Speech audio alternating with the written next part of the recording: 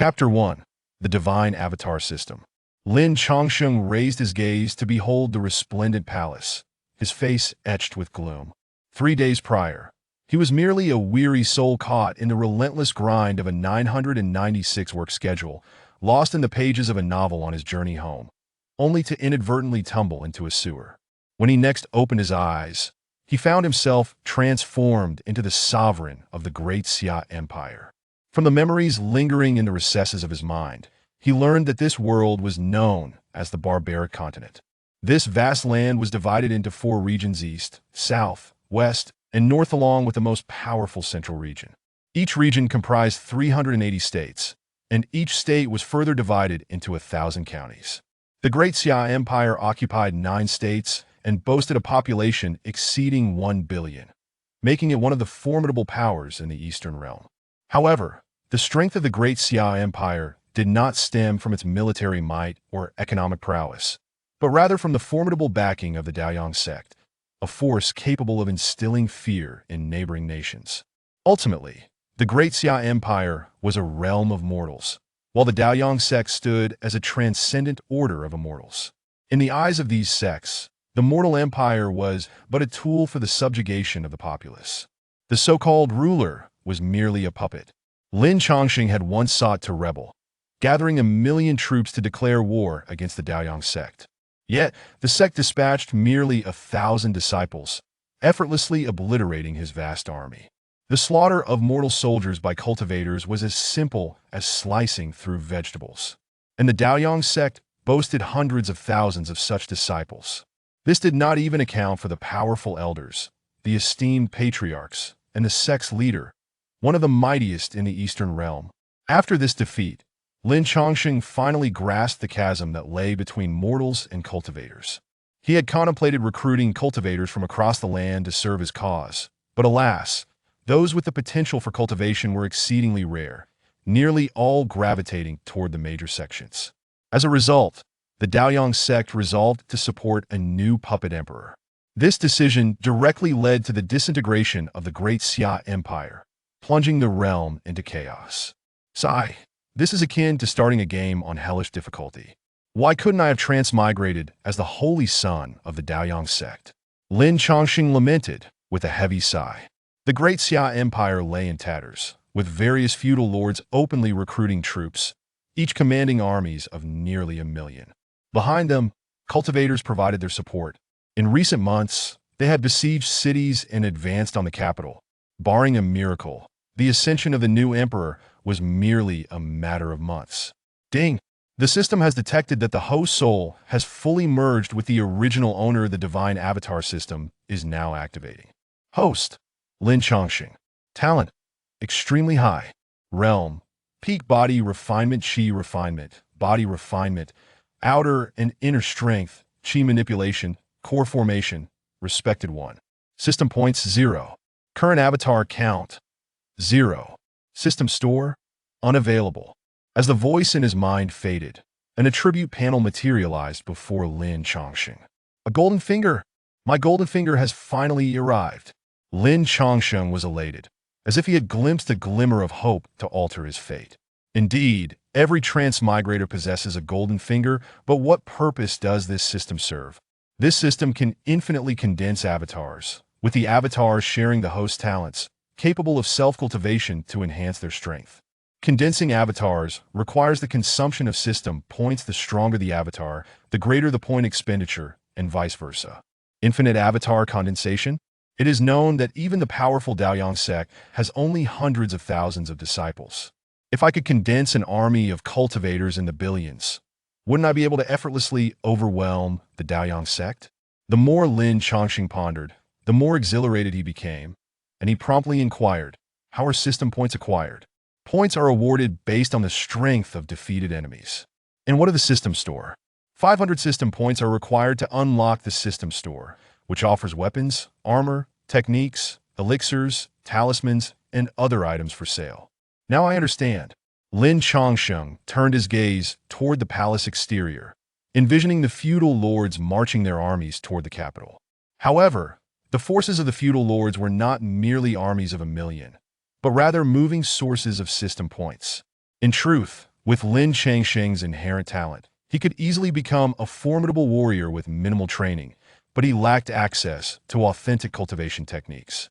Even as the ruler of a nation, he found himself in this predicament. One could only imagine the plight of others with cultivation potential in the common populace. This was precisely why those with talent typically gravitated toward the major sections.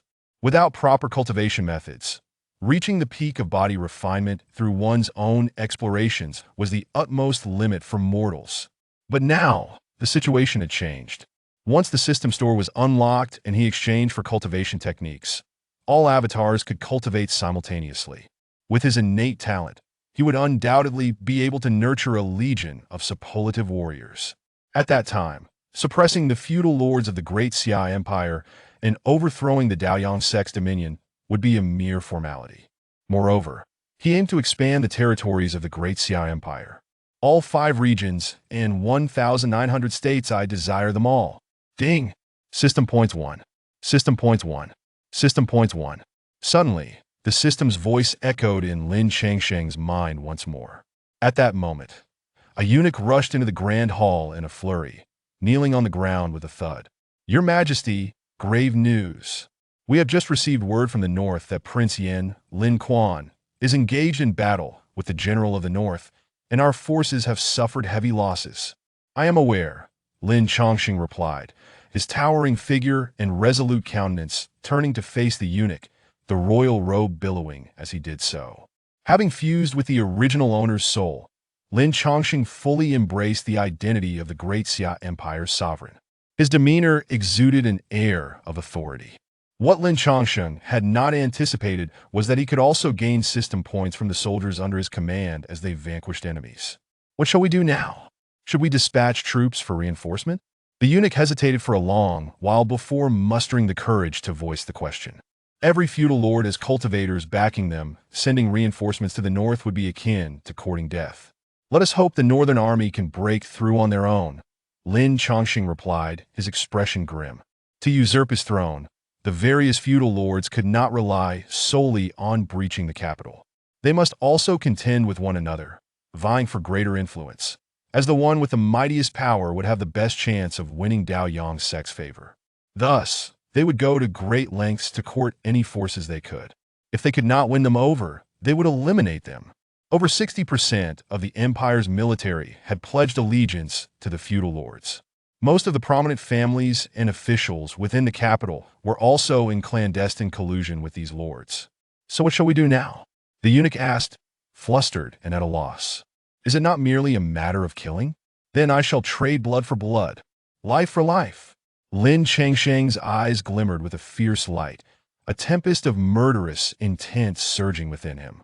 Those two-faced individuals, those who would shift loyalties with the wind, those who would take advantage of others' misfortunes, were likely at home, eagerly awaiting the day the feudal lords would breach the capital.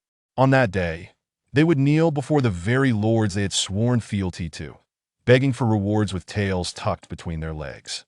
Yet, what they failed to realize was that betraying the Great Xia Empire and Lin Chongqing would be the gravest mistake of their lives. Convey my decree. Summon Duke Jinghua to see me, Lin Chongqing commanded with unwavering authority. Understood, Your Majesty. The eunuch nodded slightly and promptly exited the grand hall. The war in the north continued unabated, and the figures on the attribute panel fluctuated continuously, soon surpassing 2,000. According to the system's regulations, condensing a standard avatar required 10 points, while condensing an avatar of Qi refinement required 100 points, and a body refinement avatar required 500 points. Though 2,000 points may not seem substantial, once the war commenced, it would become a veritable meat grinder. The Northern Army possessed 200,000 elite troops. Even with the support of cultivators behind Prince Yin, overcoming this formidable bastion would not be an easy feat. Chapter 2. Duke Jinghua, Yao Zhan. According to the memories of the original owner, Duke Jinghua, Yao Zhan was once a general of unparalleled victories and possessed the strength of body refinement. To be on the safe side, I should condense several more avatars. Lin Chongqing murmured to himself as he opened the system interface. Beside the personal attribute panel, there was also an avatar attribute panel. Appearance, random or fixed. Build, random or fixed. Talent, fixed.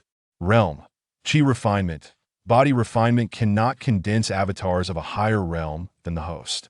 Lin Chongsheng surveyed the information displayed on the panel, setting both appearance and build to random while selecting the peak of body refinement for the realm. After all, it would be rather peculiar to behold so many identical versions of oneself. As long as the avatars possess the same talent as himself, that would suffice. Ding! Condensing a peak body refinement avatar requires 500 points. Shall I proceed with the condensation? Yes. No sooner had he spoken than a brilliant golden light erupted within the Grand Hall. The golden light coalesced into a sphere, exuding an aura that hinted at the existence of something immensely powerful, brimming with an overwhelming sense of mystery. Crack! The luminous sphere shattered, and 5 bare men emerged slowly from within. Each bore a unique physique and appearance, yet all radiated the formidable aura of peak body refinement. Ding! Condensation successful, consuming 2,500 system points. Remaining points, 277. As the system's voice faded, Lin Chongqing retrieved robes for them to don. According to the system's description, these avatars shared the same realm and talents as himself. They possessed independent consciousness, but were utterly loyal. Most importantly, these avatars could cultivate autonomously, and the insights they gained during their training could also be transmitted back to the host. In other words, even if Lin Chongqing were to lie idle every day, without engaging in any activities, his own realm would still elevate alongside the enhancement of his avatar's strength. While various sects of cultivation possess their own methods for creating avatars, these techniques either require an excessively lengthy period for refinement or yield avatars that only possess half the strength of the original body. Moreover, a common trait among these avatars is their inability to enhance their power through postnatal cultivation. In stark contrast, the divine avatar system exists as a veritable anomaly. Considering the time, Duke Zhen Guo should be arriving shortly. You all ought to conceal yourselves, Lin Chongqing commanded. Yes, master. The 5 avatars nodded slightly before swiftly concealing themselves within the hidden recesses of the Grand Hall. After a considerable interval, Duke Zhenguo, Yao Zhan, appeared outside the Grand Hall, accompanied by several attendants. These attendants, clad in simple garb and seemingly unremarkable in appearance, were, in truth, cultivators in disguise, possessing formidable strength. However, according to the laws of the Great Xia, no one is permitted to don armor or bring attendants when presenting themselves before His Majesty.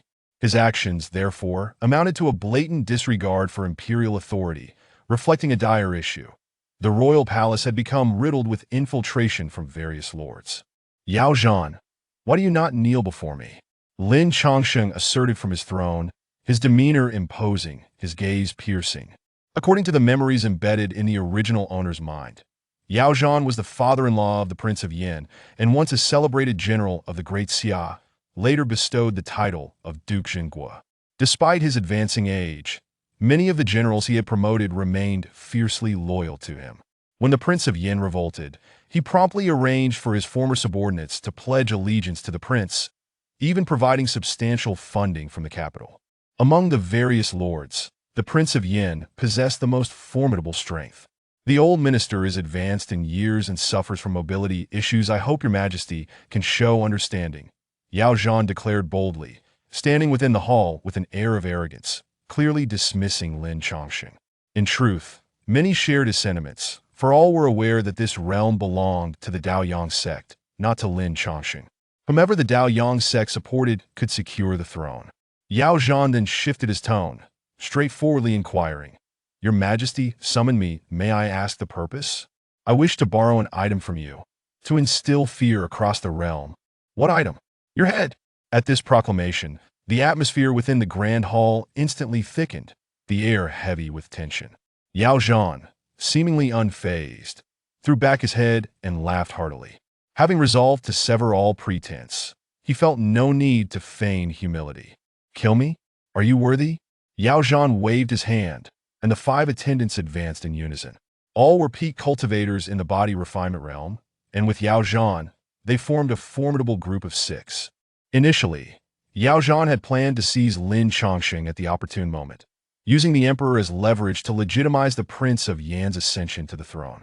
However, he had never anticipated that the opportunity would present itself so swiftly. Lin Chongsheng. The change of power is an inevitable trend. As a mere mortal, you cannot impede it. Yao Zhan shouted fervently. Today's events were treasonous, and success was not merely a possibility, it was a necessity. The trend you speak of is merely the will of the Daoyang sect, Lin Chongsheng retorted.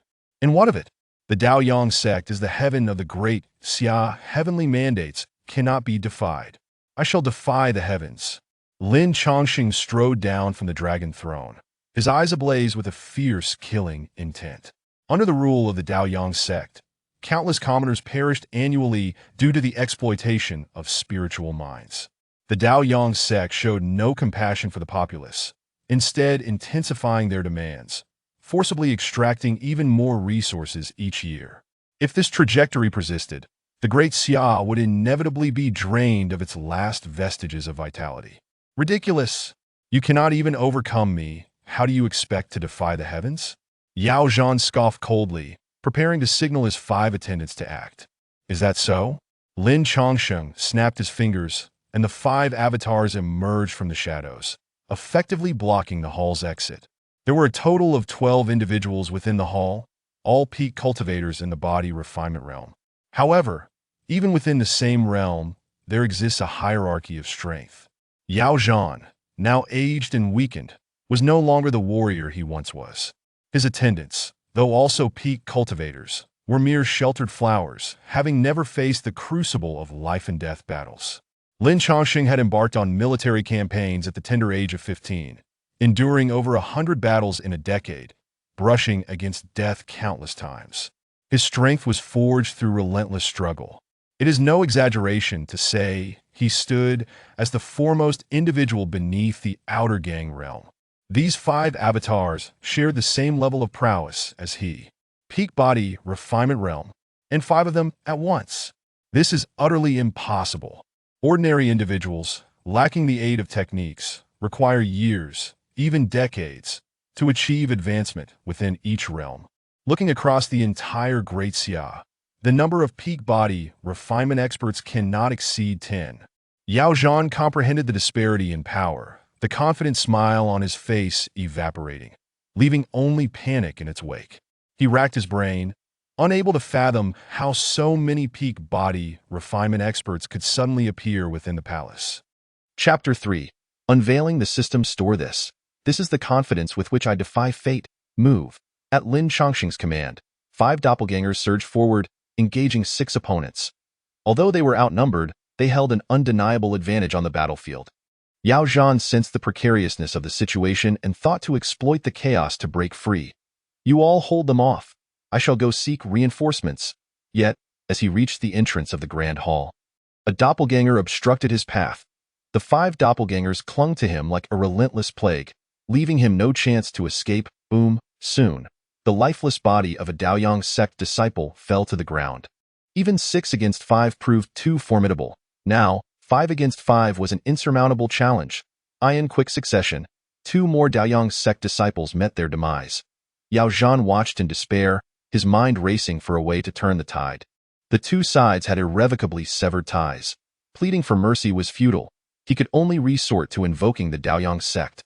Thus, Yao Zhan cleared his throat and feigned calmness as he threatened. Lin Chongsheng. These are all disciples of the Daoyang sect. If you kill them, you challenge the dignity of the Daoyang sect. The Daoyang sect is nothing to me. Sooner or later, I shall crush it beneath my feet. Lin Chongsheng unsheathed his sword and soared into the air, striking down towards Yao Zhan. Instinctively, Yao Zhan raised his sword in defense, yet he underestimated the might of Lin Chongsheng's blow. Crack! Yao Zhan's sword shattered, and a sharp blade pierced his chest, crimson blood oozing out in relentless drips. Lin Chongsheng offered him no chance for final words, swiftly delivering a lethal strike that severed his head, in short order. The remaining Daoyang sect disciples fell to the relentless assault. Ding! System points 10. System points 10. Gazing at the corpses strewn about, Lin Chongsheng murmured, eliminating ordinary soldiers yields but a meager point, while slaying peak body refinement experts grants 10 points. I would need to vanquish 50 peak body refinement experts to forge a doppelganger of the same realm. This ratio is rather exaggerated, but thankfully, the wilderness is vast, and the enemy's numbers are not a concern. Once I quell the domestic rebellion and break free from the Daoyang sect's grasp, I shall witness the broader world beyond. The 5 domains, encompassing 1,900 states. Grasping Yao Zhan's head. Lin Chongqing opened the system interface. Host. Lin Chongqing. Talent. Exceptional. Realm. Peak body refinement. Qi refinement. Body refinement. External barrier. Internal barrier. Qi manipulation. Core formation. Venerable. System points. 5504. Current number of doppelgangers. 5. System store. Unopened. Due to the Northern Army still engaged in battle with the King of Yin, the system points continued to rise steadily. With such meager strength, attempting to contend with the Daoyang sect would be tantamount to seeking one's own demise. However, dealing with the rebellious feudal lords would be a mere trifle. System, activate the system store. Ding. The system store has been activated, consuming 500 points. As the voice of the system faded, the previously gray store interface blossomed with color. Items were classified into various categories, such as weapons, techniques, elixirs, and talismans. Each item displayed its price, with purchasable items appearing in color and unpurchasable ones in gray. The plethora of items dazzled Lin Chongqing, yet what drew his attention most were the techniques. Techniques were categorized from weakest to strongest, yellow, Xian, earth, and heaven grades, among others.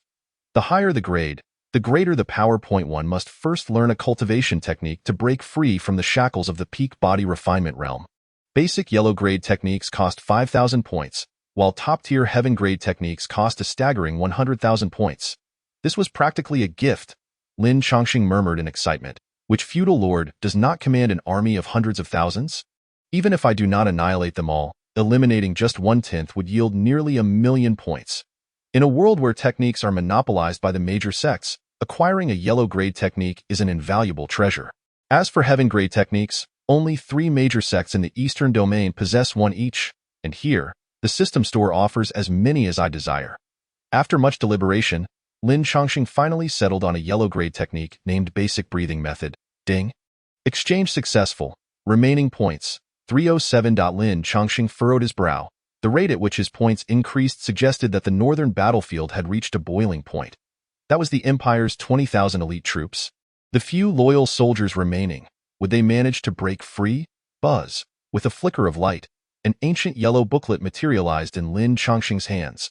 The cover boldly inscribed with Basic Breathing Method. Lin Chongqing meticulously read every word within, memorizing the content before transmitting it to his doppelgangers, who in turn passed it to their own. Thus, 5 individuals simultaneously grasped this technique.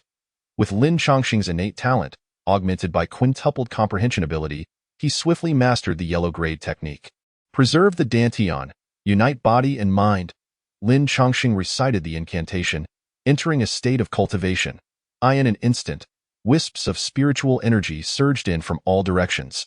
His flesh and bones seemed to undergo a rebirth, as impurities were gradually expelled from his body. Beyond the physical transformation, Lin Chongqing finally sensed the spiritual energy of the world around him.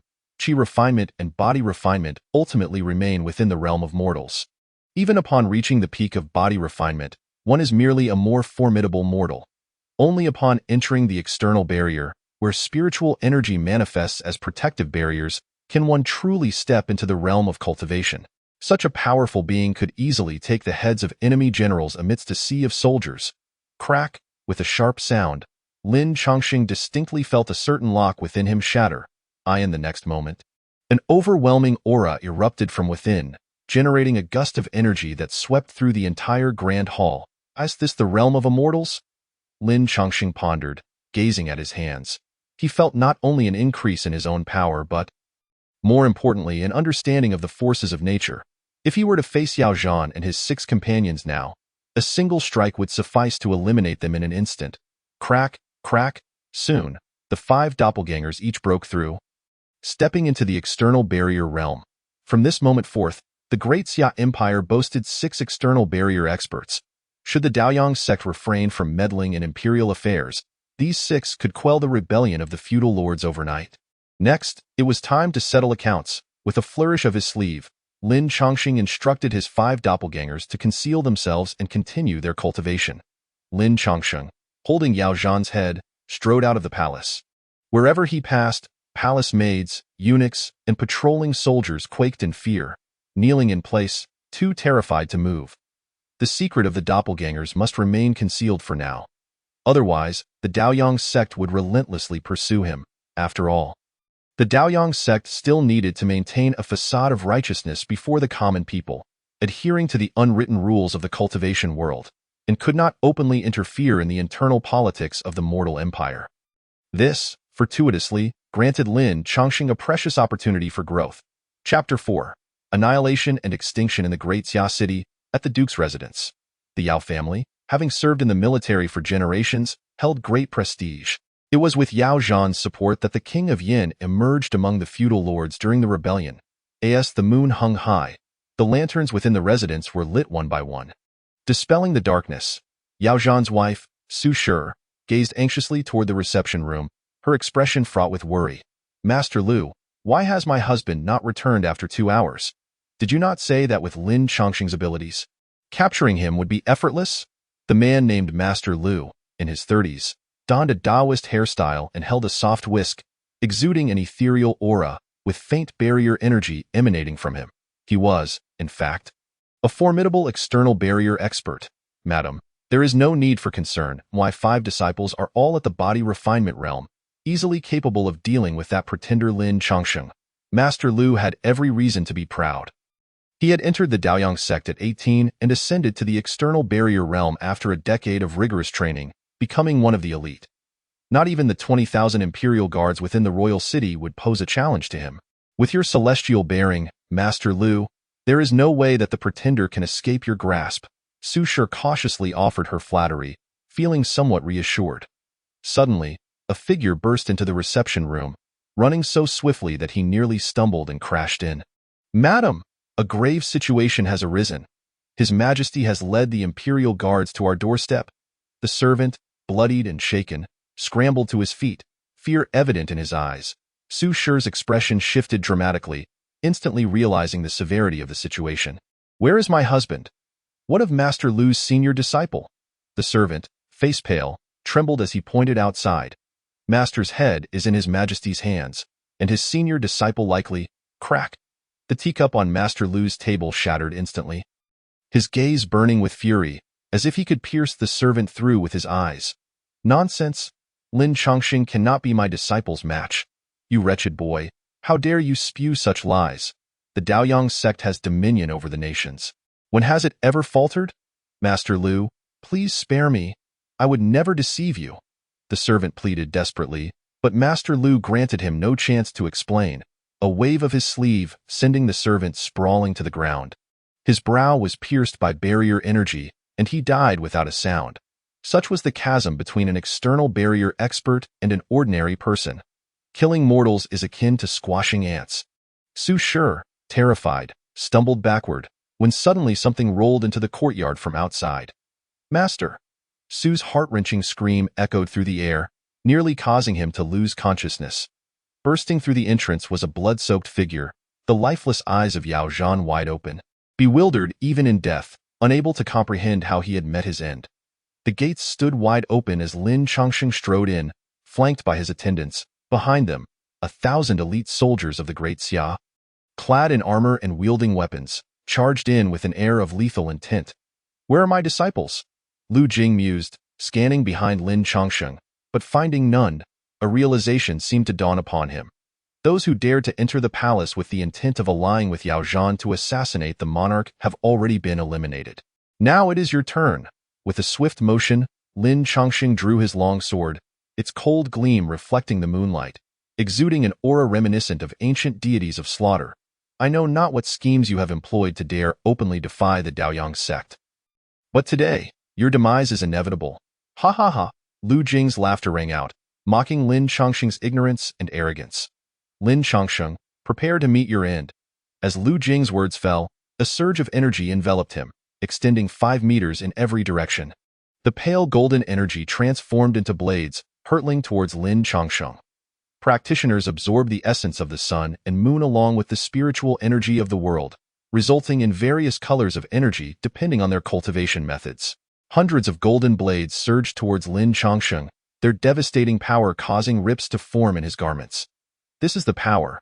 This is the power. It was this might that had once allowed the disciples of the Daoyang sect to vanquish a million-strong army.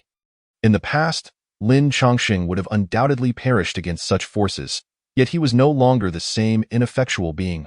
Break. As he uttered the command, a blooming lotus of azure energy erupted from his sword, clashing against Lu Jing's golden blades. To Lu Jing's astonishment, the fragile lotus did not dissipate. Instead, it steadily gained the upper hand through relentless attrition. Clang, clang, clang. The cacophony of clashes resonated, transforming the courtyard into a scene of utter destruction. Lu Jing's expression shifted dramatically upon witnessing Lin Chongsheng's display of energy. Before he could react, the remaining azure energy surged towards him. Cold sweat broke out as he hastily gathered his energy to fend off the incoming onslaught, narrowly avoiding a grievous wound. How could you possibly reach the outer energy realm? Lu Jing's incredulity was met with Lin Chongsheng's intensified assault, his sword dancing with energy that left Lu Jing trembling in fear.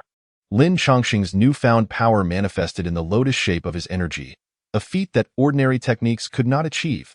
Lu Jing, caught off guard, exposed a flaw in his defenses. Lin Chongsheng's sword quivered violently, unleashing a blinding azure light. Boom! The sound reverberated through the courtyard, rendering those present momentarily deaf as Lu Jing was sent crashing into a tree, blood spilling forth. His protective energy dissipated entirely, leaving him utterly defeated. Stop! Do you know who I am? I am Lu Jing, an elder of the Daoyang sect. You will not escape the wrath of my sect for killing me. In a desperate bid for survival, Lu Jing invoked the name of the Daoyang sect, but upon hearing it, Lin Chongsheng's eyes glinted with murderous intent. The Daoyang sect has slaughtered my elite soldiers and enslaved my people, treating us like livestock. Lu Jing, you are merely the beginning of my reckoning with the treacherous dogs of the Daoyang sect. As Lu Jing attempted to utter more, his body was suddenly propelled backward. Lin Chongsheng's sword pierced through Lu Jing's chest, impaling him against the tree. The women of the duke's household trembled in fear, and Su, shaking, approached Lin Chongsheng, kneeling before him. Please, your majesty, for the sake of the duke's loyal lineage, spare us. Before she could finish her plea, her head was severed and sent flying, eliciting screams of horror. Issue my command. All within the duke's household, regardless of age or gender, shall be executed without mercy. Upon receiving the order, the soldiers raised their weapons, turning their fury upon the household. A cacophony of screams and pleas for mercy filled the air. Yet Lin Chongsheng remained resolute, not even blinking an eye. The deaths of the Daoyang sect's members must not be known. Otherwise, it would disrupt all his plans. Your Majesty, we have discovered a child in the rear courtyard, barely over 2 years old. The commanding officer Meng Shan approached Lin Chongsheng, seeking his decision. Lin Chongsheng fell into a brief silence, then turned, his gaze profound.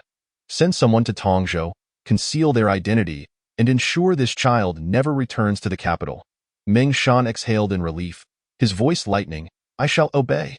Lin Chongsheng wiped the blood from his sword, silently departing the estate. This night was merely the first step in restoring order. The path to revitalizing the Great Xia was fraught with challenges ahead. Chapter 5. Hundreds of severed heads. The morning brought a lively buzz to the Great Xia city as citizens flocked to Chang'an Street and Zhuke Street to witness the unfolding events. Have you heard? There was an incident at the Duke's residence last night. The Great Xia is about to change. Those privy to the details could not help but boast. What happened? The Duke is our backbone. Yet he fell overnight. The surrounding crowd gasped in shock, turning to the informant. The Duke, arrogant in his favor, entered the palace with his guards, but was met with the skills of palace warriors. The informant gestured dramatically, mimicking a knife across his neck, his gaze piercing through the throngs of onlookers, spotting those being escorted by the Great Xia's elite forces. What a tragic fate for the Duke's century-old legacy. Condemned along with his entire clan, a man dressed as a scholar sighed heavily, yet others were quick to counter his lament. What nonsense are you spouting? The Duke's treachery towards the emperor is well known. And the Yao family's actions in the capital are infamous. The Yao clan, powerful and influential, had connections to the royal family and controlled trade networks throughout the Great Xia, Yet they still exploited the common folk of the capital. In the past, my family lived in Tianshui Alley, but the Yao family demolished our homes to build their workshops, leaving my father battered and bruised. Should I celebrate the downfall of the Yao family? This young man's words resonated with the crowd, prompting cheers of agreement. Having faced some form of oppression from the Yao family themselves, the citizens rallied behind him. The scholar, witnessing the growing outrage, could only retreat in defeat. Foolish commoners, foolish commoners! The exchange between the scholar and the townspeople was overheard by Meng Shan, who returned to the palace to relay the events to Lin Changsheng. Host: Lin Changsheng, talent, extremely high. Realm: initial stage of outer energy, refining qi, refining body, outer energy, inner energy, controlling qi, foundation establishment, venerable, system points, 3308. Current number of avatars, 5. System store, open. After slaying Lu Jing, Lin Changsheng had acquired 1,000 system points. The points awarded for exterminating a practitioner of the refining body realm were a mere 10, revealing the vast disparity between the realms. Your Majesty, the Yao family and their accomplices have been eliminated. Meng Shan presented a list to Lin Changsheng, awaiting further instructions. Meng Shan, if the Yao family alone has incited the wrath of the citizens, what of the other noble families? Meng Shan hesitated, caught between his thoughts and his fears. Speak. I absolve you of any wrongdoing. Lin Changsheng waved his hand, dismissing Meng Shan's concerns. Your Majesty, aside from the Duke of England, General Su, and Prime Minister Hu, most noble families have committed acts of oppression against the common people. If each instance were to be counted and dealt with according to the law, few would withstand the scrutiny. Meng Shan anticipated Lin Changsheng's anger but was instead met with laughter. Good, excellent, ha ha ha, as Lin Changsheng's energy swirled around him. A tempest arose within the hall, causing the palace maids and eunuchs to tremble with fear. Over 300 lives from the Duke's household and over 1,000 heads from the Yao clan shall be taken without hesitation. News reached the palace that countless heads had fallen, staining the streets of Chang'an red. Killing God. The palace staff had quietly bestowed this title upon Lin Changsheng. Chan Shan, convey my decree. Let the citizens voluntarily report to the Shuntian prefecture. Any noble or official in the capital who has oppressed the people may be reported by anyone. The Shuntian prefecture was responsible for criminal matters in the Great Xia, overseeing arrests and pursuits. Your Majesty, this could lead to chaos in the capital. You still need their support to stabilize the city, Meng Shan exclaimed, falling to his knees in plea. Naive? Lin Changsheng scoffed, descending the steps with his sword. Advancing steadily towards Meng Shan, I ask you, who am I? Cold sweat trickled down Meng Shan's brow as he felt Lin Changsheng before him transform into someone resolute and inscrutable. Your Majesty is the ruler of the Great Xia, our sovereign. Meng Shan carefully chose his words, but was met with the chilling edge of Lin Changsheng's sword against his throat. The icy aura sent shivers down Meng Shan's spine as he fearfully lifted his gaze. And now, who am I? The inquiry was strikingly similar, the sole distinction being the lethal sword capable of ending Meng Shan's life at any moment. This humble one, he stammered, beads of perspiration the size of beans cascading from his brow. Utterly at a loss on how to respond, Lin Changsheng suddenly drove his long sword into the ground with a resounding clang.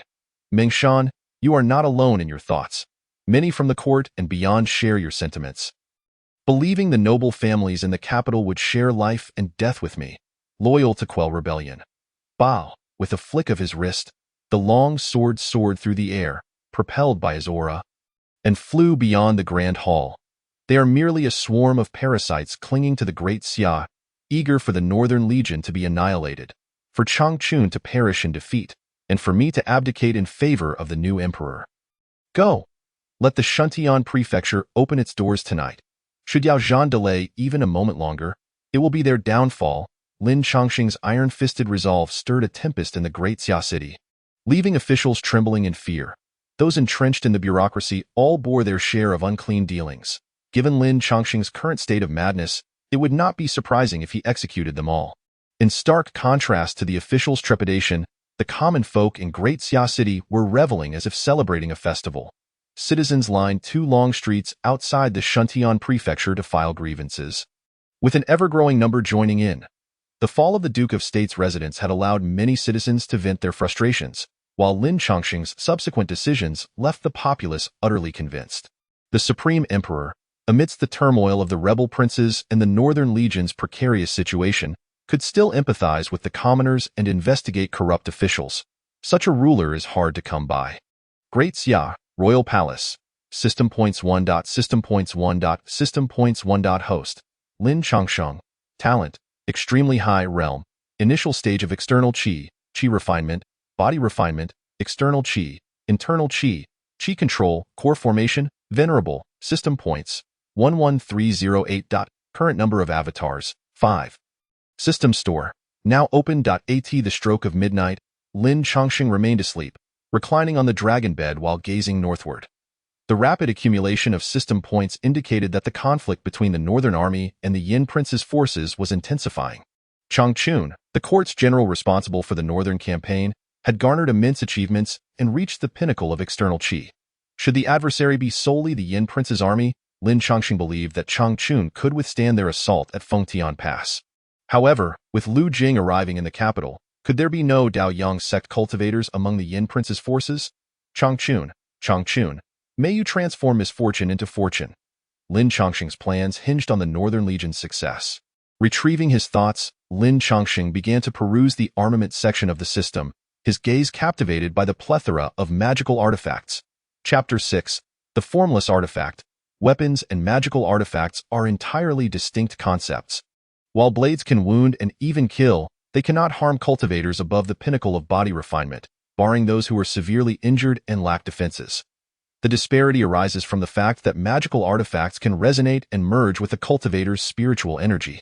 Artifacts imbued with spiritual energy can break through protective auras and harm cultivators. According to legend, among the Daoyang sect's treasured artifacts lies one known as the Taowu Swallowing Heaven Cauldron, which conceals the spirit of an ancient ferocious beast, the Taowu. When the Taowu Swallowing Heaven Cauldron is unleashed, it can devour an entire province, consuming millions of mortals and refining them into part of the cauldron. The last time the Daoyang sect utilized this cauldron was during the chaotic times, when Great Xia became a vassal of the sect. The Nine Dragons' Divine Fire Shield requires 500,000 system points? Lin Changsheng's brows twitched as he continued to browse. The Three Lives Three Worlds Talisman costs 300,000 system points. The Divine Fire Raven costs 450,000 system points. The God-Slaying Whip demands 2 million system points. The magical artifacts in the system store boasted impressive names and appearances, yet the points required were exorbitant. What is this? Among the extensive list of armaments. A line of light gray text caught his eye. Artifact name. Formless artifact ability. Integrates with the user, capable of morphing into any shape of consumed weaponry, and can change its form at the user's will. Artifact value. 10,000 system points. Hidden ability. Unknown special note. The system user has only one opportunity to choose. If this choice is forfeited, the formless artifact will not reappear. There is actually an artifact named Formless? Lin Changsheng scanned the offerings, realizing that apart from this one, he could not afford any others. Should he create more avatars or purchase the Formless? Lin Changsheng found himself in a quandary. Tomorrow, a storm would surely erupt in Great Xia City, and he desperately needed a reliable weapon by his side. The noble families in the capital had cultivated capable retainers to some extent, and to deal with that group of retainers, formidable power was essential. After much deliberation, Lin Changsheng ultimately chose to purchase the Formless, which could transform its shape and possessed an unknown hidden ability. He did not wish to forfeit his only opportunity. Who knows what surprises the Formless might yield in the future? It was akin to opening a blind box. He would take the plunge. With a resolute heart, Lin Changsheng spent 10,000 system points to acquire it, and with a delightful chime, something materialized in his palm. A pool of silvery liquid? Lin Changsheng tentatively probed the liquid, which felt cool to the touch, flowing gently in accordance with his will. Formless, transform. The Formless in his palm swiftly morphed into a sword radiating cold light, then shifted again into a spear. The spear's shaft bore intricate dragon patterns, exquisitely crafted, and when wielded, it exuded a fierce momentum. Transform again. The spear abruptly shattered into a series of chains, the ends adorned with meteor hammers. Then transformed into a great hammer. Lin Changsheng, caught up in the excitement, attempted to infuse the Formless with his aura, which then glowed with a soft azure hue, adorned with blooming blue lotuses. With the enhancement of his aura, the Formless grew increasingly radiant, emitting an excited hum. Return. Obeying Lin Chongqing's command, the formless morphed into a ring, spinning gracefully onto his thumb. That night, having acquired a treasure, Lin Chongqing slept soundly and contentedly. Great Xia. Fengtian Pass. Smoke and cries of battle filled the air, with corpses piled high from the city walls to the ground below, countless severed limbs scattered about. The Yin Prince's army surged fiercely towards Fengtian Pass, charging with reckless abandon under the cover of arrow towers and archers. The battlefield resembled a colossal meat grinder, drawing every life into its maw, with survival dictated solely by fate. General, the enemy has been repelled. A blood-soaked deputy rushed into the command tent, his voice trembling. Chang Chun's grim countenance softened slightly as he pondered for a moment before uttering, "How many times has it been?" The deputy recalled with difficulty. Reporting to the general, the 15th time. 15 times. 200,000 northern troops have been locked in a fierce struggle with the Yin Prince's 500,000 soldiers for over 2 months, relying on the terrain of Fengtian Pass to hold their ground. Throughout these 2 months, the Northern Army has suffered heavy casualties, and every officer and soldier has borne wounds. The deputy looked anxiously at Chang Chun, hesitant to speak, and instead turned his gaze to Chang Chun's aide, Lu Ling. General, our forces have sustained grievous losses.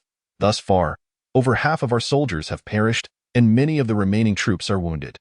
We cannot hold Fengtian Pass any longer. Many soldiers in the Northern Army harbored thoughts of retreating from Fengtian Pass, but out of respect for Chang Chun's reputation, they dared not voice their opinions. Alas! Chang Chun furrowed his brow and sighed deeply. His Majesty commanded us to defend Fengtian Pass. Retreating now would betray His Majesty and the Great Xia. Lu Ling, having served alongside Chang Chun for many years, knew precisely how to sway him. General, our withdrawal from Fengtian Pass is a strategic necessity. Once we regroup at Jining City with the supplies and reinforcements from the capital, we can engage the rebel king's forces once more.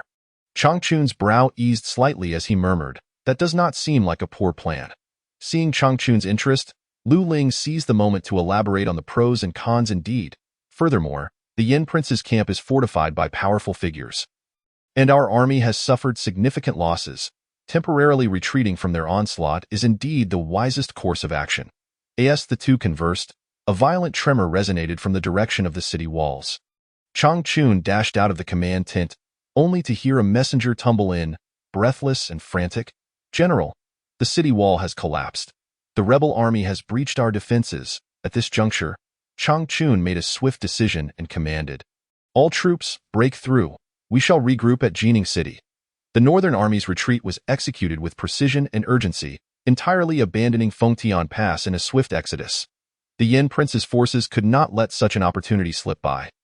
Under the relentless pursuit of the general by Ning, the Northern Army suffered devastating losses. Fortunately, it was night, allowing the army to scatter and escape Fengtian Pass, thus avoiding total annihilation. This retreat lasted 2 days. By the time news reached the Great Xia Kingdom, Lin Chongqing was in Shuntian Prefecture, listening to a report from the governor. "Your Majesty, these are the grievances filed by the citizens over the past 2 days that have been deemed appropriate for your review." The seasoned-old governor, seemingly aware of Lin Chongqing's intentions, conducted his inquiries without bias or corruption, investigating matters that required scrutiny. "Your Majesty, I have heard that the Northern Army has arrived at Jining City. Exhausted and lacking in provisions and troops." Lin Chongqing absently stroked the ring on his finger, glancing at him casually. "What do you mean by that, Lord Xing?" Governor Xing shivered slightly, responding cautiously, "This old minister merely believes that the situation at the front is critical, and it requires the united efforts of everyone in the capital to overcome this challenge. Naturally, the funding and provisions must also be contributed by all the esteemed lords, in essence, Your Majesty, having punished them, who would still be willing to provide financial support for the front lines. A valid point indeed.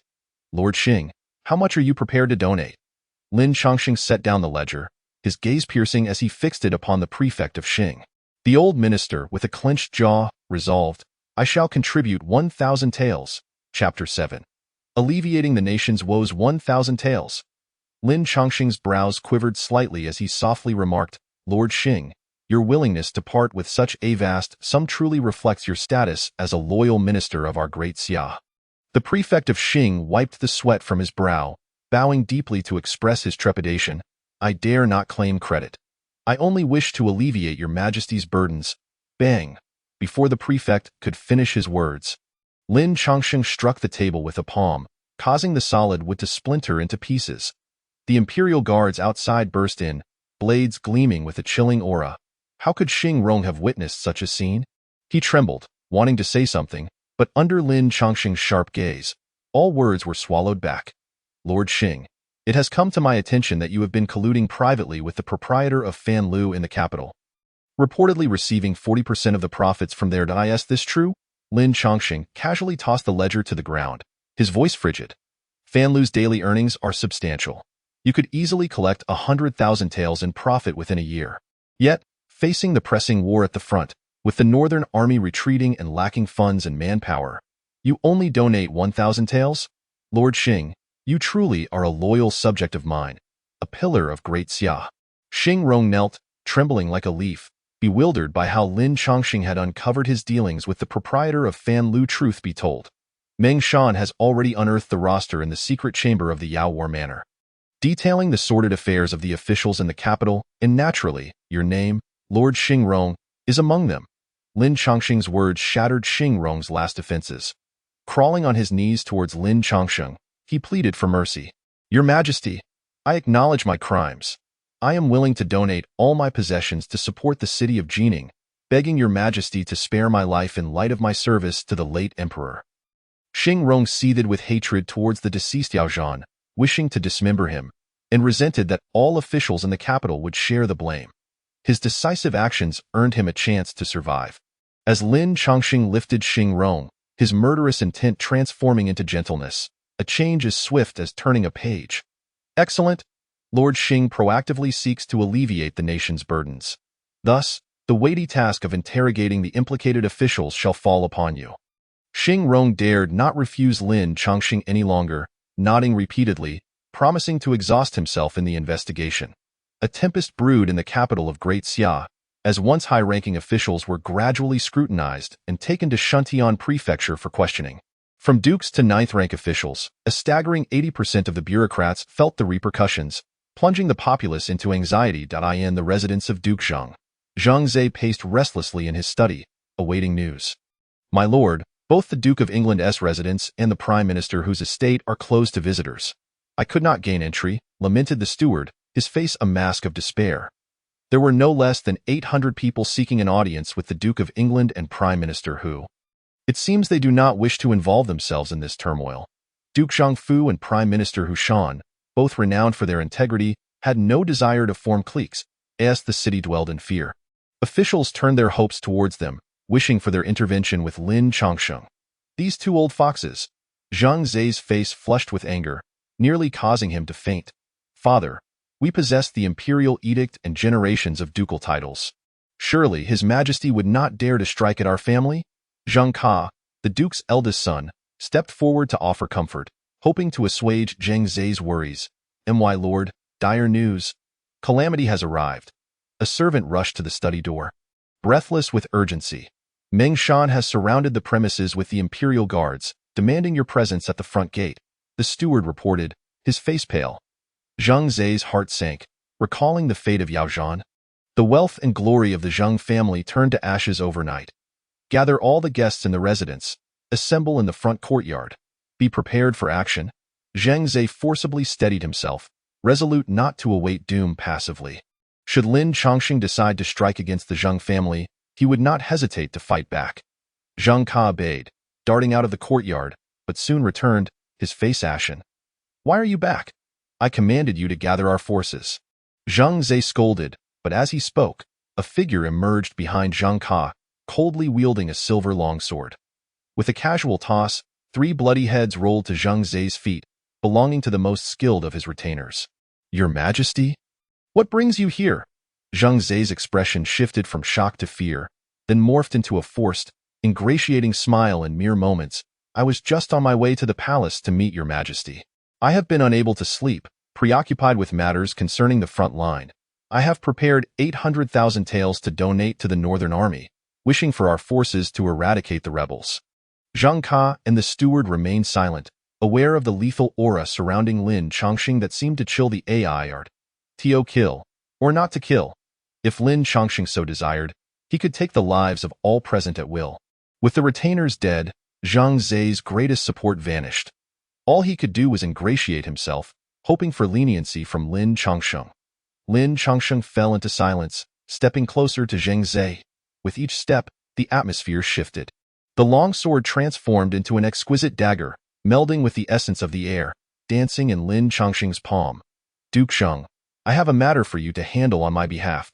A flicker of hope ignited in Zhang Zai. His greatest fear was that Lin Chongqing would find him of no use, rendering his survival unnecessary. Your Majesty, please instruct me. Whatever I am capable of, I shall not hesitate to face any peril. Lin Chongqing smiled silently, as many officials in court were reluctant to part with their wealth to support the front lines. I need you to persuade them. Zhang Zai's eyes sparkled with understanding, thumping his chest in assurance. Rest assured, Your Majesty. I will ensure they part with their utmost resources to aid our northern army in vanquishing the rebels. His rhetoric rang with righteousness, as if he had supported the court and the northern army from the very beginning. Truly, Duke Zheng is a man who knows the times. I believe the Zheng residence will prosper for several more centuries. A gust of wind passed, and Lin Chongqing vanished, leaving behind the gruesome heads as a reminder of his visit. Finally, he has departed. Zhang Zai's legs buckled, and he collapsed onto the ground, suddenly feeling a chilling breeze against his back. Looking down, he was horrified to see that the fabric of his garment had been severed, exposing his pale flesh. What happened? Am I cursed? Suddenly, Zhang Zai recalled Lin Chongqing's ability to shape his weapons. Realizing that Lin Chongqing had effortlessly sliced away the fabric of his clothes, a wave of dread washed over him. He dared not entertain any further thoughts. To survive, he must demonstrate value and sincerity before Lin Chongqing. The more he extracted from the corrupt families and officials in the capital, the more favor he would earn from Lin Chongqing. Chapter 8. This battle shall be victorious. The capital of Great Xia was engulfed in a storm of bloodshed, as countless officials and families were implicated in the chaos. Under the directive of Emperor Lin Chongqing, officials led by Duke Zhang Zai embarked on a brutal and bloody purge. In just 3 days, Shuntian Prefecture punished a total of 936 officials, recovering illicit funds amounting to 16 million taels. In a bid to demonstrate loyalty to Lin Chongqing, Zhang Zai employed ruthless measures. Whether they were enemies or allies, he conducted thorough investigations, seizing assets acquired through dubious channels. Each case was meticulously scrutinized. Upon uncovering the truth, the confiscation of ill-gotten gains commenced. Zhang Zai would collect 1,000 taels, never settling for 800, embodying the epitome of a skinflint. Interestingly, after these actions, Zhang Zai's reputation among the common folk improved, earning him the nickname Zhang Qing Tian. While the populace cheered, officials lamented, and amidst these polarizing sentiments, Lin Chongqing announced a significant decision. He would personally lead the expedition.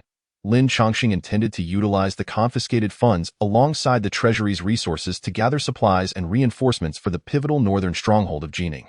Situated at the strategic crossroads of north and south, any assault from the northern king Yin Linquan or the western king Qin Linming must pass through Jining.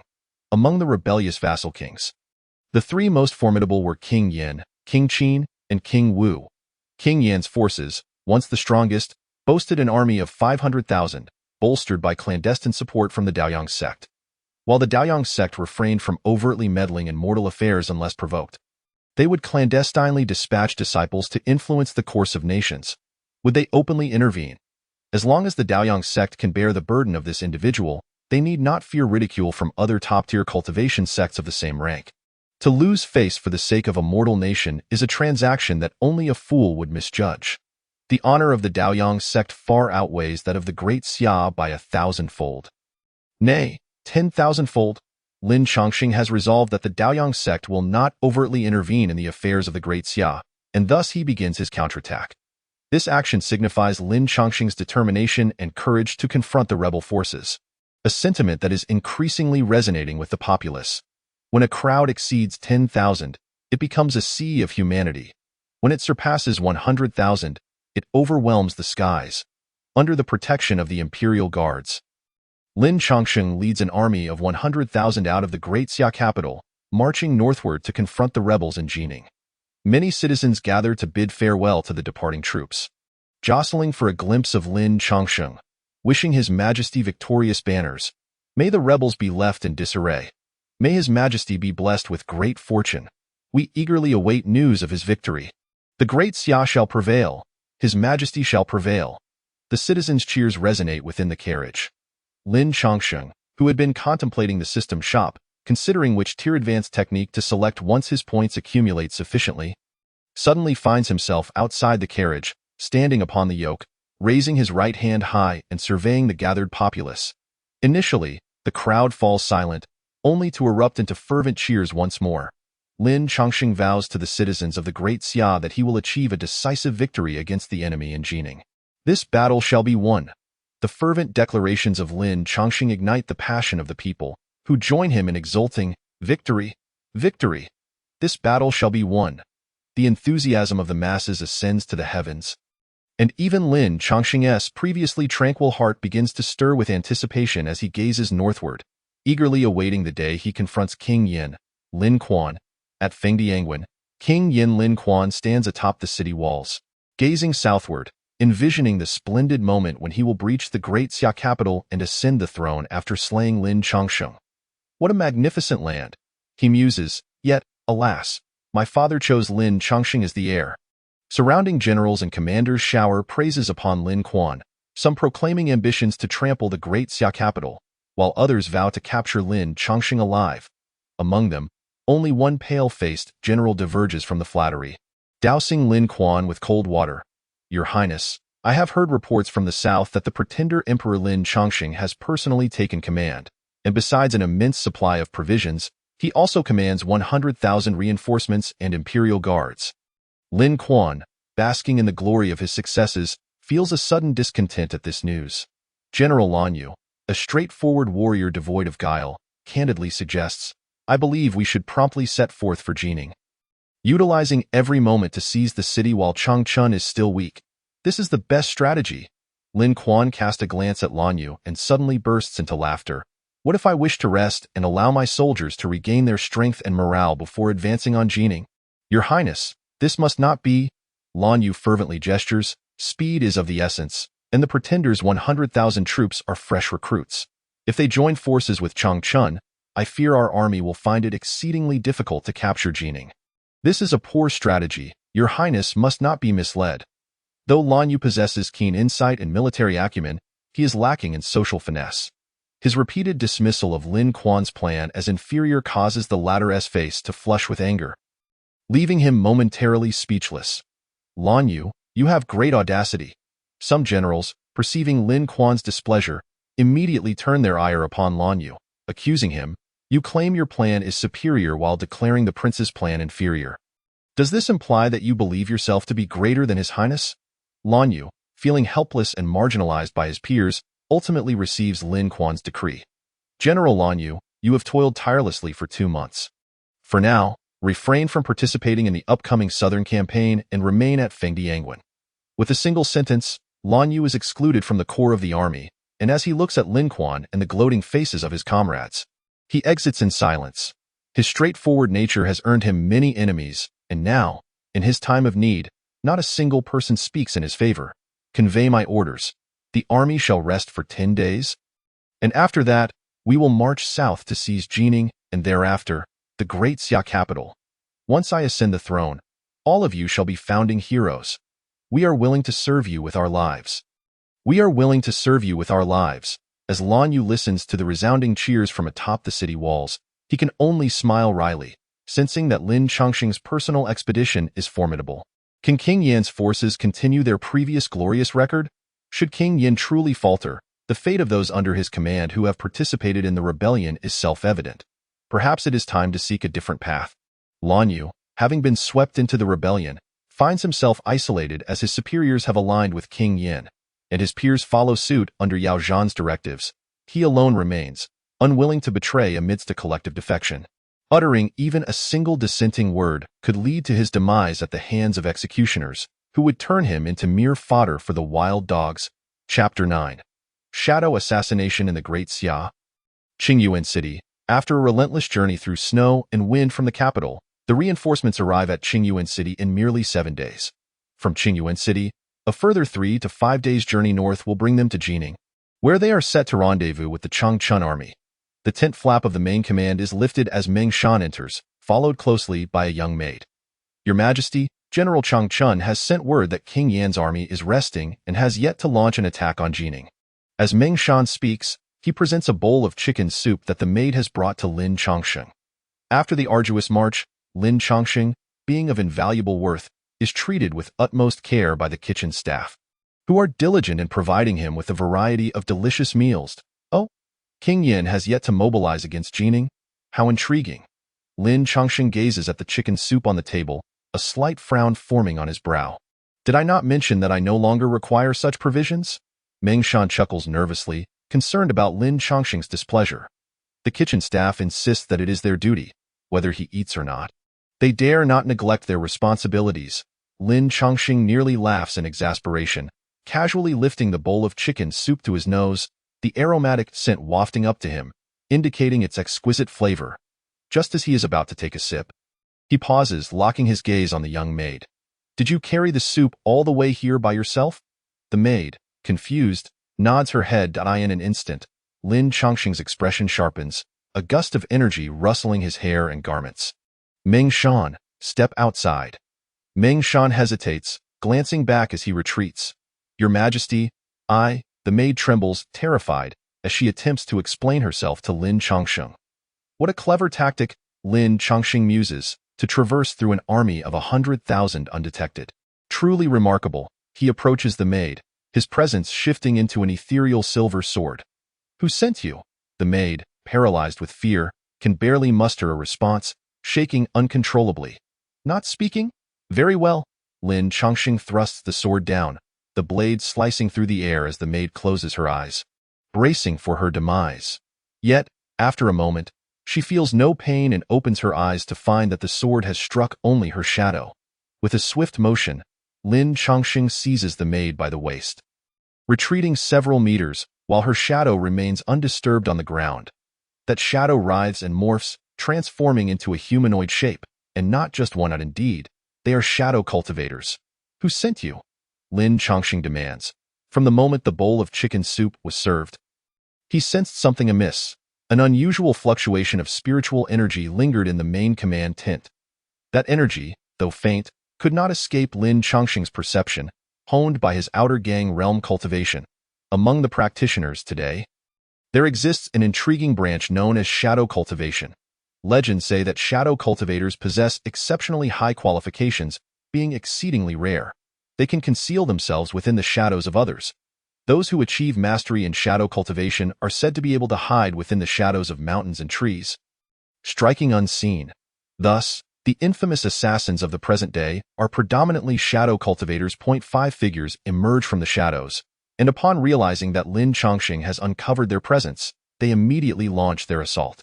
2 of them position themselves at the entrance of the main tent to intercept the reinforcements, while the remaining 3 rush toward Lin Changsheng. Their methods of attack are unpredictable. One moment they are at a distance, and the next, they are upon him. Clang! Lin Changsheng manifests an intangible shield at his will, absorbing the attacks of the 3 assailants, forcing him to retreat repeatedly.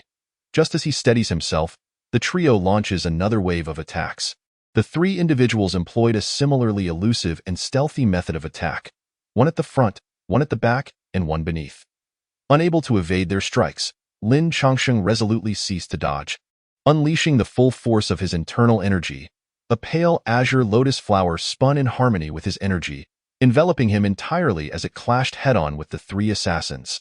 The weapons wielded by the assassins resembled pure black scythes, each adorned with sharp black spikes at their tips. Both of the assailants flanking the petite figure, seemingly a woman, were at the pinnacle of the body refinement realm, while she herself had already stepped into the external energy realm. As Lin Changsheng's energy surged outward, each lotus petal appeared as a blade, hurtling towards the trio. Momentarily distracted by the onslaught of blue lotuses, the 3 retreated in disarray. Seizing the opportunity, Lin Changsheng charged towards the most formidable woman among them, believing that if he could incapacitate her, the other 2 would be manageable. Seeing their comrade in peril, the remaining 2 rushed to her aid, unwittingly falling into Lin Changsheng's trap. Invisible, unleash! In an instant, his sword transformed into 3 slender threads. Though delicate, they were incredibly sharp. The two rescuers, caught off guard, had their throats sliced by the energy-infused threads, as their bodies collapsed, decapitated. It was a gruesome sight. "Junior brother?" The last assassin cried out in despair, preparing to fight Lin Chongqing to the death. With a thought, Lin Chongqing transformed the invisible threads into bindings that ensnared her tightly. "Oh, not move. One more gesture, and you will meet the same fate as them." Witnessing their comrades' capture and the relentless assault from the Imperial guards outside, the remaining assassins, under the woman's command, chose to flee. When Meng Shan and the Imperial troops finally entered, they were met with the sight of two lifeless bodies and the captured assassin. "Let me see how much audacity you possess to dare assassinate me." With a casual flick of his hand, Lin Chongqing removed the assassin's mask, revealing a face of breathtaking beauty. For a fleeting moment, Lin Chongqing was taken aback. She resembled a delicate porcelain doll, with skin as smooth as cream and eyes as deep as water, her brow furrowed with an unsolvable melancholy, far surpassing the actresses he had seen on screen. "Who sent you?" Lin Chongqing inquired, attempting to extract information, yet the girl remained obstinately silent. "Such resilience. Meng Shan, take care of the bodies on the ground and step outside." Meng Shan smirked, misinterpreting Lin Chongqing's intentions. "Your Majesty, this woman is cunning. Please exercise caution." Lin Chongqing waved him off, signaling his awareness. Once he had dismissed Meng Shan and the Imperial guards, he grasped the girl's chin, compelling her to meet his gaze. "Even if you remain silent, I already know who dispatched you. It was Qin Wang Lin Ming, wasn't it?" A flicker of shock crossed the girl's eyes, confirming Lin Chongqing's suspicion. The Yin Wang was known for his arrogance and disdain for underhanded tactics. It was only Qin Wang who delighted in such treacherous stratagems, unchanged after all these years. Lin Chongqing's hand gradually descended from her chin to her neck and collarbone, until she could no longer contain herself. "If you intend to kill me, then do it. Why the humiliation? Lin Chongqing, if you are a man." With a faint smile, Lin Chongqing's fingertip touched her neck, transforming the invisible energy into a beautiful necklace. "As a captive, you should possess the awareness of one. Now, tell me your name. Otherwise, the invisible force around your neck will pierce you, and I am a man of my word." Chapter 10. The Snowy City of Jining Yinji. The girl turned her head, unwilling to maintain eye contact with Lin Chongqing, whose eyes sparkled with an intensity that made it impossible to look directly at him. "A lovely name. Your hands should be used for playing the zither or brewing tea. How unfortunate they are employed for killing." Yinji's delicate brows knitted together. She disliked being touched by strangers and attempted to withdraw her slender hand from Lin Chongqing's grasp. "Speak of your origins." Lin Chongqing released Yinji, leisurely taking a seat. "We hail from a shadowy sect. Raised by our master from a young age, we were commanded to take your life due to the favors the Qin Wang has shown our master." "Oh?"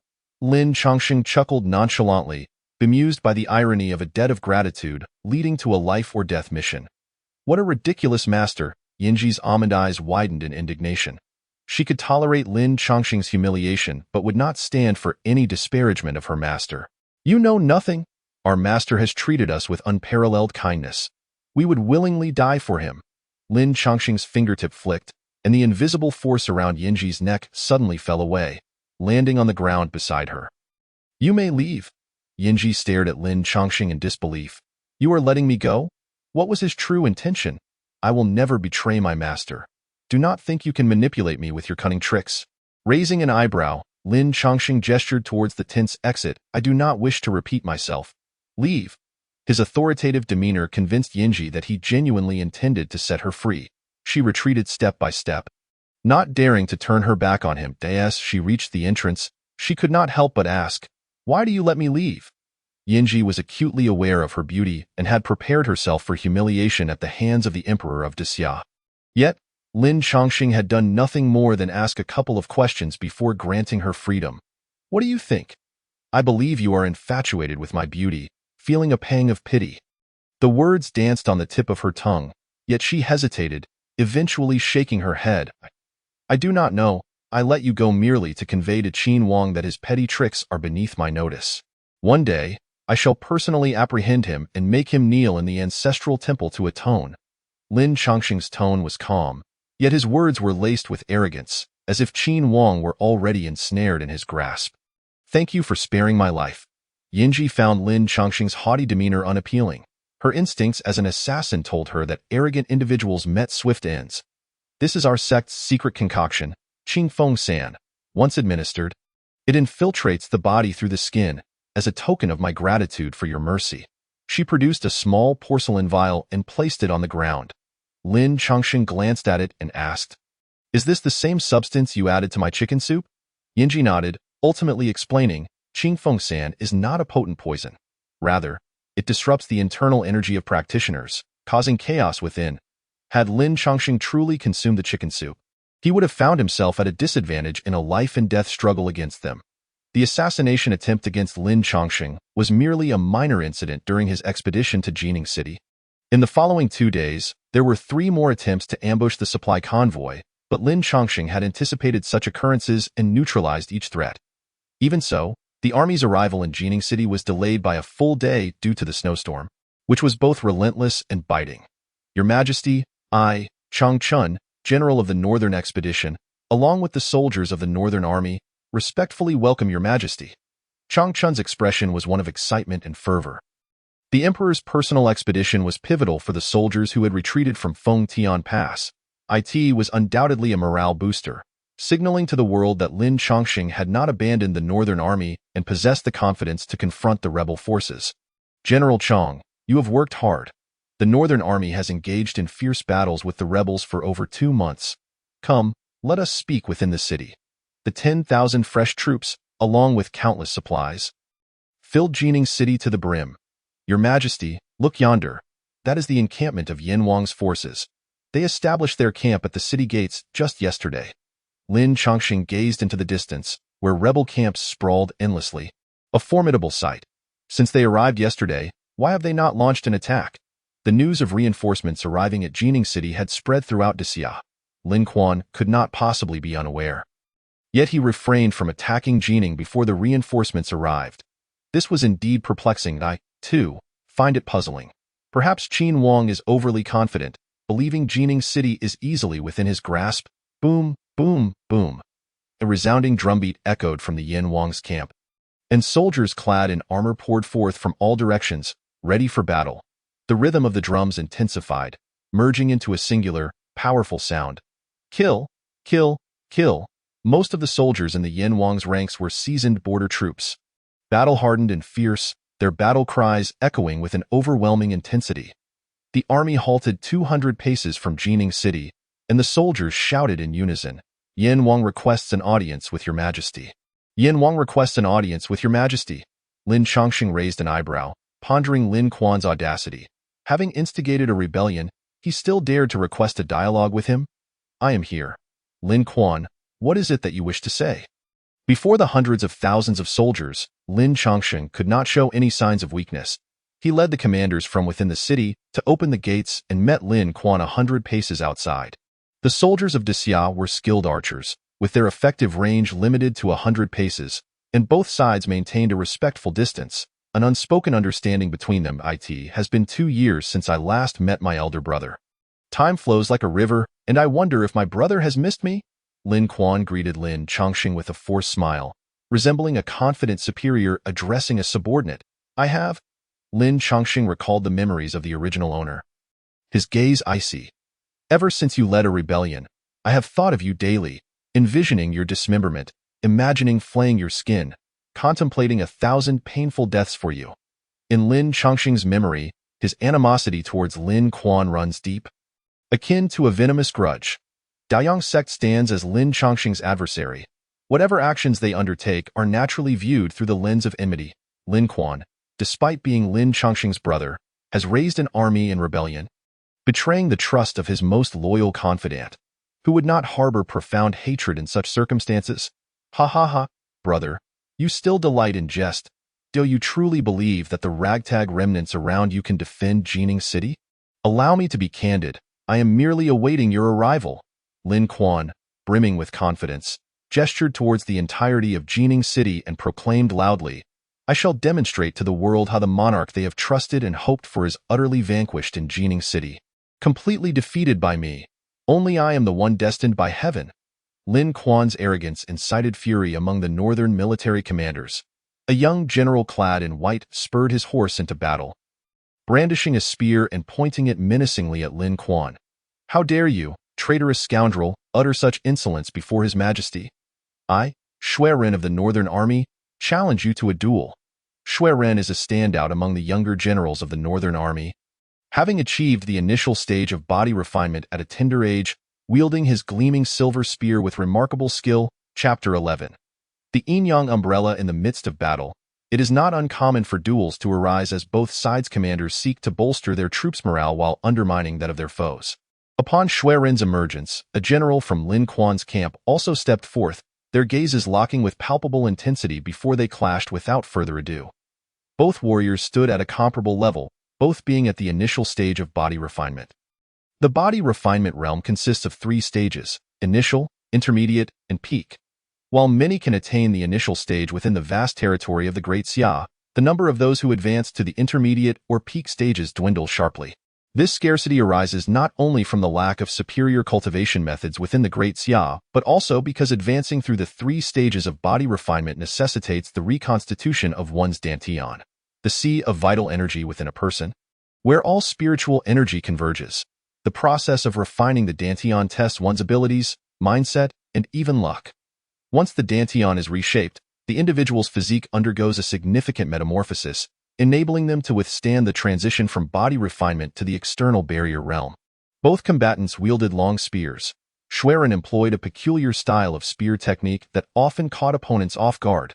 In a mere 20 exchanges, one misstep led to Shui Ren striking his opponent on the shoulder, sending him tumbling from his mount. Seizing such an opportune moment, Shui Ren charged forward, thrusting his spear through the fallen general, ending his life on the spot. Xia, Xia, Xia.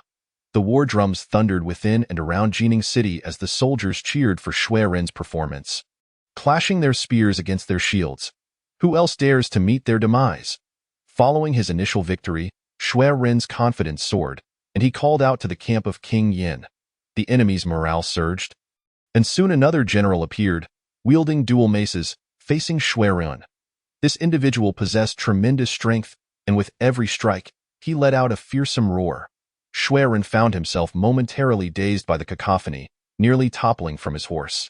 Observing this, the mace wielder launched both of his weapons simultaneously. The dual maces weighed no less than 150 pounds, and should they land a blow, Shui Ren would surely face grievous injury. The soldiers on both sides watched intently as Shui Ren and his steed were struck, both collapsing to the ground. "Little fool, meet your end?" The dark-faced general laughed maniacally, believing Shui Ren to be dead. However, as the body of the steed shifted, a figure suddenly emerged from beneath. "Look out for the spear." In that instant, as the maces descended, Shui Ren had evaded the fatal blow by taking refuge beside the horse. The dark-faced general, caught off guard, executed a remarkable iron bridge maneuver to dodge a lethal strike. Nevertheless, the dark armor he wore was pierced by Shui Ren's spear, leaving a horrifying wound in his abdomen. "My heavens!" The dark-faced general, disregarding everything else, urged his horse back to the ranks. Shui Ren's consecutive victories heightened the atmosphere in Jining City. Lin Changsheng couldn't help but nod in approval. Shui Ren was both capable and strategic, a talent worth nurturing. While the atmosphere on Lin Changsheng's side was jubilant, the opposite was true for Lin Kuan, shrouded in despair. "Useless wretches, what purpose do you serve?" he scolded harshly before turning to an elderly man beside him. "Speaking respectfully, Mr. Chiu, what do you think?" The elder, clad in a faded Taoist robe with his hair tied up, appeared to be meditating. He had no intention of intervening, for in a duel between 2 armies, each general relied upon their own capabilities. For a member of the Daoyang sect to intervene would be a loss of dignity. "Mr. Chiu, we have already lost 2 rounds. We must ensure victory in this 3rd round. I must trouble you to take action." Even as the Prince of Yin, Lin Kuan approached the cultivator from the Daoyang sect with utmost respect, even adopting a tone of supplication. This stark contrast illuminates the vast disparity in status and power between ordinary mortals and cultivators. "Your Highness, please wait a moment. I shall return shortly." The steed of Qiu Qian was not a magnificent horse but rather a plump donkey, appearing rather diminutive and comical compared to others. As Shui Ren prepared to face the 3rd warrior, He was met instead by a frail old man who furrowed his brow. Who dares to disrupt the battlefield? I do not slay the elderly or the weak. Retreat at once. Qiu Qian patted his donkey to bring it to a halt, then leisurely produced a tattered oil paper umbrella. The umbrella was peculiar, with one side black and the other white, adorned with various mythical beasts depicted in contrasting colors. Xuerin, be cautious. As the oil paper umbrella slowly unfurled, Lin Chongqing immediately sensed a tremendous surge of energy emanating from the old man. The elder was undoubtedly a master of at least the intermediate external barrier realm. Buzz, buzz, buzz. The energy whirled around the oil paper umbrella, transforming into blades of wind that shot towards Xuerin. Unable to perceive the wind blades due to his lower realm, Xuerin relied on his keen hearing and battle-hardened experience to evade disaster. Realizing he could not dodge the impending attack, Xuerin gripped his spear tightly, bracing to confront the oncoming wind blades. The clash of metal rang out as Xuerin deflected 12 wind blades in rapid succession. But he was ultimately sent reeling backward, losing his grip on the spear. As he hit the ground, blood gushed from his split hands. My life is forfeit. Xuerin closed his eyes, awaiting his demise, only to feel a sudden gust of wind before him. Upon opening his eyes, he saw someone standing protectively in front of him. Your Majesty? Lin Chongqing's fingers danced as a silver ring transformed into a long sword in an instant. With each swing, he neutralized the incoming wind blades, causing them to veer off course and leave deep gouges in the ground. Sir, impressive skills. Merely unfurling an umbrella yields such power? Lin Chongqing's gaze hardened as he focused on the elder. Realizing that the latter's strength surpassed that of Lu Jing, and the umbrella he wielded was evidently a formidable artifact. Cultivation methods and artifacts are the most treasured assets within large sections. The former serves as the foundation for cultivation, while the latter is an essential tool for combat. One must never underestimate any artifact. Some artifacts possess such extraordinary capabilities that they can bridge the gap in strength between opponents, leading to unexpected victories. Who would have thought that there exists someone within the Great Xia capable of wielding this old man's Yinyang umbrella? Remember my name, Qiu Qian. When you find yourself on the road to the Yellow Springs, you shall know who I am. The Yinyang umbrella? Lin Chongqing gazed at the battered oil paper umbrella, feigning a relaxed demeanor as he replied, Mr. Qiu, are you so confident that you can take my life, rather than it being I who claims yours? Ha ha ha, ha ha ha ha. Qiu Qian laughed heartily, as though he had heard the grandest of jokes. You impudent fool, unaware of the vastness of heaven and earth. As the Yinyang umbrella spun in Qiu Qian's palm, two energies, one black and one white, emerged from above. The merging of these energies transformed into a Zouwu, vividly alive, its coloration the only distinction from reality. The Zouwu twisted its head and tail, leaping several meters towards Lin Chongqing. Quick! Protect the Emperor! Protect the Emperor! Chang Chun, fearing for Lin Chongqing's safety, led the other generals forward, only to be halted by Lin Chongqing's authoritative voice. Do not approach. I alone am sufficient, in the face of a master of the external barrier realm like Qiu Qian. Any additional presence would only serve to create chaos. Chapter 12. Deception and War. The Zouwu, a legendary creature said to wander the world as a benevolent beast, resembles a tiger, adorned with vibrant patterns. Its tail longer than its body, capable of traveling 1,000 miles in a day. The Zouwu, conjured from the Yinyang umbrella, moved with astonishing speed, launching an assault on Lin Changsheng. At present, Lin Chongqing's cultivation was merely foundational breathing techniques. He had not yet practiced any other martial skills, relying solely on his energy and intangible essence. As the ancients said, one only realizes the lack of knowledge when it is time to apply it. Had he been equipped with sufficient resources to exchange for higher-tier cultivation techniques and martial skills, would he not have been able to engage with the Zouwu on equal footing? The battle between man and beast was fiercely contested. While Qiu Qian, seated leisurely on his plump donkey, once again twirled the Yinyang umbrella. From the surface of the umbrella, the two energies reappeared, this time morphing into a Bifong bird, with a Zouwu on the ground and a Bifong in the sky. Lin Chongqing wielded his long sword, creating a flurry of blossoms to fend off the dual onslaught of the mythical beasts. As he fought, azure lotuses began to materialize alongside his sword, gradually diminishing the power of both creatures. What is happening? Qiu Qian also noticed the peculiar nature of Lin Chongqing's attacks, He abruptly struck the Yin-Yang umbrella, channeling spiritual energy that cascaded incessantly onto Zhou Wu and Baifeng. The two mythical beasts immediately swelled in size, their assaults growing increasingly ferocious. Lin Chongqing held his breath, concentrating intensely, summoning his protective aura to its utmost limit. A massive gale surged forth from his center, enveloping both him and the two beasts amidst swirling dust, obscuring the chaos within the vortex. Your Highness, today the false emperor shall surely meet his doom at the hands of the Northern Army, and I congratulate you on your imminent ascension to the throne. Your destiny is ordained, and the hearts of the people are with you. Lin Chongqing's fate remained uncertain, yet among the commanders surrounding Yin Wang Linquan, some could not suppress their flattery. General Yang Qi speaks the truth. The false emperor will undoubtedly perish under Mr. Chiu's command. I congratulate your Highness. No. I congratulate your Majesty on ridding us of a great menace. Ha ha ha ha ha. Even amidst the battlefield, the thought of Lin Chongqing journeying from the distant Dixia city to meet his demise on the front lines filled Lin Quan with exuberance, causing him to laugh heartily. All of you who have followed this king through arduous campaigns shall be richly rewarded upon our arrival at Dixia city. Hearing this, the generals felt as if they had consumed honey, envisioning the immense glory and wealth that awaited them.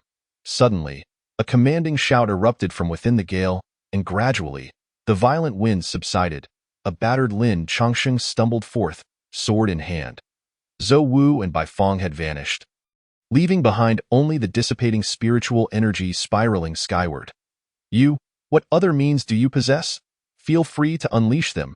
Lin Chongqing gazed intensely at Qiu Qian, but the tremor of his hands and the unsteady stance revealed his exhausted state. Quickly assist His Majesty.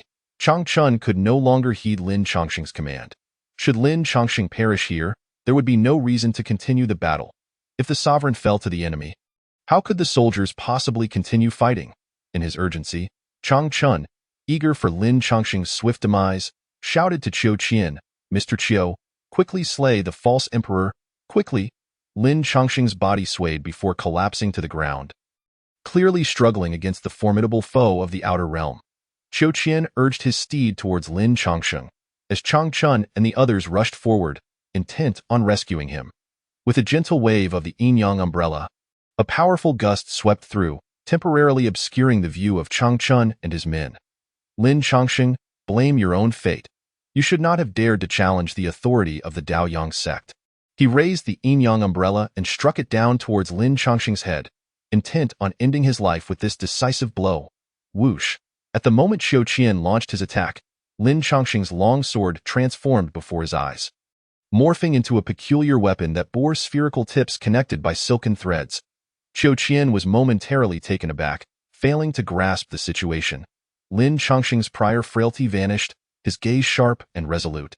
Not good. I've been deceived. Qiu Qian realized too late. The spheres, during their flight, sharpened to an incredible degree, and at such close range, he was utterly unprepared, resulting in his protective aura being shattered. The spheres struck Qiu Qian's cheek, bursting open and releasing a pale blue powder. Despicable! Qiu Qian cursed, retreating swiftly, but before he could escape far, his aura erupted uncontrollably. Mr. Qiu, having practiced for so long, you must have forgotten that deception is a soldier's greatest ally. Lin Chongqing scoffed. From the very beginning of the battle, he had been wielding his sword in an intangible form, intending to lull Qiu Qian into a false sense of security. He had secretly concealed the Qingfeng powder obtained from Yanji within the intangible form, which had now proven effective. As Qiu Qian's Yin-Yang umbrella spiraled out of control, Lin Chongqing lunged forward, striking at him with his sword.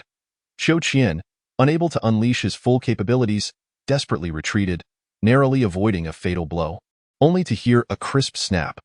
Lin Chongqing severed Qiu Qian's left arm at the elbow, seizing the Yin-Yang umbrella in the process, and after letting out 3 triumphant laughs, he withdrew. Yin-Yang umbrella. Return my Yin-Yang umbrella. Despite his severed arm, Qiu Qian paid it no mind, consumed solely by thoughts of his treasured artifact.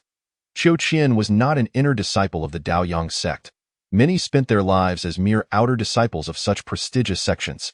He was fortunate to have caught the attention of an inner sect master who gifted him the Yin-Yang umbrella, his greatest reliance and pride. The enemy's forces have faltered. All soldiers, follow me into battle.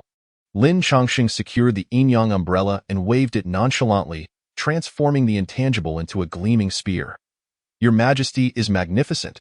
Having discerned Lin Chongqing's cunning stratagems and abilities, both inside and outside of Jining, the people rejoiced, rallying under Lin Chongqing's banner against the Yin Wang's forces. Yin Wang had believed Lin Chongqing to be dead, but life can shift dramatically in an instant, with Qiu Qian's artifact seized and his arm severed. He was left barely clinging to life. Retreat, retreat. The demoralized Yin Wang army, under Lin Quan's command, fled in disarray, with one side pursuing while the other ran. Throughout the chase, Lin Chongqing's mind reverberated with the delightful sound of system points increasing by 1. In this pursuit, Lin Chongqing's system points soared to 3,300, of which 500 were awarded for defeating Qiu Qian. Though he had not slain Qiu Qian, the acquisition of his artifact and forcing his retreat yielded a substantial score.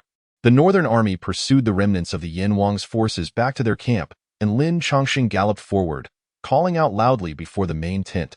Listen well, those within the rebel camp. I am Lin Chongqing, the royal brother of Xia. Today is merely the beginning. The Yin Wang, in his treachery, shall ultimately fail. I remember your past service to the nation. Should you choose to surrender, I shall hold no grudges. As Lin Chongqing shouted, the vast encampment fell silent, as if enveloped in deathly stillness. Enraged, Yin Wang Lin Quan gritted his teeth, yet was powerless against Lin Chongqing. The battlefield is a realm of the survival of the fittest. Victorious warriors earn the right to speak. Chapter 13. Surrounded by enemies, bring me a bow. Seeing the camp shrouded in silence, Lin Chongqing gestured for a soldier to present him with a sturdy bow. With all his strength, Lin Chongqing drew back the bowstring until it resembled a full moon. With a swift release, an arrow shot forth, striking the grand banner atop the Yin Wang's camp. The banner fell, sending nearby soldiers into a frenzy as they scrambled for cover. Ha ha ha ha! Lin Chongqing laughed heartily, locking eyes with Yin Wang Lin Quan. Lin Quan, I shall surely take your life. With his initial battle won, Lin Chongqing's presence significantly dampened the morale of the Yin Wang's forces. However, the following day marked the commencement of the Yin Wang siege. With an army of 500,000, they arrayed themselves for battle, deploying arrow towers, siege carts, and crossbows in a relentless assault.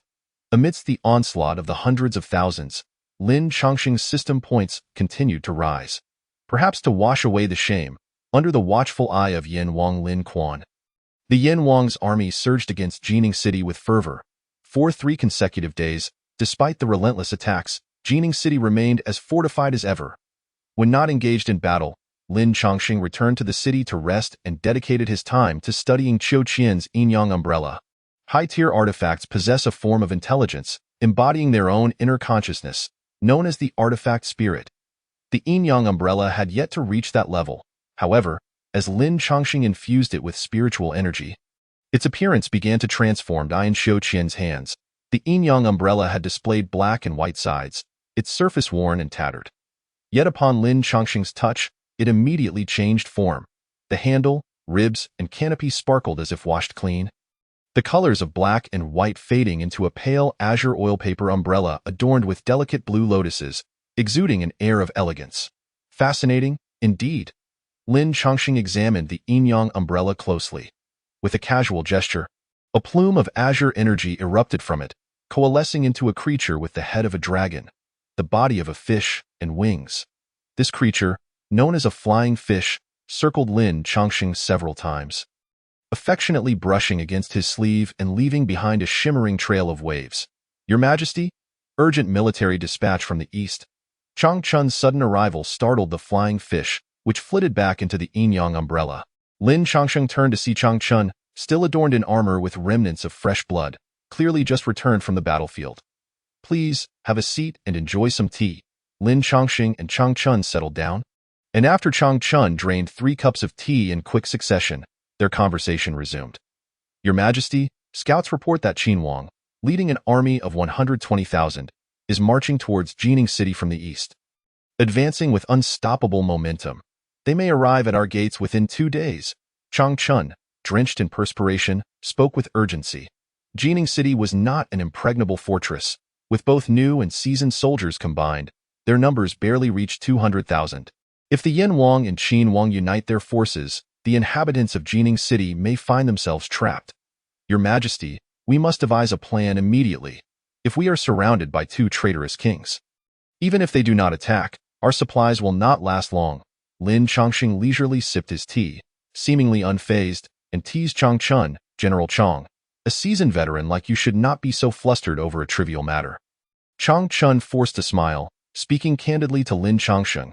It matters not if I perish on the battlefield. As a soldier, dying in combat is an honor. However, Your Majesty, you are the backbone of Xia, and you must not come to harm. He meticulously analyzed the strengths and weaknesses of both sides, ultimately concluding that it was imperative to dispatch troops to intercept the army of King Qin. However, the predicament lay in determining who should be sent to confront King Qin, and how many soldiers would be appropriate. If too many were dispatched, the defenses of Jining City would be undermined. And should King Yan's army capture Jining, it would mean total defeat. Conversely, sending too few would render the interception mission futile, leading to unnecessary loss of life. This dilemma vexed Chang Chun greatly. I indeed have two individuals to recommend to you. Should these two accompany the mission to intercept King Qin, success is assured. Chang Chun's eyes sparkled with interest as he inquired about the identities of the individuals recommended by Lin Chongqing. The first is Xueren, a person of considerable prowess, renowned within the military, commanding the respect of the soldiers who are eager to follow him. He would make an excellent commander. Chang Chun nodded in agreement, having always held Xueren in high esteem. Although reluctant to send him into danger, the perilous situation necessitated trust in Xueren. And who was the second individual? Please, Your Majesty, enlighten me. Chang Chun pondered deeply but could not think of anyone suitable aside from Xueren. Only to see Lin Chongqing smile slightly. The second candidate is both far and near. Chang Chun was momentarily taken aback, then quickly grasped the implication, his expression turning serious. Your Majesty, I shall not fail your expectations. I am willing to lead 30,000 soldiers to intercept King Qin. Rest assured, I will fight until the last man. He assumed Lin Chongqing intended for him to take command against King Qin, and without hesitation, he expressed his resolve. I am not referring to you. Jining City requires your leadership and command. Pfft. Chang Chun spat out the tea he had just sipped, hastily shaking his head. No, Your Majesty, you must not. You are of invaluable importance. Should anything happen to you, the Great Xia would be doomed.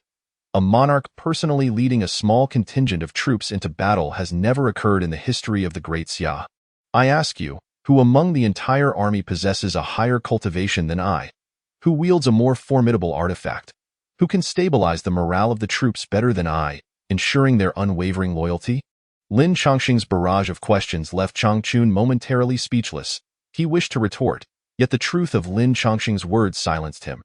Proclaim my orders. At dawn tomorrow, on Ming Mountain, Xueren shall lead 10,000 elite troops to confront King Qin.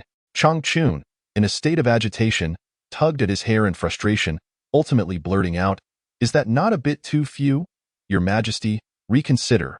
With a grand flourish of his sleeve, Lin Chongqing declared that the matter was settled. After Chang Chun departed, Lin Chongqing began to assess the system. Host, Lin Chongqing. Talent, extremely high realm. Initial stage of external qi, refining body, external qi, internal qi, controlling qi, establishing core, respectful being, system points, 18608. Current number of clones, 5. System store, open. Acquired techniques, basic breathing techniques. Acquired artifacts, invisible, yin-yang umbrella. Lin Chongqing was acutely aware of their current predicament. Surrounded by enemies, without employing extraordinary tactics, there was no way to navigate the perilous situation. After much deliberation, he turned his attention to the system store. His accumulated system points had reached 18,000, sufficient to exchange for considerable rewards. Let us examine the talismans.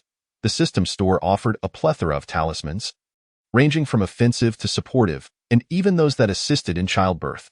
The more powerful the talisman, the greater the cost and system points. After careful selection, Lin Chongqing chose a talisman named Nine Nether Divine Thunder Talisman, known for its formidable power and broad range. An ideal choice for storming the enemy lines. It required an astonishing 10,000 system points, but he thought little of the cost and made the purchase. After acquiring the Divine Talisman, with over 8,000 points remaining, Lin Chongqing decided to purchase a yellow grade technique. After a thorough selection process, He focused on the Lingyun movement technique. Chapter 14. 10,000 Riders Quelling Rebellion. The Lingyun movement technique, when mastered to the highest level, allows one to traverse effortlessly among millions, gliding upon water as if it were a feather, and scaling mountains as if treading on flat ground, a remarkable technique. However, the time required for cultivation was excessively long. 10 arduous years to achieve perfection? Lin Chongqing marveled silently, realizing that one must not underestimate any technique. Even a yellow-grade technique demands such extensive study, let alone a heavenly grade one. With a thought, 5 individuals entered from outside. His clones. Point 1 was of lesser intellect, while 2 were more astute. With these 5 collaborating, Lin Chongqing's comprehension accelerated to several times that of an ordinary person. In a single night, Lin Chongqing's movement technique underwent a transformative evolution, having cultivated the Lingyun movement to a remarkable level. Following this event, Lin Chongqing began to entertain a notion. He could connect with all his clones through his thoughts. The strength of the clones, regardless of its magnitude, did not diminish their comprehension and learning abilities. Thus, if he could create enough clones, it would mean that learning any technique would occur at a rate several times, dozens of times, or even hundreds of times faster than others. These thoughts flashed through his mind as dawn broke. Lin Chongqing led 10,000 elite soldiers towards Longzi Township under the protection of Xueran. Lin Chongqing intended to confront King Qin in a decisive battle at Longzi Township. On the official road stretching from east to west, an endless army marched steadily forward, in contrast to the arrogant demeanor of King Yan. King Qin Linming was far more cautious. After all, Linming's strength was not on par with King Yan's and could not withstand significant turmoil. Along the journey, Linming dispatched scouts to probe the surroundings. Wary of ambushes, Your Highness, we are approaching the territory of Longzi Township. 2 days past Longzi City, we will arrive at Jining City. Duancheng, a trusted confidant beside Linming, produced a map and indicated their current position. General Duan, do you believe King Yin will honor his promise and share the realm with me? The reason the army of Qin advanced on Jining City was significantly influenced by a letter from King Yin, who promised that upon capturing Jining City and entering the imperial city, he would share the realm with King Qin. Your Highness, do you not know King Yan's character? He would never share the realm with you. Lin Ming furrowed his brow. If that is the case, why did you lead me to send troops to assist in the battle for Jining City? Duanqing chuckled, respectfully responding, Your Highness, we may send troops, but that does not mean we must attack Jining City, does it? When we reach the city, we need not exert ourselves. We can merely watch them tear each other apart. The two were calculating their strategies loudly, unaware that someone was not playing by the rules. Your Highness, General, enemy troops have been spotted at Longzi City. A scout rushed in, breathless, reporting the discovery of enemy forces ahead. Oh?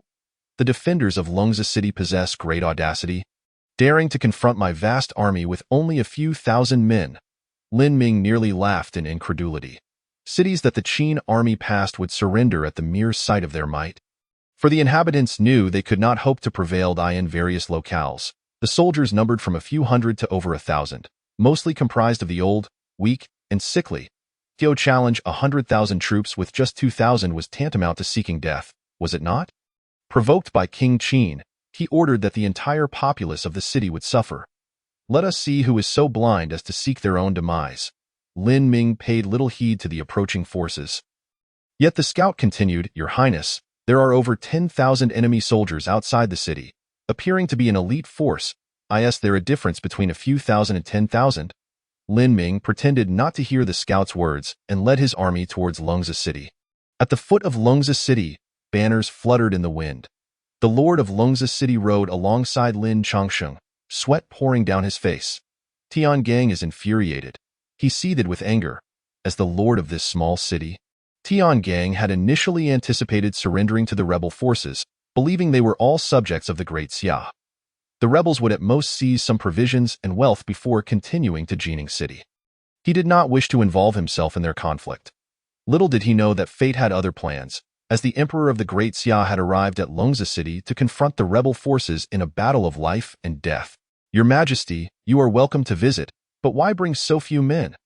A mere 10,000 against 100,000 is a fool's errand. Tiangang's greatest resentment was towards the rebels. He cursed their tardiness.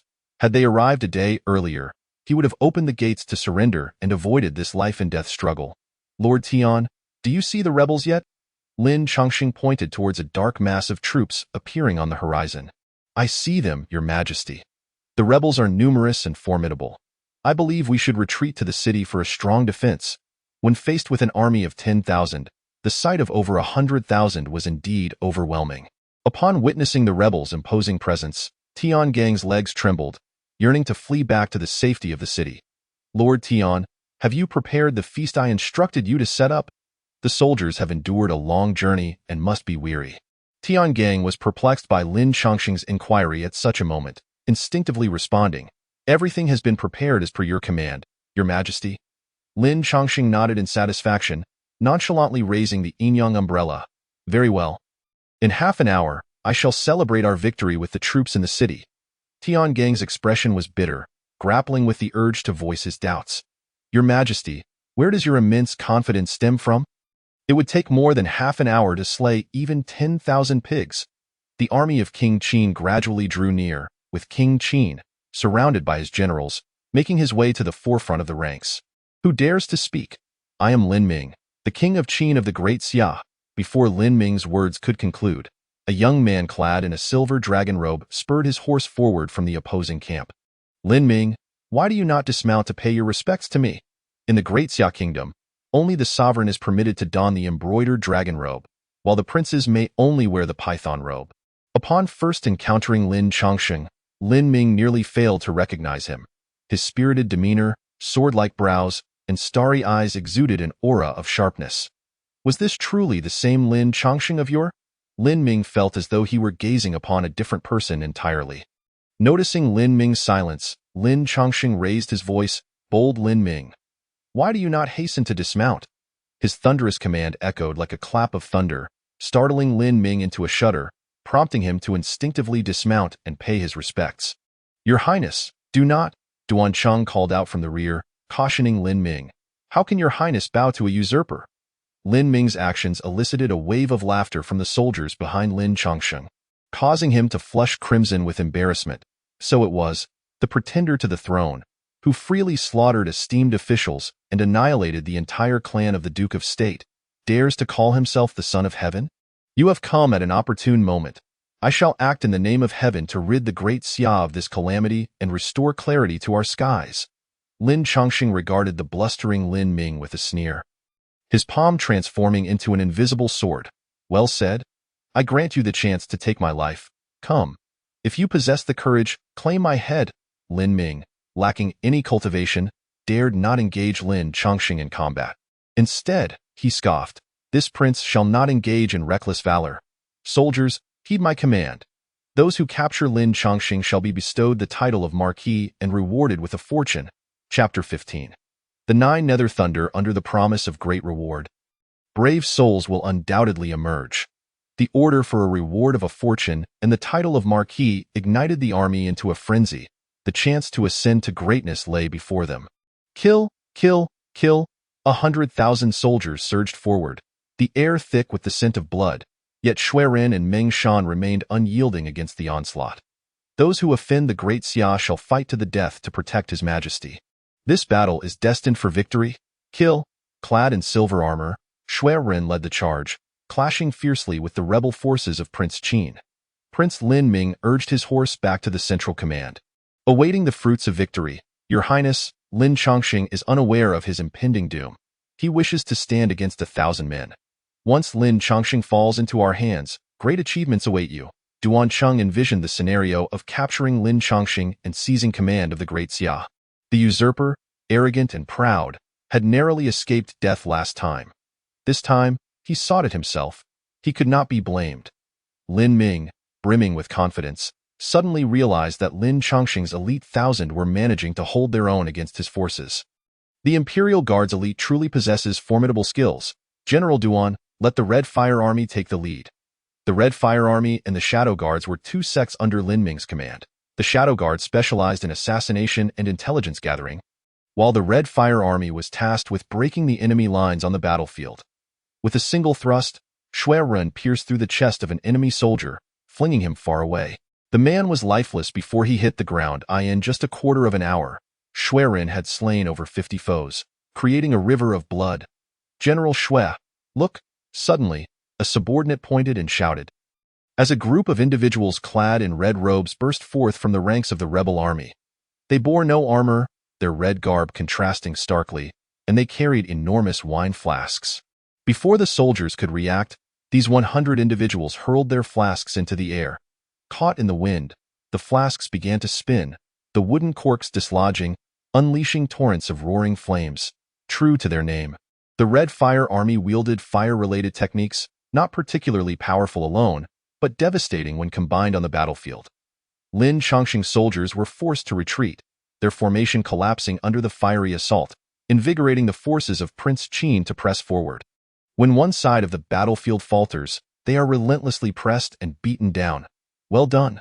What a splendid Red Fire Army. Ha ha ha. Lin Ming laughed heartily. The sensation of having his opponent beneath his heel was exhilarating. Suddenly, the sky darkened with ominous clouds, a tempest brewing as lightning danced within the depths. What is that? Lin Ming was drawn to the spectacle above, where something seemed to writhe within the clouds. Boom, boom, thunder erupted, drowning out the cries of battle, until the clouds began to descend. The heavy oppression of the dark clouds loomed like a weight over the city, causing many soldiers to forget the fight as they gazed upward. To their astonishment, a figure emerged from the clouds. Lin Chongqing? Lin Ming could hardly believe his eyes as Lin Chongqing, holding a talisman, radiated arcs of electricity and flames. Rebel King Lin Ming, why do you not surrender? Lin Chongqing's voice pierced through the tumult, and then a terrifying bolt of lightning descended from the clouds. Boom! The lightning struck the heart of the Qin army, instantly slaying hundreds, while many more were grievously injured. Boom, boom, boom! Lin Chongqing seemed to embody the god of thunder, each wave of his hand summoning bolts that decimated the rebel forces. After unleashing 9 strikes of lightning, the rebels lost all will to continue fighting. What chance do we have? The emperor soars above, wielding thunderous magic. Death awaits those who draw near. The soldiers scattered like headless flies, especially as the Red Fire Army suffered grievous losses from Lin Chongqing's lightning. The tide of battle swiftly turned. Meng Shan and Shuiren led their troops in a counterattack, while Lin Chongqing descended from the sky, plunging into the fleeing rebels. Such potent 9 Nether Thunder talisman. If only I had 100 bolts, I could obliterate the Yin army as well. Having experienced the thrill of flight, Lin Chongqing reveled in the exhilaration, his sword dancing as all who approached him met their demise. After an indeterminate pursuit, Lin Chongqing at last caught sight of Lin Ming, retreating into the woods under the protection of Duan Cheng and other officers. Lin Ming, do not escape. Lin Chongqing charged forward, causing Lin Ming's legs to turn to jelly, supported by his companions as they hastened into the forest. The Yin-Yang umbrella spun twice, conjuring forth a Baifeng and a flying fish that plunged into the fray. Inciting chaos, like a fierce tiger, Lin Chongqing cut down anyone who dared obstruct him, his prowess at the outer realm unmatched. What sorcery are you employing, Lin Chongqing? What devilish magic is this? Lin Ming, hiding behind Duan Cheng, nearly wept in despair. He had never anticipated such a devastating defeat in this battle. Want to know? Come with me to Jining City, and I shall tell you. Lin Chongqing approached Lin Ming step by step, as the surrounding soldiers instinctively withdrew, no longer daring to confront him. He casually approached Duan Cheng, inquiring, "Do you still wish to obstruct me?" Duan Cheng gritted his teeth, roaring, "Duan Cheng swears fealty to his highness. The Qin King, charge." As the word charge left his lips, the tip of the Yin-Yang umbrella pierced through Duan Cheng's chest, claiming the life of the unfortunate initial stage body refining expert. His blood was absorbed by the umbrella's tip, forming an image of a general wielding twin blades on its surface. Lin Chongqing casually discarded Duan Cheng's corpse and made a move to apprehend Lin Ming. Suddenly, a gust of wind swept by, and Lin Ming vanished without a trace. Lin Chongqing scanned the surroundings, spotting a slender figure carrying Lin Ming as they fled into the distance. "It is you." The one who rescued Lin Ming was none other than Yan Ji, seemingly frail yet possessing considerable strength, deftly maneuvering through the dense forest with Lin Ming in her arms. They ran for a full quarter of an hour before Yan Ji set Lin Ming down once the sounds of pursuit faded. "Your Highness, you are safe now? Lin Chongqing will surely not catch up." Lin Ming sighed, succumbing to despair. "What is the use of safety? My 100,000 troops are all lost. Woe is me! Yanji remained silent for a moment before continuing to counsel Lin Ming. Your Highness, as long as you return to your fief, you can regroup as long as you remain. The Qin army will endure. Lin Ming gradually regained his composure from his sorrow, murmuring, "Can this prince truly rise again?" "Certainly," Yanji affirmed, "provided you can escape from my grasp." Yanji looked up in astonishment, discovering Lin Chongqing seated upon a tree, clad in a white robe adorned with silver dragons. Chapter 16. The creation of the Azure Lotus technique. Yanji never anticipated that despite her desperate flight, Lin Chongqing could still pursue her. The Shadow Guards excelled in assassination, relying on two abilities, hiding within shadows and their light-footed techniques. "How did you catch up to us?" Lin Chongqing leapt down from the tree. Not answering Yanji's inquiry, instead fixing his gaze upon Prince Lin Ming. "I once had Yanji deliver a message to you, advising you to surrender and preserve the last shred of dignity as the Qin king. It seems my words fell on deaf ears." Lin Ming mustered his strength to stand, gritting his teeth as he shouted at Lin Chongqing, "Lin Chongqing, I refuse to submit. You wield sorcery to conquer my 100,000 troops. Such victory is unjust." "Ha ha ha ha." Lin Chongqing laughed heartily, relishing Lin Ming's impotent fury, his hatred palpable yet utterly impotent. "Are you done with your prattle? If so, let us depart for Jining City, so that Lin Quan can witness your fate." Lin Ming, fully aware that escape was futile today, had his face contorted in despair as he dejectedly followed Lin Chongqing back to Longzhi City. Accompanying them was Yanji, prompting Lin Chongqing to curiously inquire why she chose not to leave. As he had not detained her, with Lin Ming in his grasp, capturing a mere assassin like Yanji seemed redundant. Lin Chongqing had no desire to bring her back. "Prince Qin has bestowed kindness upon my master, and I am bound by my master's order to protect the prince, thus I must remain by his side," she asserted. Lin Chongqing, having no intention of opposing her, permitted her companionship. During the battle in Longzhi, Lin Chongqing commanded an elite force of 10,000, decisively shattering the Qin army and capturing the Qin king, causing a tremor throughout the Great Xia. News of this victory spread to the capital, where the populace erupted in jubilation, adorning the streets with lights and decorations, believing Lin Chongqing's personal involvement had indeed yielded results. Should this momentum continue, the eradication of the rebel forces seemed imminent. Host: Lin Chongqing. Talent: remarkably high realm. Initial stage of external qi, refining body, external qi, internal qi, controlling qi, forming Dan, venerable, system points, 114, 608. Current avatar count, 5. System store, open. Acquired techniques, basic breathing technique, Lingyun body technique.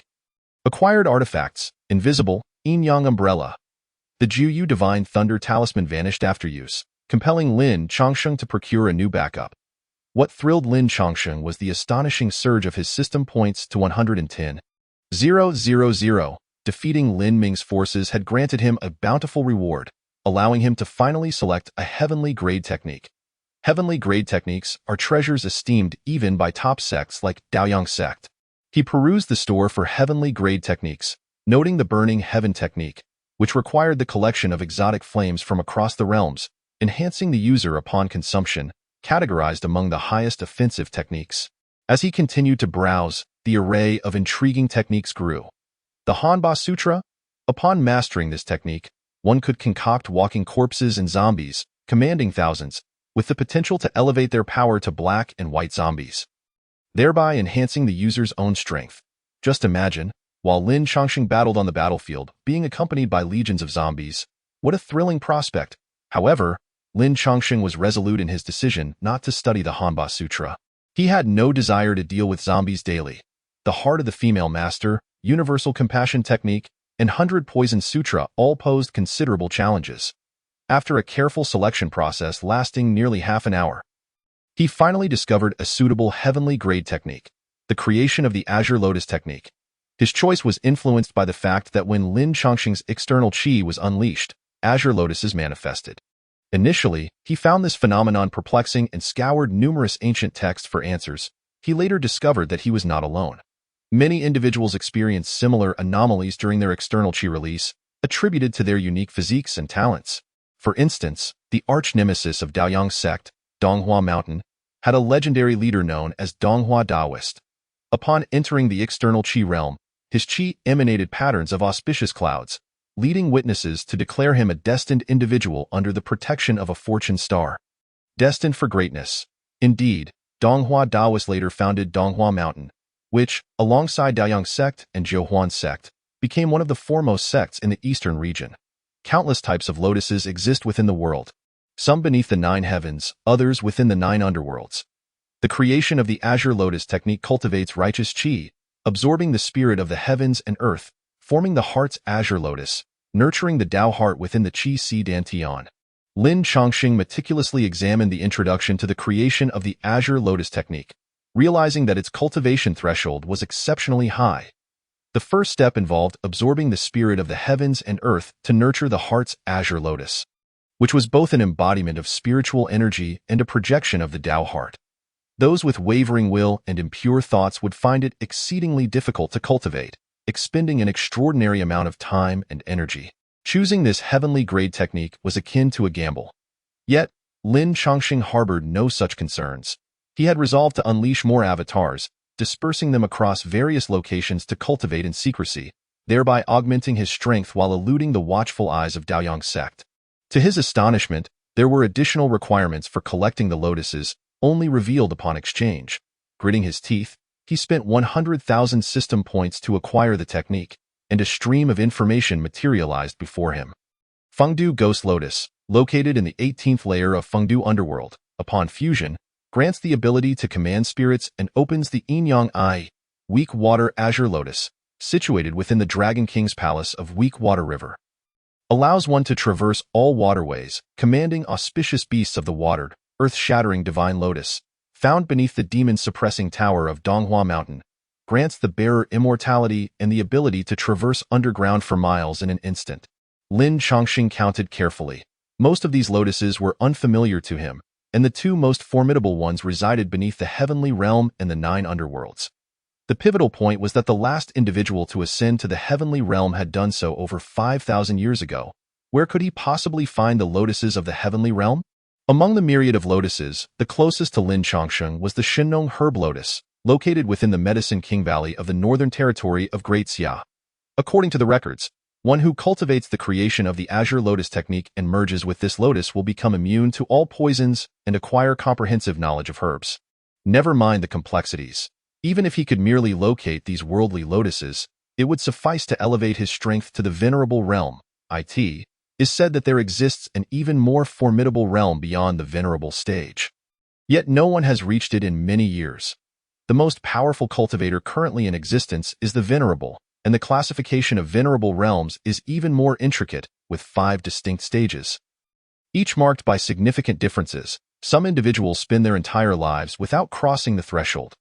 Lin Chongqing committed the incantations and cultivation methods of the creation of the Azure Lotus technique to memory, preparing to unleash numerous avatars upon his return to Jining City to collectively comprehend it.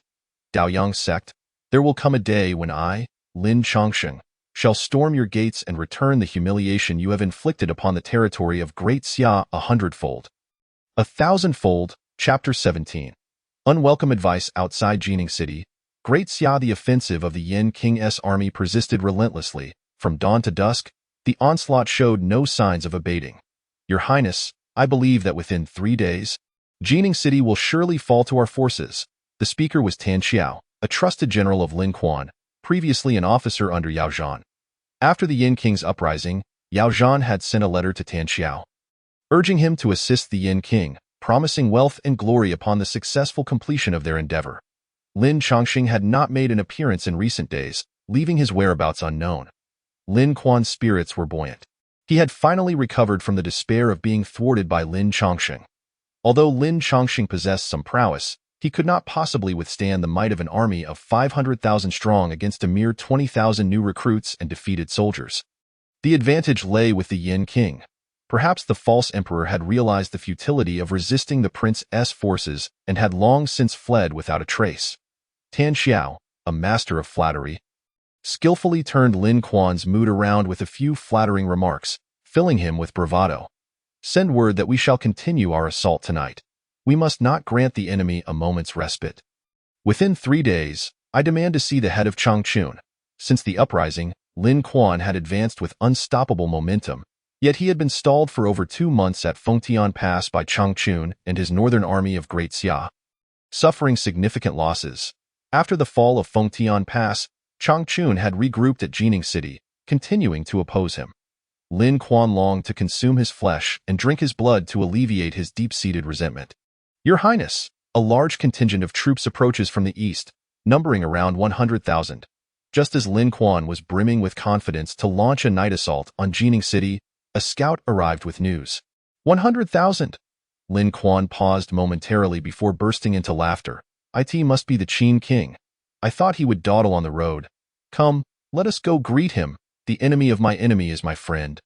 Lin Quan needed to collaborate with Lin Ming to topple Lin Changsheng.as, for who would claim the world once Lin Chongqing fell. That would depend on their respective capabilities.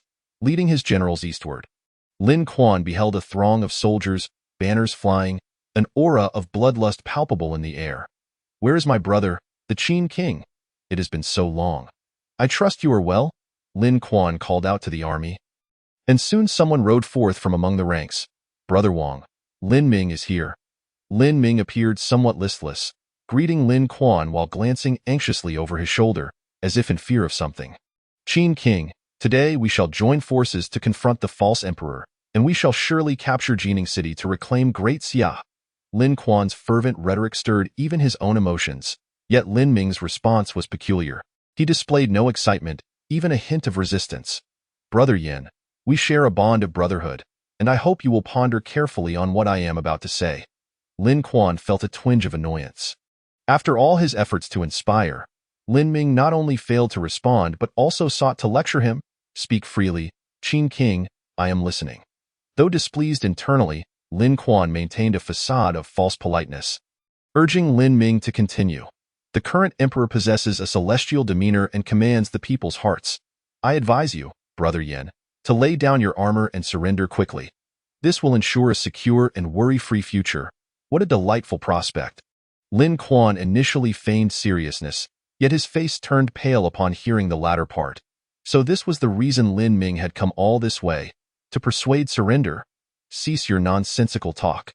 Lin Ming, do you truly believe yourself to be a person of significance simply because this king has granted you a modicum of favor? With a pained expression, Lin Ming remained silent, casting his gaze behind him, where he beheld a rider on a white steed emerging from the military ranks, adorned in a silver-white dragon robe. A faint smile graced his face as he waved towards Yin Wang Lin Quan. Yin Wang, do you still recognize me? Lin Chongsheng? Lin Quan recoiled in shock, urging his horse backward repeatedly. He could not fathom why Lin Ming was in league with Lin Chongsheng. Could it be that Lin Ming has already surrendered to the usurper? You spineless cur! Lin Quan had initially hoped that Lin Ming would lend him his strength to besiege Jining City. Yet this unexpected turn of events proved counterproductive. Lin Ming, his expression fierce, wondered who would be pleased after receiving such a barrage of insults. Brother Yin Wang, I, Lin Ming, have not surrendered in battle. I fell to the enemy on the battlefield. Not by cowardice, I implore you to abandon your delusions. You are destined to be defeated by His Majesty. Lin Quan, infuriated, nearly spat out a mouthful of blood, glaring vehemently at Lin Ming before shouting, even without your 10,000 remnants of defeated soldiers, this king shall still seize Jining City. We shall see. Sound the retreat. The arrival of Lin Chongqing, leading a contingent of 100,000 surrendered troops, shifted the balance of power between the two armies, with 300,000 defending the city and 500,000 on the offensive. The morale of Yin Wang's forces was no longer as optimistic as it once had been. As night fell, within the central military tent, Yin Wang sat in the principal seat, his expression dark and brooding. The surrounding generals exchanged glances, each uncertain of what to say. Yin Wang urged his officers to devise strategies to breach the city, yet the fortifications of Jining were formidable, and the rapid increase in their numbers made a successful assault seem daunting. Gentlemen, you who usually speak so freely, why the silence now? If anyone possesses a viable strategy, do share. As Lin Quan surveyed the room, he noted that those he looked upon averted their gazes, save for one individual. Your Highness, this humble soldier has something to say. It was none other than Lan Yu, who had been left behind by Lin Quan at Fengtian Pass. Today, he had returned with supplies to the camp. Coinciding perfectly with the council's meeting, fate, it seemed, had intervened, and this meeting would alter Lan Yu's destiny. Oh, General Lan, what insightful plan do you propose? Lin Kuan's perception of Lan Yu had shifted slightly. To offer counsel in a time of crisis demonstrated Lan Yu's loyalty. I believe our forces should retreat to Feng Tian Pass, utilizing it as a stronghold to confront the usurper. Lin Kuan's expression darkened instantly. Just moments ago, he had regarded Lan Yu as a loyal subject. Yet now he felt an overwhelming urge to cast him into the depths of despair. Feng Tian Pass was a strategic location, easily defensible yet difficult to attack, with the usurper personally leading successful campaigns. Morale was high. It would be prudent to avoid confrontation, retreating to Feng Tian Pass to either advance southward to conquer or negotiate terms with the usurper. You possess audacity. Such audacity indeed. The other generals silently admired Lan Yu. For his words echoed the thoughts of many, yet none dared voice them. Was Lin Kuan not a man of lofty ambition? He had risen to unify the realm, yet to suggest a retreat now was akin to demanding his very soul. How could he refrain from fury? Suddenly, Lin Kuan erupted into laughter. Truly, you are my loyal and capable minister. Lan Yu. You possess unparalleled boldness. Lan Yu sensed the tempestuous anger of Lin Kuan but did not waver. Your Highness, honest words may be unpalatable, yet they are beneficial for action. Bitter medicine is good for the ILLMY words are heartfelt. Chapter 18. 1,000 faces. Lin Kuan's eyes blazed with fury, and he unleashed a torrent of curses. Rebellious traitor. You sow discord among the troops. Today, I shall have your head. Guards, come quickly. Soldiers swiftly entered the tent, and upon Lin Kuan's command, they seized Lan Yu. Observing Lin Kuan's wrath dissipating, Tan Xiao knew it was his moment to intervene, for a calmer Lin Kuan would be more amenable to reason. Your Highness, executing a general in the heat of battle is ill-omened. I urge you to reconsider. As the soldiers restrained Lan Yu, the impending execution loomed, prompting other generals to plead on his behalf. They may have disapproved of Lan Yu's demeanor, yet as fellow soldiers, if Lin Kuan set the precedent for executing a general, their own lives could be in jeopardy. Indeed, Your Highness, perhaps it would be better to demote Lan Yu to a lesser role, sparing his life.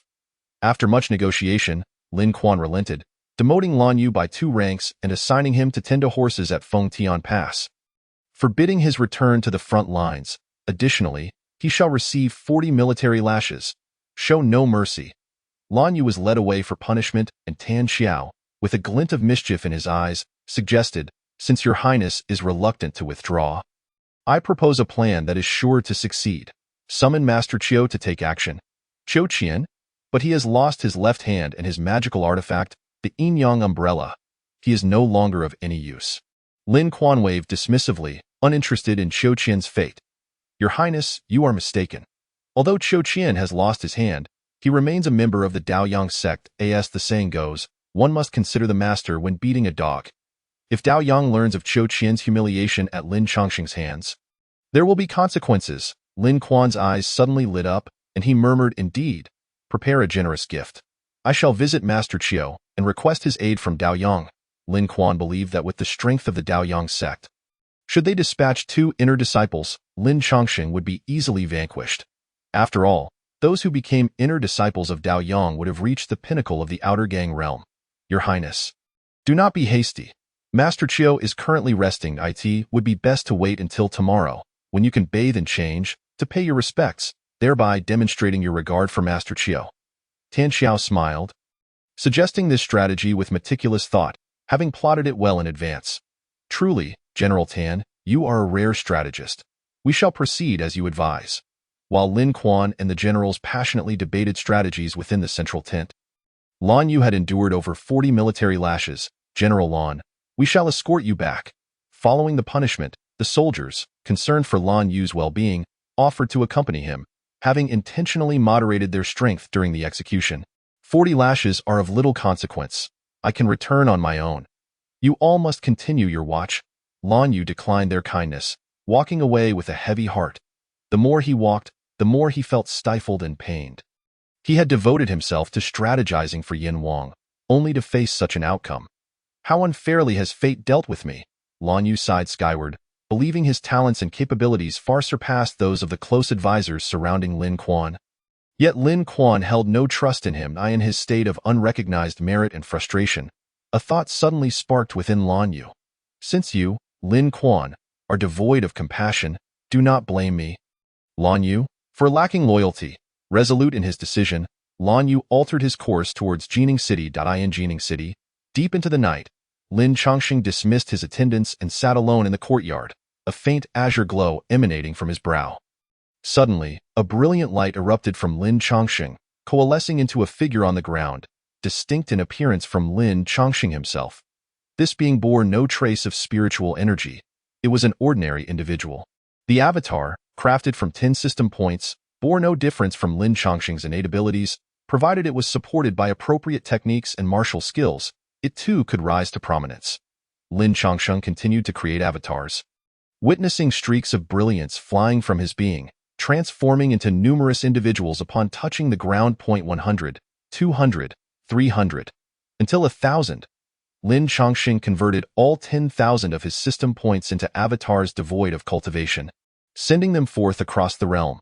The Daoyang sect would undoubtedly seek retribution.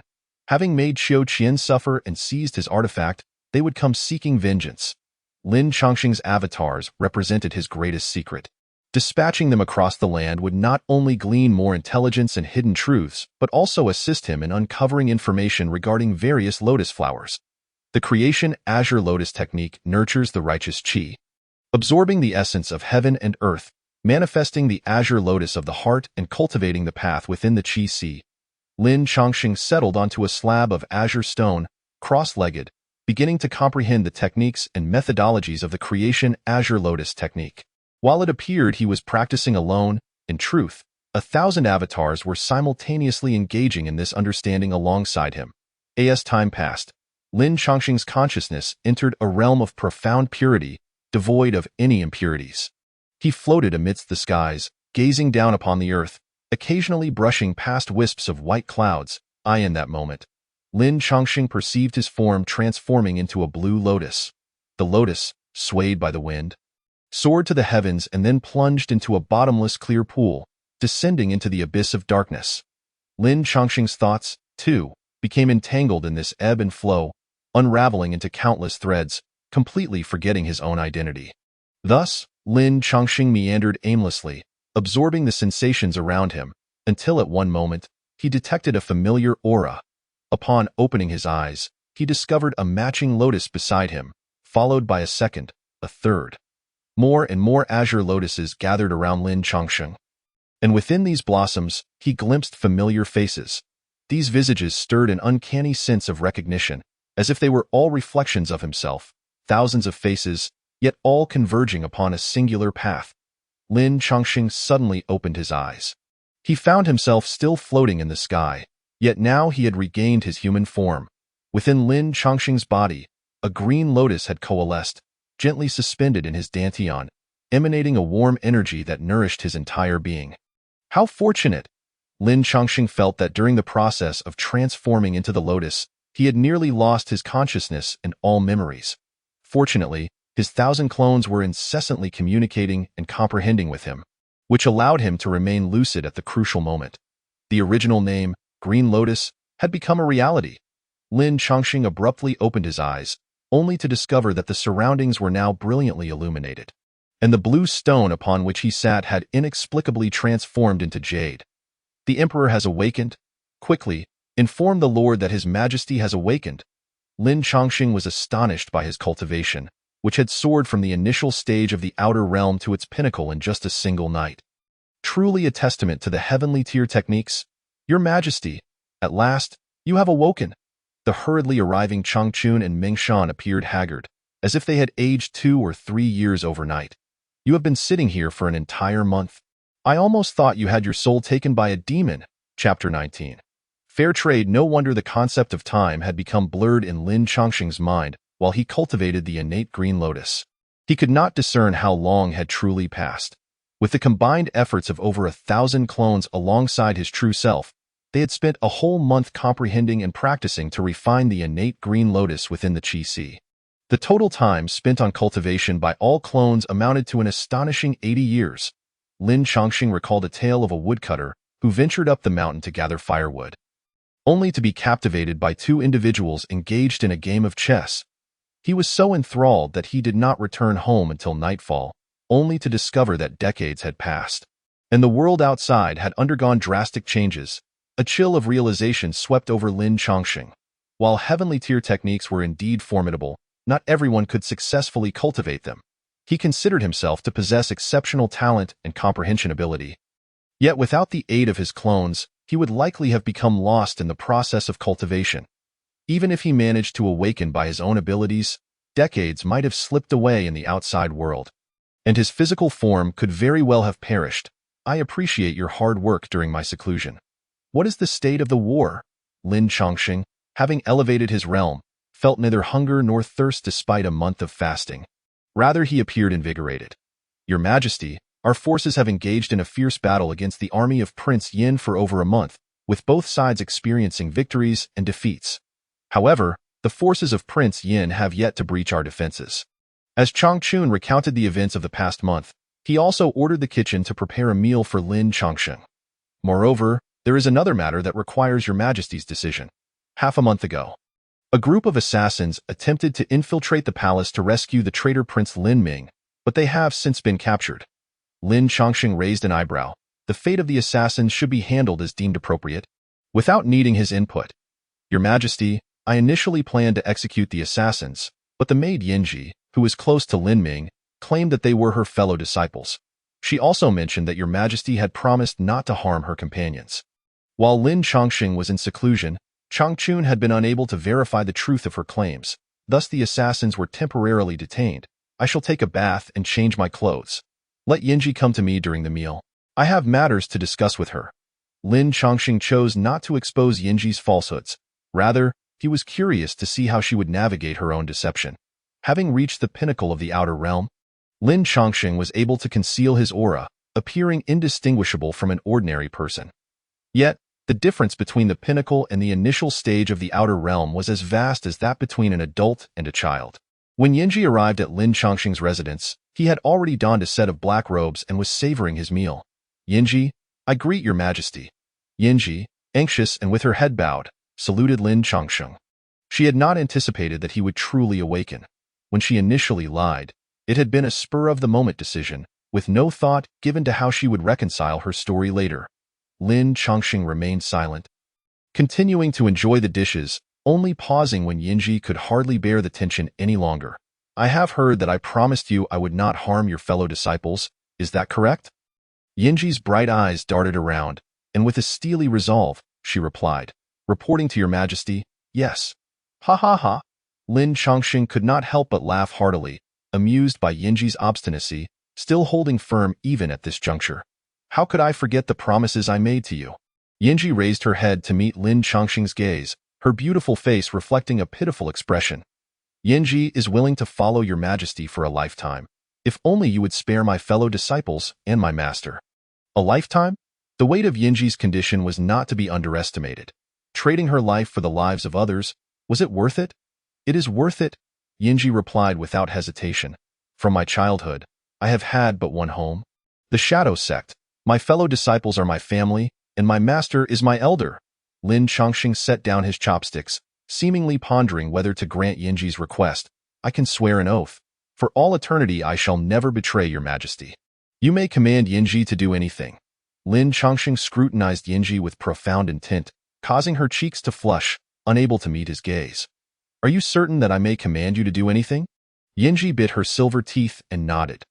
Very well, I shall exchange your time for the lives of your fellow disciples, but I do not require your entire lifetime. Yinji exhaled a sigh of relief. As long as Lin Chongqing was willing to spare them, she was content. However, upon hearing Lin Chongqing's subsequent words, she was left perplexed. 3 years, starting from today. You need only follow me for 3 years. After 3 years, if you wish to leave, you are free to do so. Lin Chongqing's words gave Yinji a sense of relief, yet also a hint of disappointment. Did he truly think so little of her? Yinji held great confidence in her appearance and figure. Throughout her life, whenever she revealed her true self, every man had been utterly captivated. Yet Lin Chongqing only desired 3 years of her time. What a peculiar man. After finishing his meal, Lin Chongqing, surrounded by a throng of generals, ascended the city walls to observe the encampment of Prince Yan's army. After every 3 days of assault, Prince Yan would rest for one day, and today happened to be one such day. "Your Majesty, look over there." Changchun pointed to a solitary camp beside the main encampment of Prince Yan, explaining, "Recently, Prince Yan has transported a considerable number of fire crossbows from Fengdiangwen, which posed a significant threat to our forces during the siege." After listening for a while, Lin Changxing inquired, "Has Qiu Qian shown himself recently? Has any formidable cultivator emerged within Prince Yan's ranks?" Having been in seclusion for a month, Lin Changsheng calculated that reinforcements from Daoyang sect should have arrived by now. "I have not seen him, nor has Qiu Qian reappeared. Your Majesty, it is likely that Qiu Qian has been so frightened by you that he no longer dares to show himself." Returning from his patrol atop the city wall, Lin Changxing resumed browsing the system interface. A month had passed, and he had unknowingly amassed over 9,000 system points. It was time to select some suitable martial techniques. Otherwise, he would be at a disadvantage when facing the cultivators from Daoyang sect in combat. Cultivators compete primarily based on the depth of their spiritual energy, the strength of their magical artifacts, and the potency of their martial techniques and methods. Experienced cultivators can turn the tide even from a disadvantageous position through adept responses. Great Wilderness Prisoner of Heaven? What a fantastical name. It does not suit my taste. Lin Changxing shook his head and continued to browse, muttering, "Great Compassionate Palm, a technique of Buddhism. This is the water control technique." The water control technique, when cultivated to a profound level, could transform qi into water and manipulate water into ice, an unpredictable top-tier martial technique. However, it required exceptional talent from the practitioner, demanding years of practice to achieve any success. Please choose wisely. Upon reading the explanation beneath the technique, Lin Changxing smiled, declaring 9,000 system points for a profound-level martial technique. What a bargain. With a thought, he purchased the water control technique. Any martial technique or method requiring prolonged comprehension posed no issue for Lin Changxing. Chapter 20. Natural Disasters and Human Hearts. The battle for Jining City raged on, and Lin Changxing's awakening had thoroughly stabilized the morale of the generals and soldiers within the city, leading to a stalemate against the rebel forces of Prince Yan. Every day, countless individuals fell victim to the attacks of both armies. While Lin Changxing seized this time to diligently practice the water control technique. However, as the battle grew increasingly brutal, severe natural disasters began to emerge throughout the great Xia.in Fengyang prefecture of the Great Xia. A locust plague wreaked havoc, devouring crops entirely, leaving the common folk with nothing as autumn approached. Their year's labor vanished without a trace. In Chuzhou prefecture, meteors fell from the sky, crashing into the city, causing extensive damage to homes and resulting in thousands of civilian casualties. In Jinan Prefecture, hens transformed into roosters, and blood rain fell from the sky, instilling panic among the people, who believed it to be divine punishment for their sins. In Chang'an Prefecture, torrential rains poured down for 7 consecutive days and nights, causing rivers to rise and embankments to collapse, affecting an estimated 50,000 victims. In just a month's time, over 30 natural disasters had occurred across the Great Xia, inciting widespread panic among the populace. At this juncture, a saying began to circulate, suggesting that the heavens had unleashed calamities to express their discontent with the emperor of the Great Xia. In ancient times, there existed a belief in the celestial connection between heaven and man. The Son of Heaven received his mandate from the divine, and his authority was bestowed by the heavens. Now, with the emperor lacking wisdom and virtue, it is only natural that the heavens would unleash their wrath upon the inefficacious Xia. Discontent among the populace towards Lin Changxing is escalating, with some openly demanding that he abdicate in favor of other princes of Qin. Lin Changxing managed to shatter the Qin prince's initial plans, thus beginning to reverse the dire state of Xia, and calm gradually returned to various regions. However, as public dissent grew louder, a multitude of rebel forces and princely factions began to emerge across the land. In Jining City, Lin Changxing sat upon a meditation cushion, his eyes tightly shut. Yan Ji entered quietly, carrying a cup of tea from the courtyard. The surface of a pond rippled gently in the breeze. After a moment of waiting, seeing that Lin Changxing remained motionless, she could not help but whisper, "Your Majesty, are you awake?" Lin Changxing's penchant for seclusion was well known. Apart from meals and bathing, he spent the majority of his time in deep meditation. Before Yan Ji could finish her words, a sudden splash behind her caught her attention. Turning around, she was astonished to see several streams of water levitating in the air, weaving through one another without colliding. As the last droplet departed the pond, Lin Chongsheng raised his right hand, watching as the water coalesced into a vividly animated fawn that began to frolic about the courtyard point. One of the fawns approached Yanji, playfully bobbing its head in a charming manner. Curious, she reached out to touch its snout, which felt cool and soft. Before she could marvel further, all the fawns returned to the pond with a splash. With a soft plop, they transformed back into water, and in an instant, the pond returned to its original state, as if nothing extraordinary had transpired, save for the continuous ripples. How do you find my water manipulation technique? Lin Chongsheng opened his eyes, a faint azure glow gradually fading from them. Incredible, Yanji replied candidly, for she had never witnessed such a wondrous art before. Pray tell, which regions have seen new rebel forces emerge today? Lin Chongsheng leisurely sipped his tea, casually inquiring. The list sent by General Meng mentions the Ma clan in the northwest, the Putang clan in Chuanzhou, and His Highness the Xiangwang, who has raised his banner today and is marching towards the capital. Yanji reported, glancing at Lin Chongsheng, only to find him devoid of any reaction. Is there a flower growing on my face? Lin Chongsheng asked without lifting his head, causing Yanji to avert her gaze in flustered embarrassment. And no, it is just that I feel your majesty remains remarkably calm so far. Over a dozen new rebel factions and princes have emerged. Do you not feel any concern? Even the battle-hardened General Chang Chun had recently expressed his worries, fearing that the rebels might encircle them. Yanji, which force do you believe is the most formidable amidst the turmoil in Dixia, one that could significantly influence its future trajectory? Lin Chongsheng rose from his cushion and began to stride toward the pond. His Highness the Yin Wang. He commands the largest army and possesses great strength. As Lin Chongsheng stepped onto the water, he stirred a cascade of ripples but did not sink, floating as lightly as a feather. Incorrect. The true force that has consistently influenced the future direction of Dixia has always been the contest between myself and the Daoyang sect. Do not be deceived by the current vigor of those dozen or so rebel factions. Once the Daoyang sect's interference is removed, annihilating them would be a mere matter of raising my hand. Yanji's brows furrowed in concern as she reminded Lin Chongsheng. The Daoyang sect is one of the foremost sects of cultivators in the eastern domain, with a foundation spanning millennia. If they truly set aside their pride to intervene, Your Majesty, you will find it insurmountable to resist. Lin Chongsheng fell into silence, acutely aware of the truth in her words. Presently, the Daoyang sect was still concerned with their reputation, but once they dispatched elders or other unparalleled experts, would he still be able to contend against them? Perhaps it was time to make some early preparations. As night descended, a special guest arrived at Lin Chongsheng's residence, accompanied by Chang Chun. Your Majesty, this is General Lan Yu, who has come to Jining City today to abandon the darkness and ally with us to defeat the Yin Wang's forces. Oh? Lin Chongsheng regarded the youthful figure before him, handsome and poised. With renewed scrutiny, I have long heard of the brilliant strategist Lan Yu under the Yin Wang, a talent rare to come by. Please, do take a seat. Lin Chongsheng adopted a demeanor of gracious hospitality, yet Lan Yu refrained from assuming any airs, sitting down with a deep sigh. I am ashamed to say that I arrived at Feng Tian Pass under duress from the army. Had it not been for the Yin Wang's repeated neglect, I would not have had the heart to seek refuge with Your Majesty. I beg Your Majesty's forgiveness. Chang Chun placed a comforting hand on Lan Yu's shoulder. His Majesty harbors great ambitions for the realm. As long as General Lan is sincerely committed to aiding the court and quelling the rebellion, His Majesty will surely overlook past grievances.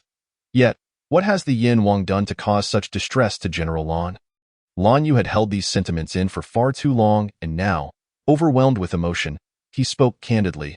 Firstly, upon arriving at Feng Tian Pass, I suggested an immediate assault on Jining City, taking advantage of Chang Chun's unstable position to seize it. Secondly, I advised the Yin Wang to retreat back to Feng Tian Pass and delineate the boundary with the court. Yet, my earnest counsel was met with neither appreciation nor recognition, and I only succeeded in inciting the Yin Wang's ire, nearly costing me my life. The 40 strikes from the military staff, while not painful for one at the initial stage of body refinement like me, felt 100-fold more humiliating. If the Yin Wang had heeded even one of my strategies, Dixia's court would have had much to ponder for a long time. Lin Chongsheng lamented Lan Yu's strategic acumen while also reflecting on the Yin Wang's arrogance and folly. Chapter 21. Daoyang Sect. Dao Yin, however, the Yin Wang Lin Quan was not idle either. After repeated persuasion, Qiu Qian gathered his resolve and sought aid from the Daoyang sect. True to their reputation for vengeance, the sect dispatched an inner disciple to assist Qiu Qian in reclaiming his honor. It was said that this inner disciple had attained the inner strength realm and was a favored pupil of a certain elder, possessing formidable power. I estimate that tomorrow or the day after, this inner disciple will surely appear on the battlefield. Your Majesty, please exercise caution. Lin Chongqing did not feel fear. Rather, excitement began to stir within him, an inner disciple of the Daoyang sect. This would be the strongest adversary he had encountered since arriving in this world. As one possessing a heavenly tier technique, Lin Chongqing was eager to seize the opportunity to test the might of his own creation of the Azure Lotus technique. Your Majesty, I have one more stratagem that could cause the Yin Wang's forces to collapse without a fight. Lan Yu, resolute in his intention to ally with Lin Chongqing, revealed all the vulnerabilities of the Yin Wang's army without hesitation. Before the troops march, provisions must come first. The Yin Wang's army, numbering 500,000, consumes a staggering amount of food and supplies daily, all of which are transported from Feng Tian Pass. Under normal circumstances, such a pivotal location as Feng Tian Pass should have been guarded by trusted personnel. Given its defensible terrain, it should be utterly secure. Yet, Lin Quan has placed a blundering fool, Cui Yin, in charge of guarding it. Cui Yin is a man who thrives on empty glory, lacking any real strategy. He has fared well only due to his long association with Lin Quan. A notorious drunkard, he indulges in daily excesses, and many of his soldiers follow suit. Your Majesty, this is a heaven-sent opportunity. A poorly led army reflects poorly on its commander. With Cui Yin indulging in revelry, his soldiers are likely to adopt similar behavior, leading to a lax defense at Feng Tian Pass. The opportune moment. We can dispatch a surprise force to launch a sudden raid on Feng Tian Pass, incinerating all the supplies of the Yin Wang's army, and this way, they will crumble without a fight. Lin Chongqing, Lan Yu, and Chang Chun conferred deep into the night, finalizing all their plans for the following day before retiring peacefully. The next morning, the sound of war drums resounded continuously. The Yin Wang's camp was particularly lively today, with flags billowing impressively in the breeze. Yin Wang Lin Quan rarely took to the field himself, boldly challenging the city. Usurper Lin Chongqing, come forth and accept your death. Show yourself. Lin Quan felt emboldened. For today, he was accompanied by a master from the Daoyang sect, envisioning the exquisite scene of Lin Chongqing kneeling before him in defeat. Lin Quan, I severed one of your minions' hands last time. What is this? Just over a month has passed, and you are so eager to present your own head. As the gates of Jining City slowly opened, Lin Chongqing emerged with a retinue. The sight of enemies meeting each other ignited a fierce animosity. Upon seeing Lin Chongqing, Qiu Qian's eyes turned crimson with rage. It is he who seized my Yin Yang umbrella and humiliated our Daoyang sect. Please, master, take action. Beside Qiu Qian stood a youth with a fair complexion and delicate features. Appearing to be in his 20s, Qiu Qian, an elderly man, called the youth master without hesitation, for he was an outer disciple. The chasm separating outer disciples from inner disciples was insurmountable. It mattered not if the youth were merely 10 years old. Qiu Qian would still show him utmost respect. Is this Lin Chongqing? Not yet at the inner strength realm? The youth glanced at Lin Chongqing, and upon confirming his cultivation level, he could not help but burst into laughter. Within 3 moves, I shall assuredly take his head. Qiu Qian was elated upon hearing this, and after a moment's hesitation, he spoke. Well, that Yin Yang umbrella. After all, the Yin Yang umbrella was his lifeline, and Qiu Qian feared that the young man would take it away for himself. Leaving him without his only support. It is merely a Huang-tier magical artifact, and naturally, it should return to its rightful owner. The youth slowly urged his warhorse forward, disregarding Qiu Qian's expressions of gratitude behind him. Lin Chongqing, do you know who I am? The youth's voice rang out resoundingly, compelling others to glance in his direction. Lin Chongqing, while fully aware of the newcomer's identity, managed to conceal his realization beneath a facade of indifference. After casting a glance at the young man's appearance, Lin Chongqing feigned disdain. Who is this pretty boy? With such delicate features, come to seek a beating. Go back and play with embroidery? Lin Chongqing's caustic remarks drew laughter from the soldiers. Yet the young man's expression darkened immediately. Sharp-tongued, "Listen well. I am Daoyang's sect's Liang Zhenren's disciple, Dao Yin." It was unclear whether Dao Yin had employed some technique, but his voice pierced through the city walls, allowing all within the city to hear him. "Ha ha ha!" Lin Chongqing pointed at Dao Yin and laughed heartily, mocking. The Daoyang sect prides itself on its aloofness, refusing to interfere in the affairs of various nations. Now you come to aid the king of Yin. Is this not a breach of Daoyang sect's precepts? Dao Yin had long prepared his retort, snorting coldly, "How dare the false emperor be so arrogant? Because your great Xia has stirred up resentment among the people, bringing numerous calamities upon them. My Daoyang sect has a long-standing iron rule that disciples must ascend the mountain to assist the distressed." The implication was clear. Dao Yin's emergence from the sect was a righteous act, not only adhering to but deserving of commendation from the Daoyang sect. Rules are made by men. If they choose not to follow them, what can you do?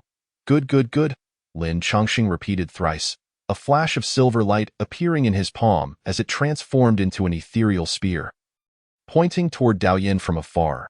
What a shameless Daoyang sect, Dao Yin. Unleash whatever means you possess.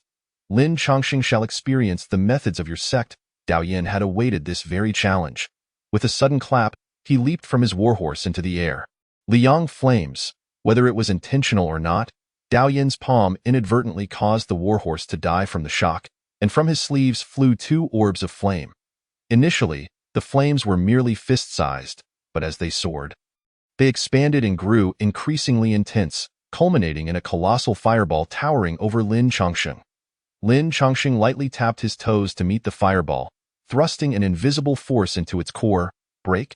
he shouted, as ethereal spear tips blossomed like blue lotuses, instantly shattering the fireball.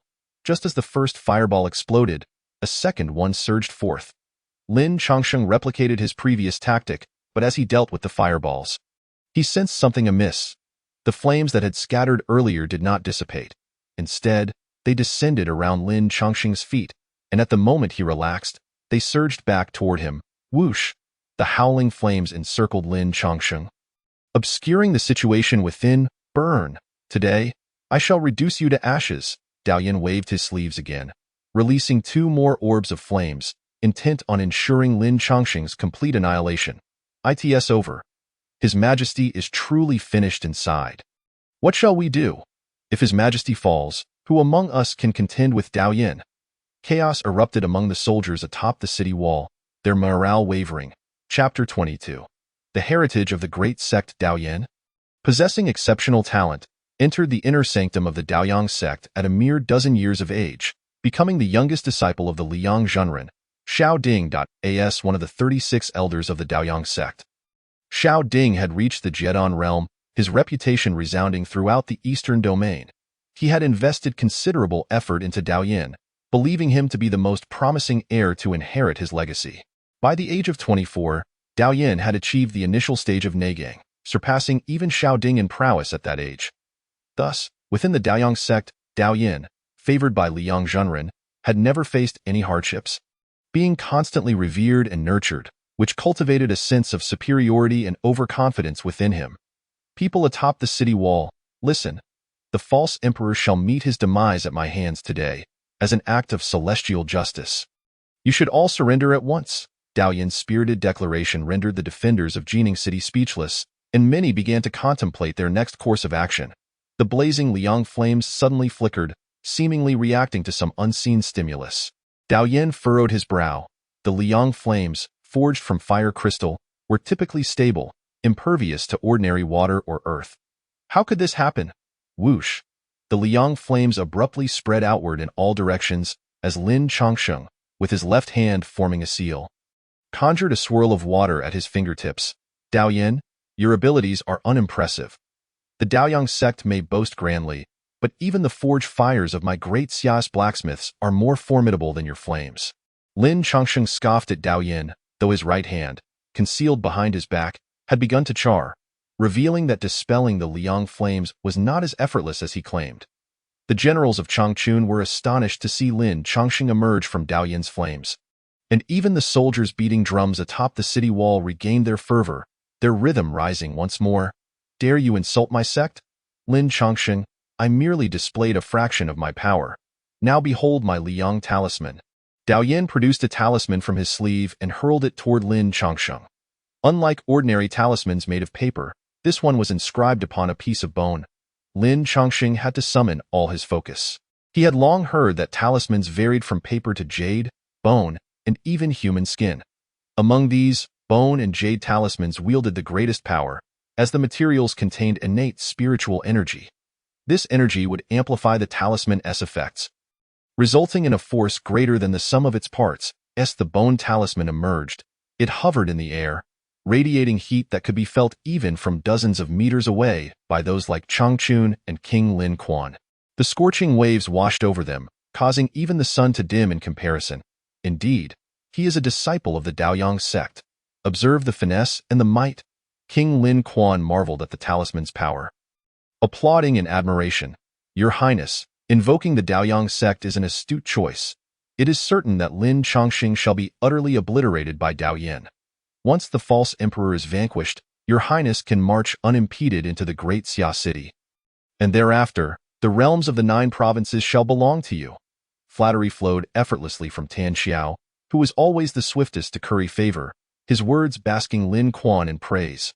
Lin Changsheng gazed solemnly at the bone talisman, lamenting internally. All his system points had been spent on purchasing celestial-grade techniques and clones, leaving him without a single talisman at hand. If only he had another Jiuyo Divine Thunder talisman, could he have quelled Dao Yin's arrogance? Lin Changsheng, this Liang talisman was personally crafted by my master, Liang Zhenren, infused with 9 true flames he refined. Can you withstand it? Dao Yin, confident of victory, took the time to explain the talisman's potency, but Lin Changsheng had no interest in listening. Suddenly, the Liang talisman emitted a brilliant light, unleashing a violet flame that surged toward Lin Changsheng. The flame resembled a dragon of fire, stretching a full 10 meters. Lin Changsheng swiftly sidestepped, moving 5 meters away. Yet, to his astonishment, the violet flame seemed to possess a will of its own, looping back to pursue him relentlessly. This is not good. With the second flame now emerging from the talisman, Lin Changsheng made a decisive choice. He had to strike while the 9 flames had yet to fully emerge. Otherwise, if they all attacked simultaneously, his escape routes would be completely blocked. With this thought, Lin Changsheng quickly retreated, then formed seals with both hands to activate the water control technique. He heard the grass beneath him spring forth with countless glimmers of water, rapidly wilting as water vessels burst open, showering the soldiers around him. All the water coalesced around Lin Changsheng, forming a protective barrier of flowing water. Naive! To think you can intercept my master's true flames with mere water! Dao Yin laughed maniacally, envisioning Lin Changsheng consumed by flames, writhing in agony. Water control technique, transform, at the heart of the watery barrier. Lin Changsheng's eyes flew open, witnessing countless droplets rapidly coalescing together. The water morphed into an ice dragon, soaring into the sky. Lin Changsheng leaped onto the dragon's back, and with a flick of his hand, an ethereal spear materialized, its surface glistening with frost.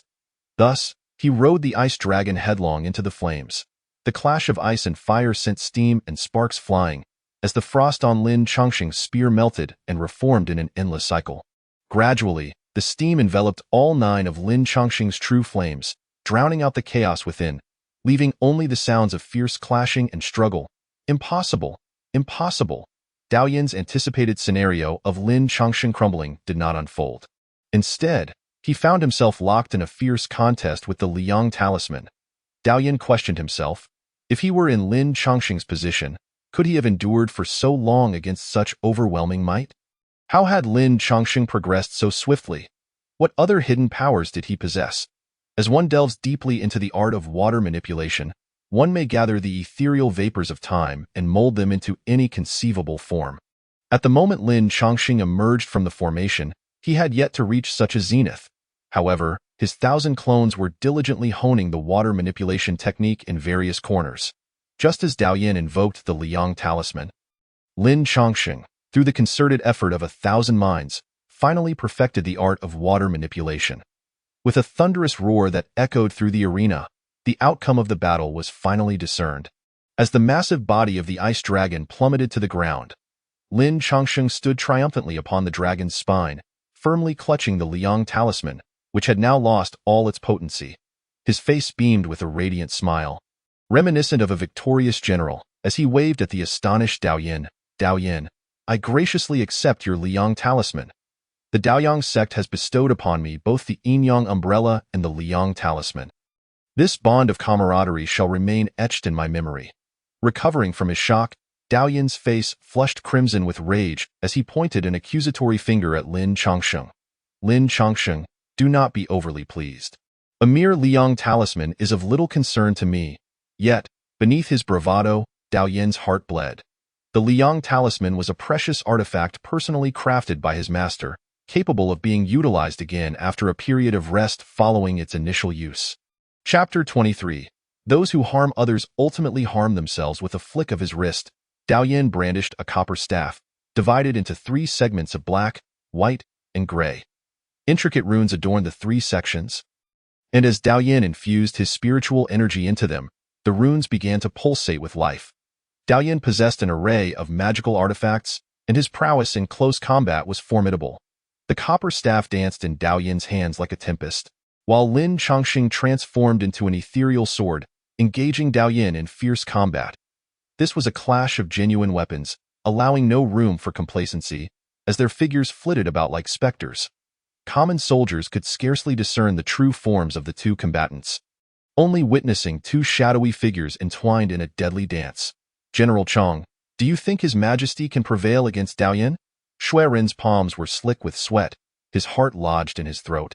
Should Lin Changsheng falter, the realm of Daxia would surely be devoid of hope. The Daoyang sect would intensify its oppression of Daxia, and with someone of Lin Changsheng's caliber emerging, they would be ever watchful of the kingdom. Only heaven knew the outcome. Chang Chun offered a bitter smile. With his cultivation, he could not discern which of the 2 would emerge victorious. Such was the lament of mortal empires, despite their vast populations and armies numbering in the millions. The resources for cultivation were monopolized by the elite sections. The mightiest cultivator within Daxia was none other than the sovereign, Lin Changsheng, who was compelled to personally confront the emissaries of the Daoyang sect. Die, die, die! Dao Yin's hatred for Lin Changsheng surged, and after 3 thunderous shouts, the copper staff in his grasp erupted in a brilliant golden light. Countless runes converged into a singular force, launching towards Lin Changsheng's forehead. Caught off guard, Lin Changsheng was struck directly at his brow, hurtling backward amidst gasps of astonishment. Lin Changsheng, return your soul. Dao Yin raised the copper staff, calling out to Lin Changsheng, who felt a jolt reverberate through his entire being, as if his very spirit were on the verge of detaching from his corporeal form. Lin Changsheng, return your soul. The second summons echoed, rendering Lin Changsheng immobile, frozen in place. The copper staff was not merely a weapon. It was a formidable artifact known as the soul-dragging staff. The runes etched upon it could detach and strike at a person's consciousness, extracting their soul. Observing Lin Changsheng's stillness, Dao Yin erupted in laughter. First, I shall seize your soul, then drag you back to be refined into a soulless husk. Such is the fate of those who provoke the Daoyang sect. With each step, Dao Yin approached Lin Changsheng, who had lost his wits, now a mere plaything in his hands. Within a state of peculiar disarray, Lin Changsheng sensed an overwhelming force tugging at him from the outside. This force sought to wrench him from his physical vessel. Yet concurrently, another power resisted the pull. Understanding the source, he recognized it as his innate Qinglian. The Qinglian emanated a gentle azure glow, binding its radiance to his soul, preventing Lin Changsheng from succumbing to madness. Resolute in his convictions, Lin Changsheng activated the transformation of the Qinglian technique, enveloped in warmth and tranquility, feeling an unexpected lightness. Just as Lin Changsheng regained control over his body and senses, Dao Yin stood before him. Lin Changsheng, meet your demise. The copper staff descended towards Lin Changsheng's brow with deadly intent, as Dao Yin unleashed all his might. Suddenly, a surge of protective energy erupted from Lin Changsheng, and he struck Dao Yin with a powerful palm. Boom! Lin Changsheng exerted his full strength, yet for an adept of the inner vigor realm, the energy enveloped his internal organs, rendering typical assaults ineffective. After forcing Dao Yin back, Lin Changsheng surged forward, transforming into an ethereal blade, aiming for Dao Yin's vital points with relentless precision. Azure energy radiated from the blade, extending a lethal edge that compelled Dao Yin to retreat. Unprepared for Lin Chongqing's resilience, Dao Yan was astonished. Ordinary cultivators, upon being struck by his soul-dragging staff, would have their spirits easily severed, yet Lin Chongqing was exceptional. Is this the caliber of your Daoyang sect's inner disciples? Too slow, far too slow. Your prowess is merely mediocre. Lin Chongqing's relentless assault shredded Dao Yan's garments, inflicting minimal physical harm but tremendous humiliation. Dao Yan's rage boiled over, and he bellowed, exerting pressure on Lin Chongqing, before suddenly casting an object. This object, no larger than a palm, was round and glistening, resembling a clay ball. Lin Chongqing, perplexed, prepared to intercept it. Lin Chongqing, quickly evade. That is the Daoyang sect's palm thunder. In a moment of desperation, Yinji disregarded decorum, urgently calling out Lin Chongqing's name to warn him. Palm thunder? A chill raced down Lin Chongqing's spine. He had heard tales of its ferocity, akin to an enhanced grenade within the realm of cultivation, possessing immense destructive power. The potency of palm thunder varied based on its craftsmanship, but one certainty remained. An explosion at close range would be fatal for cultivators. Realizing the peril too late, Lin Chongqing struck the palm thunder with an open palm. His audacious act left all in disbelief, especially Dao Yan, whose heart raced with trepidation. Lin Chongqing, you madman! Before Dao Yan could finish his exclamation, the palm thunder detonated between him and Lin Chongqing, sending a cloud of dust billowing into the air. The atmosphere was thick with the acrid scent of sulfur and smoke as onlookers peered into the heart of the explosion.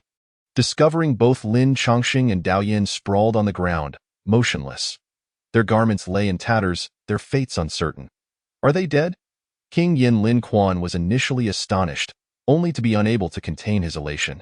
Lin Chongqing had finally perished, finally dead.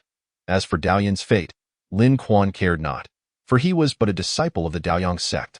Yet, in the next moment, Lin Quan's smile froze upon his face. For Lin Chongqing rose from the ground, shaking off the dust from his hair, and astonishingly, he could still move. Though Lin Chongqing had not perished, he was far from unscathed. 3 ribs were fractured, his meridians severely damaged, and his left arm was broken. He owed his survival to the protection of his innate Qinglian. The moment Lin Chongqing faced the palm thunder, his innate Qinglian manifested upon his body's surface, absorbing the brunt of the lethal shockwave. Truly, the heavenly grade technique was remarkable in its myriad applications. As Lin Chongqing approached Dao Yan, he found the latter's chest rising and falling slowly. Perhaps sensing Lin Chongqing's proximity, Dao Yan gradually opened his eyes. Lin Chongqing, what do you intend to do? Gathering the formless into a long sword within his hand, Lin Chongqing smirked. Clearly, I shall take your life today, to honor the ancestors of Daxia. Ha ha ha, ha ha ha ha, Dao Yan laughed, his mirth interrupted by violent coughing that brought forth blood. I am an inner disciple of the Daoyang sect, a disciple of the Luyang true man. Should you slay me, my master will assuredly not let you escape unscathed. You are certain to perish. Lin Chongqing grasped the truth of Dao Yan's words. The Daoyang sect possessed the strength to retaliate. Chapter 24. No mercy in slaughter, to slay, or not to slay. The tip of Lin Chongqing's sword hovered mere inches from Dao Yan's heart. The latter, gravely wounded by the palm thunder, had lost all his protective energy. One need not be Lin Chongqing. Even a 10-year-old child wielding a sword could easily slay Dao Yan on the spot. Your Majesty, I implore you to reconsider. Chang Chun, standing at a distance, extended a hand, hesitating to speak.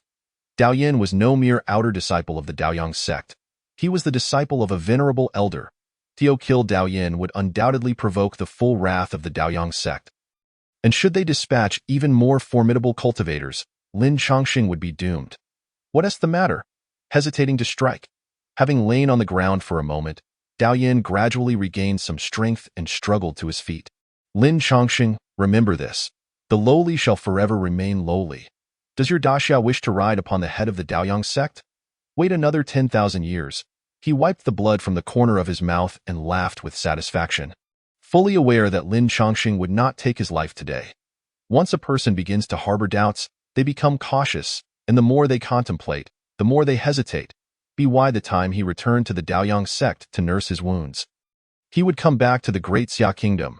By then, it wouldn't just be Lin Chongqing who would meet his end. Dao Yan cast a glance at the myriad generals beneath Jining City. knowing they would all pay the price for Lin Chongqing's arrogance. Zhou Qian stepped out of the military formation to greet Dao Yan, while within the ranks, Lin Quan stood utterly dumbfounded. Dao Yan had actually lost? Lost to Lin Chongqing? Lin Quan's confidence plummeted to shock, his emotions surging so intensely that he could scarcely catch his breath. Your Highness, do not despair. Dao Yan may have lost, but there are others. The Daoyang sect possesses countless experts. Are you truly afraid that we cannot eliminate Lin Chongqing? Tan Xiao attempted to console Lin Quan, yet he remained unable to find solace. General Tan, could it be that Lin Chongqing is indeed the chosen one? If not for heaven's favor, how could he consistently emerge victorious? Tan Xiao found himself at a loss for words, left to respond with silence. Lin Chongqing, I will remember you. One day, Dao Yan shall return. Dao Yan stumbled towards Zhou Qian, not daring to look back at Lin Chongqing as he spoke. When that time comes, I will show you the true strength of the Daoyang sect. Throughout it all, Lin Chongqing remained motionless, maintaining his posture. Lost in thought, upon hearing Dao Yan's words, he finally stirred, fixing his gaze upon Dao Yan's retreating figure, a glint of ominous light flashing in his eyes. Lin Chongqing, dare you? Zhou Qian exclaimed in astonishment, reaching out in an attempt to restrain Dao Yan. But it was too late. Dao Yan instinctively glanced back, only to feel a chill at his neck as the world around him spun in chaos. With a single strike, Lin Chongqing severed Dao Yan's head, sending it flying far away. Those who dare to offend the great Xia shall face death without mercy. Lin Chongqing lifted Dao Yan's head and, brandishing his sword, commanded, all troops, advance. You have gone mad, you have gone mad. Zhou Qian exclaimed, picking up the soul capture staff and swiftly retrieving an item from Dao Yan's corpse before hurrying back to the camp of the Yin King. The death of Dao Yan sent the morale of the Yin King's army plummeting. They were nearly driven back to their camp by Chang Chun's forces. This battle had cost the Yin King's army dearly, with Dao Yan fallen and nearly 20,000 soldiers dead or wounded. Not to mention the many who had fled. As the saying goes, misfortune seldom comes alone. Just as the Yin King's army returned to their camp, still warm from their seats, news of a calamity arrived from the rear. Meng Shan had led a surprise attack on the Feng Tian Pass. The pass's commander, still inebriated, was slain, and among those attacking alongside Meng Shan was the defector, Lan Yu, who had surrendered to Lin Chongqing. Lan Yu, you treacherous scoundrel. I placed my utmost trust in you, and yet you betrayed me. Siding with the false emperor to burn my supplies. Damn it, damn it. Lin Quan railed against Lan Yu, failing to mention his previous actions toward him. The supplies amassed at Feng Tian Pass were the backbone of the Yin King's army. Now that they had been incinerated, they had lost their leverage against Lin Chongqing. After much deliberation, the only course of action was a retreat. They would retreat to Feng Tian Pass, relying on it and the imperial forces to wait for an opportunity. Unlike the waning morale of the Yin King's army, the imperial forces were in high spirits, viewing Lin Chongqing as a deity. The successive defeats of two formidable figures from the Daoyang sect, Zhou Qian and Dao Yan, had greatly enhanced Lin Chongqing's reputation. Rebels everywhere were filled with trepidation, and it was the perfect time to purge them. However, Lin Chongqing chose to pause his conquests in the name of recuperation. Shortly thereafter, the long-absent King Hung of the Great Xia made a sudden appearance, swiftly assimilating the surrounding rebel forces and dramatically increasing his power. Jining City, Your Majesty, do you truly intend to proceed in this manner? The Daoyang sect cannot possibly send out elders, can they? When Chang Chun came to see Lin Chongqing, he found him engrossed in studying the fire talisman, marveling at its exquisite and peculiar design. With Dao Yan dead, the Daoyang sect will not let this matter rest.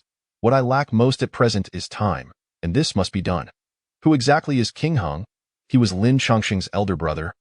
Having vanished before the chaos of the world erupted, his whereabouts unknown, Lin Chongqing decided to use the technique of splitting his essence to create a doppelganger of King Hung, sending him forth to assist in swallowing the nearby rebel armies.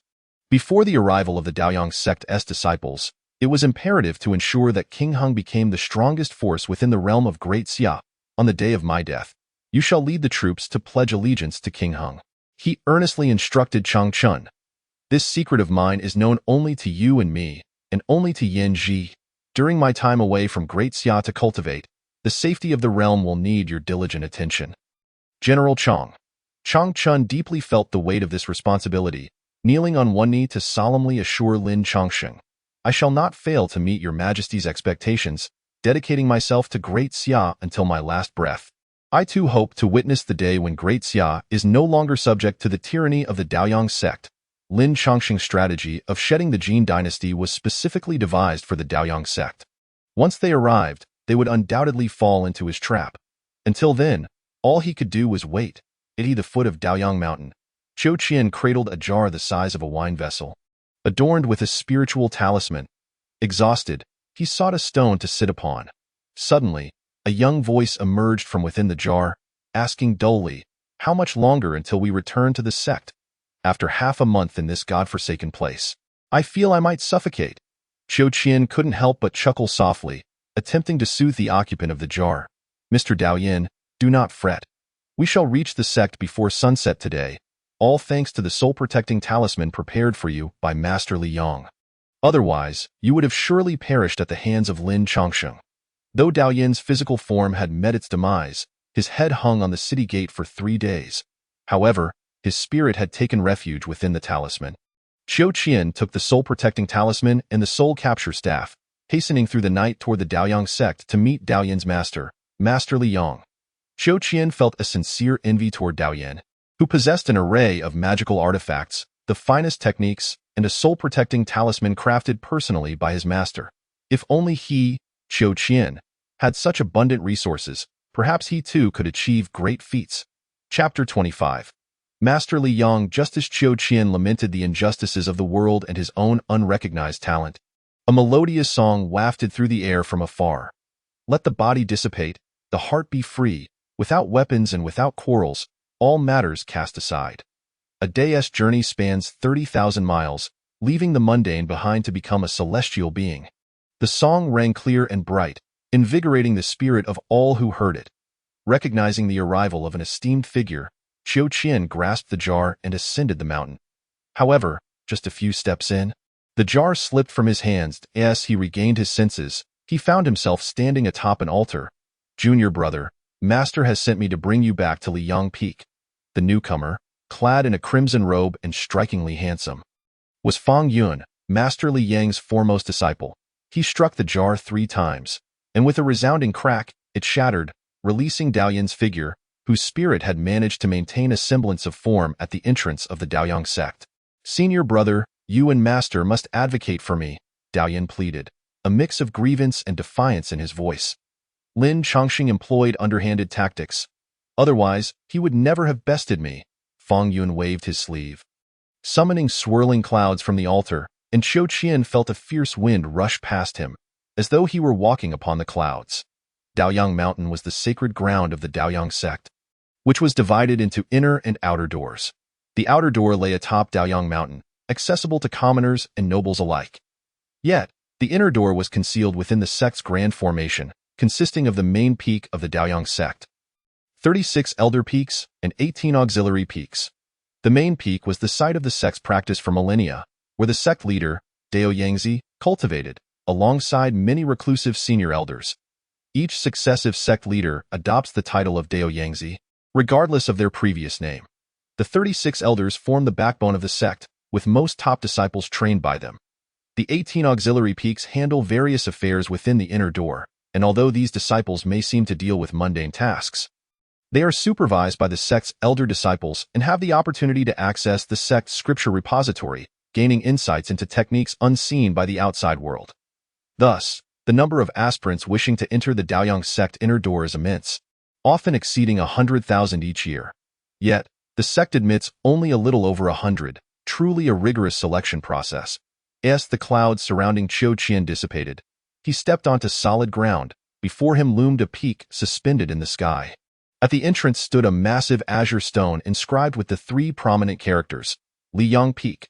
Fang Yun led Qiu Qian deep into Liyang Peak, where every disciple they encountered greeted Fang Yun with respect. Daoyin, however, remained hidden within Fang Yun's sleeve, refusing to show himself to his fellow disciples. Qiu Qian kept his head down, scarcely daring to breathe, unable to fathom that he had arrived at the inner door of Liyang Peak. Would Master Li Yong reward him, or would he face reproach? He oscillated between eager anticipation and anxious worry, ultimately choosing to close his eyes and let fate take its course. After a lifetime of unfulfilled aspirations, the prospect of glimpsing the inner sanctum he had long dreamt of, even in death, made it worthwhile. Master, the younger disciple has returned. Fang Yun arrived at a small square, where a statue of the illustrious Liang Zhenren stood tall at the center. The statue depicted an elderly man with long whiskers and phoenix-like eyes, exuding an air of authority. At the old man's waist hung a bell and a precious seal, two artifacts that had brought Liang Zhenren fame in his time. Qiu Qian found it peculiar that Fang Yun seemed to be conversing with someone, yet he saw no one in sight. As he surveyed the surroundings, he suddenly heard the statue speak. Dao Yin, why do you hide in your senior brother's sleeve? Come out, the master commanded, and with a shake of his sleeve, Dao Yin's spirit flew out, kneeling on the ground. Master, I am ashamed to have brought you disgrace. Upon revealing himself, Dao Yin wept bitterly, though as a spirit. He had no tears, his sorrow transformed into vapor, rising into the sky.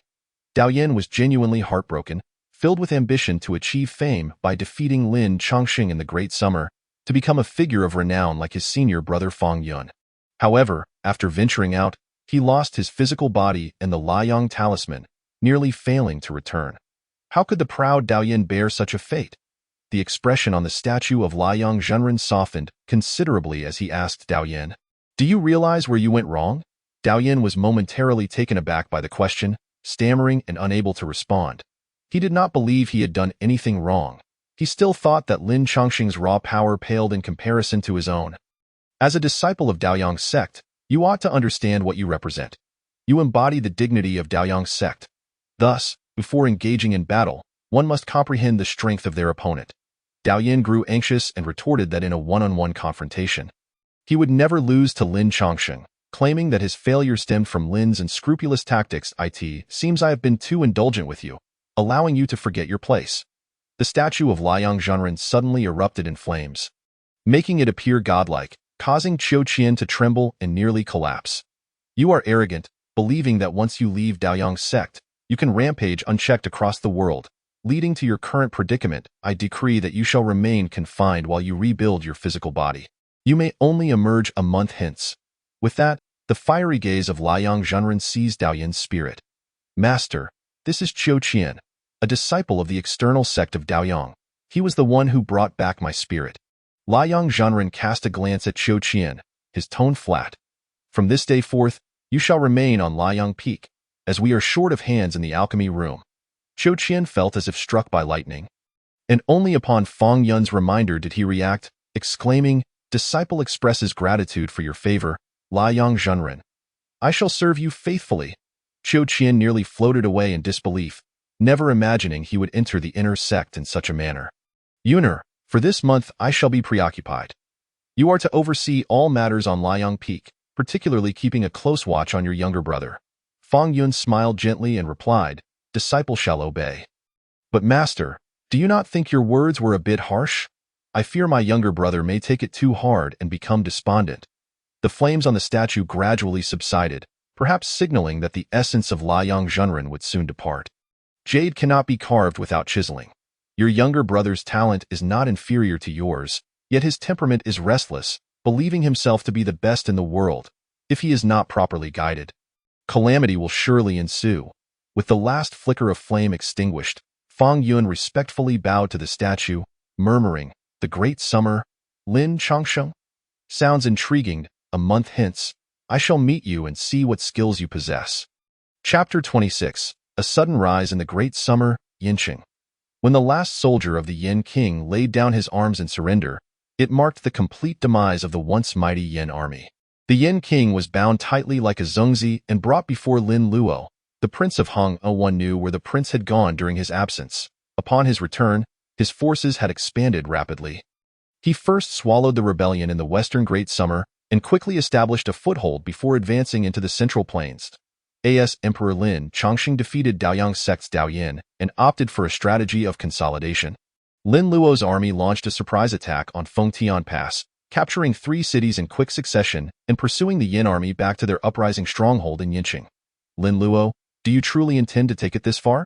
Even if you destroy me, Lin Chongqing will not spare you. Do you not understand the principle of mutual destruction?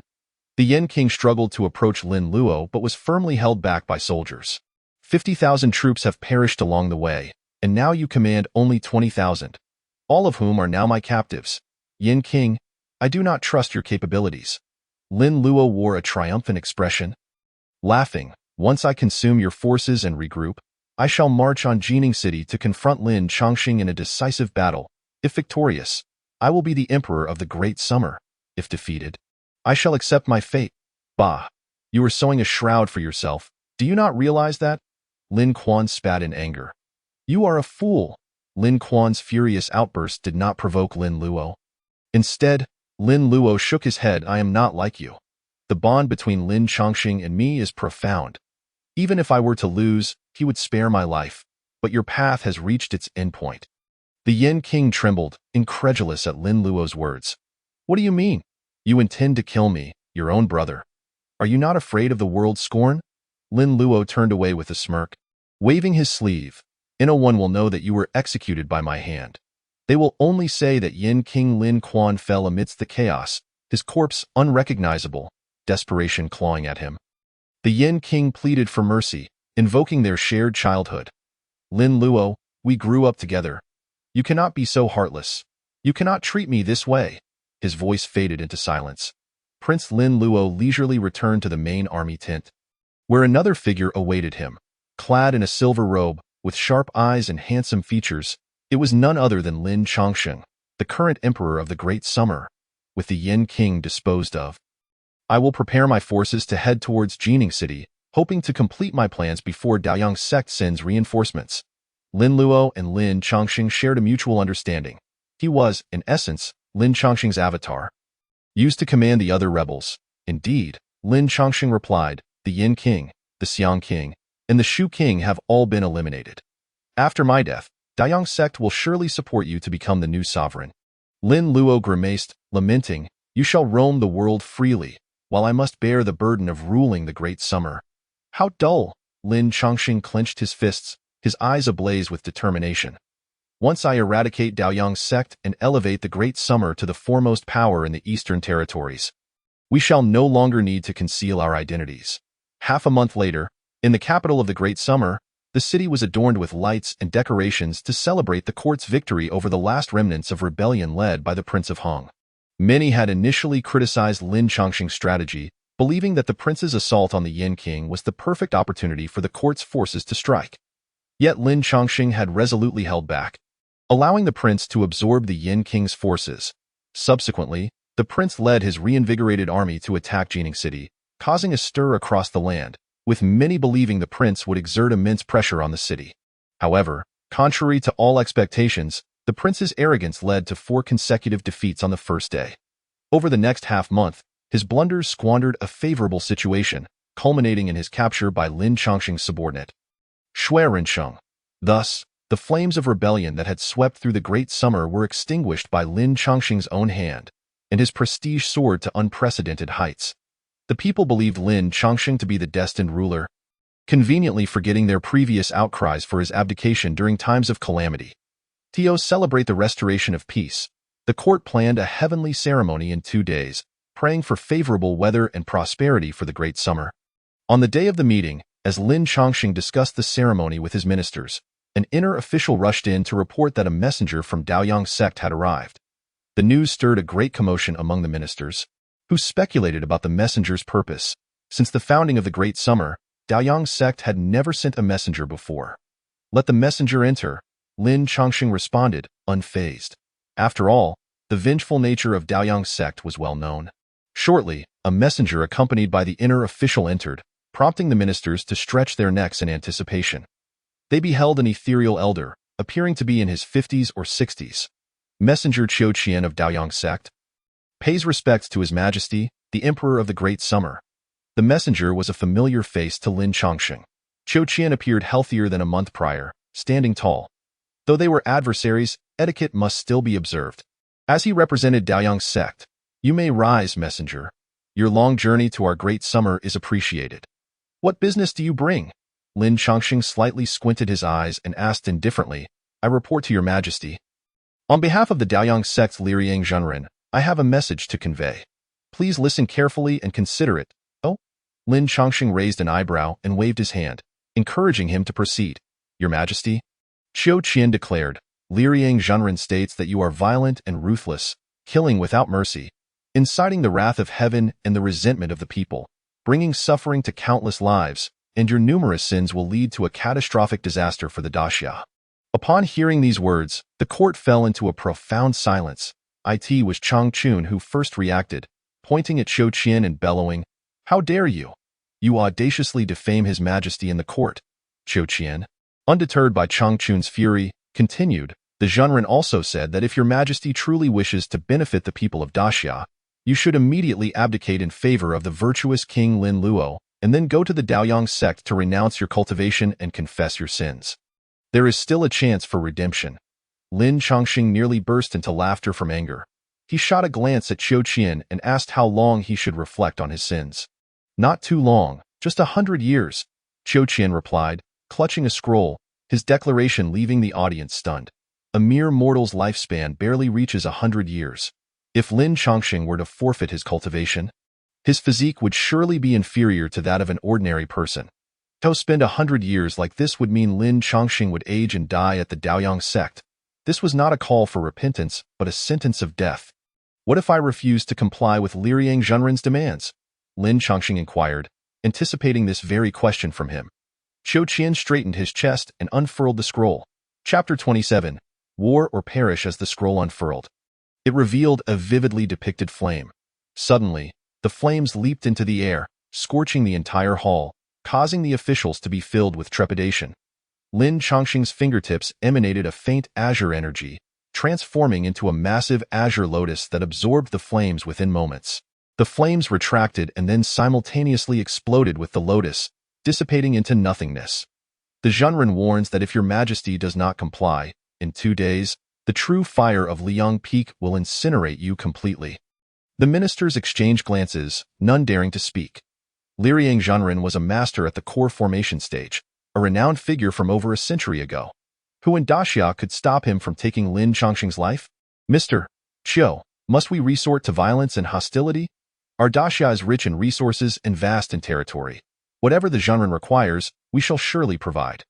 Chancellor Hu Shan took the initiative to plead for Lin Chongqing, hoping to exchange Daxia's resources for Liang Zhenren's mercy. Rich in resources? Vast territory? Qiu Qian scoffed. Ha! The Zhenren resides at Liang Peak. What rare treasures has he not seen? How dare a mere summer kingdom negotiate terms with the Zhenren? Hu Shan fell silent, a forced smile on his face, only to hear Lin Chongqing burst into laughter from the dragon throne. Ha ha! Splendid! The crowd was bewildered. How could Lin Chongqing still laugh in such a grave situation? Qiu Qian regarded him with cold eyes, pondering whether Lin Chongqing had lost his mind from sheer terror. Qiu Qian, return to your master and inform him that in 2 days, I, Lin Chongqing, shall await the experts from the Daoyang sect. Let us engage in a battle to the fullest. The officials were left speechless, astonished that Lin Chongqing dared to challenge the Daoyang sect once more. Truly a long-lived man seeking death, Lin Chongqing. How arrogant you are! Qiu Qian fumed, frustrated that the scene he had imagined of Lin Chongqing begging for mercy did not materialize. Very well. I shall await the moment you meet your demise. With that, Qiu Qian stormed out of the hall, leaving the ministers to ponder their thoughts. The Duke of England, Zhang Fu, furrowed his brow and asked Lin Chongqing how to handle the upcoming celebration 2 days hence. Should they proceed with it? Yes. It must be held grandly and festively, so that the citizens of the capital can witness the majesty of Daxia, Lin Chongqing replied. Hu Shan's eyes darted, suggesting, Your Majesty, perhaps you should allow this old minister to preside over the celebration. While you take your leave to the south for your health? Hu Shan did not wish for Lin Chongqing's death, for if he perished, Daxia would forever remain under the shadow of the Daoyang sect. Chancellor Hu, are you suggesting I abandon my ministers in the face of danger? As the sovereign, how could I leave you all behind? Seeing the ministers still wanting to speak, Lin Chongqing waved his sleeve, declaring, I have made my decision. I shall personally conduct the celebration the day after tomorrow. The monarch of Daxia shall only perish in battle, never as a coward fleeing. After the court adjourned, news spread swiftly through Daxia City. Many officials secretly speculated about who would ascend the throne should Lin Chongqing meet an untimely end. After much contemplation, their thoughts converged on one individual, Lin Luo. After his defeat in Jining City, Lin Luo had been placed under house arrest in Daxia City, receiving lavish care yet forbidden to leave the premises.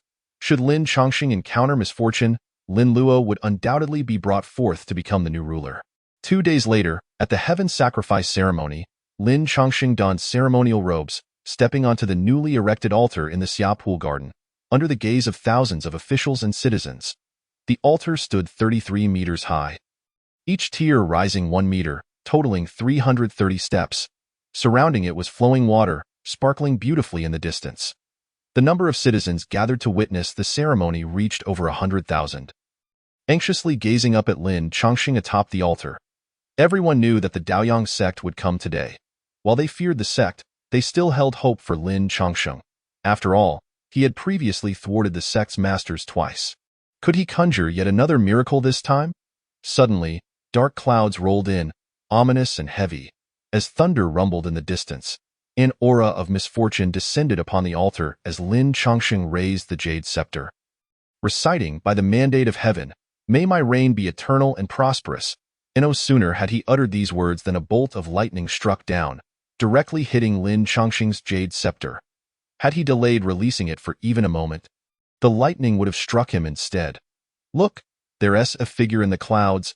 Oh my, a celestial being," a sharp-eyed citizen exclaimed, spotting a man in azure robes standing amidst the swirling clouds.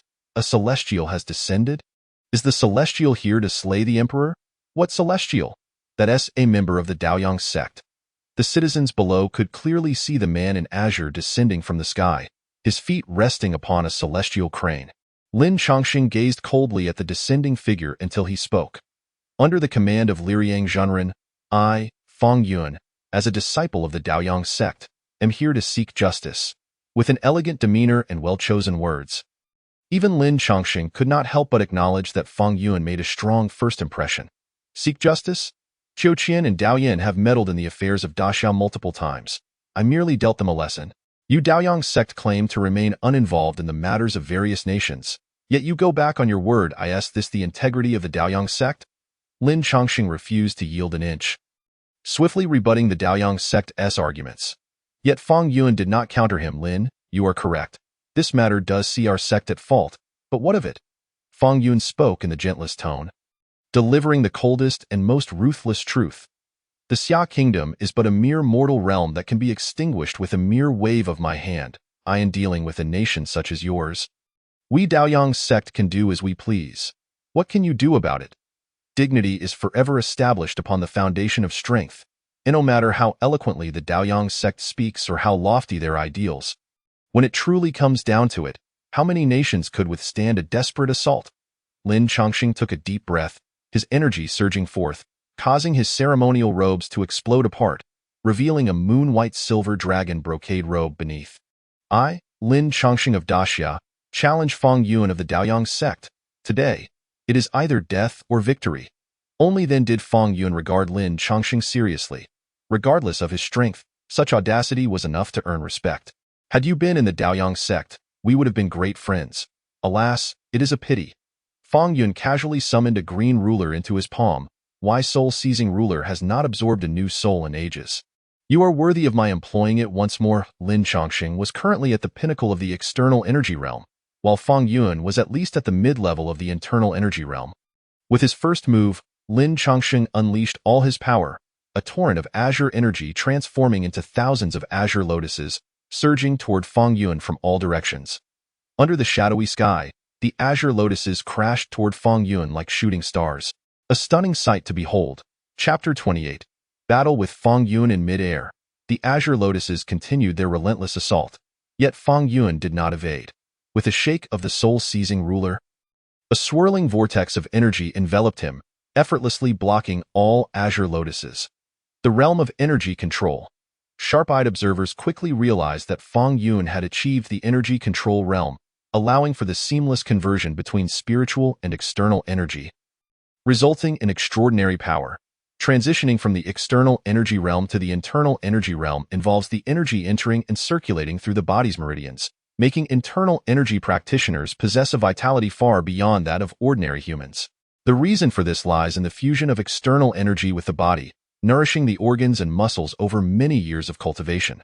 Thus, Practitioners of the internal energy realm typically live to around 300 years. Transitioning from internal energy to energy control is yet another formidable hurdle. Fang Yun appeared to be only around 27 or 28 years old, yet he possessed such formidable power. Alas, it appears that your majesty has yet to step into the realm of inner gang. How can one possibly contend with Fang Yun? Today, it seems our great Xia dynasty is on the brink of a change in governance. The Daoyang sect, renowned for its prestigious lineage, possesses an astonishing depth of power. Henceforth, we must obediently heed their commands. It is truly perplexing that your majesty would provoke the Daoyang sect, bringing misfortune upon us all. What purpose does it serve? When the tree falls, the monkeys scatter. Even before Lin Chongqing has been defeated, the ministers have begun to murmur, contemplating the future course of action. Ding! As the last green lotus dissipated, Fang Yun cast a casual glance at Lin Chongqing, who was gathering vapor through his incantations. The Taoist arts possess a certain intrigue, yet regrettably, your cultivation is too feeble. Suddenly, the soul-seizing ruler in Fang Yun's palm soared into the air, vibrating violently, producing a resonant hum capable of unsettling the hearts and minds of those present.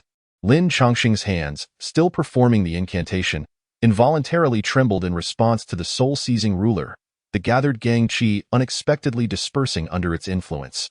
Seize the soul, Fang Yun bellowed, the emerald hue of the soul-seizing ruler becoming ever more resplendent. Transforming in Lin Chongqing's eyes into a solitary green lantern, it resembled an individual traversing the edge of a graveyard at midnight, suddenly encountering a flickering green flame. Panic, confusion, and a chilling dread overwhelmed Lin Chongqing, causing him to falter. All of this transpired in an instant. Those below witnessed Lin Chongqing freeze, his gang qi dissipating, while Fang Yun's assault had already arrived. The soul-seizing ruler descended upon Lin Chongqing's crown. Should it connect, his demise would be inevitable. Many averted their gaze, shielding their eyes, only to hear a clang. The soul-seizing ruler struck Lin Chongqing's form, yet he remained unscathed, an intense surge of gang qi erupting from beneath his skin. How is this possible? Did not your majesty's gang qi disperse?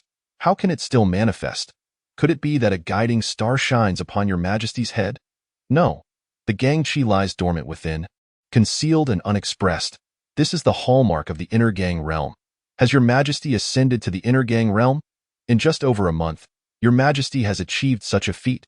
This is utterly astounding. A chorus of astonishment emerged from the populace. Not only the citizens of Great Xia, but even Fang Yun was taken aback. Forced back by the inner gang qi, Fang Yun was compelled to reassess the awakened Lin Chongqing, who was now infused with a continuous stream of refreshing energy from the azure lotus within his dantian, restoring his clarity of mind. Such a formidable soul-seizing ruler. Has the Daoyang sect resorted to the dark arts, launching a spiritual assault? Whether it be the soul-restraining staff of Daoyin or Fang Yun's soul-seizing ruler, both possess means to target the opponent's consciousness. Tio Lin Chongqing's knowledge. Only those who claim to be demonic cultivators, self-styled as evil practitioners, delight in such tactics. The techniques are merely superficial. The same methods employed by demonic cultivators are indeed demonic in nature, while the Daoyang sect's usage is inherently noble and righteous. Lin Chongqing nearly laughed in exasperation, bemused by Fang Yun's double standards and his adeptness in sophistry. Choosing not to engage further in trivial discourse with Fang Yun, Lin Chongqing continued to execute his incantation, and soon, countless streams of water materialized around him. The water coalesced, transforming a 50-meter radius into an aquatic realm, encompassing Fang Yun within its embrace. The water control great array? Now, Lin Chongqing's voice resonated, unleashing a multitude of ice shards that shot forth toward Fang Yun. Having ascended to the inner gang realm in silence, the potency of his water control technique had increased manifold. Fang Yun dismissed the ice shards as inconsequential, employing the soul-seizing ruler to defend. Crack, crack, crack, the sounds of shattering ice resonated. Yet Fang Yun soon realized that his method of qi defense was gradually faltering under the relentless assault of the ice shards, teetering on the brink of collapse. What is happening? Startled, Fang Yun heightened his awareness, only to discover the ground beneath him was ensnared by torrents of water. Several streams had already coiled around his legs, creating a breach in his qi defense. At that moment, Lin Chongqing seized the opportunity to launch a full-scale assault. With a mere flick of his wrist, The water currents ensnaring Fang Yun's legs intensified violently. Fang Yun, come and experience my water control great array. Fang Yun was abruptly swept into the array, gradually losing his form amidst the ceaseless barrage of attacks. Lin Chongqing emerged from the water array, presiding over the formation as the clamor within reached a fever pitch. The intensity of the battle surpassing all expectations. How is it that I perceive your majesty on the verge of victory? Good heavens, if your majesty can vanquish a master of the Qi control realm, does that not imply that our great Xia is destined for resurgence? Lin Chongqing's performance instilled hope in many, yet some remained skeptical of his chances. The Qi control realm against the Inner Gang realm, if there is to be a victor, it would be nothing short of miraculous. Just wait. Soon Fang Yun will undoubtedly escape. The tumult of battle within the water control great array gradually subsided, and Lin Chongqing remained vigilant, his senses keenly attuned to the array's center. Where, astonishingly, Fang Yun had vanished. Had he perished or escaped? As Lin Chongqing pondered, a voice resonated from above the water control array. A mere array cannot bind me. Do my water and fire boots serve no purpose? Fang Yun descended with a flourish, hurtling toward Lin Chongqing, his feet aglow with a soft golden light, the power of talismans swirling incessantly. Water and fire boots? Lin Chongqing had heard of these treasures. They were crafted from the rare materials of ice silkworm silk, fire dragon whiskers, and tianshan grass. With only a few strands of fire dragon whiskers and ice silkworm silk incorporated, tianshan grass constituted the primary material. Once woven and refined with incantations and talismans, the finished water and fire boots could fetch a price exceeding 10,000 heavenly coins in the market when encountering water or fire-based formations. As long as the practitioner's cultivation is not vastly inferior, they can effortlessly extricate themselves. Alas, Lin Chongqing mused, had Fang Yun not possessed the water and fire boots, the mere water control array would have inflicted considerable suffering upon him. Lin Chongqing, initially contemplating the possibility of capturing you alive to face retribution from the Daoyang sect, it seems that will no longer be feasible. Your rate of growth far exceeds my expectations. A fierce killing intent erupted in Fang Yun's gaze. Today, he would surely slay Lin Chongqing. Chapter 29. The Water Vein Golden Crow. The Qi control realm consists of 5 stages. Initial stage, condensing Qi. Embracing the origin, transforming spirit, and perfection. Each stage requires both cultivation and opportunity for a breakthrough. Fang Yun ranks among the top 10 masters of the younger generation within the Daoyang sect, acutely aware of the arduous nature of advancing realms. Yet Lin Chongqing, within just 1 year, had risen from obscurity to become a master of the Inner Gang realm. Such a rate of cultivation, Fang Yun had only witnessed once before in the Daoyang sect, when a prodigy emerged as an adversary. Fang Yun would not hesitate to eradicate them. With a swift motion, Fang Yun produced a shimmering 1-meter-long rope that soared toward Lin Chongqing. Unaware of the impending danger, Lin Chongqing instinctively dodged, only to see Fang Yun charging towards him with the soul-seizing ruler in hand. Their clash was akin to the collision of needles and grains, the Gang Qi scattering like leaves in a tempest, marring the altar with countless scars. What appeared to be a delicate wisp of Gang Qi could, upon striking the ground, cause the earth to erupt and fissures to extend half a meter deep. To the ordinary onlooker, their conflict resembled that of deities. Although Lin Chongqing's cultivation fell short of Fang Yun's, he relied on the cloud-soaring technique to evade peril at critical moments. In just over a dozen breaths, he had danced on the precipice of death twice. Your Majesty, be cautious. A shout rang out from below the altar. Before Lin Chongqing could react, he suddenly felt his arms constricted, unable to lift them. He glanced down to see the previously airborne rope had returned, binding him securely. Lin Chongqing's expression shifted dramatically as he swiftly distanced himself from Fang Yun, struggling to break free, but no amount of effort proved fruitful. Lin Chongqing, spare yourself the effort. With your cultivation, escaping the binding demon rope is a task for your next life. Fang Yun sneered coldly, brandishing the soul-seizing ruler and charging at Lin Chongqing. With his arms restrained, Lin Chongqing could only retreat, yet escape was far from his grasp. Fang Yun's relentless assault forced Lin Chongqing to the edge of the altar. Realizing he could no longer afford to retreat, he summoned all his spiritual energy to activate the water control technique. The water control technique required hand gestures to be executed. However, in this urgent moment, Lin Chongqing dared to forego the gestures, directly channeling the technique. In a critical moment, the water control technique manifested, erecting layers of ice walls between Lin Chongqing and Fang Yuan. Each ice wall was a fingerbreadth thick, numbering no less than 30. Soul-seizing ruler, break. Fang Yuan unleashed a devastating strike, summoning his entire essence. As the ice walls met the soul-seizing ruler, they were instantly pierced. Crack, crack, crack. The sound of shattering ice resonated in unison. The soul-seizing ruler closing in on Lin Chongqing's form, causing all present to hold their breath in anticipation. Who would emerge victorious? Would Lin Chongqing truly perish at Fang Yuan's hands? The crowd remained transfixed, their eyes unblinking. With a final crack, the last ice wall shattered, and the soul-seizing ruler plunged into Lin Chongqing's chest, blood cascading from the wound and the ruler. Lin Chongqing's eyes widened in disbelief as he gazed at Fang Yuan, seemingly unable to fathom the fragility of his ice walls. You are formidable, stronger than many outer disciples of the Daoyang sect. Regrettably, you have provoked a sect that should not be trifled with. Fang Yuan, with a visage devoid of expression, unsheathed the soul-seizing ruler and delivered a strike to Lin Chongqing's chest, shattering his heart's meridian. Bereft of the protection afforded by internal and external vital energies, Lin Chongqing's organs were as fragile as those of an ordinary man. He expelled a mouthful of blood, which cascaded down toward the altar below. A profound silence enveloped the entirety of Shachi Garden until Lin Chongqing's lifeless body plunged into the water, prompting a sudden awakening among the onlookers. Lin Chongqing was dead. Such would be the fate of any who dared oppose the Daoyang sect. Fang Yuan raised his right hand high and bellowed.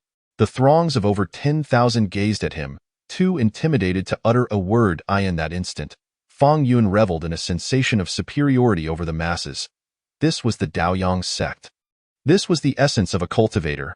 Bubbling sounds emerged as a series of air bubbles encircled Lin Chongqing's corpse, capturing the attention of many, including Fang Yuan.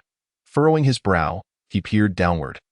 The cessation of Lin Chongqing's life was indisputable. Could there be others seeking trouble? The bubbles multiplied beneath the surface, gradually transforming the water surrounding the altar into a frothy spectacle, as if it were on the verge of boiling. Look, a dragon. Amidst the exclamations of those around, a vividly animated water dragon emerged from the pond, gliding gracefully through the water. In an instant, a figure appeared atop the dragon's back, clad in a moon-white robe adorned with silver dragons. It was none other than Lin Chongqing. Yet his lifeless body still floated in the pond. Was it possible for Lin Chongqing to exist in two forms? Fang Yuan, you must be proud of having slain my doppelganger. Come, let me witness the extent of your prowess. Let us contest the power of my water veins. With a flicker of thought, Lin Chongqing commanded the water dragon to ascend, accompanied by a myriad of splashes. The waters of Shachi Garden flowed vivaciously, drawn from the Xia River, which was precisely why Lin Chongqing had chosen this location for the ceremony. In a place rich in water veins, his water manipulation technique could reach its zenith, even harnessing the power of the water veins for his own advantage. The altar was enveloped in shimmering waters as Lin Chongqing stood upon the dragon, resembling an immortal descending from the heavens. Fang Yuan's countenance darkened. He could sense the terrifying strength of the water dragon beneath Lin Chongqing's feet. Lin Chongqing, you are formidable. To slay you today would not be in vain for Fang Yuan's descent from the mountain. With a newfound respect, Fang Yuan regarded Lin Chongqing as a worthy adversary. He retracted the soul-seizing ruler, his hands weaving intricate gestures at a dizzying pace as he chanted incantations. A flicker of flame ignited in Fang Yuan's eyes, then spread to his shoulders and crown, until soon he was enveloped in flames. You have compelled me to unleash this technique, Lin Chongqing. Prepare to close your eyes. As Fang Yuan's words fell, he melded entirely into the flames, which roiled and transformed into a crimson golden crow. The manifestation of his divine form astonished countless onlookers. The divine form technique resembled the legendary celestial manifestations of the great Luo Golden Immortals. Yet for the past 5 millennia, no one had transcended to immortality, and such divine forms had not graced the mortal realm. The divine form technique was a simplified version of this celestial manifestation, allowing cultivators to embody various extraordinary creatures, achieving combat prowess beyond the limitations of the physical body. The golden crow, ablaze with fierce flames, charged toward Lin Chongqing. Unfazed, Lin Changsheng commanded the water dragon to engage the golden crow in a fierce clash. Flames erupted and water vapor ascended, forcing the citizens surrounding the altar to flee in panic, yet they soon halted, unwilling to miss such a spectacular confrontation. Gradually, the altar was shrouded in a misty haze, obscuring the scene within, yet the sounds of dragon roars and birdsong echoed relentlessly. At tea times, flames erupted, scorching the structures of Shachi Garden, and this tumultuous spectacle endured for a quarter of an hour. With a tremendous roar, the clash abruptly ceased, and all eyes fixated on the altar, eager to discern the victor. Chapter 30. The Fiery Sun's Revolving Seal. The mist began to disperse with the wind, revealing two figures standing upon the ravaged altar. On the eastern side stood Lin Changsheng, his moon-white robe riddled with numerous burn holes, his complexion pale yet his eyes still radiantly bright. On the western side was Fang Yun, visibly worse for wear, his body swaying precariously. This was the advantage gained through practical combat in a favorable environment. Lin Changsheng's cultivation was a significant tier beneath Fang Yun's. Yet, in this water-rich locale, the potency of his water manipulation technique soared, channeling the strength of the water veins. The spiritual essence contained within the vast water veins could easily overwhelm a practitioner of the qi manipulation realm. It was only through the divine form technique that Fang Yun had managed to vanquish the water dragon. Yet his own internal spiritual energy was severely depleted, leaving him devoid of further combat capability. Fang Yun, the victor is clear. Lin Changsheng wiped the blood from the corner of his mouth and flashed a radiant smile. Your divine form technique is quite impressive. It is the strongest I have encountered thus far. The muscles of Fang Yun's face twitched slightly. Lin Changsheng's demeanor as the victor was painfully ostentatious, piercing Fang Yun's heart with anguish. Do you believe you have won? He queried Lin Changsheng, who replied without hesitation. In your current condition, it is utterly impossible for you to defeat me, not to mention. Lin Changsheng's words were abruptly cut off by Fang Yun. A golden seal materialized in Fang Yun's palm, taking on a pyramid-like shape, its four faces intricately engraved with the emblem of the Daoyang sect. The pinnacle of this golden seal, a vivid crimson mark encircled its circumference, strikingly conspicuous, while beneath it were inscribed the two small characters, Revolve Heaven. I had hoped to defeat you using my own strength without resorting to this artifact, yet alas, my master's foresight has proven accurate. Fang Yun's smile was tinged with reluctant resignation. Employing the ultimate artifact bestowed by his master to eliminate Lin Changsheng felt like a disgrace. Lin Changsheng, you can only blame your misfortune for being born in the wrong era. Fiery Sun's Revolving Seal. Go. The officials and citizens surrounding the altar, who had initially rejoiced at Lin Changsheng's victory, were swiftly engulfed by a wave of despair as the situation took a drastic turn. Fang Yun's golden seal soared into the sky, expanding exponentially until it resembled a palace. Lin Changsheng felt his internal spiritual energy completely suppressed by the golden seal. He attempted to invoke his techniques, only to find his energies immobilized. Do not entertain thoughts of escape. The Fiery Sun's Revolving Seal can instantaneously seal the energies of any practitioner below the qi manipulation realm. Any struggle will prove futile. As the revolving seal bore down upon him, Lin Changsheng sought to flee, yet he felt as though he were burdened by an immense weight, rendering him immobile. The seal pressed down inch by inch, causing his bones to crack, forcing him from standing to kneeling. His body pushed to its limits. Do you have any final words? Fang Yun observed as Lin Changsheng approached the brink of death. A flicker of pity stirring within him. Is there any wish you wish to fulfill? I may be able to assist you. Lin Changsheng, having earned Fang Yun's respect through his strength, had indeed bested him in their contest of magical arts. After my death, do not trouble the ministers of the court, nor the common folk of the Great Xia. Lin Changsheng struggled to lift his head, blood oozing from his mouth. Very well, I shall grant your request. As Fang Yun spoke, the revolving seal crashed down, spilling forth a pool of blood from beneath it. Thus fell Lin Changsheng, the emperor of the Great Xia. Among the officials below the altar, many collapsed, weeping bitterly, for they had recognized Lin Changsheng as a commendable ruler. However, some officials exhibited expressions of relief. Lin Changsheng's demise signified the complete dissolution of the forces that dared to oppose the Daoyang sect within the Great Xia. Without Lin Changsheng's leadership, those factions were merely a disorganized rabble, incapable of wielding any significant power. Ever since Lin Chongqing had rebelled against the Daoyang sect, they had lived in a state of constant fear and anxiety. Whether victorious or defeated, Lin Chongqing's every action had struck the Daoyang sect's pride, and they could not simply let it go at last. He was dead, cleanly and entirely, ensuring that henceforth, these officials could enjoy the tranquility of peace. That night, news spread across the expanse of the Great Xia. The Daoyang sect's leader decreed that Prince Heng, Lin Luo, would be appointed as the new emperor of the Great Xia, with all offerings continuing as before.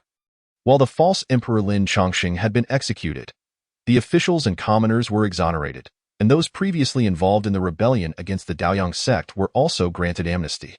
This news gradually eased the anxieties of the Great Xia's populace.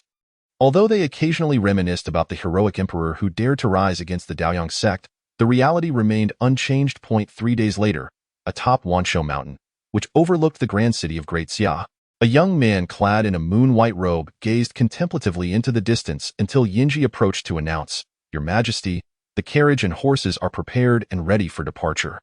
The youth turned, revealing a warm smile, his eyes bright and imbued with a starlit depth. "There will be no more, Your Majesty. You may call me by my name." Yinji promptly lowered her head, expressing her reluctance, before suggesting, "Then I shall address you as Gongzi from now on." "Gongzi, will you not bid farewell to General Chang and the others in the city? General Meng has been eager to accompany you." Chang Chun, Meng Shan, and Xuerin were privy to Lin Chongqing's plan to escape unnoticed. "It is not a permanent farewell. We shall meet again once the situation in Great Xia stabilizes. Now, let us be on our way." With a final glance at the grand city of Daxia, Lin Chongqing boarded the carriage, setting forth towards Yawang Valley in Yunnan Prefecture, located in the southwest of Daxia. After the transformation of the chaotic Blue Lotus technique into the Innergang realm, each subsequent elevation necessitated the assistance of a unique lotus flower. The sole lotus flower within the boundaries of the Daxia kingdom was the Shinnong Baichao lotus, residing in the Yawang Valley. According to the descriptions of the Blue Lotus technique, the Shinnong Baichao lotus absorbs the essence of flora, embodying the characteristics of tens of thousands of plants. Upon merging with the Shinnong Baichao lotus, Lin Chongqing would not only achieve a realm advancement but also acquire the memories contained within, becoming an expert in the pharmacology of myriad herbs. The journey from Daxia City to Yunnan Prefecture was not one of haste for Lin Chongqing, who, along with Yinji, had engaged a simple and honest coachman. After a fortnight of leisurely travel, they arrived at the borders of Yunnan Prefecture. As the sun dipped below the horizon, Lin Chongqing sought out a seemingly clean and reliable inn, ordering 4 modest dishes and wine for their meal. "Are you two travelers from afar? Will you be crossing Zhoushan to reach Yunnan City tomorrow?" inquired the innkeeper, wiping his greasy hands before approaching them with enthusiasm. "Indeed, we shall be crossing Zhoushan. Is there an issue?" Yinji, having traversed the martial world since childhood, spoke gently and with discernment. "If you intend to cross Zhoushan, it would be prudent to wait until tomorrow afternoon when the numbers are greater. The area has been rather unstable lately, with demons causing disturbances," the innkeeper warned with a smile. "Oh?" Lin Chongqing's interest was piqued, prompting him to request further details, and he rewarded the innkeeper with a silver coin for his troubles. Chapter 31. The Thousand Faces. The innkeeper, gleeful with the silver in hand, remarked, "Do you see that group over there? They are members of the Yawang Valley merchant caravan, and that group over there is said to be from the Yamen." Yawang Valley? Lin Chongqing had little interest in the Yamen personnel but was intrigued by those from the Yawang Valley, for it was his intended destination. "What brings the Yawang Valley folk here?" Lin Chongqing inquired.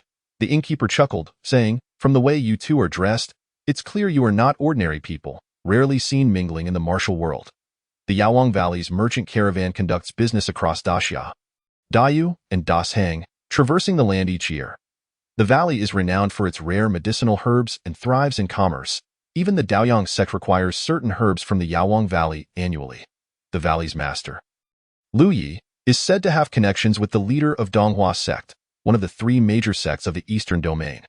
With such backing, even the Daoyang sect, known for its tyranny, engages in fair transactions with the Yawang Valley, which maintains a transcendent position within the Daxia kingdom, conducting business earnestly and without concern for worldly affairs. The inn was filled with many guests, all preparing to travel together across Zhoushan the next day. For greater numbers would deter any lurking demons. After dinner, Lin Chongqing asked the innkeeper to gather information about those individuals, and shortly, the innkeeper returned with news. Leading the Yaowang Valley merchant caravan was Lu Chongqing, the eldest daughter of Lu Yi, along with her adopted son, Lu Quan.as for the Yamen. Their leader was named Zhang Cheng, a deputy magistrate of Yunnan Prefecture, recently returned from executing duties elsewhere. There were also various merchants, mostly engaged in transporting goods for a modest profit. As night descended, Lin Chongsheng sat cross-legged in his room, scrutinizing his system. Host: Lin Chongsheng. Talent: exceptional. Realm: initial stage of inner gang, refining qi, refining body. Outer gang, inner gang, controlling qi, forming Dan. Venerable: system points 5900. Current number of clones 1000. System store open. Acquired techniques: basic breathing technique, Lingyun body technique, chaotic blue lotus technique, water control technique. Acquired artifacts: invisible, Yin Yang umbrella, Liyang divine talisman. Noticing that his system points had dwindled to less than 6,000, Lin Chongqing felt a twinge of pain. To create a clone identical to himself at the initial stage of inner gang would cost him 20,000 system points. After much deliberation, he opted for the latter, desiring to compare himself with the elite disciples of the Daoyang sect. With 20,000 points expended on the clone and 5,000 on the substitute talisman, he was left with just over 5,000 points. It was unlikely he could afford any good techniques now, so he turned his attention to artifacts and talismans. He sought the Shenong Baichao Lotus in Yaowang Valley. Lin Chongqing needed to prepare thoroughly. However, one matter required resolution beforehand. He still bore the name Lin Chongqing, and should it attract the attention of those with ulterior motives, his identity might be compromised. It would be best to find an artifact or technique to alter his appearance. After browsing for a while, he suddenly spotted an artifact named Thousand Faces.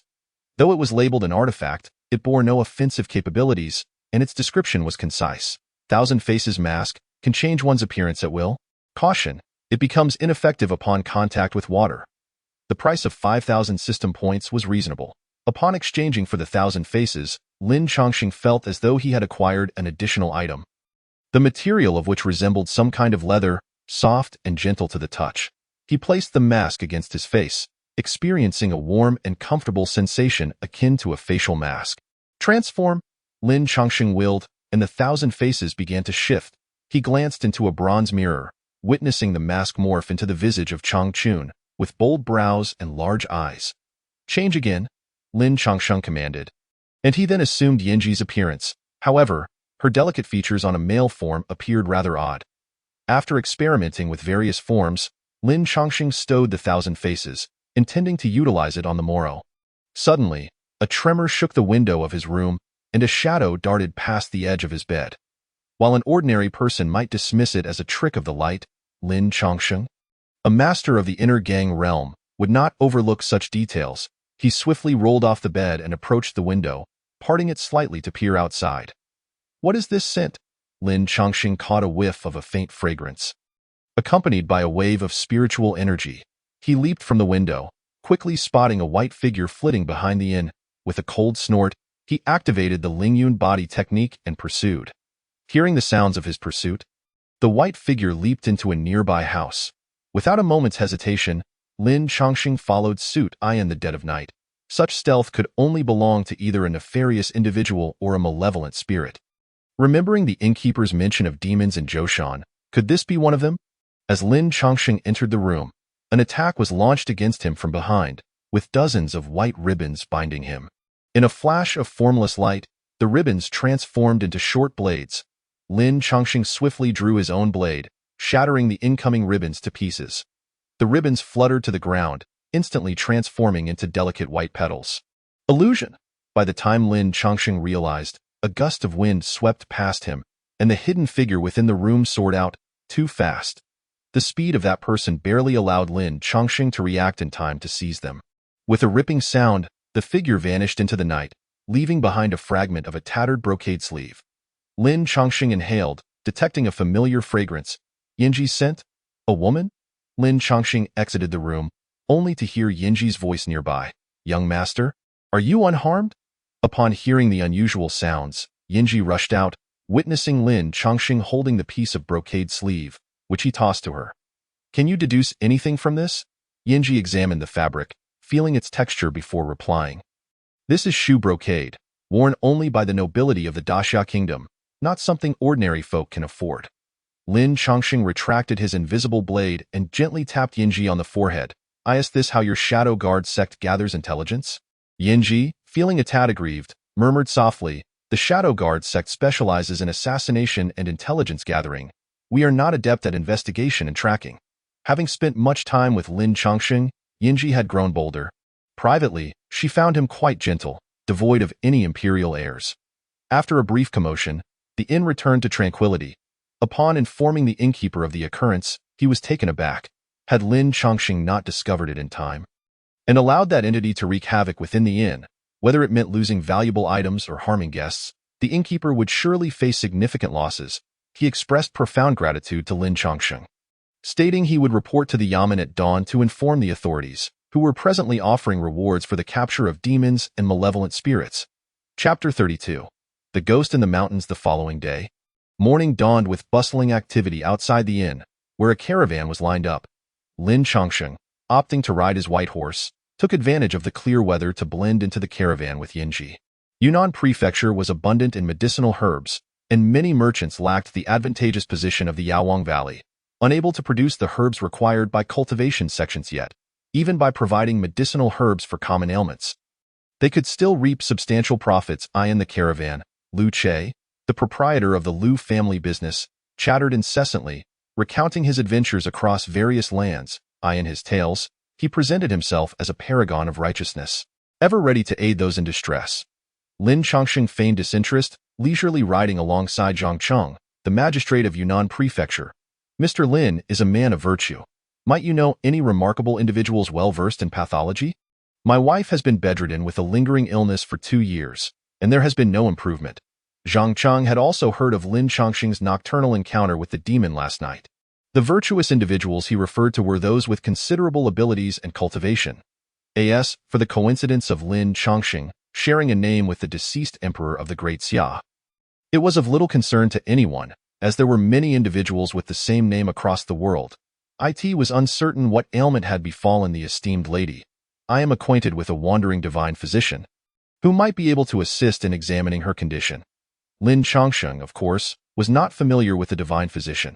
However, if he could obtain the Shennong 100 Herbs Lotus, he would swiftly become an expert in pharmacology, adept at diagnosing and treating ailments. To be candid, my wife fell ill 2 years ago, suffering from a strange affliction that rendered her weak and fearful of sunlight, and she has been plagued by a relentless cough before the arrival of autumn and winter. Over the past 2 years, I have led her to seek the expertise of renowned doctors, yet none have been able to cure her. Zhang Cheng's words bore a weight of sorrow, clearly indicative of his deep affection for his wife. Once I return to Yunnan Prefecture to fulfill my duties, I shall take my wife to the Valley of the Medicine King in hopes that their miraculous remedies may yield positive results. Upon hearing that Zhang Cheng intended to visit the Valley of the Medicine King, Lin Chongqing was somewhat taken aback and remarked, "What a coincidence! I too am bound for the Valley of the Medicine King, eager to witness the extraordinary herbs there and broaden my horizons." The renowned reputation of the Valley of the Medicine King naturally drew the attention of the merchant caravan accompanying them. "Young master, why not travel with our Medicine King caravan? It would provide you with some company along the way." Lin Chongqing cast his gaze upon the soul woman in the caravan who had spoken. She was vibrant and spirited, her remarkably bright eyes exuding an innate charisma and warmth. "May I inquire who this young lady is?" Lin Chongqing, clad in white attire, had subtly softened his features, transforming into a congenial figure. His refined demeanor and luxurious garb marked him as a distinguished gentleman, evoking goodwill from all who beheld him. "I am Lu Chongqing, the daughter of the Valley of the Medicine King and the deputy leader of this caravan. This is our caravan leader, Zhu Kai, and my younger brother, Lu Quan." Zhu Kai possessed thick brows and bright eyes, his sun-kissed skin attesting to years of traveling as a merchant, forging a robust physique and a commanding voice. "Oh, young lady, you flatter me. How could I dare to consider myself a leader in your presence, Brother Lin? Please do not stand on ceremony. All who journey to the Valley of the Medicine King are our esteemed guests, and it would be convenient for us to travel together." Lin Chongqing was similarly touched by their warmth and was about to agree when Lu Quan, crossing his arms, interjected sarcastically, "Sister, let us not forget the bandits we encountered in the northern desert. They disguise themselves as travelers to infiltrate our caravan. As he spoke, Lu Quan cast a sidelong glance at Lin Chongsheng and sneered, "Who knows what unknown individuals may approach our caravan with ulterior motives? Moreover, our caravan does not accommodate the idle. Just look at him, incapable of bearing a load or lifting a burden." Lin Chongsheng was perplexed by Lu Quan's animosity towards him, frowning slightly when Lu Che, the manager of the Lu Family Merchant Guild, approached with a hearty laugh. "Young Master Lu makes a valid point. Young lady, as the saying goes, one should harbor no ill intentions, but remain vigilant against others." Lu Che's flattery was artfully delivered. Lifting Lu Quan's spirits, Lin Chongsheng, disinterested in further discourse with the two, politely inclined his head to Lu Chongqing and Zhu Kai, saying, "The journey from here to the Valley of the Medicine King will take no more than 5 or 6 days. We shall proceed on our own and will visit you both upon our arrival." Lin Chongqing's modesty and grace further endeared him to Lu Chongqing, who expressed her regret, saying, "Very well then." Before Lu Chongqing could finish her sentence, a heart-wrenching scream erupted from the front of the caravan. "A ghost! There is a ghost!" Fear spread like wildfire among the crowd. Lu Che, visibly shaken, ducked back into his own vehicle. Lin Chongqing glanced ahead and saw a young driver ensconced in a shroud of smoke. Suspended in midair, his mouth and nose were engulfed by thick, black smoke, and he trembled uncontrollably. "Help me!" the driver cried out, but most were too terrified to advance, retreating instead. "Make way!" Zhu Kai shouted, seizing a spear and charging forward. A surge of spiritual energy emanating from him. Lin Chongqing sensed that Zhu Kai was also a practitioner, one at an advanced stage of qi refinement. However, the purity of Zhu Kai's spiritual energy was muddied, suggesting a lack of proper cultivation methods. Were he to acquire foundational breathing techniques, his prowess could easily reach the level of body refinement. As these thoughts flashed through Lin Chongqing's mind, Zhu Kai had already engaged the black smoke. With all his might, he thrust his spear into the black mist, only for it to be ensnared as though piercing a sponge, rendering his efforts futile. "Leader Zhu, be careful." Lu Chongqing's timely warning came as Zhu Kai released his spear to evade an onslaught from the black mist, which split into a tendril that lashed out at him, sending him scurrying in panic. "Ha, how delightful! What exquisite souls they are! All mine, all mine!" The black mist gradually coalesced into a dark, ghastly visage, fixating its gaze on the onlookers. Zhu Kai, caught off guard, was struck by the black mist, a gaping wound appearing on his back, oozing blood and black vapor. Seeing this, the caravan's guards rushed forward to assist Zhu Kai, but the ghastly face within the black mist opened its mouth wide, unleashing a whirlwind of chaos and panic among the caravan. Lu Chongqing could no longer remain idle. She leaped toward the source of the black mist, her sword releasing a melodious dragon's roar. Throughout this turmoil, Lin Chongsheng remained still, keen to observe Lu Chongqing's capabilities. He awaited the unfolding scene, while chaos erupted in the caravan. Lu Che had hidden beneath a cart, wailing for help, while Lu Quan found himself ensnared by the black mist. Struggling in a desperate melee, Lin Chongsheng, with a slight perception, discerned that the black mist was composed of spiritual energy and resentment, akin to the attack methods of ghostly cultivators. Chapter 33. Jiu Huan's Sect. "Luo Yufei, young Master Lu, save me, please, save me." Lu Che, witnessing several individuals collapse under the onslaught of the black mist, was paralyzed with fear. Instinctively, he sought refuge with Lu Quan, scrambling toward him. His retreat was swifter than his advance. Lu Quan, unable to protect himself, had no capacity to aid him, delivering a kick to Lu Che's abdomen. "Ouch!" Lu Che cried out, rolling back in agony, only to find himself enveloped by the black mist. His body rendered rigid and immobile. Lu Chongqing wielded her dragon-scaled sword with remarkable skill, fiercely engaging the black mist. Her swordplay was meticulous, clearly the result of rigorous training. "Hee, do you see? They are falling one by one. Their souls will all be mine. I shall savor them one by one." The ghostly face within the black mist re-emerged, and as Lu Chongqing caught sight of the turmoil within the caravan and the fallen Zhu Kai, her focus faltered. In her moment of distraction, the apparition seized the opportunity to strike, landing a blow to Lu Chongqing's heart. A chilling sensation permeated through her, freezing her spiritual energy. The black mist enveloped her entirely. inciting even more harrowing cries from the caravan. Go ahead, weep, scream. Your pain and fear will only serve to strengthen me. The face in the black mist solidified further until a fireball descended upon it. With a whoosh, the blazing sphere ignited, causing the black mist to emit agonized wails upon contact. A pristine bone talisman materialized in Lin Chongqing's palm. With a mere thought, 5 fireballs surged forth, cleansing the black mist from the chaos of the caravan. Fire, by nature, counteracts resentment and negativity, establishing an innate dominance over such energies. As the 5 fireballs restored order within the caravan, Lin Chongqing advanced steadily toward the source of the black mist. You are but a mere vengeful spirit. Will you choose to end yourself, or shall I intervene? A visage gradually materialized, eyeing Lin Chongqing warily. Who are you to meddle in my affairs? Do you know my origins? In response, Lin Chongqing conjured an even larger fireball, summoning it with a flick of his wrist, arriving before the black mist almost simultaneously. Boom! The fireball struck the vengeful spirit, further constricting the black mist's domain, as Lin Chongqing severed the protective veil of negativity surrounding the spirit. Break! A powerful surge of vital energy erupted from his palm, causing the accumulated sinister energy of the malevolent spirit to shatter and dissipate under its tremors. Lin Chongqing extended his arm, enveloping the descending Lu Chongqing in his embrace. Just as she awakened from her state of confinement by the dark energy, she gazed into Lin Chongqing's striking features, her heart racing uncontrollably, even more fervently than during her fierce battle with the vengeful spirit. Lin Chongqing, however, had no time to ponder. As he witnessed the ghastly visage scream and flee into the woods, he gently set Lu Chongqing down and pursued the fleeing figure. Ghostly beings, in a strict sense, could be considered a form of non-human practitioners. The vast world is replete with wonders. In the western continent lies the flourishing land of the 3,000 Buddhist kingdoms, while to the south, myriad demon cultivators thrive.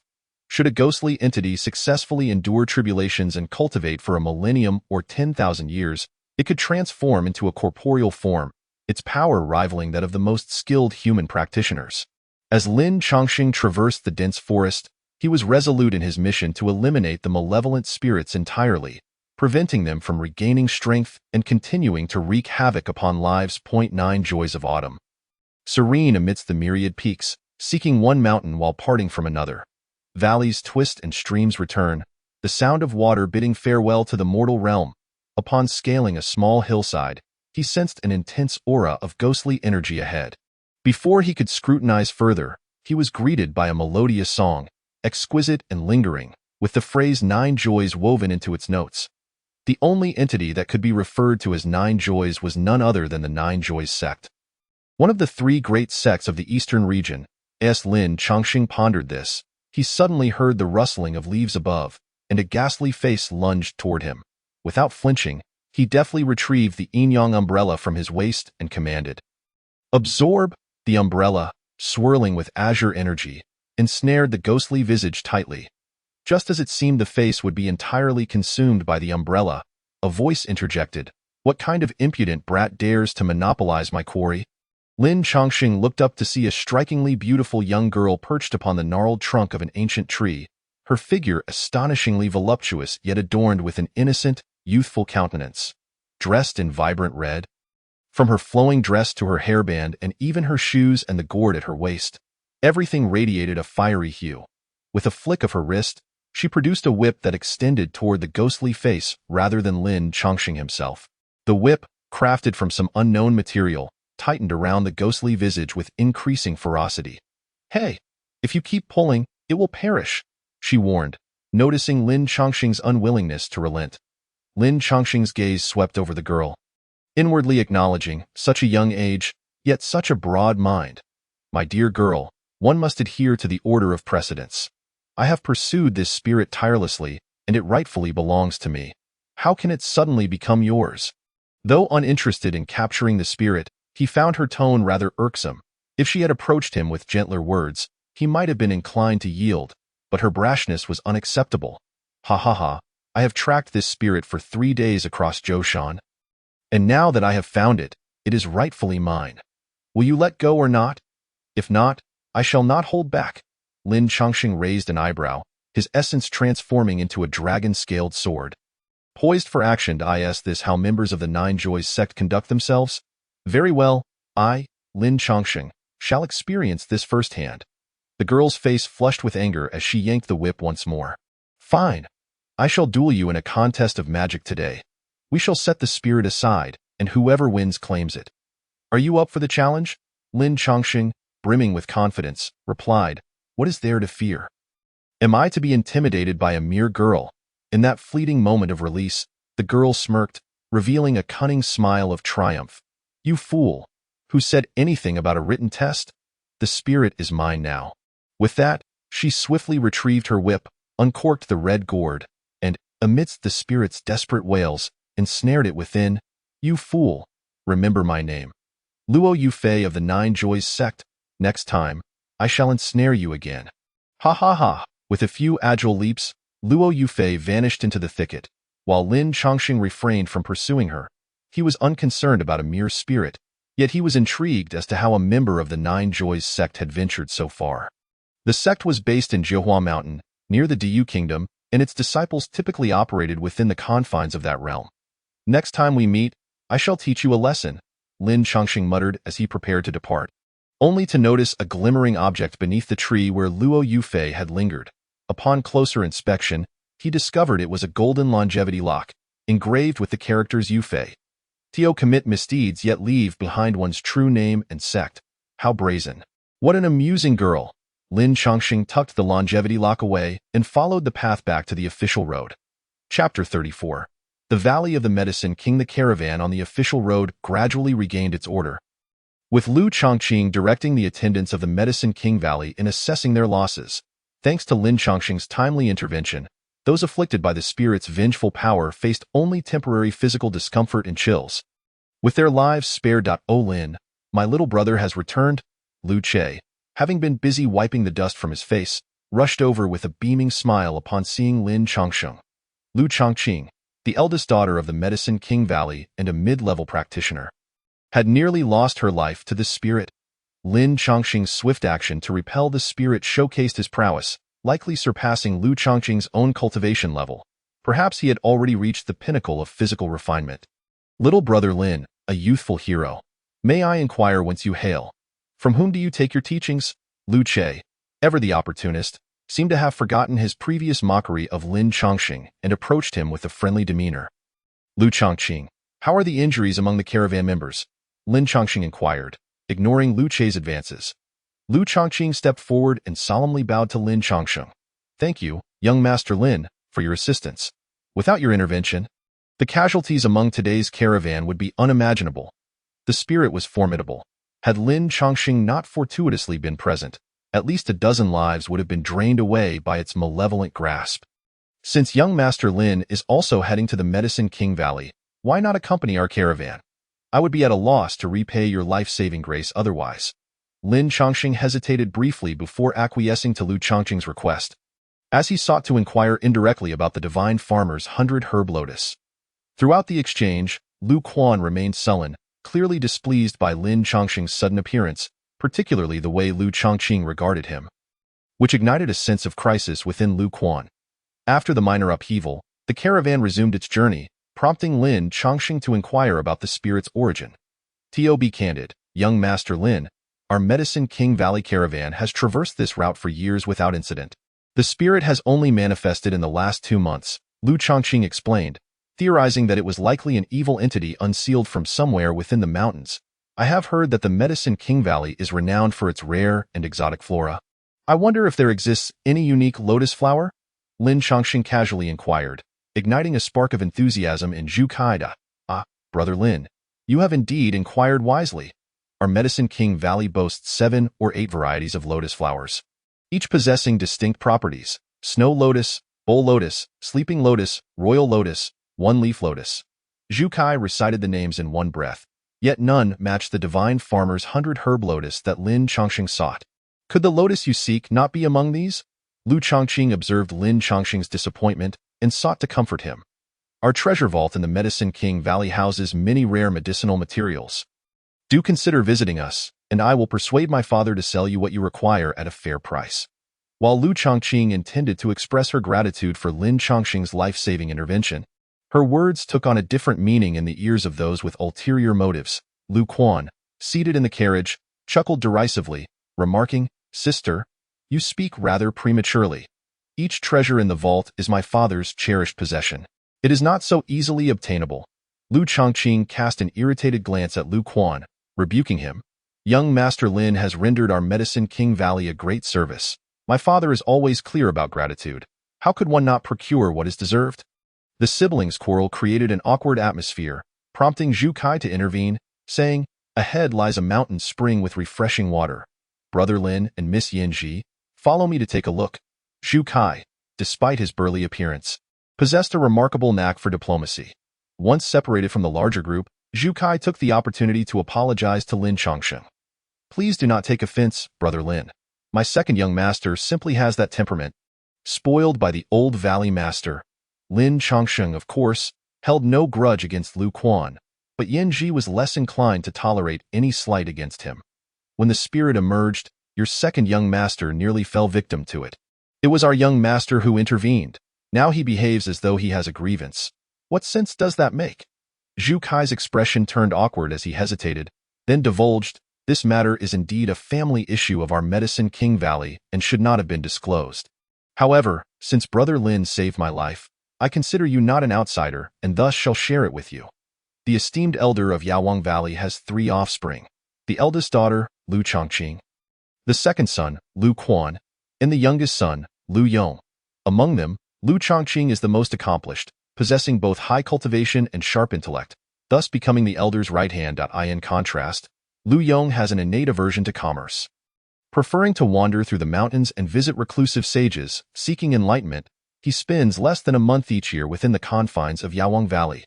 Lu Quan, however, frequents Yawang Valley, leading merchant caravans across the land. Yet, what many outsiders are unaware of is that Lu Quan is not the biological son of the elder, Lu Yi.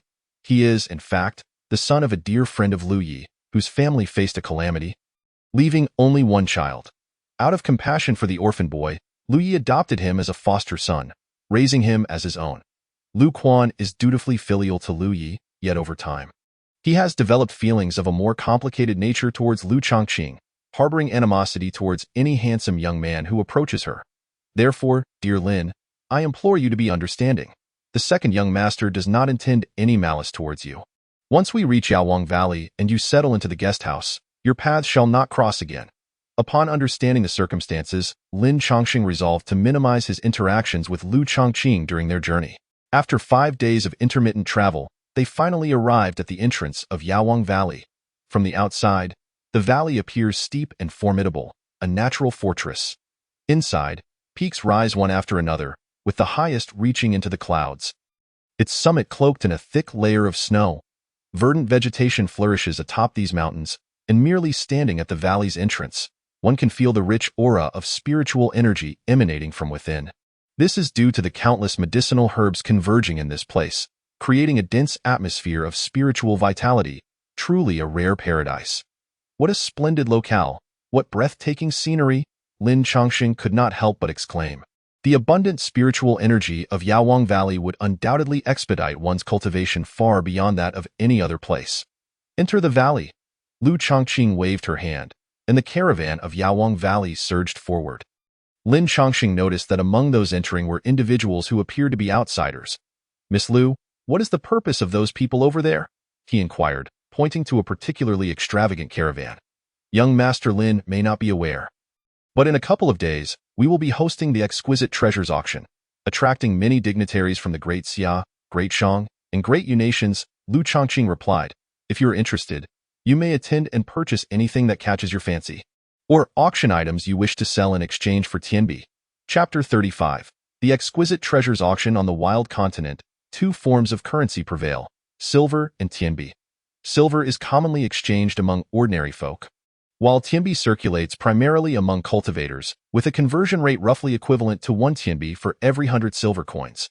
Yawang Valley lacks for nothing financially, and the Yawang Mountain Villa constructed within its bounds is imposing and grand, rivaling the imperial palace of Great Xia. Lin Chongqing and Yanji were assigned to a secluded courtyard, and he found solace in the tranquility. With a pot of tea and a plate of pastries, he listened to Yanji play the pipa, feeling utterly at ease. I didn't realize you could play the pipa. Is it necessary for an assassin to master so many other skills? Lin Chongqing teased, prompting a slight dimming of Yinji's expression. The shadow sect often requires me to disguise myself as a musician to infiltrate gatherings. I have some knowledge of the pipa, flute, and shao, she replied, her faint sigh caught by Lin Chongqing. He conjured a gentle green aura from his palm, levitating a pastry before Yinji's eyes. Are you reminiscing about your master and your fellow disciples? Traveling with me to explore the world's wonders would surely be 100 times more enriching than your time with the shadow sect. Yinji resolutely shook her head, casually plucking a pastry. You wouldn't understand, young master. The shadow sect is my home. My master and my brothers are my family, and I shall never forget them. Lin Chongqing couldn't help but smile broadly, asking Yinji, if one day your master were to ask you to die, would you comply? The question was posed without intent, yet Yinji answered without hesitation, my master has bestowed upon me the gift of life. My life belongs to him. If he requires it, he may reclaim it at any moment. You?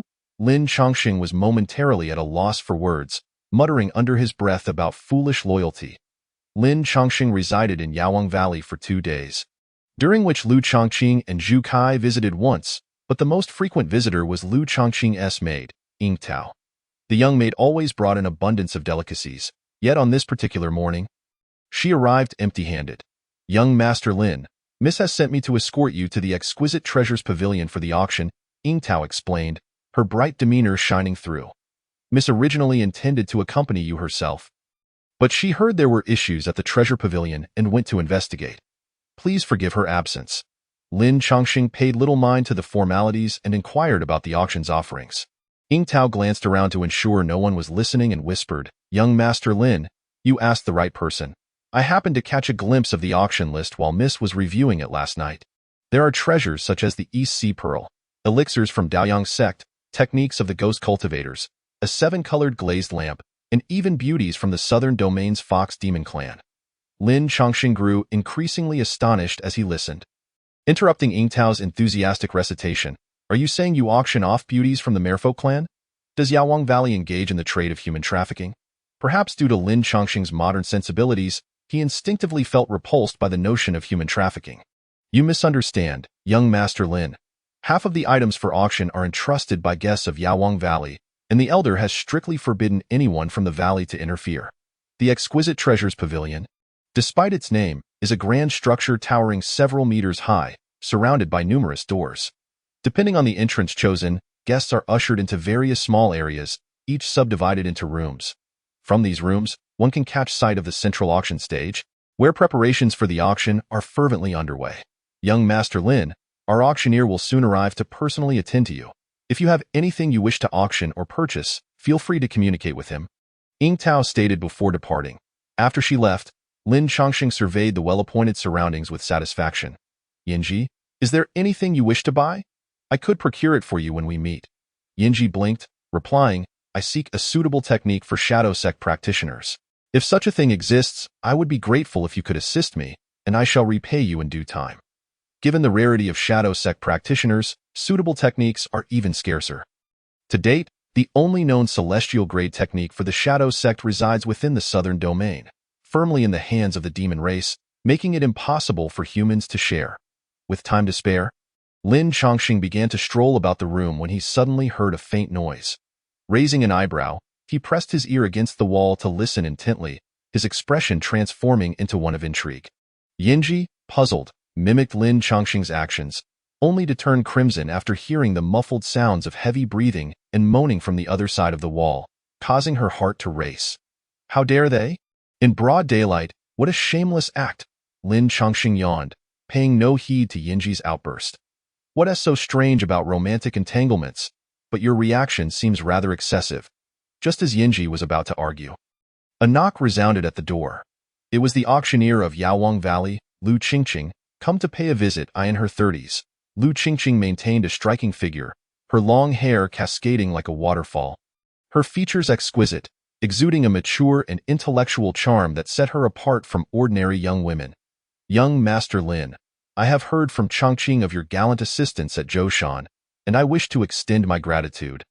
Lu Qingqing said, exchanging pleasantries before directly inquiring if Lin Chongqing had any items to auction or sought to purchase something.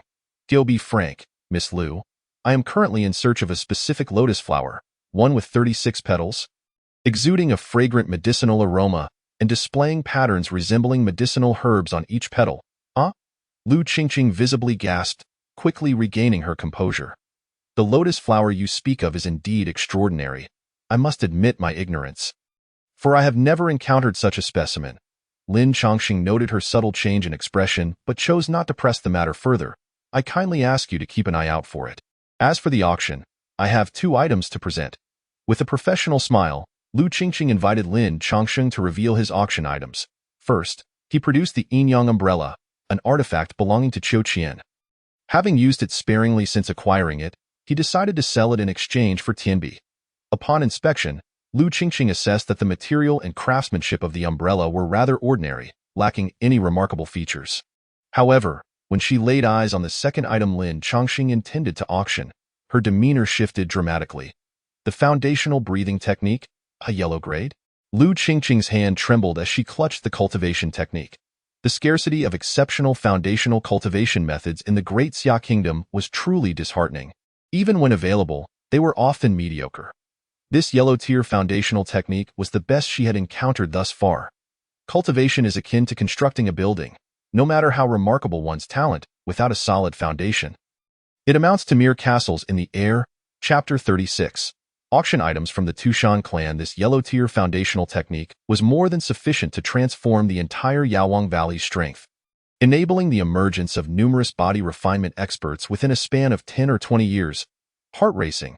Having been accustomed to rare treasures, Lu Qingqing took a deep breath and said to Lin Chongqing, "If young Master Lin is willing, our Yawang Valley is prepared to purchase this foundational breathing technique for 200,000 celestial coins. 200,000 celestial coins.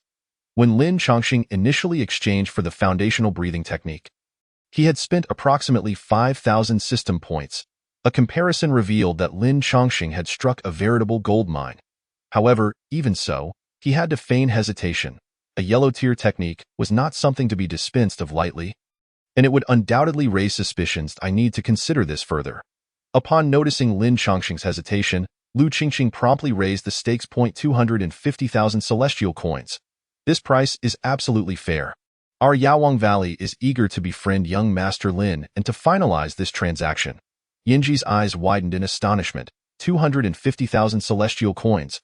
Her fellow disciples had risked life and limb on missions, and their combined savings barely amounted to 100,000 celestial coins. Yet, Lin Chongqing could sell a single technique for such an exorbitant price. Comparisons breed discontent, she thought, as Lin Chongqing's audacious move left her utterly flabbergasted.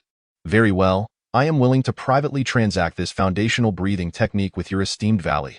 Lu Qingqing treated Lin Chongqing as an honored guest, guiding him through the necessary procedures. He received a jade token, inscribed with the amount of celestial coins it contained. This token was universally recognized throughout the Savage Continent, for no one could carry hundreds of thousands of celestial coins on their person. As Lin Chongqing returned with the jade token, Yinji approached him, eyeing the token with great curiosity. All right, the auction is about to begin. Let us first examine the auction items. Lu Qingqing personally presided over the auction, her demeanor elegant and poised, her voice clear and powerful. Welcome, esteemed guests from all corners of the world, to this extraordinary auction at Yawang Valley.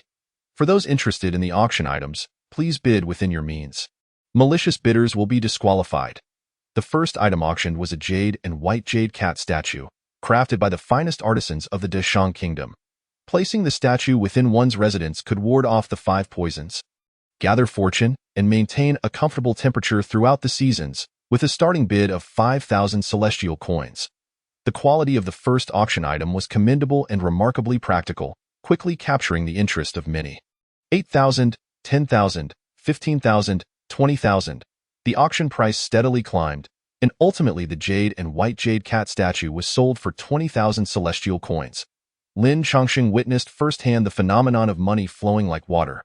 As the auction progressed, the prices of the items continued to escalate, and the atmosphere grew increasingly fervent. The next auction item is a set of 5-element gilded armor unearthed from the ancient city of Lulan. Please take a look. Lu Qingqing directed her attendants to unveil the curtain, revealing a set of brilliantly polished gilded armor before the audience. Regardless of its practical utility, the craftsmanship and remarkable preservation made it a priceless work of art. Miss Qingqing, how can this armor, buried beneath the sands for thousands of years in Lulan, remain so intact? Are you not exaggerating? An acquaintance of Lu Qingqing's inquired, but she was well prepared and replied with a smile. Dear guest, do not rush. Let me explain. This armor was embedded with a formation during its creation, one that harmonizes with the 5 elements: metal, wood, water, fire, and earth. Observed. As she poured a bowl of water over the armor, an extraordinary occurrence unfolded. The water was entirely absorbed by the armor, which subsequently transformed into a light blue hue, enveloped in a mist. But that was not all. When Lu Qingqing held a torch beneath the armor, the flames were likewise absorbed, causing the light blue to fade and the armor to morph into a striking crimson, exuding an imposing aura that could be felt from afar. Excellent! A round of applause erupted from the audience. This armor could withstand both fire and water, indeed a rare treasure. With a starting price of 10,000 celestial coins, the bids flowed in a frenzy, escalating the price to 100,000 celestial coins. 100,000 celestial coins. Is there anyone willing to bid higher? Lu Qingqing was satisfied with the price and prepared to bring down the hammer. 120,000. A young and sharp voice called out. Lin Chongqing raised an eyebrow, recognizing the voice from the adjacent room, the one he had heard earlier with Yinji.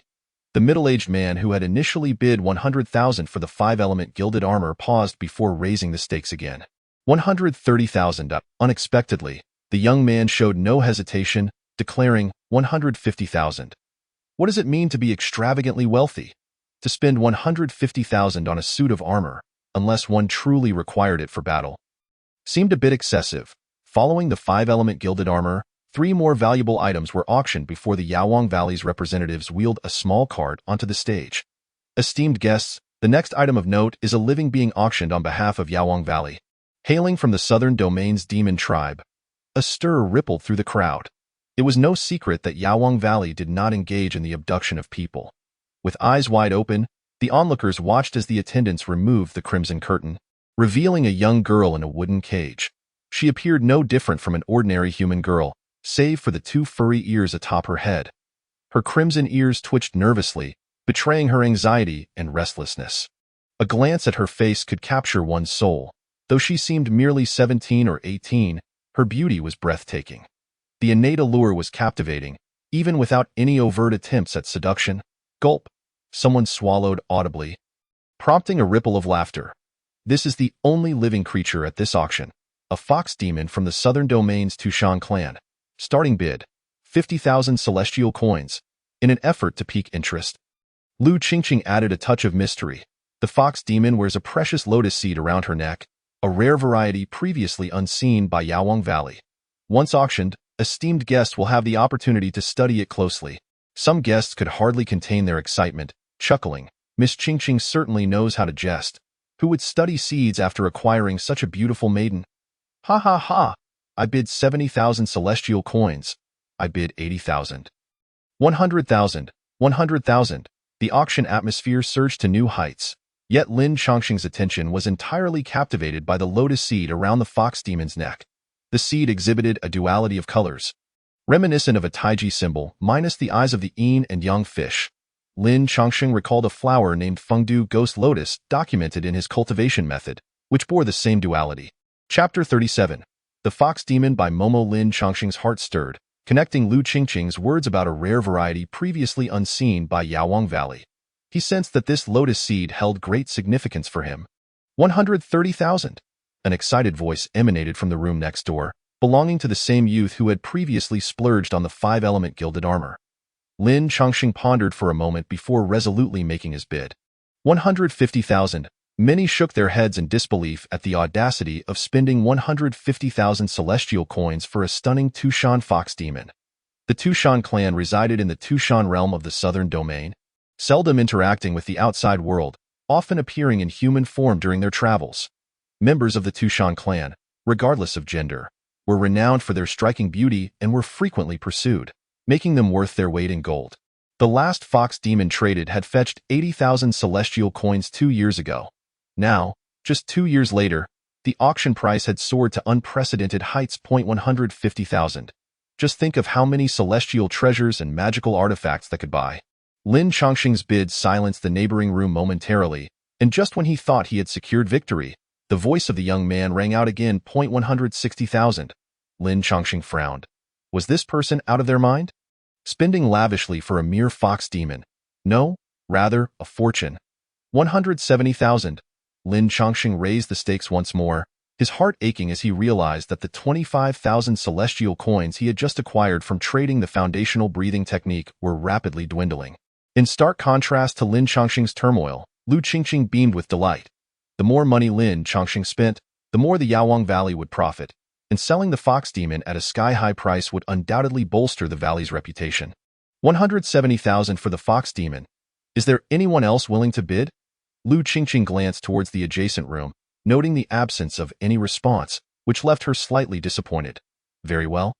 The auction price for the Tushan fox demon stands at 170,000, awarded to young Master Lin. 180,000. At the very moment the gavel fell, that individual once again raised the stakes. His voice laced with barely concealed ire. I bid 180,000. The utterance sent a wave of astonishment throughout the room. What kind of fool would part with 180,000 tianbi for a mere trinket? Many turned their gazes towards the chamber, yet due to the design of Yaowang Valley, outsiders could not discern the true identities of those within. Lin Chongqing's countenance immediately darkened, prompting even Yinji to advise him. Young master, perhaps it would be wise to let this go. 180,000 is exorbitant and far exceeds the worth of a fox spirit. While she may possess beauty, there are countless lovely women in the world. Little did Yinji know that what Lin Chongqing truly desired was the lotus seed adorning the girl's neck. Lin Chongqing clenched his fist in determination. 200,000 tianbi. His offer incited another uproar among the attendees. Had it not been for Yaowang Valley's decades-long reputation for integrity and fair dealings, many would have suspected the two were merely actors in a ruse. Tiske, the youth is so impetuous upon encountering a fox spirit. It's quite understandable. To die under the peony is to be a romantic ghost. After all, youth brims with fervor. I, an old man, cannot compare. Spending 200,000 tianbi for a fox spirit? Is this individual not in their right mind? For that sum, one could acquire 7 or 8 courtesans to take home. See how ignorant you all are. This person's lavish spending must either come from royal blood or be a disciple of some sect. Otherwise, who could afford such sums? A valid point. If they have the wealth to indulge, it is not our place to judge. Shall we continue the bidding? Lu Qingqing glanced towards the adjacent room occupied by Lin Chongqing, only to be met with silence, followed by the sound of shattered glass. 200,000 tianbi. The Tushan fox spirit has been claimed by young Master Lin. Lu Qingqing was thoroughly pleased with the day's auction, not anticipating that the most expensive item would be the initially overlooked fox spirit. Lin Chongqing exhaled in relief, genuinely fearing that the madman next door would persist in escalating the bid. After the auction concluded, Lin Chongqing chose not to participate further and returned to his residence, awaiting the event's conclusion. Half an hour later, Lu Qingqing personally arrived at Lin Chongqing's abode, bearing the auction item he had won. Young Master Lin, the tianbi has been deducted from your jade token, totaling 200,000, leaving you with 50,000 tianbi. Furthermore, your Yinyang umbrella did not sell. I hope you can forgive that. The quality of the Yinyang umbrella was mediocre, rendering it unremarkable at an auction of Yaowang Valley's caliber. Lin Chongqing paid it no mind, his gaze fixated on the girl behind Lu Qingqing. Observing the young lady up close was utterly breathtaking. She was adorned with small wooden shackles on her hands and feet, inscribed with spells that suppressed her demonic power, rendering her unable to unleash her full abilities. Her name is Bai Momo. She was captured by a team of bounty hunters and brought to Yaowang Valley for auction. Young Master Lin, please safeguard her soul imprint talisman. Lu Qingqing then presented a brocade box containing an exquisite piece of amber, within which faintly lay the curled silhouette of a fox. What is a soul imprint talisman? In essence, it is a talisman that establishes a connection with Bai Momo's soul. Possessing this amber talisman means that whenever Lin Chongqing desires, he can inflict immense suffering upon Bai Momo, even to the point of soul dispersal. Soul imprint talismans are typically employed on slaves, indicating the ruthlessness of the bounty hunters who captured Bai Momo. However, one thing could be assured. Bai Momo remained intact as the bounty hunters sought wealth. A fox spirit with a damaged body would significantly diminish in value, as everyone knows. Young Master Lin, our esteemed Valley Master wishes to invite you for a small gathering in the back garden. May I inquire if you have the time? Lu Qingqing instinctively glanced at Bai Momo before adding, if you are pressed for time, you may also visit later in the evening. Do I appear to be a lecherous ghost? Lin Changsheng couldn't help but smile wryly, instructing Yinji, please take her for a bath and prepare some food. I will visit the Valley Master and return shortly. With that, Lin Changsheng cast a lingering gaze at the fox spirit Bai Momo before proceeding with Lu Qingqing towards the garden. Along the way, Lu Qingqing elaborated on the reasons for the Valley Master's desire to meet Lin Changsheng, remarking that the foundational breathing technique had been personally examined by the Valley Master. Lu Yi, with his discerning eye, quickly recognized that the technique was indeed of the yellow grade, ideal for establishing a solid foundation among the disciples of the Valley. The old Valley Master's interest in Lin Changsheng grew deeper. To casually offer a yellow grade technique for exchange speaks volumes about his background and the back garden of Yawang Valley. Lin Changsheng was taken aback upon meeting the old Valley Master, noting that the elder exuded vigor and vitality. Displaying more strength in his movements than many younger individuals, his countenance was resolute, and his voice resonant. Chapter 38. A disciple of Donghua Mountain. I have long heard of the esteemed name of Valley Master Lu. To meet you today is indeed a stroke of fortune. Lin Changsheng exchanged pleasantries with Lu Yi, and they both took their seats. Changqing spoke highly of your assistance during our time in Zhoushan. Henceforth, you shall be regarded as a friend of Yawang Valley. As he spoke, the old Valley Master raised his cup to drink with Lin Changsheng. Although Lu Yi had reached his 50s, his tolerance for alcohol remained undiminished.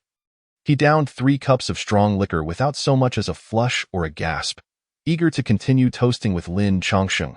Father, did you not mention that you would abstain from alcohol in the future? Why are you drinking again? Just then, 5 individuals entered along the garden path, the leader being Lu Changqing, whom Lin Changsheng had rescued. Clad in a flowing skirt, Lu Changqing emanated a more gentle aura as she directed the maidservants to arrange the dishes on the table. Roast duck, scallion braised sea cucumber, squirrel fish, and jade pouch presenting treasures, each dish meticulously prepared. Today, young Master Lin has come to celebrate my father's happiness. Let us drink to that. Lu Yi was open-minded and unconcerned with trivialities, never indulging in any vices, his only passion being to savor wine. His love for liquor was paramount. Had it not been for health issues 2 years prior, the doctor's stern admonitions would have compelled him to quit drinking, leaving him only to abstain under Lu Changqing's supervision, seldom partaking in wine except on his birthday or significant holidays. The old Valley Master, seasoned in the business world, spoke with wit and humor. And as the conversation flowed, he broached the subject of Lin Changsheng's visit to Yawang Valley. Valley Master, the Shinnong 100 herb lotus is of utmost importance to me. It pertains to my future and life. Should you have any news regarding this lotus, I would be willing to exchange a superior technique in return. Oh? Lin Changsheng's words astonished Lu Yi, Lu Qingqing, and Lu Changqing simultaneously. Could Lin Changsheng possess other techniques? What level is the technique you hold, young friend Lin? Lu Yi appeared to ponder this, and Lin Changsheng did not hesitate to disclose, it is of the Xian grade.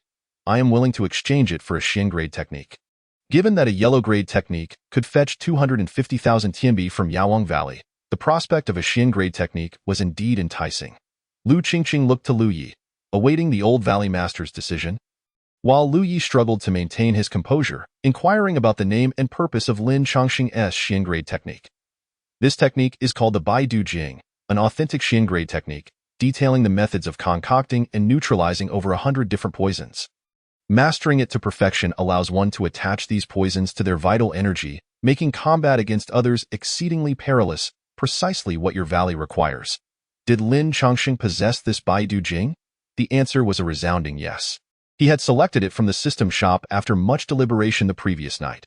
After the internal stability of the Daxia Kingdom, the accumulation rate of Lin Changsheng's system points slowed, even with 1,000 avatars simultaneously earning points. Upholding justice and eradicating evil, even a common villain could yield a system point. It was akin to Lin Changsheng's encounter with the drug dealer in Zhoushan. After the dealer's demise, Lin Chongsheng earned 500 system points. With continuous accumulation, Lin Chongsheng's system points had reached 8,000, and he was contemplating exchanging for a technique to barter with Yaowang Valley.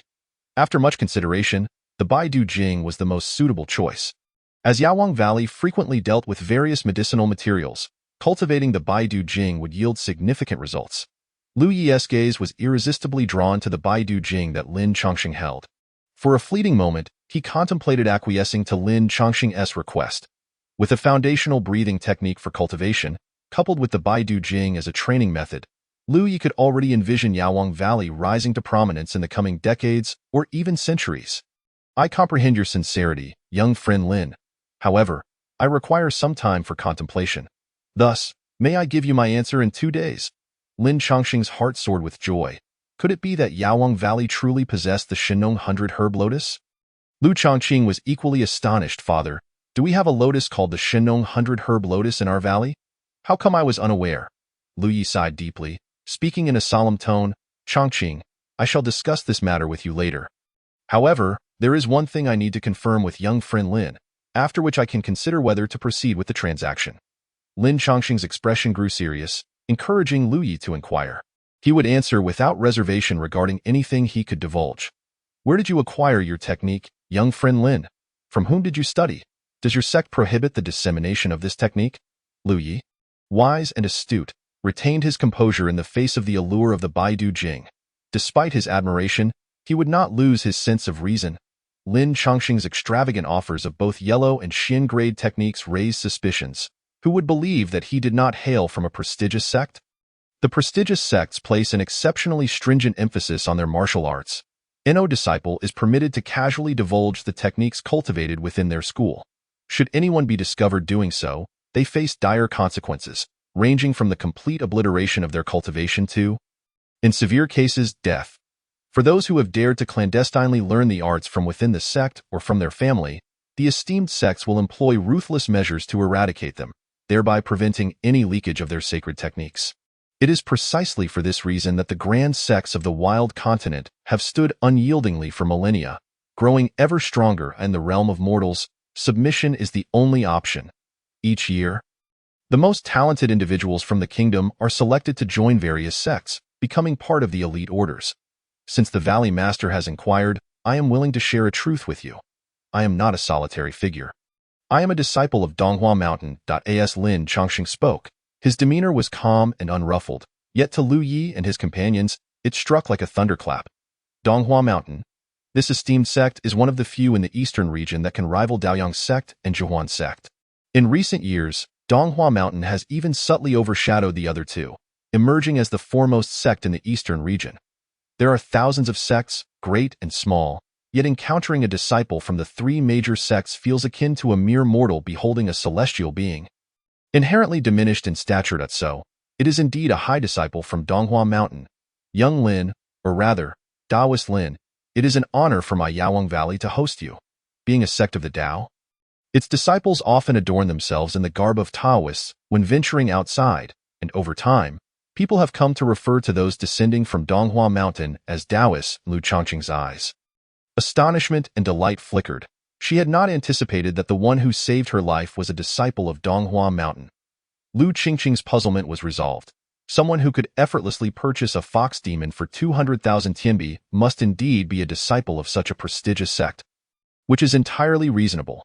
None of the 3 harbored doubts regarding Lin Chongqing's words, for he epitomized the archetype of a sect disciple in every conceivable aspect. Valley Master, please, there is no need for such formality. You may continue to address me as a young friend. I cannot bear the title of Taoist. Lin Chongqing waved his hand, offering a gentle smile. As for the matter of martial arts, rest assured. Both the foundational breathing techniques and the 100 poison scripture are solely mine. In any case, I shall not practice those too, so it would be better to cultivate a bond of goodwill and engage in trade with Yaowang Valley. Listen, what does it mean to possess great wealth and profound heritage? They disdain even the yellow grade and Xian grade techniques, and their usual practice likely involves earth grade or even heaven grade techniques. Chapter 39. The Lotus Seed and the provocateur Lin Chongqing arrived with Lu Qingqing guiding him. And as they exited the garden, Lu Yi personally escorted him out, bestowing due respect upon Lin Chongsheng. Upon returning to the small courtyard, Yinji was busy grooming Bai Momo's long hair. After bathing and donning clean attire, Bai Momo appeared significantly more vibrant. "Young master, you have returned. Did the Valley Master manage to find the lotus flower you were seeking?" Yinji approached with a radiant smile, as expected of Yawang Valley. The divine farmer's 100 herbs lotus indeed resides within the valley, though the old Valley Master needs to deliberate further. Lin Chongqing felt buoyant and was momentarily dazzled by the sight of the freshly groomed Bai Momo. What a charming little fox demon. With a bit of refinement, she could easily portray the role of a fox matchmaker and surely become a sensation. Yinji was left perplexed, wondering what a matchmaker was and why it would be so sensational. "Young master, you seem exceedingly confident. Has your trade item captured the old Valley Master's interest?" She lifted the cover from the stone table to reveal a feast of fine wine and delicacies. "Untouched. What is more?" Lin Chongqing leaned closer to Yinji, whispering softly, causing her to gasp in surprise before breaking into a fit of laughter. "Young master, what a grand fib. If they discover the truth, it would be quite the scandal. To pretend to be a wandering disciple of Donghua Mountain? How clever of Lin Chongqing. Could Yawang Valley not verify this with Donghua Mountain? All right, let us dine together. I was so preoccupied with conversing and drinking with the old Valley Master that I scarcely had my fill." As Lin Chongqing took his seat, he noticed that Bai Momo had remained silent, prompting his curiosity to ask, "Do the Tushan Fox Demon Clan not eat regular meals? Do you only consume mountain chickens? Wild rabbits and mice?" Bai Momo glanced at Lin Chongqing with an expressionless face, her mouth moving without producing any sound. It was then that Lin Chongqing observed a faint seal at her throat. Suppressing her vocal cords, the bounty hunters were quite the characters. Upon capturing a fox demon, they seemed eager to bind her with numerous restrictions. Lin Chongqing approached Bai Momo, extending his hands. A flicker of panic and fear crossed her eyes. She understood that what was inevitable had come, and she could only close her eyes and silently endure. To her surprise, Lin Chongqing merely removed the lotus seed from around her neck, then gently pressed his palm against her throat. With a decisive motion, Lin Chongqing harnessed his internal energy, shattering the seal at Bai Momo's throat, his focus entirely on that lotus seed. Bai Momo gazed at Lin Chongqing in disbelief, unable to comprehend his intentions. Since her descent from the mountain, every man she encountered seemed intent on devouring her whole. "Where did you acquire this?" Lin Chongqing's inquiry disrupted her thoughts as he waved the lotus seed in front of her. After a brief pause, Bai Momo replied, "Yes, it was given to me by my grandmother." Her voice was melodious and soft, imbued with an alluring quality that would leave an ordinary person feeling weak in the knees. Fortunately, Lin Chongqing had reached the internal energy stage. Otherwise, he might have succumbed to her enchanting voice. He began to understand why bounty hunters would seal Bai Momo's voice. One could easily lose self-control upon hearing it, leading to losses of tens of thousands of tianbi. "What position does your grandmother hold in Tushan? Did she mention the origins of this lotus seed?" Upon confirming that Lin Chongqing harbored no immediate ill intentions, Bai Momo's demeanor relaxed considerably. My grandmother was the former leader of Tushan. She mentioned that this seed was acquired serendipitously during her travels 300 years ago, yet despite nurturing it for centuries, she has been unable to coax it into sprouting. Bai Momo's willingness to cooperate pleased Lin Chongqing greatly. He carefully stored the seed away and invited the two to dine. "If you find these dishes unpalatable, fret not. I can have Yinji fetch a live chicken for you to enjoy." Noting that Bai Momo had yet to touch her chopsticks, Lin Chongqing, ever perceptive, suggested, "It seems the Tushan Fox Demon Clan does not partake in regular meals?" Bai Momo shivered slightly but ultimately picked up her chopsticks, taking small bites. Suddenly, a deep male voice resonated from outside the courtyard. "Is this the residence of young Master Lin?" Lin Chongqing's brow furrowed slightly. Yinji immediately rose to answer the door, revealing a burly man standing there. Nearly 2 meters tall, clad in dark attire, with black boots and an eye-catching dark golden dragon-scaled belt, he presented an imposing figure. "Who are you?" Seeing a girl open the door, the man's cold demeanor softened slightly as he replied, "I am a general of the Great Merchant's Guard, here to speak with young Master Lin." "May I inquire if he is available?" Yinji glanced back, receiving Lin Chongqing's nod of approval before gesturing for the man to enter. "My master is expecting you." The man entered the courtyard and politely greeted Lin Chongqing. Though his words lacked any semblance of courtesy, Young Master Lin, I bring a message from the second prince of my family. He wishes to purchase the fox demon from you for 250,000 tianbi. I ask that you grant him this favor. 250,000. Lin Chongqing was puzzled. He had spent 20,000 at the auction. If the second prince truly possessed such wealth, why not pay on the spot? Young Master Lin may not be aware, but there is a rule at the Yaowang Valley auction. Payment must be rendered immediately. The second prince, having purchased the 5 elements golden armor, found himself with insufficient funds and thus missed the opportunity to acquire the fox beauty. Today, Ming Luojing has come to request that you part with her.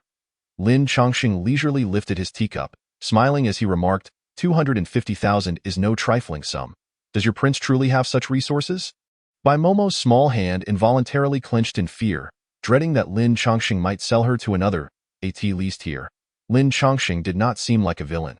Within a month, my second prince will gather the necessary funds, and he is willing to guarantee this with the name of the great merchant. Before the man could finish, Lin Chongqing waved his hand to interrupt. What use is it to come here empty-handed? You expect to pull a fast one? Furthermore, having purchased the fox demon, she is naturally mine. Go back and inform your so-called second prince that this transaction will not transpire. The man's expression darkened instantly, and he snorted in disdain. Young Master Lin, I implore you to think carefully. The great merchant possesses formidable strength and is not to be compared with the great Xia. The great merchant has always relied on Donghua Mountain.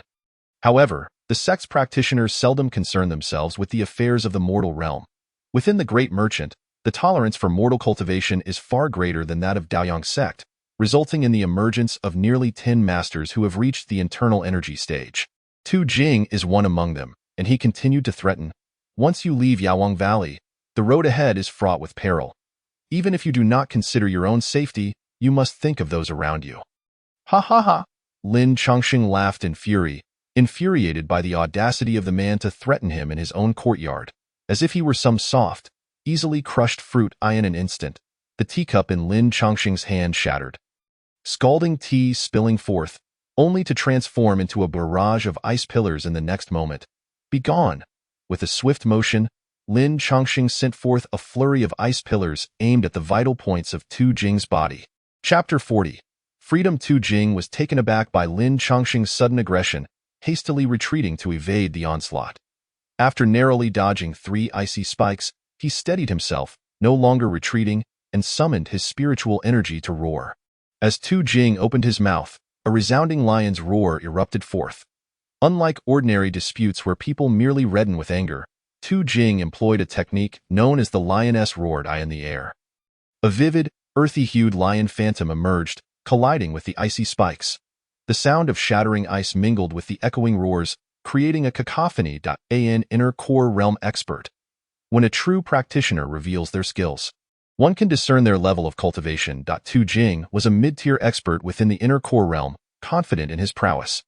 Having entered the inner core realm at the age of 33, he had earned a place among the top 10 experts of the great Shang nation, revered wherever he went. However, the youth before him, though younger, was also an adept of the inner core realm. A fact Tu Jing found hard to accept. Return to your master and inform them that the transaction is binding and non-negotiable. Any further disturbances will not be met with leniency. Yinji, see him out. Tu Jing's complexion alternated between pale and flushed before he ultimately turned to leave, escorted by Yinji. Their brief encounter left a profound impression on both. Lin Chongqing had faced Feng Yun, a practitioner of the qi manipulation realm, yet that was only due to the backing of the Ziqiuan's abundant water veins.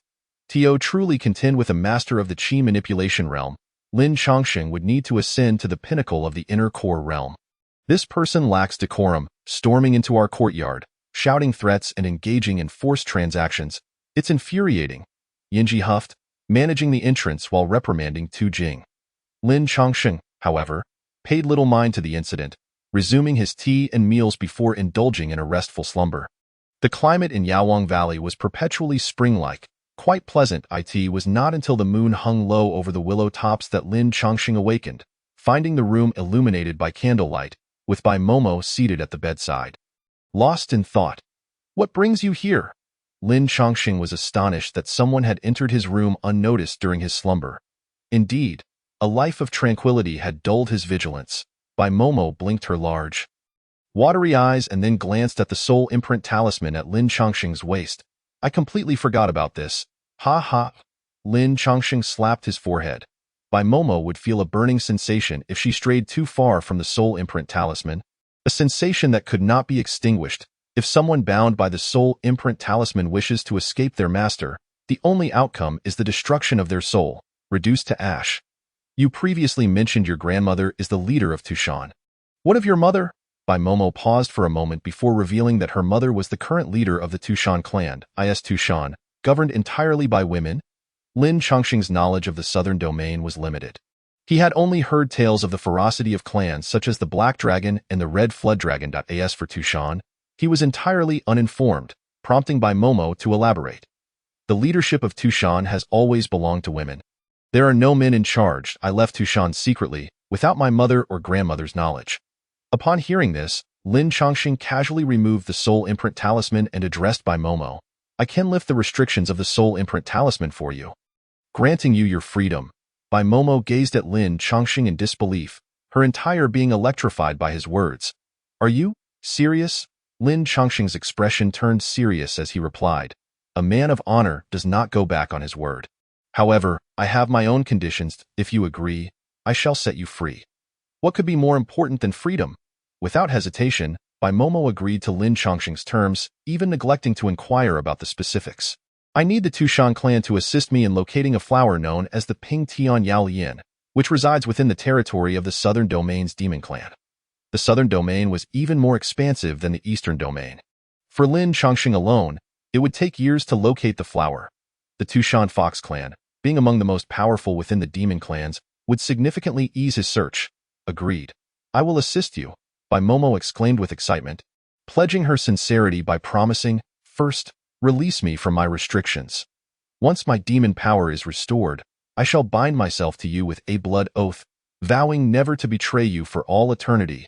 The blood oath, as the name implies, is a vow forged in the blood of two individuals, with severe consequences for any betrayal, making it one of the strongest oaths imaginable. Seeing her earnestness, Lin Chongqing wasted no time. Grasping the soul imprint talisman and channeling his spiritual energy, break, break, break, break. He tapped his fingers against the restraints binding Bai Momo's limbs, the seals rapidly circulating until they fell away. Bai Momo's breathing became noticeably lighter as the restraints fell away. While they seemed light, they were akin to heavy shackles for a demon. With the restraints on her limbs removed, only two remained, one at her collarbone and the other at her waist. These seals were not physical but had been inscribed directly into Bai Momo's body through incantations. Miss Bai, breaking these two seals requires physical contact. I beg your pardon, Lin Chongqing said as he placed his hand on her chest, pressing down on her collarbone, where he witnessed a series of azure spiritual energies slowly infuse her being. As the sealing talismans gradually emerged from her body, they dissipated into the air. Bai Momo's demon energy had now restored to 50%. Her previously listless demeanor vanishing entirely. There's still one last seal. I ask you, young Master Lin, to remove it for me. Her face flushed, she lay on the bed, biting her lip, closing her eyes, and slowly loosening her garment to reveal her flat, pristine abdomen. Lin Chongqing was no saint. Witnessing such a stunning beauty willingly unveil herself stirred feelings within him. To maintain his composure, he averted his gaze, channeling his energy to dispel the final seal. The young woman's body trembled slightly, uncertain whether it was due to the dissipating seal or the warmth of Lin Chongqing's hand. As time ticked by, a quarter of an hour later, a sudden whirlwind swept through the room. Azure and white energies swirled chaotically, wreaking havoc within the confines of the chamber before ultimately vanishing. Bai Momo's eyes fluttered open, her gaze sparkling with brilliance. Her fox-like ears flickered and vanished, for in a place abundant with spiritual energy, the Fox clan could conceal their animal traits. Thank you immensely, young Master Lin. I shall never forget your great kindness. Bai Momo's heart brimmed with excitement, but just then, the door burst open with a loud bang, and a fiery young woman rushed in, dressed in a bright red gown, her waist adorned with a similarly hued gourd. She hurriedly shut the door behind her. Upon turning to see the scene on the bed, she gasped, then quietly explained, I did not mean to intrude upon your moment. Please, continued, in such a compromising position, with a man and woman shedding their garments and the man's hand resting on the woman's body.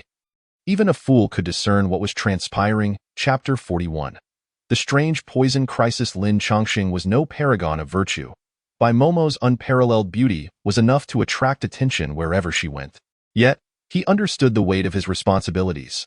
The Daoyang sect wielded immense power, boasting over 100,000 disciples across its internal and external sections each year.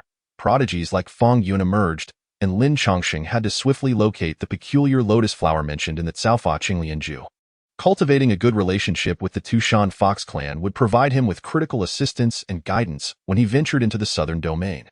Who could have anticipated that just as Lin Chongqing had liberated Bai Momo from her restraints, and the atmosphere between them grew intimate, an unexpected interruption would occur? Is that you? Lin Chongqing nearly burst out laughing upon recognizing the fiery girl's appearance. It was Luo Yufei, a disciple of the Jiu Huan sect, who had previously appeared amidst the turmoil at Zhoushan, claiming the smoking addict for herself. Luo Yufei had intended to blend in and go unnoticed, but upon seeing Lin Chongqing, she was equally taken aback. As the saying goes, misfortune comes in pairs. By sheer coincidence, she had sought refuge in the room of someone with whom she had a history. An old acquaintance. How delightful! Luo Yufei peered outside, noticing the courtyard aglow with torches and bustling with activity. Realizing they were closing in on her location, she attempted to cozy up to Lin Chongqing with a nervous smile. Wait, we don't seem that familiar, do we? Lin Chongqing rose from the bed, eyeing Luo Yufei with suspicion. What brings a prominent disciple of the Jiu Huan sect to my courtyard? You appear to be evading someone. Fear not. I am acquainted with the people here. I shall explain. She blurted out, but Lin Chongqing feigned an intent to leave, startling Luo Yufei. Please don't go. Please, do not. Knowing she couldn't keep her story under wraps, Luo Yufei briefly recounted her predicament. It turned out that while exploring the Yawang Valley, she had inadvertently trespassed into the residence of the valley's master. Her adventurous spirit, emboldened by her agile movements, had led her to scale the roof of Lu Ye's abode. However, shortly after her arrival, chaos erupted in the courtyard. Lu Yi has been poisoned. The guards of Yawang Valley were thrown into uproar, and finding her suspiciously hiding on the roof, they pursued her, believing her to be the perpetrator. Lin Chongqing's heart raced upon hearing this news. Lu Yi had been poisoned? Setting aside the fact that Lu Yi was capable of providing him with the divine farmer's 100 herbs lotus, it was peculiar that the leader of the valley, renowned for its medicinal prowess, had fallen victim to poison. Young Master Lin? Young Master Lin? A series of knocks resonated from outside the courtyard, compelling Luo Yufei to adopt a pitiable demeanor as she implored Lin Chongqing for assistance in acquiring 50,000 tianbi. Lin Chongqing suppressed a chuckle, contemplating how to exploit Luo Yufei's predicament. As a distinguished disciple of the Nine Joy sect, she surely possessed such funds. You? Luo Yufei's countenance shifted, her frustration nearly prompting her to bite Lin Chongqing in anger. Yet, weighing her circumstances, she gritted her teeth and acquiesced. Stepping out of his room, Lin Chongqing approached the courtyard entrance, only to be greeted by a group of burly men outside. At the forefront stood Zhu Kai and Lu Fu. Lin Chongqing recognized Lu Fu from a previous encounter in the back garden. He was a meticulous steward in service to Lu Yi. Young Master Lin, Lu Fu began, a grave matter has arisen in our valley. Have you encountered a female thief clad in crimson garb? Zhu Kai's brow bore a look of urgency, though he refrained from disclosing the details of Lu Ye's poisoning. A female thief. I have not seen her. What has transpired? Lin Chongqing maintained a composed demeanor, feigning ignorance. Zhu Kai hesitated, only to be silenced by a glance from Lu Fu. Young Master Lin, Lu Fu chuckled. The female thief is cunning and may have clandestinely hidden within your chamber, unbeknownst to you. His implication was clear. He wished to search Lin Chongqing's quarters. Zhu Kai, noticing this, quickly interjected, Steward Lu, young Master Lin hails from a prestigious lineage and possesses abilities far surpassing ours. Surely, he would be aware if a thief had infiltrated his abode. Thus a search is unnecessary. However, Lu Fu remained resolute, unwilling to relent. The actions of a thief are not to be trifled with. Should we fail to apprehend her tonight, the young lady's wrath will be something none of us can bear. With just a few words, he effectively silenced Zhu Kai, who could only manage an apologetic smile towards Lin Chongqing. Lin Chongqing, smiling reassuringly, stated that it was of no consequence. He opened the door wide. Inviting the group to enter, as they approached the threshold, he reminded those within, Momo, I shall be escorting Steward Liu and Brother Zhu inside. Please ensure you are properly covered. His implication was that Momo was resting in bed, and word of his acquisition of the fox spirit had spread throughout the manor. Upon realizing that Lin Chongqing shared a bed with such an extraordinary beauty, the onlookers could not help but feel envious. With the exception of Zhu Kai and Lu Fu, the room's disarray suggested a fierce struggle had taken place. Lu Fu examined the scene thoroughly, and when he glanced at the bed, he found Momo swathed in blankets, with only her delicate head visible. Her tousled hair and dazed gaze did little to detract from her beauty. Rather, it added a unique charm. Even Lu Fu, no connoisseur of beauty, felt his heart race and dared not linger. Thank you for your cooperation, young Master Lin. We shall take our leave now. After bidding farewell to the group, Lin Chongqing returned to his chamber with Yinji, who had come upon the commotion. All right, come out now. Lin Chongqing cast a glance at the embroidered quilt, which began to stir as Luo Yufei emerged from beneath it. Yinji, a perceptive and tactful individual, discreetly set about tidying the room, while Lin Chongqing commenced his inquiry into Luo Yufei's observations. Under the eaves, one must lower their head. Luo Yufei recounted everything she had witnessed.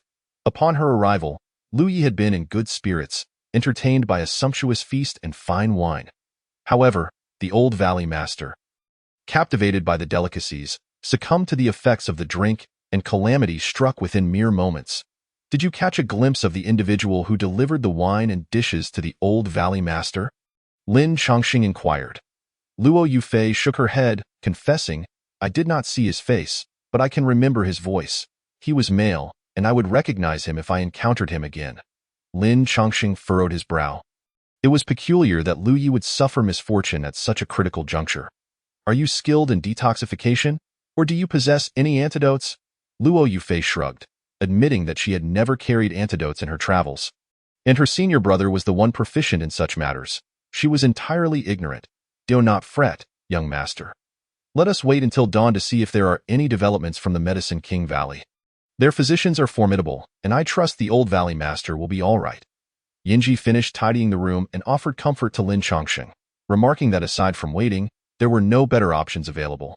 Indeed, Luo girl, let us settle the matter of the 50,000 tianbi first. Lin Chongqing's thoughts shifted rapidly. One moment he was fretting over the old valley master, and the next, he was demanding payment from Luo Yufei. Such a large man, so calculating, she retorted begrudgingly, retrieving a jade talisman and transferring 50,000 tianbi to Lin Chongqing. Chapter 42. The wedding of the Medicine King Valley. The clamor within the Medicine King Valley gradually subsided as dawn approached. With all guests forbidden from departing, Lin Chongqing, one of the few privy to the underlying truths, understood the necessity of such measures, with the old valley master poisoned and the perpetrator at large. Temporarily sealing the valley was indeed a prudent course of action. Unbeknownst to them, the individual responsible for the old valley master's poisoning was likely an insider. As the sun rose, Lin Chongqing rose early to practice the transformation of the azure lotus. With his cultivation, the flora in the courtyard flourished remarkably overnight. The liberated Momo, in high spirits, joined Yinji in gathering flowers and herbs from the garden, learning the art of floral arrangement.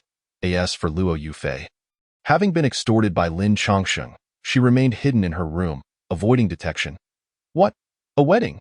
As noon approached, Zhu Kai arrived, not with news regarding the old valley master, but concerning Lu Chongqing. To Lin Chongqing's astonishment, Lu Chongqing was to marry Lu Quan. Although Lu Quan was Lu Ye's eldest son, their union raised eyebrows due to the absence of any blood relation. Rumors would undoubtedly circulate. Lin Chongqing pulled Zhu Kai aside, inquiring who had arranged this marriage. Was it a matchmaker's decree? With the old valley master poisoned and his fate uncertain, how could Lu Chongqing be wed to Lu Quan? It was, in fact, the old valley master.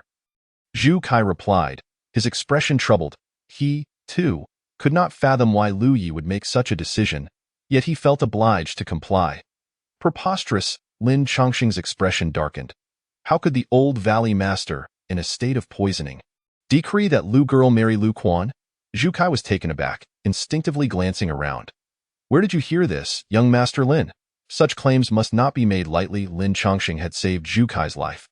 And Zhu Kai, possessing a forthright nature, had not considered the possibility of Lin Chongqing's involvement. He merely assumed someone had leaked the information.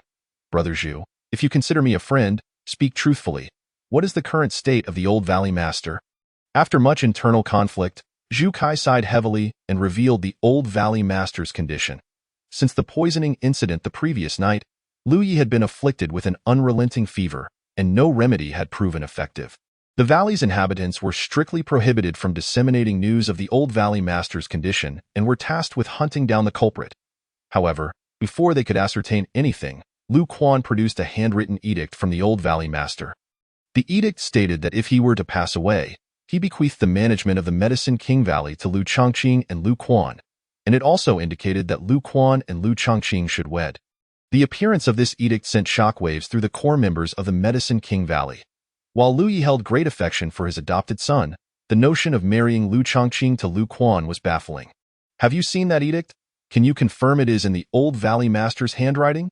Lin Chongqing sensed a conspiracy lurking beneath the surface. Zhu Kai scratched his head, admitting he had not seen it. But the two stewards, Lu Ye's brothers, had examined it. Moreover, Steward Lu Fu, who had served the old master for over 30 years, was intimately familiar with his handwriting and seal. If he deemed it authentic, it must be so. Lin Chongqing paced thoughtfully, then inquired, "What of Lu girl? Does she consent to this marriage with Lu Quan?" This was the most perplexing aspect for Zhu Kai. While Lu Chongqing held affection for Lu Quan, it was strictly that of a sibling. The idea of a sister suddenly changing her mind and agreeing to marry her brother merely due to their father's edict seemed improbable. The young lady has acquiesced. This morning, I observed her countenance was far from favorable, and her spirit was lacking. Young Master Lin, could you assist the young lady? Zhu Kai's instincts led him to believe Lu Chongqing's agreement was born of some hidden distress. I possess little power, and I have been under the care of the Old Valley Master and the young lady for so long that I am at a loss for how to repay them. I am willing to offer my entire fortune to implore young Master Lin to aid the young lady. Such heartfelt sincerity stirred Lin Chongqing, who placed a reassuring hand on Zhu Kai's shoulder. Brother Zhu, there is no need for such formality. Simply direct me to Lu girl's residence, and I will take care of the rest. After bidding Zhu Kai farewell, Lin Chongqing contemplated his course of action. Given the current circumstances, it was highly probable that Lu Chongqing was under some form of coercion.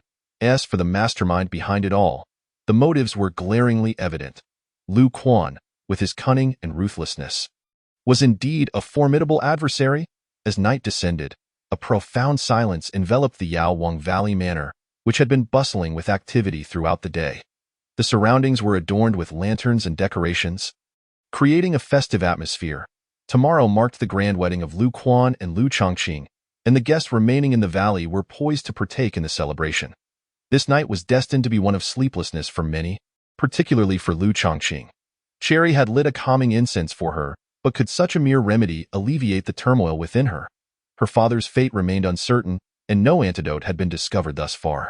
Reluctantly, she had to comply with Lu Quan's wishes, and a torrent of thoughts flooded her mind, prompting a heavy sigh to escape her lips.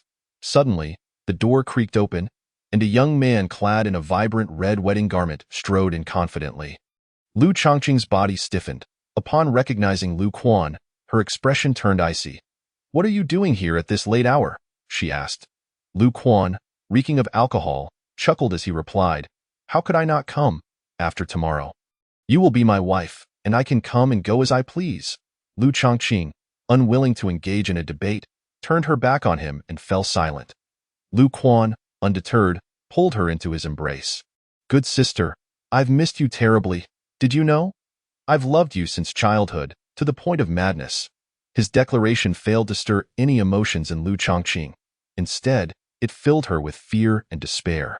"You said you have a method to cure my father. Is that true? I want your assurance that you will provide the antidote after the wedding." Enduring Lu Quan's advances, tears welled in her eyes as she spoke. "Of course, I will do as I say." Lu Quan, his body ablaze with desire, reached to loosen Lu Chongqing's sash. Unable to tolerate his advances any longer, she unleashed her spiritual energy, sending Lu Quan reeling across the room. Caught off guard, he fell to the ground, struggling to regain his footing. "I adore your straightforwardness, sister. Since you feel this way, I won't rush things. We will have plenty of time to play after our wedding night." he remarked with a lewd grin, swaying as he exited the room, leaving Lu Chongqing in stunned silence, tears streaming down her face. Unbeknownst to both, a tile on the roof had been shifted, and two pairs of eyes were intently watching the unfolding drama. Bullying women is truly despicable, Luo Yufei muttered angrily. Chapter 43. A Gamble of Life. Did you hear that clearly? Was it Lu Quan who sent the food and wine to Lu Gu Master? Lin Chongsheng, having brought Luo Yufei along, hoped she could uncover the identity of the poisoner. No, that voice didn't sound so young, Luo Yufei replied, shaking her head. What should we do next? Should we charge in and rescue her? Once Lu Quan was far enough away, Lin Chongsheng replaced the tile and leaned back, letting himself drop down. He tapped lightly on the window. Knock, knock, knock, Lu Chongqing, her mind in disarray with worries about her father's safety and the impending wedding, paced the room. A sudden knock at the window startled her. Who is it? She assumed Lu Quan had returned to harass her again and shouted irritably, Lu Quan, don't go too far. A gentle, clear voice responded. Miss Lu, it is I, Lin Chongsheng. Lu Chongqing's eyes brightened as if she had spotted a lifeline while drowning. Lin Gongzi? She exclaimed, opening the window to find Lin Chongsheng gracefully entering, accompanied by Luo Yufei. Oh, this is my personal maid. She has come with important matters to discuss. Lin Chongsheng fabricated an identity for Luo Yufei and closed the window to prevent any prying eyes from noticing the unusual gathering. What brings you here, Lin Gongzi? Lu Chongqing hesitated, torn between seeking Lin Chongsheng's assistance and fearing he might refuse. The two had only met a few times. Why would he help her? It is indeed concerning the Old Valley Master. We overheard your conversation with Lu Quan, and Yufei witnessed certain events regarding the Old Valley Master, Lin Chongsheng explained. Luo Yufei wasted no time, recounting how she had stumbled upon Lu Yi dining with others that evening. Miss Lu, I assure you that what I say is true. Lu Gu Master has undoubtedly been poisoned by someone, and the instigator is likely that scoundrel Lu Quan. Luo Yufei seethed with indignation on Lu Chongqing's behalf. Angered by the poisoner targeting her father while attempting to force her into marriage and seize her family's wealth. Even a beast wouldn't stoop so low. Lu Chongqing remained largely unmoved, her head bowed in contemplation. After a long silence, she finally voiced her thoughts. What you say, Yufei, I had already suspected. However, Lu Quan is using my father's life as leverage. What can I do? Lu Chongqing was astute. Her father was poisoned first, followed swiftly by Lu Quan presenting a letter, coercing her into marriage. Upon reflection, she deduced Lu Quan's manipulations, yet she felt compelled to accept his terms. Firstly, she had no evidence, and secondly, her father's safety was paramount. The peculiar toxin afflicting Lu Yi was beyond even the healers at Yaowang Valley. Lu Gu Master's life hangs by a thread, dictated by Lu Quan's whims. Lin Chongsheng sighed, observing Lu Chongqing's disarray. Given Lu Quan's actions, how could he possibly save Lu Yi? Consider this. If his letter is indeed forged, to ensure his claim over Yaowang Valley, he would never allow the Old Valley Master to survive. The night of your marriage would be the Old Valley Master's death knell. Lin Chongsheng's words pierced through Lu Chongqing's last defenses like a sharp blade. She staggered back, tears streaming down her face as she cried out, What am I to do? What can I do? My father raised me with such care. I cannot bear to watch him perish. Seeing her distress, Lin Chongsheng approached and gently placed a hand on her shoulder. Miss Lu, I can neutralize the poison afflicting the Old Valley Master, but it will take some time. What? Lu Chongqing, who had been engulfed in despair, felt a glimmer of hope at Lin Chongsheng's words. Are you serious, Lin Gongzi? Lin Chongsheng, devoid of jest, replied earnestly, If you agree to one condition, I can save the Old Valley Master and thwart Lu Quan's scheme. With no options left, Lu Chongqing instantly acquiesced. Whatever you need, Lin Gongzi, I will provide. I am willing to gamble everything for my father's life and my future. The following day, at Yaowang Valley, the new Valley Master's wedding had even drawn the attention of the Yunnan provincial government. Judge Zhang Cheng had prepared a congratulatory gift to attend the banquet. Zhang's visit to Yaowang Valley was purely coincidental. His wife had been unwell, and he had previously arranged to seek medicine from Lin Chongsheng.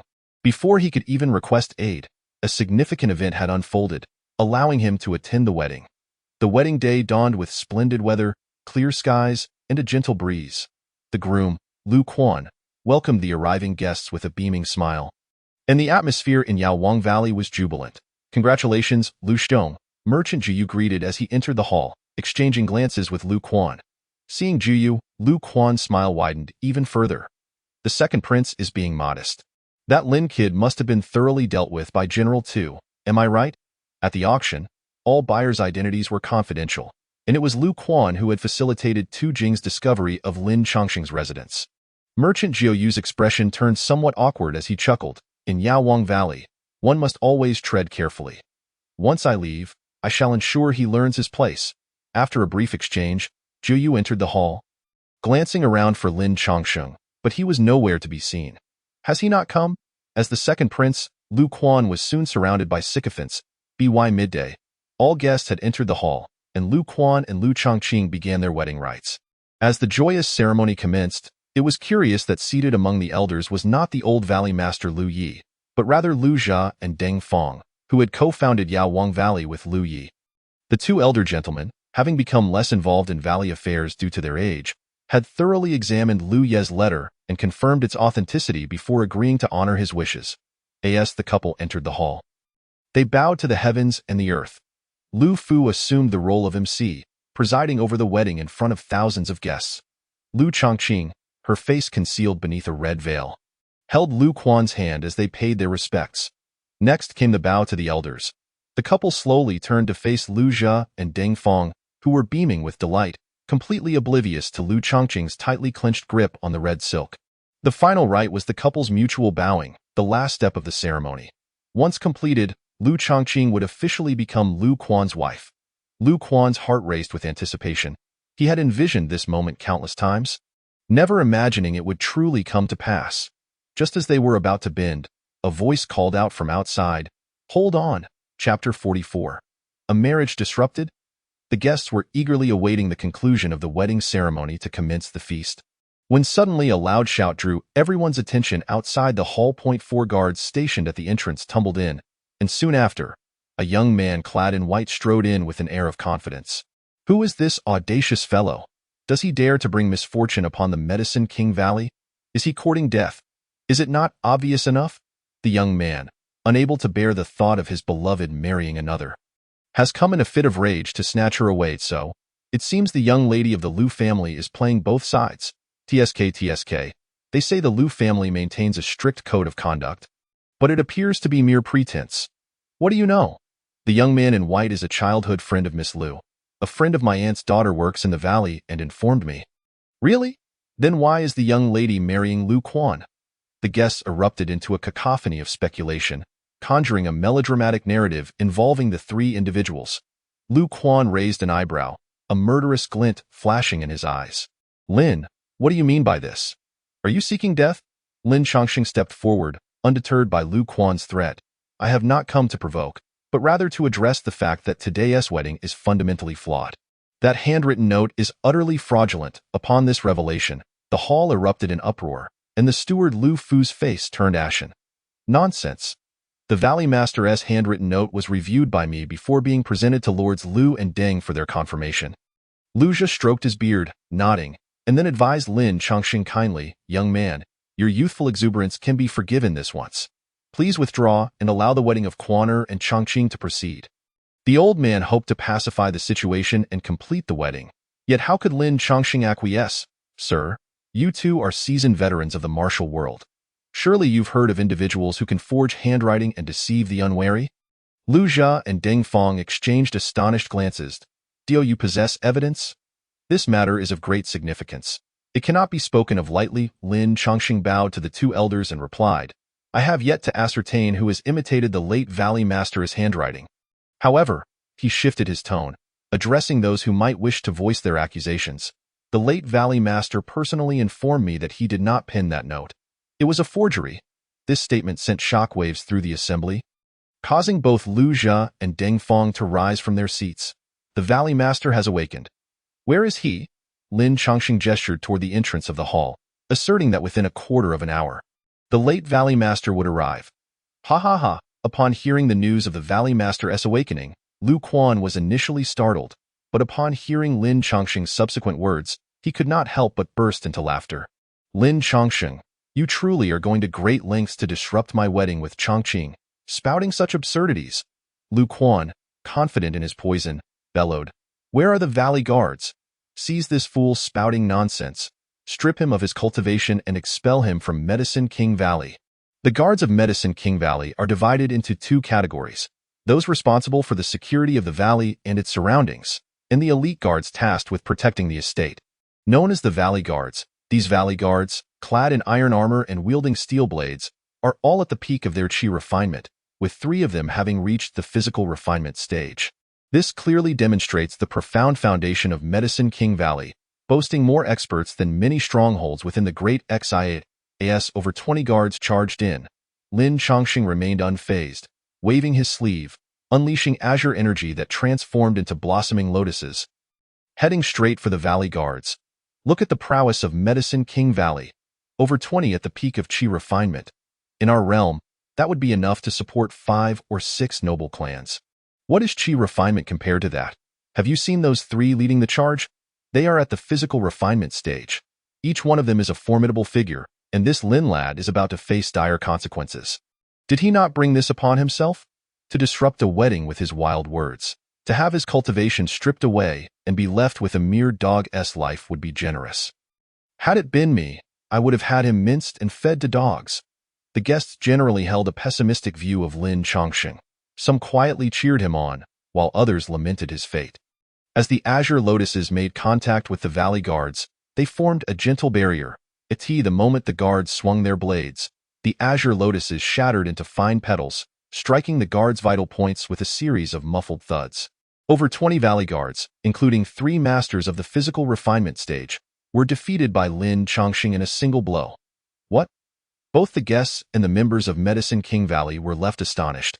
While Lu Jia and Deng Feng's expressions shifted dramatically, how could one person vanquish over 20 Valley Guards with a single move? Lin Chongqing, do you believe you can insult my Medicine King Valley simply because you possess some skills? Seeing that the Valley Guards could not subdue Lin Chongqing, Lu Quan began to attempt to morally pressure him, accusing him of bullying the weak. I told you, just wait a moment, and the late Valley Master will come. Lin Chongqing's words were abruptly cut off by Lu Quan. Nonsense. You think just because you say so, he will arrive? Who would believe that? I would. At that moment, the previously silent Lu Chongqing finally spoke, lifting her red veil and stepping slowly to Lin Chongqing's side. Uncle Lu, Uncle Deng, I believe in young Master Lin. Please grant him a little time. Lu Chongqing's assertion left the 2 elder gentlemen in a quandary. After a brief deliberation, Lu Jia, with concern, asked, Chongqing, have you thought this through? This matter concerns the reputation of Medicine King Valley. Lu Chongqing, resolute in her faith in Lin Chongqing, nodded firmly, causing Lu Quan's expression to darken to that of a smoldering pot bottom. He sensed the peculiar gazes of the guests upon him. On the day of his grand wedding, his bride stood beside a stranger. How could he hold his head high? Lu Quan clenched his fists, contemplating whether to reveal his hidden cards when suddenly, Shang Juyo stepped forward. As the saying goes, better to dismantle 10 temples than 1 marriage. As a friend of Lu, I cannot stand idly by. Lin Chongqing raised an eyebrow. Who are you to intervene? What connection do you have with Lu Quan? Tu Jing. Escort this young Master Lin out and teach him what etiquette means. Lin Chongqing quickly discerned that Shang Juyo was merely seeking trouble, using this as an excuse to attack him. Remember, be mindful of your limits. Shang Juyo subtly patted Tu Jing's arm, who immediately understood. Previously, Tu Jing and Lin Chongqing had a brief encounter without a clear victor. This time, Tu Jing approached with utmost caution. The earthy-hued energy enveloped Tu Jing, solidifying and becoming apparent to those nearby, signaling that he was at least an expert of the outer chi stage. The space was cramped, making it difficult to fight. Tu Jing, do you dare to face me in the courtyard? Without further ado, Tu Jing nodded and moved toward the hall's exit. Lu Chongqing, having heard of Tu Jing's reputation, cast a worried glance at Lin Chongqing. Chapter 45. The Body of Vajra. Young Master Lin, Lin Chongqing offered Lu Chongqing a reassuring smile, signaling her not to worry. I have everything under control. The subtle exchange between the two only fueled Lu Quan's fury, his jealousy igniting a blaze that nearly consumed his sanity. Lin Chongqing, I wonder how long you can remain arrogant. Once Lin Chongqing is stripped of his cultivation by Tu Jing, he will ensure that Lin Chongqing wishes he were dead. Meanwhile, Lin Chongqing and Tu Jing stood in the courtyard, positioned several meters apart. Neither making a move, Tu Jing was reputed to be among the top 10 experts of the Great Shang, wielding formidable strength. Putting Lin Chongqing in peril, I believe otherwise. Lin Chongqing dared to come to Medicine King Valley to abduct a bride, indicating his exceptional skills, just based on his ability to repel the valley guards. How many present could match that? He is more than capable of handling the valley guards, yet in the 13 states of Great Shang, where talents abound, we anticipate witnessing how Lin Chongqing will be swiftly defeated by Tu Jing. The onlookers, eager for entertainment, watched as the confrontation between the two in the courtyard quietly unfolded. The energy radiating from their feet gradually extended, testing one another, and upon collision, the ground beneath them cracked instantly. Crack, crack, crack. A fissure appeared in the ground beneath Lin Chongqing and Tu Jing, stretching from east to west. Tu Jing's eyes widened as he charged at Lin Chongqing, slapping his belt fiercely in an instant. Tu Jing's earthy-hued belt split apart and extended to his hands, forming two dragon-scale gauntlets. With a fierce shout, Lin Chongqing remained unfazed by the oncoming onslaught, drawing forth an invisible sword from his sleeve and engaging Tu Jing. Tu Jing was nearly 2 meters tall, relying on close combat for his fighting style, which was brutal and unpredictable. After exchanging 2 blows with Tu Jing, Lin Chongqing sensed that he was at a disadvantage in strength, and with a wave of his sleeve, he unleashed several azure lotuses between them, using the moment of Tu Jing's attack to create distance. Soul General, arise! The Yin-Yang umbrella soared into the sky, and from it emerged a figure clad in armor, wielding a long spear, landing and joining the fray against Tu Jing. Bai Fong, arise! The Yin-Yang umbrella spun once more, releasing Bai Fong's shadow, ensnaring Tu Jing in a tangle with the man and the bird. Who was this person? Originally, when Lin Chongqing quelled the rebellion, he had executed the General Duan Chong, who was beside Lin Ming. Duan Chong was subsequently absorbed by the Yin-Yang umbrella and eventually became one of the Soul Generals, able to participate in combat. Observing that Tu Jing was entangled, Lin Chongqing showed no hesitation, summoning his vital energy to manifest blades of energy, launching a flanking assault on Tu Jing. Unfortunately for Tu Jing, despite possessing remarkable skills, he found himself unable to utilize them, as Lin Chongqing's tactics of taking on multiple opponents effectively suppressed him. As he gradually fell into a disadvantage, Tu Jing bellowed, biting his fingertip to let his blood drip onto his forehead. Beast Spirit Technique, Leopard. Tu Jing's muscles bulged, his legs and arms becoming more toned, as the earthy-hued vital energy on his gauntlets surged to new heights. Earlier, Bai Fong and Duan Chong could contend with Tu Jing evenly, but now he turned the tide against them. Tu Jing's speed had also undergone a qualitative enhancement. Just as Lin Chongqing unleashed 5 blades of energy, Tu Jing appeared before him in the blink of an eye. Boom! The gauntlet struck Lin Chongqing's chest, sending him flying. Had it not been for the protective vital energy, this blow would have surely shattered his internal organs. Do you see that? That is General Tu Jing's signature skill. The Beast Spirit Technique, rumored to be a profound-level technique capable of mimicking the power and skills of 100 beasts. Lin Chongqing cannot win. Seeing Lin Chongqing fall into a disadvantage, Lu Quan was elated as he approached Lu Chongqing, casually remarking. Lu Chongqing's heart twisted in anxiety, yet she was reluctant to reveal any sign of weakness before Lu Quan. Young Master Lin will surely prevail. He must. Humph. Lu Quan snorted coldly, his gaze returning to the arena, where Lin Chongqing's Soul Generals and Bai Fong had been defeated. Seizing the momentum, Tu Jing launched a fierce assault on Lin Chongqing, each strike aimed at vital points. Lin Chongqing appeared somewhat flustered in the face of Tu Jing's close-range attacks, retreating continuously. Ultimately, he accidentally fell into the water, utterly disheveled. Sensing this, Tu Jing gathered all his vital energy for a final blow. A layer of vital energy enveloped him, taking the form of a cheetah, as a phantom of claws manifested around his gauntlets. Break. Tu Jing aimed to shatter Lin Chongqing's surrounding vital energy, but he held back, not intending to take Lin Chongqing's life. The crowd gasped, lamenting that Lin Chongqing, so young, could contend with Tu Jing to such an extent. Even Lu Chongqing covered her eyes, unwilling to witness further. Boom! The gauntlet struck the water's surface with a tremendous roar, yet Lin Chongqing had vanished. When Tu Jing looked up, he saw Lin Chongqing had already retreated several meters away, his hands pressing down on the water's surface. Gotcha! Solidify! As Lin Chongqing's voice fell, the water in half the pool solidified with his command, tightly binding Tu Jing's arms. Meanwhile, the other half of the pool transformed into countless ice needles, hovering in the air, all aimed at Tu Jing. Whoosh, whoosh, whoosh. The ice needles shot forth like arrows, launching a frenzied assault on Tu Jing, whose arms were restrained and could not break free, forcing him to endure the onslaught of ice needles. Hundreds upon thousands of ice needles relentlessly drained the vital energy surrounding Tu Jing. And soon, they began to breach his protective barrier. Tu Jing, do you concede? Lin Chongqing, seeing it was nearly time, graciously offered Tu Jing an avenue of retreat.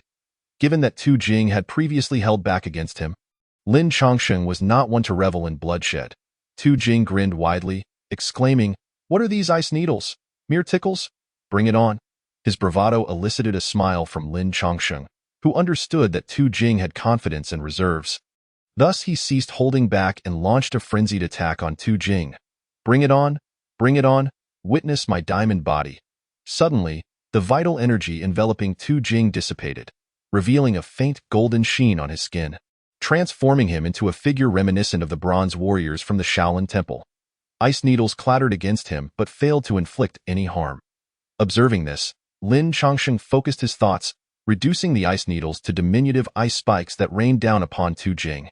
"Tu Jing, your diamond body must have a fatal flaw. Once I find it, we shall see how you endure." Lin Chongqing's words tightened Tu Jing's heart, for he spoke of the weakness inherent in the diamond body technique. No matter how it was cultivated, there would always be a small critical point. The practitioner could place this critical point anywhere they deemed safe and concealed, be it the armpit, the soles of the feet, the groin, or even the rear. However, should this critical point be attacked, the practitioner's diamond body would instantly shatter, requiring weeks to recover. The diamond body had allowed Tu Jing to sweep through the battlefield with ease, as chaos reigned there, and no one would investigate where his critical point lay. Yet, in combat against a skilled opponent, the weakness of the diamond body was laid bare. Cold sweat began to bead on Tu Jing's forehead. Chapter 46. The arrival of the Valley Master. Despite Tu Jing exerting every effort to extricate his arms from the ice, it was futile. The ice needles pierced toward Tu Jing's body, inch by inch searching for his critical point. It would not be long before Tu Jing's diamond body was breached. A prominent expert of the Dashang Kingdom being defeated by a nameless youth would be a tremendous humiliation for Tu Jing. Contemplating this, Tu Jing altered his strategy, opting not for brute strength but instead gathering his spiritual energy at his dantian to unleash the lion's roar. The target of the lion's roar was not Lin Chongqing, but the unyielding ice that bound Tu Jing's arms. Witnessing the ice develop cracks, Tu Jing rejoiced, and just as he sought to intensify his efforts, Lin Chongqing had already acted. Two streams of water spiraled toward him, encircling the cracking ice and mending the fissures. Tu Jing was astounded, not expecting Lin Chongqing to multitask so effectively. As Tu Jing lost the opportunity to break free, he grew increasingly anxious. Eye in the distance, the second prince of Dashang, Shang Jiuyo, called out, "Tu Jing, that mere brat is nothing. Do not hold back. Show him the depth and capabilities of our Dashang." The implication was clear. He must win against Lin Chongqing, or the dignity of Dashang would be at stake. Hearing this, Tu Jing's expression turned grave, knowing that today's events could not end peacefully. Gritting his teeth, he bit his tongue, spraying blood onto his arms, which turned as red as if scorched by fire. In an instant, Tu Jing's arms bulked up, his eyes turning crimson, as he forcibly shattered the ice binding him once more. Lin Chongqing perceived that Tu Jing's cultivation had subtly intensified, seemingly employing some secret technique to forcibly extract potential. Lin Chongqing shook his head inwardly, recognizing that such secret techniques often inflicted harm on the user, and Tu Jing was clearly pushing himself to the limit due to Shang Jiuyo's words. A flurry of thoughts raced through Lin Chongqing's mind as he retracted his arms, causing the ice needles to come to an abrupt halt before falling back into the pond, reverting to water. The ice that had previously bound Tu Jing melted away in an instant, returning to the pond. Today, our contest is evenly matched, with no clear victor. Lin Chongqing stood atop the water's surface, rising and falling with the waves. And noticing Tu Jing's reluctance, he added, "On this day next year, I shall visit the capital of Dashang to compete with you once again, Tu Jing. Will you dare to face me?" Lin Chongqing astutely provided Tu Jing a path of retreat. indicating a draw between them while also informing the gathered crowd that the contest was not yet concluded, effectively silencing Shang Juyod. Tu Jing, a martial general but not a fool, understood the burden of his blood-burning technique, which came at a great cost to his body. Very well, next year, Tu Jing shall await you in Dashang. With that, Tu Jing bowed to Lin Chongqing in gratitude, expressing sentiments difficult to articulate directly through gestures. Lin Chongqing lightly stepped onto a lily pad, his gaze shifting towards the courtyard's entrance, smiling. Not a moment too soon, they have arrived. The crowd followed Lin Chongqing's gaze to see two beautiful maidens assisting an individual slowly walking in. The maiden on the left donned a flowing green gown, exuding an ethereal grace, while the one on the right wore a red dress, her red hair adorned with a matching headpiece, and a red wine gourd hung at her waist.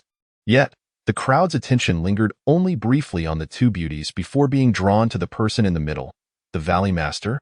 Lu Fu could scarcely believe his eyes. Lu Yi had awakened? How could this be possible? The venom that had confounded a dozen physicians in the valley could not be undone. Father. Even more astonished than Lu Fu was Lu Quan, who understood better than anyone the ferocity and complexity of that poison. Without a unique antidote, it was utterly impossible to cure. As for whether he would provide Lu Yi with an antidote after marrying Lu Chongqing. Perhaps, but it would only be if Lu Yi awakened as a speechless, mindless invalid. Oh? Hadn't the old Valley Master encountered misfortune? How could he suddenly be well? Could it be that Lin Chongqing spoke the truth? The unfolding events grew increasingly intriguing. I told you, Lin Xiao is too handsome to be a villain. Nonsense. Just a moment ago, you clearly said that Lin Chongqing had a thieving look and spoke nothing but lies. The guests murmured amongst themselves, while Lu Chongqing could no longer contain herself, rushing towards the old Valley Master. Upon reaching Lu Yi, she was already in tears before uttering a word. Good child. I have known all along. Lu Yi embraced his daughter, his own eyes brimming with tears, having traversed a harrowing ordeal. As though he had walked through the gates of hell. It's all right. It's all right. Father is here. Isn't. No more tears.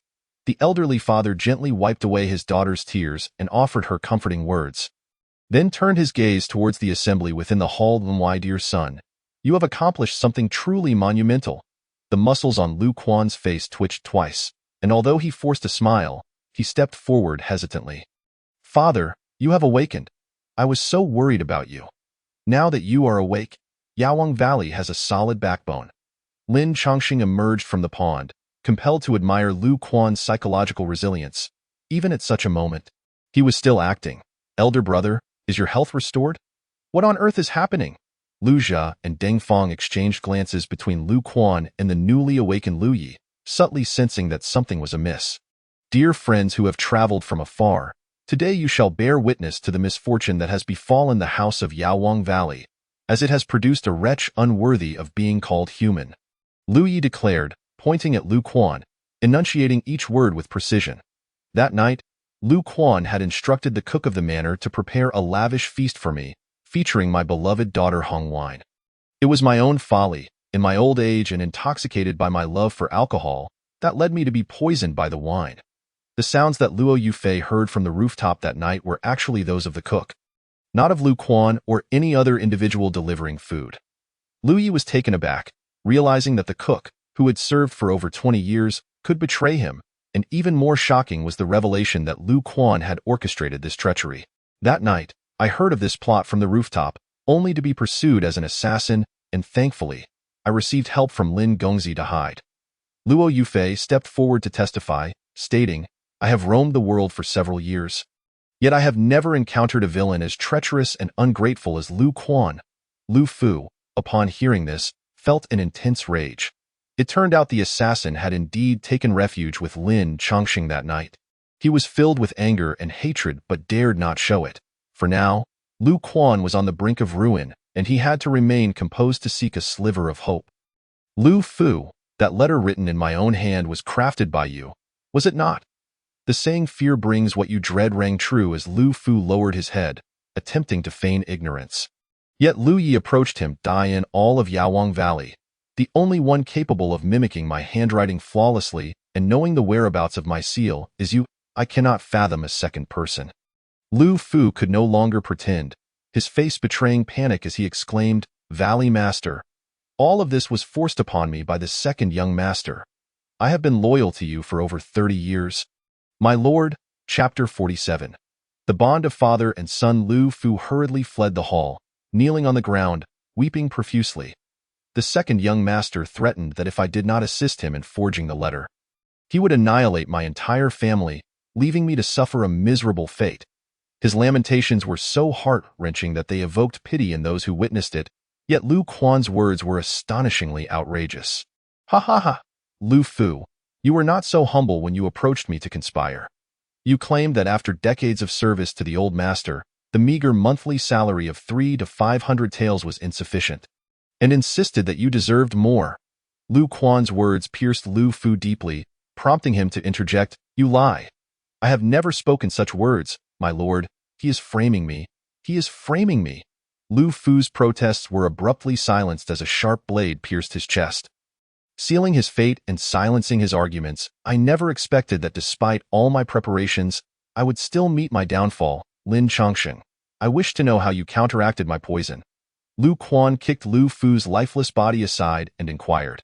Lin Chongsheng smiled faintly, his mind recalling the scenes from the previous night in Lu Chongqing's chamber. Lu Chongqing had agreed to any terms to save the Valley Master. It is simple. Hand over the Divine Farmer's herbal lotus from your Yawang Valley, and I shall be able to detoxify the old Valley Master. The Zhao Hua Qing Lianju records that the Divine Farmer's herbal lotus contains the properties and medicinal memories of countless herbs. Once fused, Lin Chongsheng would possess an immunity to all poisons and become a master of pharmacology. At that time, his Zhao Hua Qing Lianju would reach new heights. What you may not know, Lin Gongzi, is that although the Divine Farmer's herbal lotus is miraculous, there are countless rare herbs in Yawang Valley. The Valley Master treasures it solely because of my mother. Lu Chongqing appeared somewhat hesitant, not due to unwillingness, but because the Divine Farmer's herbal lotus was stored deep within the ice chamber of Yawang Valley's treasury. Lu Chongqing's mother had passed away when she was 10, and Lu Yi had shared a profound bond with her, finding it hard to accept the reality. Fortuitously, Yawang Valley had discovered a wondrous lotus that, when combined with the ice chamber, would preserve Lu Chongqing's mother's body in pristine condition, forever resembling her appearance at the time of her passing. As time flowed, the old Valley Master gradually emerged from the sorrow of losing his beloved wife. Though reluctant, faced with the opportunity to revive Yawang Valley, he ultimately decided to proceed with the exchange. The reason Lin Chongsheng had not arrived at the wedding was that he had spent the entire night in the ice chamber practicing.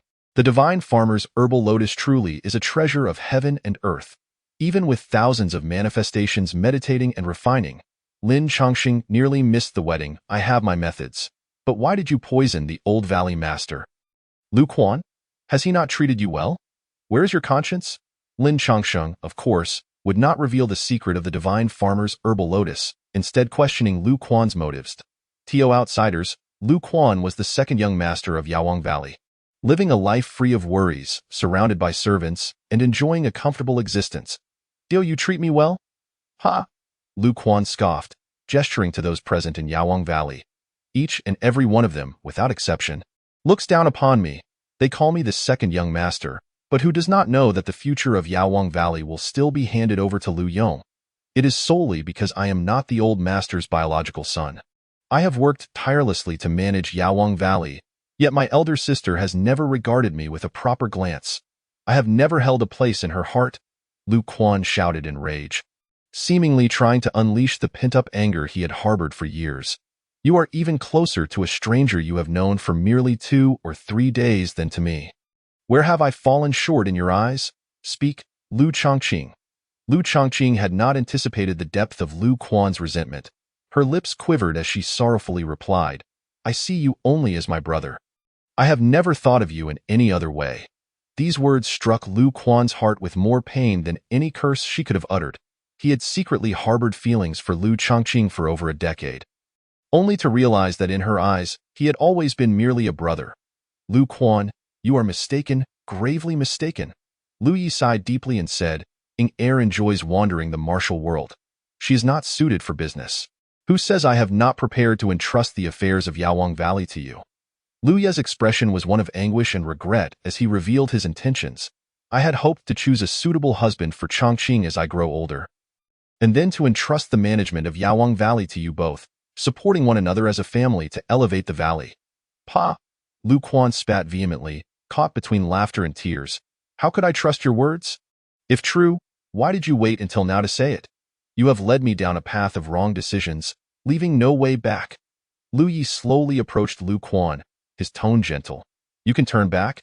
As long as you acknowledge your mistakes, you will remain the second young master of Yawang Valley, and your future here is assured. Lu Quan began to realize something and asked Lu Yi how he intended to deal with him. There is still a position for a steward available at the North Sea Mountain Villa. You can go there and live your remaining days in peace and comfort. Lu Yi genuinely cared for Lu Quan. Having raised him as his own son, he was frustrated with Lu Quan's failures and enraged by his poisoning, yet he could not bring himself to execute Lu Quan. He merely decided to exile him to the remote North Sea, where he could live as a wealthy man. Lu Quan retreated step by step, shaking his head and murmuring, "Impossible. I will never go to the North Sea. Do you think I have lost? Do you think I am out of options?" Ha ha ha! Suddenly, Lu Quan drew his sword and severed his left pinky finger. Lu Yi, from this day forth, our father-son bond ends here. I, Lu Quan, shall never lead a mediocre and wretched life. Lu Yi closed his eyes in anguish, saying, "Disciples of Yawang Valley, heed my command. Seize Lu Quan." The valley guards advanced, preparing to capture Lu Quan, but with his skills, a few guards could easily subdue him. Yet, Lu Quan remained unperturbed, instead displaying a wild and eerie grin. Doppelganger, if not now, then when? The onlookers glanced around, seeing no sign of any doppelganger, believing Lu Quan had lost his sanity. Hee hee hee, hee hee hee. An uncanny laughter echoed simultaneously from the courtyard and the hall, emanating from two individuals, one sharp and the other coarse. The only discernible characteristic was a chilling aura that sent shivers down the spines of those who heard it. Uncle Lu, Uncle Deng, what is happening to you? Lu Chongqing suddenly noticed that Lu Jia and Deng Feng appeared strangely agitated, their bodies trembling like sifted chaff. Suddenly, both turned around, their skin peeling away like wet paper, revealing the flesh beneath, eliciting screams from the surrounding crowd. Chapter 48. The Underworld, the Doppelganger. Lu Jia and Deng Feng's outer shells crumbled away, revealing their true forms within. One clad in black, the other in white. These two figures presented themselves before the crowd, their faces adorned with peculiar smiles. The one in black bore a complexion as dark as coal, while the one in white radiated purity surpassing that of freshly fallen snow. Who are you? Lu Ye's first thought was grim. Lu Jia and Deng Feng had likely fallen victim to foul play. Hee hee hee, hee hee hee. The duo in black and white echoed sinister laughter, mimicking the voices of Lu Jia and Deng Feng. Brother Lu, do you not recognize me? Lin Chongqing positioned himself protectively between the two and Lu Yi, scrutinizing them with vigilance, sensing the surging waves of their formidable energy. The prowess of these individuals evidently surpassed even that of Tu Jing. They had ascended to the realm of qi manipulation. The appearance of the black and white figures dispelled Lin Chongqing's doubts, confirming the evident treachery of Lu Quan, as Lu Ye's loyal brother. How could Lu Jia and Deng Feng not have pursued the matter further, choosing instead to allow Lu Quan to wed Lu Chongqing? First, a swap, then poison, followed by the coercion of the young lady into marriage. Lu Quan, you truly are a master of schemes. Lin Chongqing's words did not weigh heavily on Lu Yi. Instead, they ignited excitement within him. Curse away, Lin Chongqing. Once the twin-faced ghost captures you, I shall personally sever your tongue, allowing you to taste the agony of a life worse than death. Though Lin Chongqing had never heard of the twin-faced ghost, Lu Ye's expression shifted dramatically. The twin-faced ghost? You are one of the 13 stewards of the underworld? The twin-faced ghost's gaze fixated on Lu Yi, a ghastly chuckle escaping his lips. The old valley master is indeed well-read. You have heard of the underworld? Very well. Let all of you become enlightened spirits. With a flourish of his sleeve, the twin-faced ghost unleashed a swarm of creatures resembling fireflies, dispersing throughout the hall. I am a steward of the underworld. Today, I come to claim your Medicine King Valley. Those who dare resist will meet their demise. His proclamation elicited uproarious laughter from the crowd, many unaware of the twin-faced ghost's true might, boldly taunting him. Oh, you truly think two of you can threaten our 1,000 lives? You must be dreaming. Exactly. 1,000 of us could crush you with a single step each. How boastful, seeking your own death, calling yourselves the twin-faced ghost. You seem more like a pair of jesters, one black, one white, perfectly suited for a circus. Amidst the mocking jeers, disbelief reigned. Yet soon they faced dire consequences. Those who had spoken out fell to the ground, convulsing, blood oozing from their eyes, mouths, and ears. This was merely the beginning. An increasing number of individuals displayed symptoms of poisoning, varying from mild to severe. Creatures? The crowd finally recalled the multitude of fireflies released by the twin-faced ghost, realizing they must be the source of the poison. Look at you all, so fragile, so useless. With merely a slight maneuver, you all fall like dominoes. How delightful is the wine in the hall. Lin Chongqing instructed Lu Chongqing to assist Lu Yi in retreating while he faced the twin-faced ghost alone. Remarking, firefly poison? A truly exquisite technique. What is firefly poison? Upon merging with the divine herbal knowledge of Shennong, Lin Chongqing's mind had expanded with a vast ocean of herbal and toxic memories. Among them was a toxin known as firefly poison, colorless and tasteless. It would dissipate within the human body after 12 hours. If the poisoner wished to avoid triggering the toxin, the afflicted would remain entirely unaware. The method to activate the toxin was particularly unique, through fireflies. When fireflies approached the poisoned individual, they would bleed from all 7 orifices, racked with agony. Even cultivators affected by this peculiar poison would feel its corrosive effects on their spiritual and vital energies. Aside from Lin Chongqing, Yan Ji, and Luo Yufei, only Lu Yi and his daughter remained unpoisoned. In an instant, the fighting capacity of the Medicine King Valley and the guests attending the wedding feast was rendered null and void. You know of firefly poison? How intriguing. The twin-faced ghost leisurely surveyed the surroundings. When I capture you, the rest will become nourishment for my underworld tome. He. Without further ado, the twin-faced ghost lunged into action. The figure in black flashed forward, striking Lin Chongqing with a powerful punch. Unfazed, Lin Chongqing transformed his formlessness into a blade, aiming to repel the black figure. To his astonishment, the black figure continued to attack, unperturbed by the threat to his arms. With a clang, Lin Chongqing's strike seemed to meet a barrier of mysterious iron. It turned out the black figure's arms were forged from this indestructible material. Wielding them as weapons with formidable ferocity. Caught off guard, Lin Chongqing was struck twice, sent flying backward. Before he could regain his footing, the white figure surged forward. The speed of the white figure surpassed that of the black.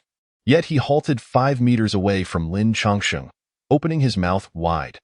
From his lips flew a black banner, adorned with crimson drawings of terrifying phantoms. Soul Banner, come forth. Upon the emergence of the Soul Banner, Lin Chongqing felt the air around him being siphoned away, rendering him breathless.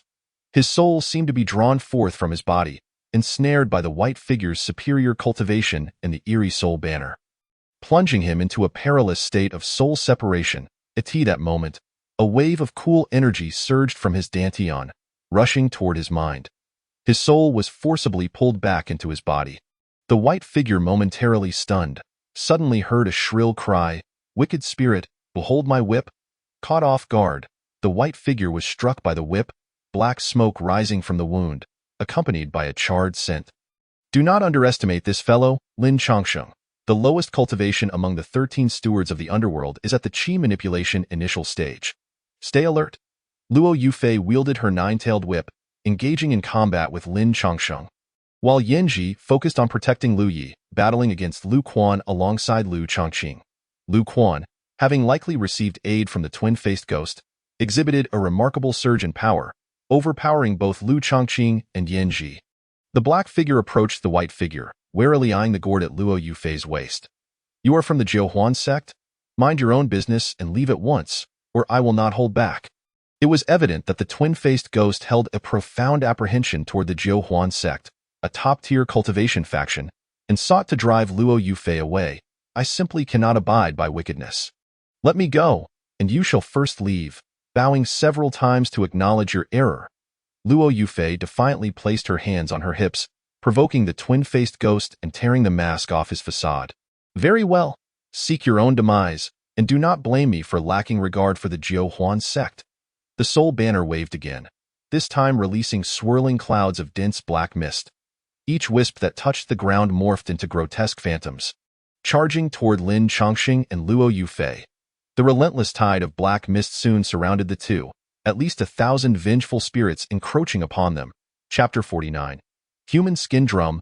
100 poisons bagged. The phantoms unleashed by the twin-faced ghost soul banner were not genuine apparitions but rather manifestations of accumulated resentment.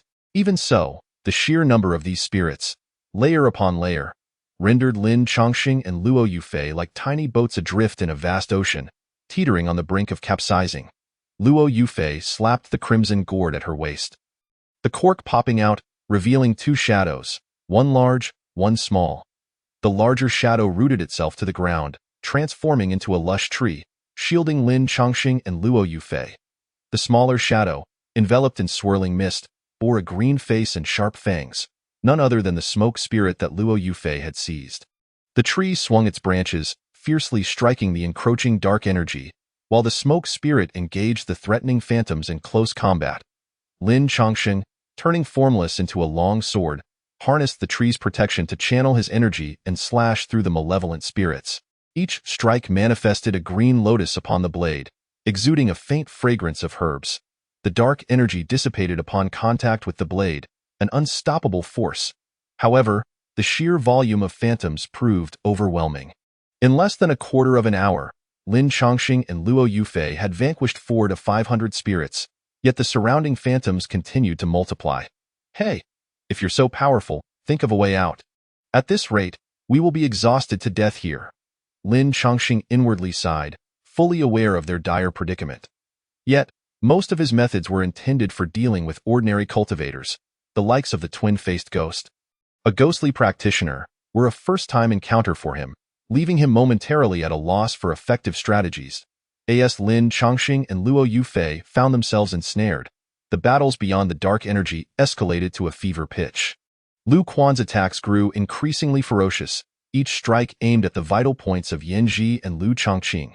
Die, die, die, Lu Chongqing. I shall repay the humiliation your Lu family has inflicted upon me 100-fold. The techniques Lu Quan employed were not from the Medicine King Valley. His aura was thick with ghostly energy, his face oscillating between shades of green and white. Lu Quan, do not remain obstinate. The twin-faced ghost is using you. Look at yourself now. Yanji, noticing Lu Quan's peculiar state, attempted to persuade him to relent, but before she could finish, Lu Quan erupted into maniacal laughter. What do you know? This is the supreme technique bestowed upon me by the twin-faced ghost. Once perfected, I shall be invincible. As he spoke, Lu Quan thrust both arms forward, unleashing a surge of malevolence and dark energy that sent both Lu Chongqing and Yanji staggering far away. Do you see? My power far exceeds that of the past. In merely half a year, I have attained such remarkable prowess. Ha ha ha. Lu Quan's triumphant laughter echoed, yet he remained oblivious to the sinister aura enveloping half of his face. Casting a terrifying shadow of darkness, Lu Quan continued his relentless assault, his demeanor betraying a complete descent into madness, utterly unaware of the grotesque transformation occurring within his own body. Boom. Surrounded by layers of ghostly energy, Lin Chongqing and Luo Yufei finally made their presence known, as a colossal fireball erupted at their center, flames sweeping outward and engulfing the ghostly essence entirely. A small portion of the unscathed ghostly energy fled in panic back to the soul-recalling banner. In the center of the courtyard, a spiral of flames began to dissipate as Lin Chongqing, wielding the Sun God Talisman, released the last vestiges of its power. Alas, if only the might of the Sun God Talisman were greater. He could have seized the opportunity to strike at the dual-faced ghost. As the flames faded, the azure aura concealed within them vanished as well, just when the situation grew increasingly dire under the relentless ghostly assault. A flash of inspiration struck Lin Chongqing as he recalled the Sun God Talisman. Each time the talisman unleashed its full power, it required time to recharge. Fortunately, during his previous encounter with the smoke ghost, he had not fully depleted its energy. Relying solely on the Sun God Talisman's might would not suffice to obliterate the thousands of ghostly energies at once. Thus Lin Chongqing decided to channel the power of the Transformation Azure Lotus technique to guide the release of the talisman. This endeavor unveiled the extraordinary capability of the Transformation Azure Lotus technique, which surprisingly amplified the talisman's attacks. As the talisman manifested, the ghostly energies dissipated without a trace, leaving even the dual-faced ghost astonished. Casting a bewildered glance at the talisman in Lin Chongqing's hand. Are you also a member of the Nine Joy sect? The dual-faced ghost, noticing the seamless cooperation between Lin Chongqing and Luo Yufei. Assumed they were fellow disciples, Lin Chongqing felt a surge of inspiration, contemplating the strategy of raising the banner of the tiger skin, and proclaimed, I shall not alter my name or lineage. I am a disciple of the Donghua Immortal Mountains Donghua sect. If you have any sense, retreat swiftly and spare yourself from needless suffering. Upon witnessing the dual-faced ghost's initial apprehension regarding Luo Yufei's identity, Lin Chongqing sought to invoke the name of the Donghua sect to intimidate. Ha ha ha, ha ha ha ha. After Lin Chongqing declared his identity, the dual-faced ghost suddenly burst into laughter, then spoke with a dark and venomous tone. I had intended to show leniency if you were disciples of the Daoyang sect or the Nine Joy sect. But humph! A wave of unease washed over Lin Chongqing, as he feared this fiend might harbor a grudge against the Donghua sect. But you are nothing but a worthless disciple of the Donghua sect. A dog of the Donghua sect. I shall slay one if I see one, and a pair if I see two. Even your paramour shall not be spared. Fortune had turned sour, as even drinking cold water felt like a hindrance. Lin Chongqing felt a wave of frustration, only to hear Luo Yufei unleash a torrent of curses. Curse your grandmother's leg. You are the paramour. Your entire family is a bunch of paramours. Unwilling to let the insult pass, Luo Yufei retaliated, while the dual-faced ghost forcefully thrust the soul-recalling banner into the ground. Lin Chongqing felt the earth tremble beneath him, and to his astonishment, the surroundings had transformed. Everyone had vanished, leaving only the dual-faced ghost. Luo Yufei, and himself in the vast courtyard. Be cautious. His soul-recalling banner can establish a restriction, turning this land into his domain. Within this domain, his spiritual energy circulates and perceives at a far swifter pace than mine. Luo Yufei warned, showcasing her knowledge as a disciple of a prominent sect. The true monarch of Donghua has slain my disciples and destroyed my lineage. Even his students pursue me, obstructing my endeavors. Today, I shall use your disciples as offerings. The dual-faced ghost removed a drum from his back and opened a green pouch at his waist. You too may now close your eyes. This officer has just refined a magical artifact. And you are perfect for me to practice on. Behold my human skin drum and the 100 poisons pouch. Boom. As the dual-faced ghost struck the drum, Lin Chongqing felt his heartstrings tugged painfully. Boom, boom, boom. The rhythmic beats intensified, causing Lin Chongqing and Luo Yufei to sway almost in unison. Nearly losing their balance, it felt as if a demonic claw was gripping their hearts, each beat inducing a sharp pain that elicited cold sweats. Mao Mao, go!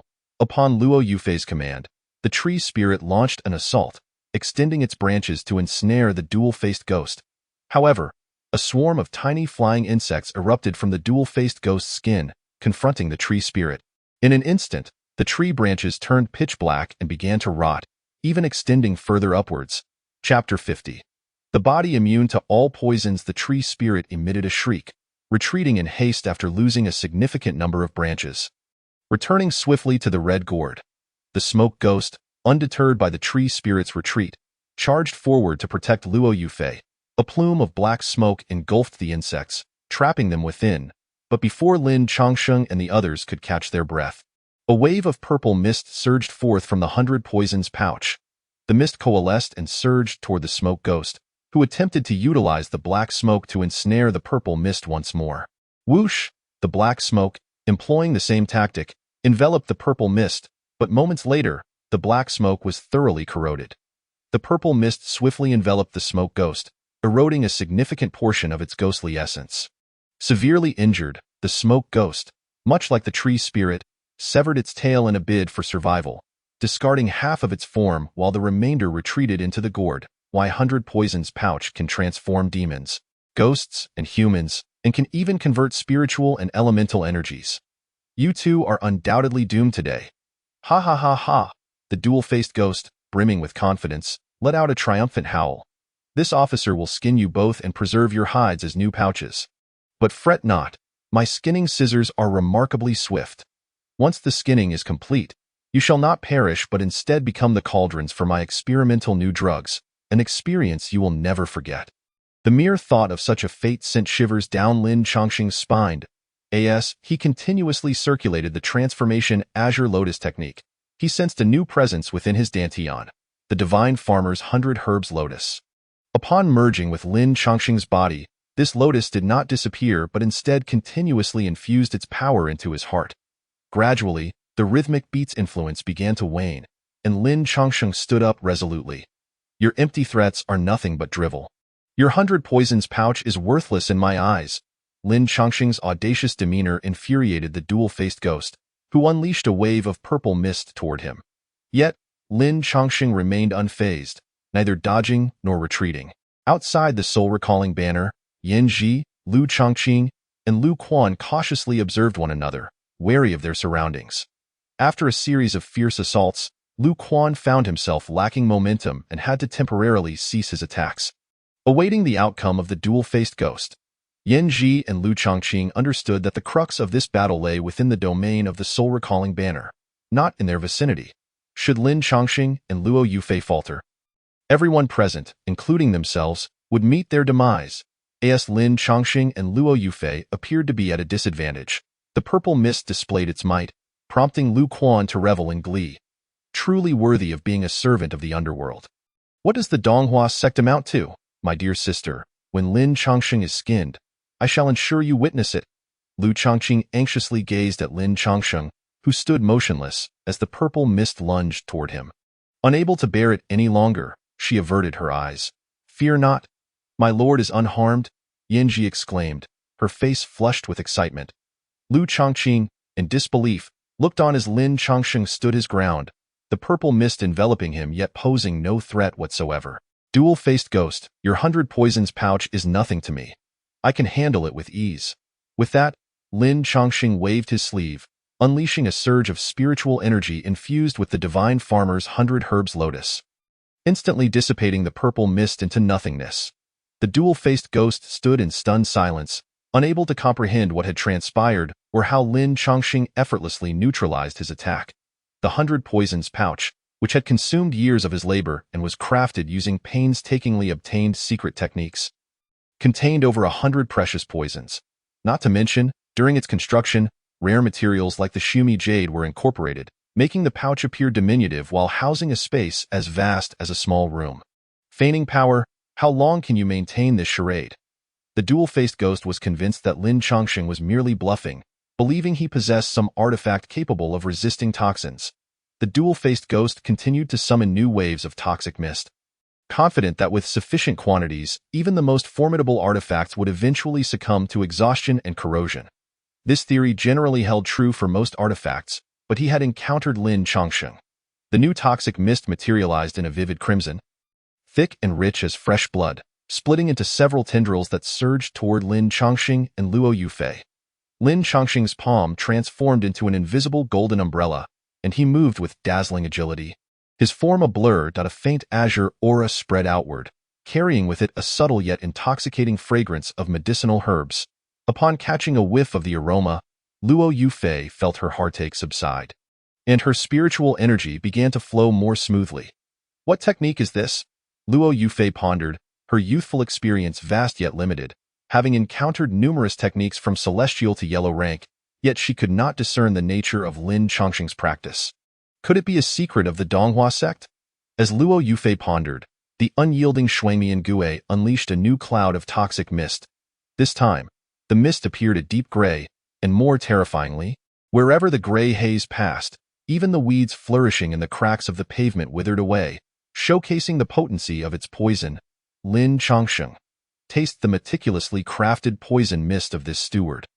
The top 10 most lethal insects and poisonous herbs have been refined over 3 years. Even a master at the pinnacle of qi manipulation would find it hard to escape. Hearing the Shuangmian Gue's cacophony, Luo Yufei felt a chill run down her spine. Lin Chongqing, if danger truly arises, hide behind me. I possess a life-saving talisman bestowed by my master. I shall not perish. True to her loyalty, Luo Yufei thought of safeguarding Lin Chongqing in the critical moment, only to be gently pulled behind by him. What kind of logic is it to let a woman protect me? Fear not, for I am here.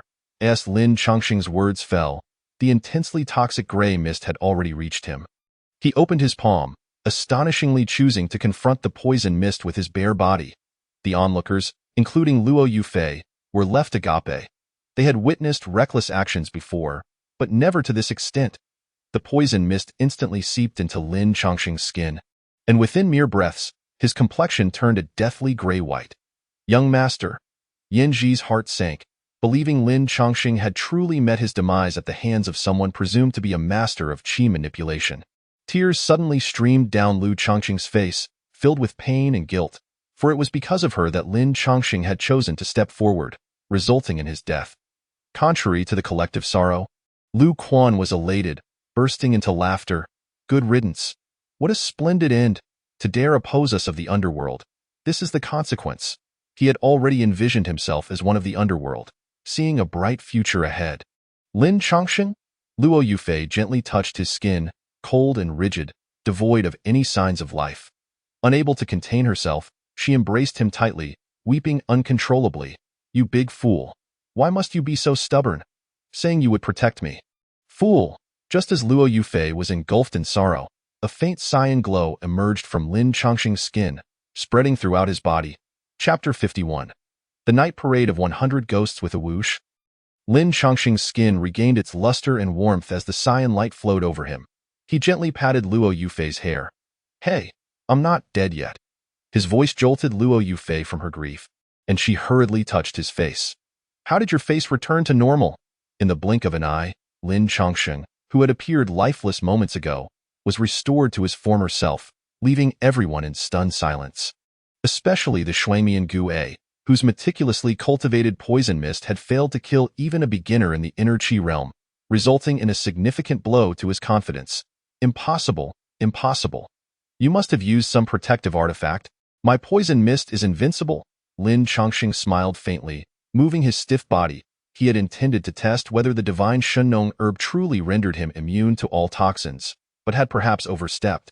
The Shuangmian Gue's poison mist indeed nearly claimed his life, yet fortunately, the Shunnong herb in his dantian continuously neutralized the toxins. In fact, as the poison dissipated, it transformed into spiritual energy, completely absorbed by the Shunnong herb, hinting at a potential breakthrough to the mid-stage of the inner qi realm. Shuangmian Gue, you should take a good look at the person who sold you the poison formula. Perhaps it was a counterfeit recipe that deceived you. Lin Chongqing struck at the Shuangmian Gue's sore spot. If you wish to purchase poison formulas in the future, you may come to me. I can easily concoct some nonsensical formulas to sell at a high price. Fooling the gullible is my favorite pastime. The Shuangmian Gue felt a string snap in his mind, his eyes turning crimson as he glared at Lin Chongqing. You brat. Today, I shall shred you to pieces to relieve my hatred.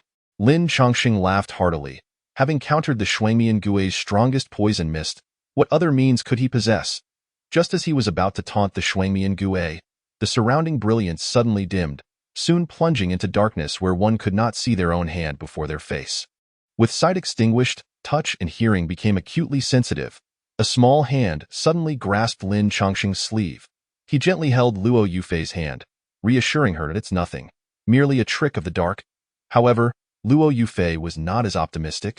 Whispering to Lin Chongqing, when I was training with my master, he warned me that the underworld is an exceedingly perilous and uncanny sect, elusive and enigmatic with no one knowing where its domain lies. Those of the underworld practice a sinister heavenly-level technique called the Yin Ming De Dian. When it is invoked, the sun and moon lose their light, so do exercise caution should you encounter it. Upon hearing this, Lin Chongqing inquired whether her master had imparted any knowledge on how to counter the Yin Ming De Dian, or how to escape them. Why master only mentioned that the Yin Ming De Dian is extremely sinister, and only the Confucian techniques from the northern region can specifically counter it. Otherwise, one can only break through with sheer force. This posed a challenge for Lin Chongqing, as both he and Luo Yufei were of comparable cultivation. Both in the inner qi realm, while the Shuangmian Gue was a master in the qi manipulation realm, it would not be easy to overpower it. Just as Lin Chongqing was grappling with this, he suddenly heard faint weeping in the darkness, a woman's voice. The cries grew closer, initially echoing from several meters away before approaching to within 5 or 6 meters. Hold my hand tightly, do not let go. Lin Chongqing took out a fiery talisman, attempting to summon a fireball with the remnants of his energy. However, as soon as a flicker of flame appeared, it was consumed by the darkness. Could this bizarre array really devour light? Do not waste your efforts. More than a dozen masters have perished within my night parade of 100 ghosts. You two forcing me to employ techniques from the Yin Ming Dadian is already quite the feat. Ha ha ha ha! Lin Chongqing discerned the source of the voice and immediately unleashed several chi blades. The blades vanished into the darkness without a trace, and Luo Yufei attempted to ignite a firecracker but was similarly swallowed by the shadows. Woo-woo, woo-woo. The weeping fluctuated, now including children and men, a cacophony of over 100 voices wailing together. Lin Chongqing was disturbed by the sound, formulating a plan. Let us walk in one direction. This area is not vast, and we will soon reach the edge of the array. Yet, just steps away, Lin Chongqing sensed an impending attack. He raised his sword to defend, hearing a clang as an assault struck his blade. This was merely the beginning. More and more attacks came from all sides. With vision lost, they had to rely solely on hearing. In less than a quarter of an hour, both Lin Chongqing and Luo Yufei bore multiple wounds. This won't do, Yufei. Do you have any monsters in your gourd that can help us escape? Luo Yufei patted her gourd, indicating that it could only summon 2 monsters or ghosts each day. The tree monster and the smoke ghost had already been deployed and could not be reused. As more entities approached in the darkness, Lin Chongqing hesitated no longer. He summoned all his spiritual energy, forming a swirling barrier of chi around him, its edges razor-sharp. The sounds of collision and anguished cries echoed around them, clearly indicating that those hidden in the shadows were being harmed. Lin Chongqing, how much spiritual energy do you have left? How long can you hold on? Once your energy is depleted, you will meet the same fate. The sinister voice of the Shuangmian Gue resounded, but Lin Chongqing remained unfazed. Does your night parade of 100 ghosts not require spiritual energy? From my perspective, you two cannot last long. Lin Chongqing resolved to compete with the Shuangmian Gue in a battle of spiritual energy, as it was the only strategy he could conceive to emerge victorious. Ha ha ha ha, naive. The Shuangmian Gue laughed heartily, declaring, my night parade of 100 ghosts is an array, supported by the soul summoning banner. With the power of the earth veins aiding me, how could you possibly contend? Lin Chongqing, you might as well resign yourself to despair. Time slipped away, and Lin Chongqing's spiritual energy rapidly waned. Within the night parade of 100 ghosts, his energy consumption was a full 20% greater than usual. If not for Luo Yufei also channeling her energy to support him, he would have long since succumbed. Am I destined to perish here? Luo Yufei's face was drenched in sweat, turning pale. I never imagined I would meet my end alongside a foul Taoist from Donghua sect. How heartbroken my master would be to know. Leaning against each other, both Lin Chongqing and Luo Yufei felt their spiritual energy nearing depletion. Do you detest the Donghua sect that much? Lin Chongqing asked. Luo Yufei shook her head, clarifying that her disdain stemmed from the heartlessness of the Donghua sect's Taoists, who had wounded her senior sister's heart.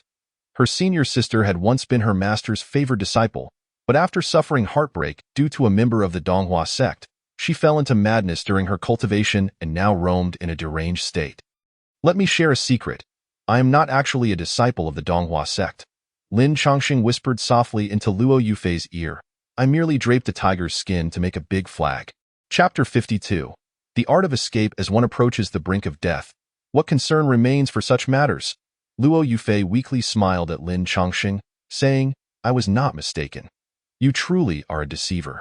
The swirling force of the aura diminished steadily, growing increasingly tenuous, and it became evident that the spiritual energy of the two individuals was on the verge of depletion. With her eyes closed, Luo Yufei recalled her master's admonition upon leaving Zhihuan's sect. Beyond every mountain, there lies another.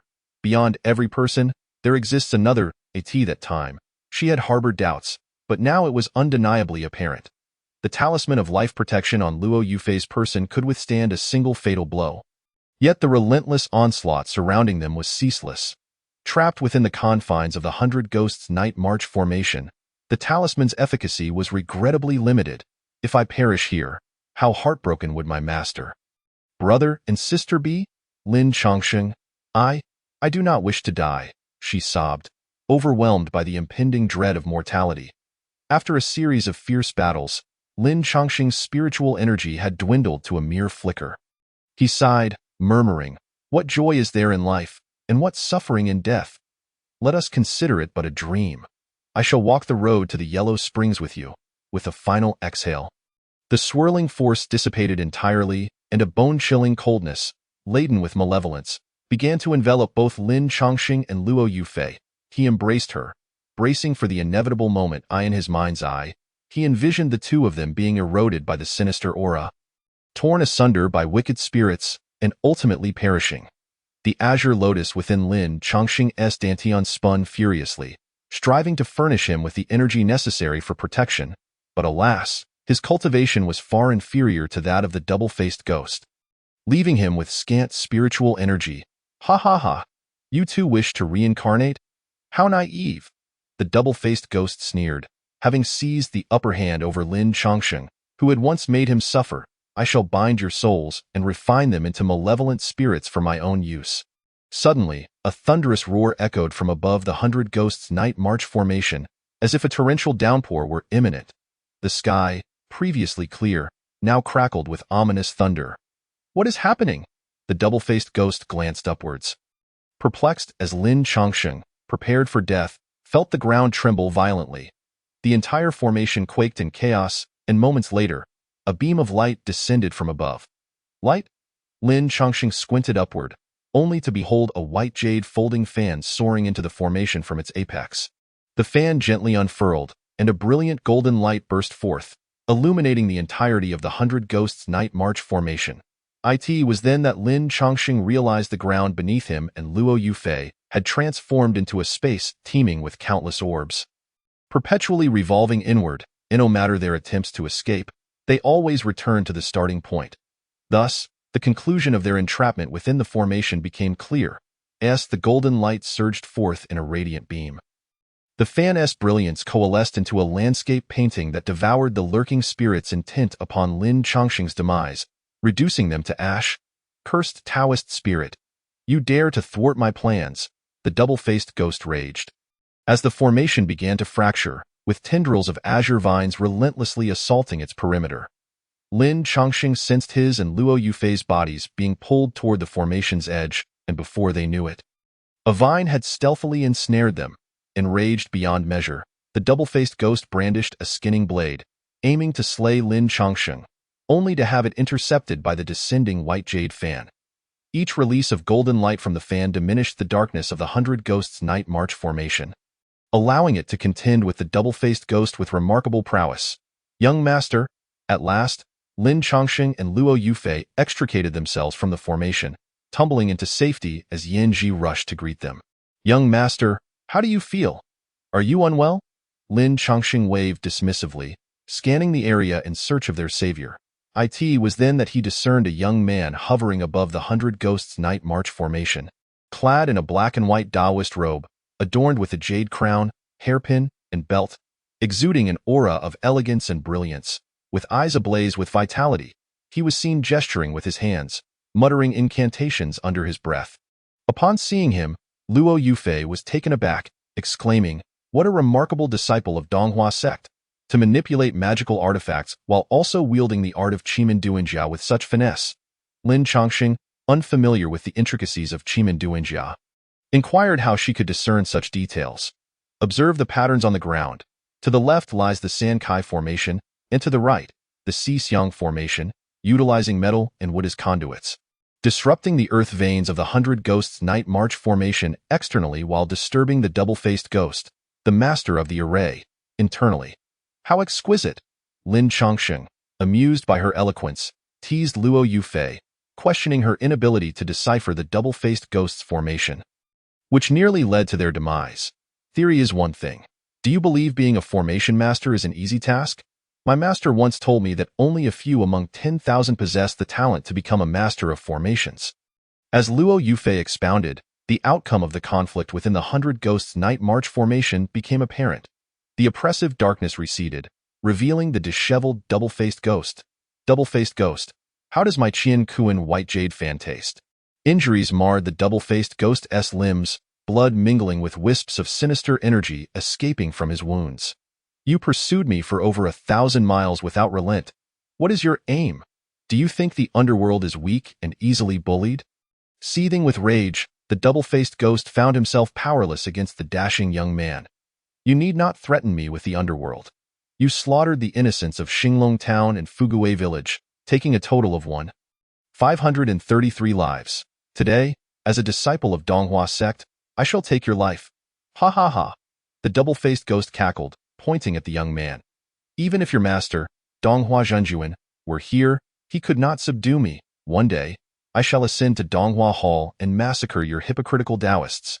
With that, he transformed into a swirling mass of black mist and shot into the sky. Trying to escape, the young man waved his arms, and hundreds of vines erupted from the courtyard, ascending into the sky to block the double-faced ghost. However, the black mist, upon encountering the obstruction, erupted into a multitude of tendrils, scattering in all directions. Lin Chongqing watched, his heart swelling with admiration for the adept formation master. The young man's manipulation of the vines was formidable. Yet it was not his innate strength but rather the synergy of Qimeng Duanjia and the surrounding environment that generated such power. A spark ignited within Lin Chongqing. If only he could master Qimeng Duanjia. Though the black mist was intercepted, a few managed to slip through, allowing the double-faced ghost to escape. The young man descended, striding toward Lin Chongqing and Luo Yufei. I am a disciple of Donghua Zhenjuan. May I inquire which esteemed sect you two belong to? Grateful for her rescue, Luo Yufei responded without reservation. I am Luo Yufei of Zhehuan sect. My master is the elder Yuan Xingcai. Thank you. Senior brother, for your assistance. I had thought all disciples of Donghua sect were as vile as those who wronged my senior sister. Chapter 53. The Heartless Man, Lu Chongqing. Dare I ask your name? Senior brother? Surely you know of that heartless scoundrel, Lu Chongqing, the eldest disciple of Donghua sect. Is he still alive? Once Luo Yufei began speaking, she could not be contained. Lin Chongqing quickly tugged at her sleeve, signaling her to refrain from further comments. It was rather inappropriate to criticize the senior brother of Donghua sect in his presence. Yet the young man exhibited no displeasure, smiling amiably as he introduced himself. I am Lu Chongqing of Donghua sect. The atmosphere shifted to one of palpable tension. Lin Chongqing stared in shock at Luo Yufei, who stood frozen, fixated on Lu Chongqing. Moments ago, she had lambasted him, and he now stood before her as her savior. You? Luo Yufei struggled to articulate her thoughts, her mind racing as Lin Chongqing pondered how to break the awkward silence. The elder of Yaowang Valley, Lu Yi, intervened, exclaiming, the noble deeds of these three heroes shall never be forgotten by Yaowang Valley. Taoist Lu, you must report back to your esteemed master. This new disciple of Donghua sect exhibits a rare gallantry and talent.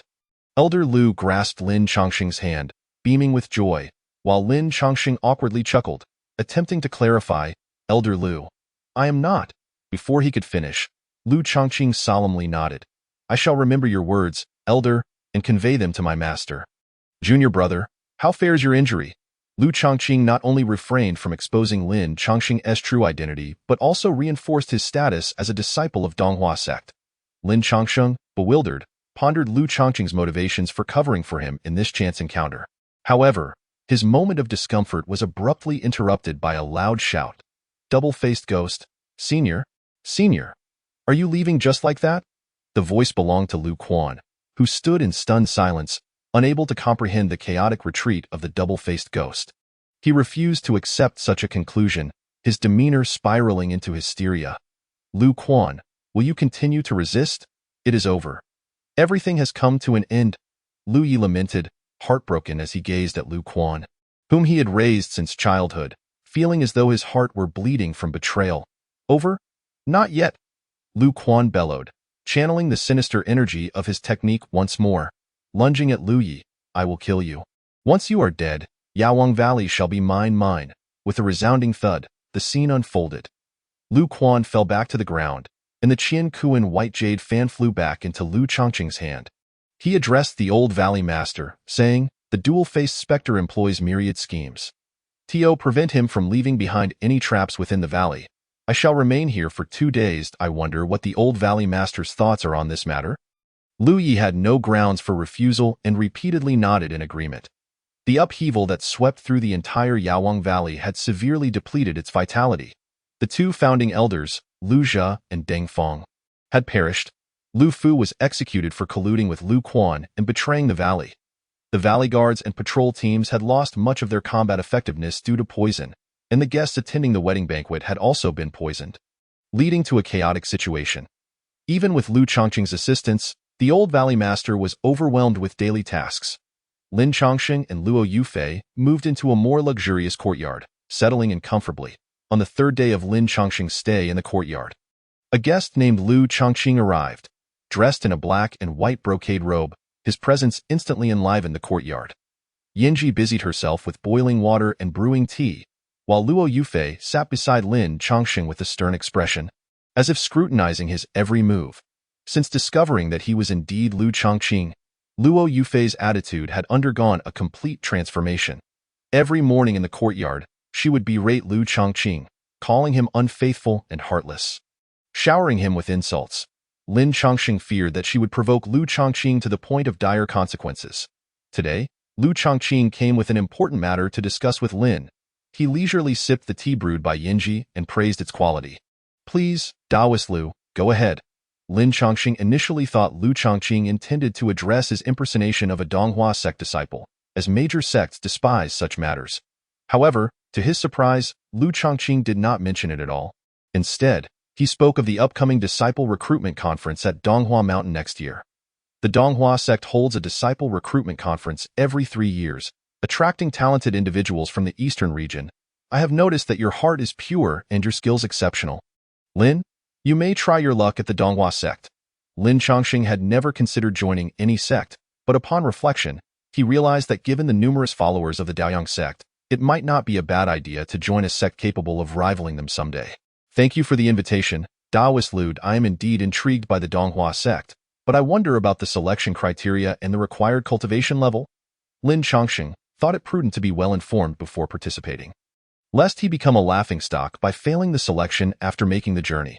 Each year, around 10,000 individuals attend the selection at Donghua Mountain, with the minimum requirement being the Outer Gang realm. At first, this qualification seemed barely acceptable, but Lu Chongqing's subsequent statement unsettled Lin Chongqing. Moreover, participants must be under the age of 30. Those over 30, regardless of their cultivation level, cannot participate. Such stringent requirements. One must understand that an ordinary person, even with average talent, could still reach the Outer Gang realm through diligent practice, although it would take many years. Some might only step into the Outer Gang realm at 50 or 60 years of age. The Donghua sect was evidently seeking true geniuses. Yet, among these thousands of prodigies, only 10 would gain entrance to the inner sect and receive the true teachings of the Donghua Jinjuan. Thus, the Donghua sect has always maintained a small number of disciples. With fewer than 100 inner disciples compared to the tens of thousands in the Daoyang sect's inner and outer sections, the prowess of the Donghua sect's disciples is evident in their ability to stand toe-to-toe with the Daoyang and Zhouhuan sections. Very well, I shall certainly attend the Donghua sect selection in March next year. Lin Chongqing agreed with Lu Chongqing. Just as the latter finished his cup of tea, I must also investigate other areas of the Yawang Valley for the dual-faced specters' remaining traps. I shall take my leave. Lin Chongqing rose to see Lu Chongqing off, only to hear Luo Yufei, who had been silent until then, finally speak up. Hey, are you just going to walk away like that? Dante, you want to say something? Don't you want to know how my senior sister is doing? Is she well? Is she happy? Lu Chongqing paused but did not turn back. Past events are like fleeting clouds. There is no need to mention them again. His words ignited Luo Yufei's fury. Ignoring Lin Chongqing's attempts to intervene, she shouted, Lu Chongqing, you heartless scoundrel! My senior sister traveled across the eastern region for you.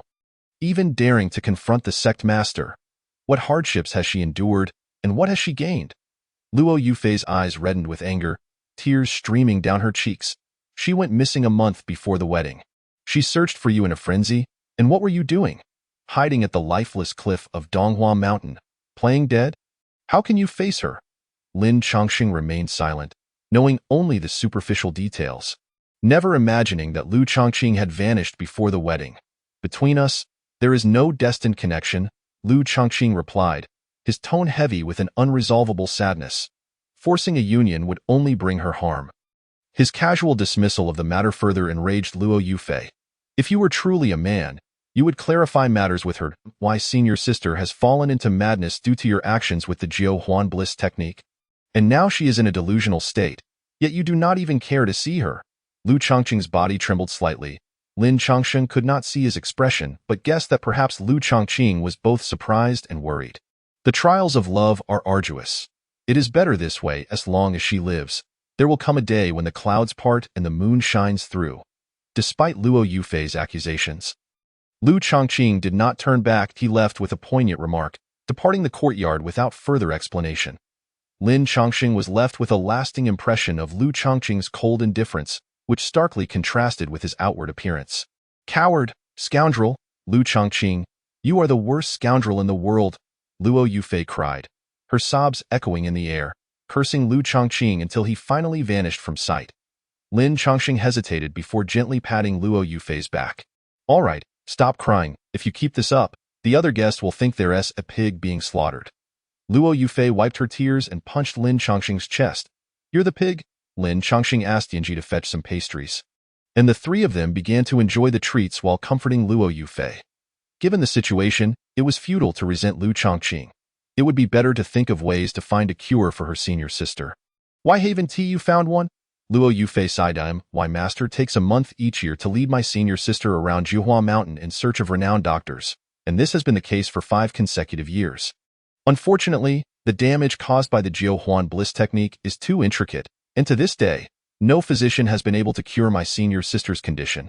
She was so kind to me when we were young, and it pains me to see her suffer. Luo Yufei had grown up in solitude, unaware of her parents' identities. When she was 4, her homeland fell into chaos and famine, leaving the populace starving amidst turmoil.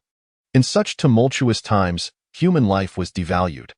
Her master had told her that when she and her senior sister first encountered Lin, they were in a dilapidated temple where a large pot was set up, filled with boiling water and various seasonings.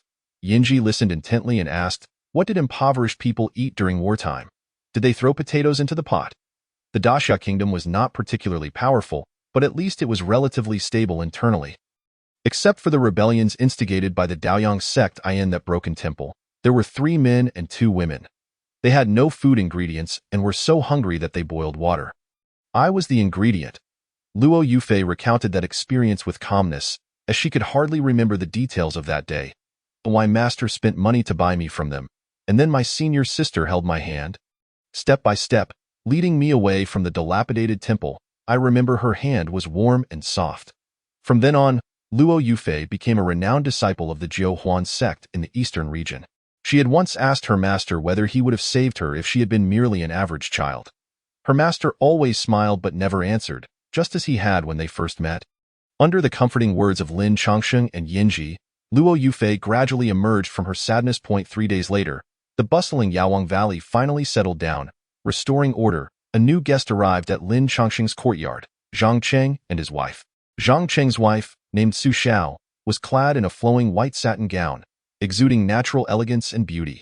Daoist Lin, I have an important matter to request of you. Please, I implore you to grant my wish. Saying this, Zhang Cheng rose and knelt before Lin Chongsheng, with Su Xiao following suit. Lord Zhang, please rise quickly. What is the meaning of this? Lin Chongsheng urged Yanji to quickly help Su Xiao to her feet, encouraging them to converse amicably, asserting that he could not bear such a grand gesture. Be candid. My wife has fallen victim to a peculiar ailment, a matter of which Daoist Lin is aware. Our journey to Yaowang Valley was undertaken in search of medicine. Lin Chongsheng was already cognizant of everything Zhang Cheng had previously stated, yet what followed astonished him greatly. Daoist Lin, hailing from the Donghua sect, possesses supernatural abilities, so I shall no longer conceal the truth. My wife is no ordinary person. Lin Chongsheng was momentarily taken aback, only to witness Su Xiao perform a respectful bow. I have previously crossed paths with Daoist Lin at the inn, where a portion of my sleeve was torn by him. That night, I was actually investigating the goods of the Yaowang Valley merchant caravan, seeking a particular medicinal herb. Oh, it was her? Lin Chongsheng recalled the sleeve that still bore the fragrance of cosmetics. It was indeed left by Su Xiao. The aura surrounding my sister-in-law is indistinguishable from that of an ordinary person. Could she be an entity formed from the essence of plants, mountains, and flora? Absorbing the essence of the sun and moon, may occasionally gain sentience over time. If they endure the tribulation of heaven and survive, they can cultivate into extraordinary beings. The transformation of plants into sentient beings is quite a nuanced process. Should they refrain from harming others and devote themselves to pure cultivation, they will bear no trace of malevolence. However, if they seek to hasten their cultivation by devouring human flesh and spirit, an ominous aura will inevitably envelop them, leading to karmic retribution. Once tainted by such karma, no matter how well one disguises it, it cannot escape the discerning eyes of a master practitioner. Taoist Lin possesses keen insight. I was once a lotus flower transformed into human form. 3 years ago, I became pregnant, yet the fetus has never developed properly. Xu Xiao, sorrow etched on her face, gently caressed her abdomen and implored. My husband and I share a deep bond, and we wish only to spend our lives together, to give birth to our child. Later, I learned from a wise elder that there exists a lotus known as Shinnong Baichao lotus. If I can consume a petal, it will allow the child to take form and be born successfully. Xu Xiao spoke with heartfelt sincerity. When they reached the Old Valley Master's domain, he expressed sympathy for the couple. However, the Shinnong Baichao lotus had already entered Lin Chongqing's body, and the decision of whether to give or withhold it rested solely with him. If Taoist Lin is willing to bestow a petal of the lotus, we shall offer all our family wealth as a token of gratitude. Chapter 55. The heartfelt intent of the little fox demon. Once Zhang Qing and Xu Xiao had risen, Lin Chongqing smiled and remarked, "What need have I for such riches as I traverse the land? To save a life is worth more than constructing a grand pagoda. Hence, I shall gift you this petal of lotus." As a gesture of our newfound acquaintance, he opened his palm. A stream of azure energy swirled within, coalescing into a single petal of lotus. The Shinnong Baichao lotus had already integrated with Lin Chongqing's Qi Si and Dantian. Losing one petal merely required recuperation, and it would soon regenerate. Xu Xiao, overwhelmed with joy, leaned closer, cradling the petal in her hands, tears of gratitude welling in her eyes. With this flower, their child would be born safely. We are unable to repay the great kindness of Taoist Lin. Since you have no desire for gold or silver, I wish to present you with this. With that, Xu Xiao rummaged through her sleeve and produced a beautiful jade. Its shape reminiscent of a plum blossom, from the branch to the petals and the stamen. Every detail mirrored that of a real plum blossom. What is this? Upon touching the jade, Lin Chongqing felt a surge of vitality and the essence of flora enveloping him. This is Qingmu Igong jade, a treasure I have cultivated over many years. Now that I can wield Qingmu Igong without its aid, I implore you to accept it. Taoist Lin essence. The essence of plant-based creatures excels in manipulating various flora. And Qingmu Igong is a force employed by the most proficient of these beings to control plant life. Lin Chongqing held the jade in his palm, and with a mere thought, he observed a flower not far away slowly bloom. Its petals unfurling. The surrounding grass also began to flourish. Finding this amusing, he considered that possessing such a treasure would be a waste if he did not take on the role of a gardener. Once the couple's child arrives, I shall certainly pay a visit to offer my congratulations. After accepting the gifts from Zhang Cheng and Xu Xiao and bidding them farewell, Lin Chongqing finally found a moment to rest. Alas, fate had other plans. As night descended, Bai Momo approached Lin Chongqing, informing him that the Old Valley Master had arranged a banquet in the back garden to discuss matters of importance. On the day of Lu Quan and Lu Chongqing's wedding, Bai Momo had originally intended to assist Lin Chongqing in battle. However, she had been under a restriction imposed by a bounty hunter for far too long. Upon breaking this restriction, her demonic power could not be restored in an instant. With no other choice, Bai Momo had to hide in the shadows and observe the situation. Has the Old Valley Master anything to discuss? Lin Chongqing stepped out into the courtyard, where the moon shone brightly and a gentle breeze rustled. Lifting his spirits even higher. No, it was Miss Ying Tao who sent the message. Bai Momo trailed closely behind Lin Chongqing when he suddenly halted, causing her to bump into him unexpectedly. "Ah?" Bai Momo exclaimed. Looking up at Lin Chongqing with confusion, "In a few days, Yinji and I shall venture to the Fengdu city of Dayun Nation. What are your plans?" She lowered her head slightly, avoiding his gaze, and murmured, I wish to accompany you, my lord." Lin Chongqing dreaded this very statement. With Bai Momo lingering, he could vaguely surmise her intentions. "You have been away from Tushan for so long. Your family must be quite worried. My travels with Yinji are unpredictable, and you would surely face hardships by following us. I'm not afraid." Bai Momo responded without hesitation, expressing her willingness to endure difficulties, assuring him that she would not be a burden. With a sigh, Lin Chongqing gently tapped her head, causing her cheeks to flush and her brows to furrow, for he had used his spiritual energy. Your hidden injuries require proper care and rest. Upon returning to Tishan, your family will provide you with the best treatment. Bai Momo was aware of her physical condition. The unhealed ailment would undoubtedly impact her future cultivation. Once I return to Tishan, I will never see you again, will I? Having faced peril from bounty hunters and nearly falling into a trap, her clan would surely not let this matter rest, in addition to seeking vengeance against the hunters. They would also prohibit Bai Momo from wandering freely, at least until her cultivation reached a certain level. Seeing her downcast demeanor, Lin Chongqing felt a pang of sympathy and gently patted her small head. Once I participate in the disciple selection of Donghua sect next year, I will visit Tushan in the southern region to pay my respects. We shall meet then. Bai Momo lifted her head, her eyes glistening with surprise and doubt. Are you truly serious? You are not deceiving me? Lin Chongqing nodded, affirming his promise. He would indeed make the journey. Setting aside his fondness for Bai Momo, he knew that the Pingtian Yalian recorded within the Zhao Huaqingli Ju was located in the southern region. He had to undertake that journey. With Lin Chongqing's assurance, Bai Momo's spirits lifted, and her steps grew lighter.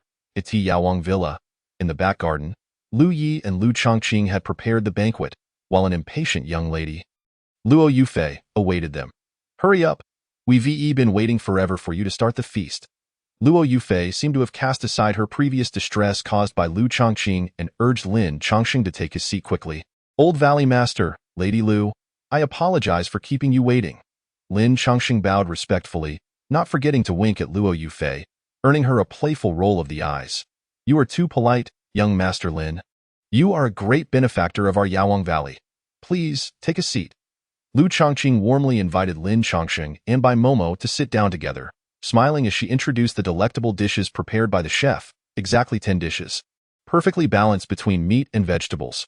Old Valley Master, may I inquire why you summoned me today? Lin Chongqing had been residing in Yawang Valley for 6 or 7 days and planned to depart in 2 days for Fengdu.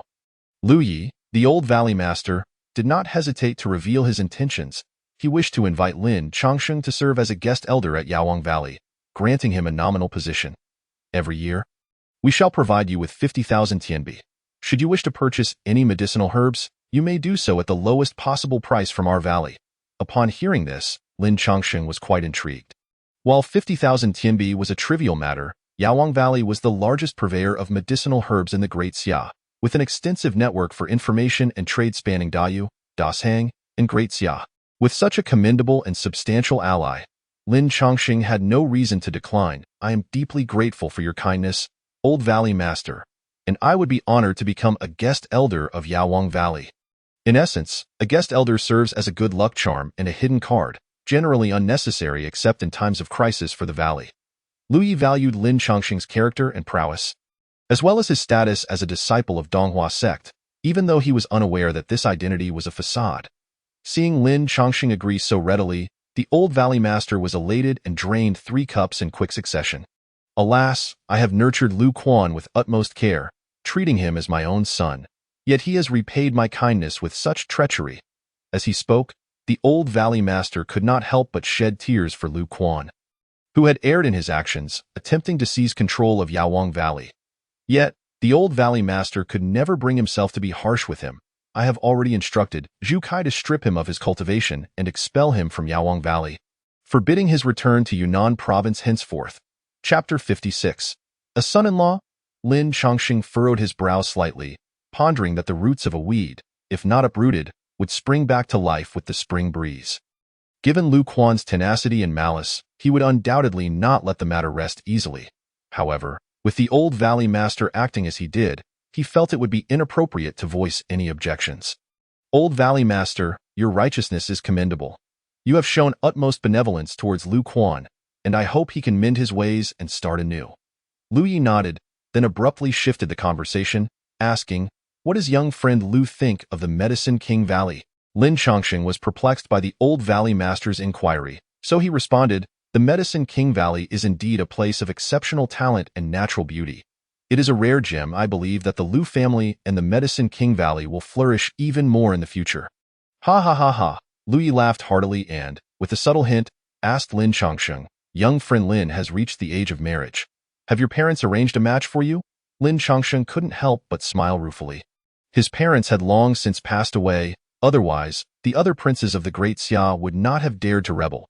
Tio, speak candidly. My parents departed this world early, and now I am the sole survivor of my family. The matter of marriage is something I dare not contemplate, nor would I wish to burden young Lady Lu. Luo Yufei's large eyes twirled as she observed Lu Chongqing gazing affectionately at Lin Changsheng. And combined with the Old Valley Master's words, she speculated with considerable insight. Does the Old Valley Master wish to propose to his daughter? Sighing, she continued, young friend Lin is a young hero of commendable character. In my view, he is destined for greatness. The Old Valley Master continued, elaborating on the current challenges faced by the Medicine King Valley. From the outside, others see my valley as flourishing, yet my 3 children face dilemmas. Lu Quan has severed ties with the valley, Chongqing is a woman, and the youngest is a roguish wanderer, unreliable for support. The Old Valley Master spoke earnestly, fixing his gaze upon Lin Changsheng. If Chongqing could find a husband like young friend Lin, I could retire peacefully and enjoy my twilight years. At this juncture, Lin Changsheng realized he could no longer pretend to be oblivious. After contemplating for a moment, he finally spoke his heart. I am deeply grateful for the Old Valley Masters and young Lady Lu's kindness. Young Lady Lu is indeed a remarkable woman, cultured and graceful. Upon hearing this, Lu Chongqing looked up in surprise, while Bai Mao Mao anxiously clutched her garment, hesitating to speak. However, I have my own burdens to bear, with significant responsibilities weighing upon me. Until I fulfill my obligations and overcome my adversaries, I cannot entertain thoughts of matrimony, nor would I wish to delay young Lady Lu. Lin Changqing's heartfelt monologue expressed his admiration for Lu Chongqing. Yet he was encumbered by overwhelming responsibilities, even to the extent that formidable foes, including the Donghua sect, would take heed of him, thus refraining from entangling others in his plight. The Old Valley Master nodded in understanding. Although disappointed, he was not unreasonable. Daughter, you seem weary. I shall take my leave for now. Lu Chongqing felt her mind go blank, transitioning from hope to disappointment in but a breath's time. As a young woman, she was sensitive and proud, and she struggled to control her emotions, hastily departing to prevent others from witnessing her distress. Very well. The Old Valley Master, having experienced the vicissitudes of life, remained perceptive. After ensuring that Ying Tao accompanied Lu Chongqing away, he continued to drink with Lin Changsheng. Young friend Lin, when you return to the Donghua sect, should you require any medicinal herbs, feel free to send word, as long as the Medicine King Valley can assist. We shall do so wholeheartedly. After the meal, the Old Valley Master personally escorted Lin Changsheng out to the back garden, demonstrating utmost courtesy. Once Lin Changsheng and his companions departed, Ying Tao swiftly emerged from behind the flowers. How is Chongqing faring? A father knows his daughter best. Though Lu Chongqing appeared open-hearted, she harbored her own pride. Lin Changsheng's rejection would surely wound her. Miss has been in tears for quite a while. She seemed heartbroken. However, after weeping, she returned to the study to check the accounts. It appears she is all right now. Lu Yi ambled back, instructing Ying Tao to prepare some food for Lu Chongqing and to take good care of her. Outside the garden, after Luo Yufei had stolen multiple glances and expressed her astonishment, Lin Changsheng could no longer contain himself. What are you staring at? Do I have flowers growing on my face? Luo Yufei strode up to Lin Changsheng, hands on her hips. Who would have thought that this poor fellow would actually refuse the Old Valley Master's invitation to become a son-in-law? She enumerated the benefits of such a union. A beautiful wife, boundless wealth and connections throughout the 3 kingdoms. Moreover, with Lin Changsheng's assistance, the Medicine King Valley would undoubtedly prosper further, a future too bright to overlook. You refuse such a fortuitous opportunity that has fallen into your lap? Do you truly believe you are a disciple of the Donghua sect? Lin Changsheng sidestepped Luo Yufei's incessant prattle, continuing forward. What everyone desires may not necessarily be what I seek. Besides, I am confident that I will become an inner disciple of the Donghua sect in the upcoming assessment. Luo Yufei's eyes twinkled as she quickened her pace to catch up to Lin Changsheng. What is so great about the Donghua sect? My Zhehuan sect is far superior. Our Zhehuan extreme joy technique surpasses the Donghua Emperor scriptures of La Tizi. You should join us at Zhehuan sect. Lin Changsheng found it tedious to engage with Luo Yufei's nonsensical suggestions. The Zhehuan sect was comprised entirely of women, from the sect leader to the disciples. As a man, how could he possibly seek to join? Do not waste your breath on foolish ideas and 2 days. I shall set off for Daiyu with Yinji. We shall part ways here. You can follow your own path while I tread mine. Luo Yufei, infuriated, shouted after Lin Chongqing, "Do you wish for me to leave that much? You stole my longevity lock. Do not think I am unaware." Lin Chongqing halted, rummaging through his belongings, producing a golden longevity lock. "Is this what you mean? You left it behind after deceiving the smoker. I found it." "What? Do you wish to play the victim now?" With a gentle toss, the longevity lock landed back in Luo Yufei's palm. Watching Lin Chongqing's retreating figure, Luo Yufei stomped her foot in frustration, yet found herself powerless. 2 days later, outside the Medicine King Valley, when Lin Chongqing and Yinji arrived, they had only 1 cart upon leaving. However, they had gained 2 more. The old valley master had prepared a generous amount of gold and silver, as well as supplies needed for the journey. "Young friend Lin, may your journey be safe and uneventful," Lu Yi said, grasping Lin Chongqing's hand. He genuinely admired the young man, though each had their own aspirations. "Take care, old valley master. If there is ever a chance, I shall certainly return to visit the Medicine King Valley." Lu Chongqing also came to see Lin Chongqing off. His parting words were few. "Take care." Lu Chongqing gifted Lin Chongqing a talisman, instructing him to crush it if he ever found himself in peril. Should there be any disciples of the Donghua sect nearby, they would come to his aid without delay. Lin Chongqing initially intended for Bai Mao Mao to return to Tushan immediately, but she insisted on accompanying him to the border between Great Xia and Daiyu. As it was on the way, seeing her resolve, Lin Chongqing reluctantly acquiesced, leading the convoy westward. At the peak of the valley, Lu Chongqing gazed at Lin Chongqing's distant figure, sighing deeply, tears brimming in her eyes. "Young Master Lin, take care and farewell." Chapter 57. Tyranny is more ferocious than a tiger. Having passed through the 9-fold city gates, I ride my steed with fervor. Behold the fluttering hems of my garments, lifting gracefully as we brush past one another. Across the boundless fields, a melodious song floats towards us. The voice of a young girl reminiscent of a lark's sweet trill. 3 carts traverse the official road. The leading youth riding a white steed, clad in elegant white attire, strikingly handsome. Traversing the banks of the 3 rivers, utilizing the light of the blade as a sail, let the dew soak through my short shirt. As the thief gazes defiantly at the world around him. This is the Jiaoji prefecture of Great Xia. Traveling westward for 100 miles brings one to the edge of Jiaoji, where Great Xia meets the Daiyu kingdom. The young girl in white rides a chestnut pony, her voice soaring as she enchants the merchants passing by. Only a bow's length separates me from my long-held wish. My homeland seems to be just beyond the horizon. I know not who lightly sings and strums the strings. I remain lost and unable to move forward. As her song reached a crescendo, the youth closed his eyes, immersing himself in the beautiful melody. Vibrant azure spiritual energy swirling above them. Years of resting in the winds and snow. I conspire with the tiger for breakfast. Holding the fishing line of the old fisherman, I inquire of the sleeping dragon. How much is his worth? As the girl's song concluded, applause erupted from afar, and the azure spiritual energy transformed into a green lotus, re-entering the youth's being. With a breath, the youth opened his eyes.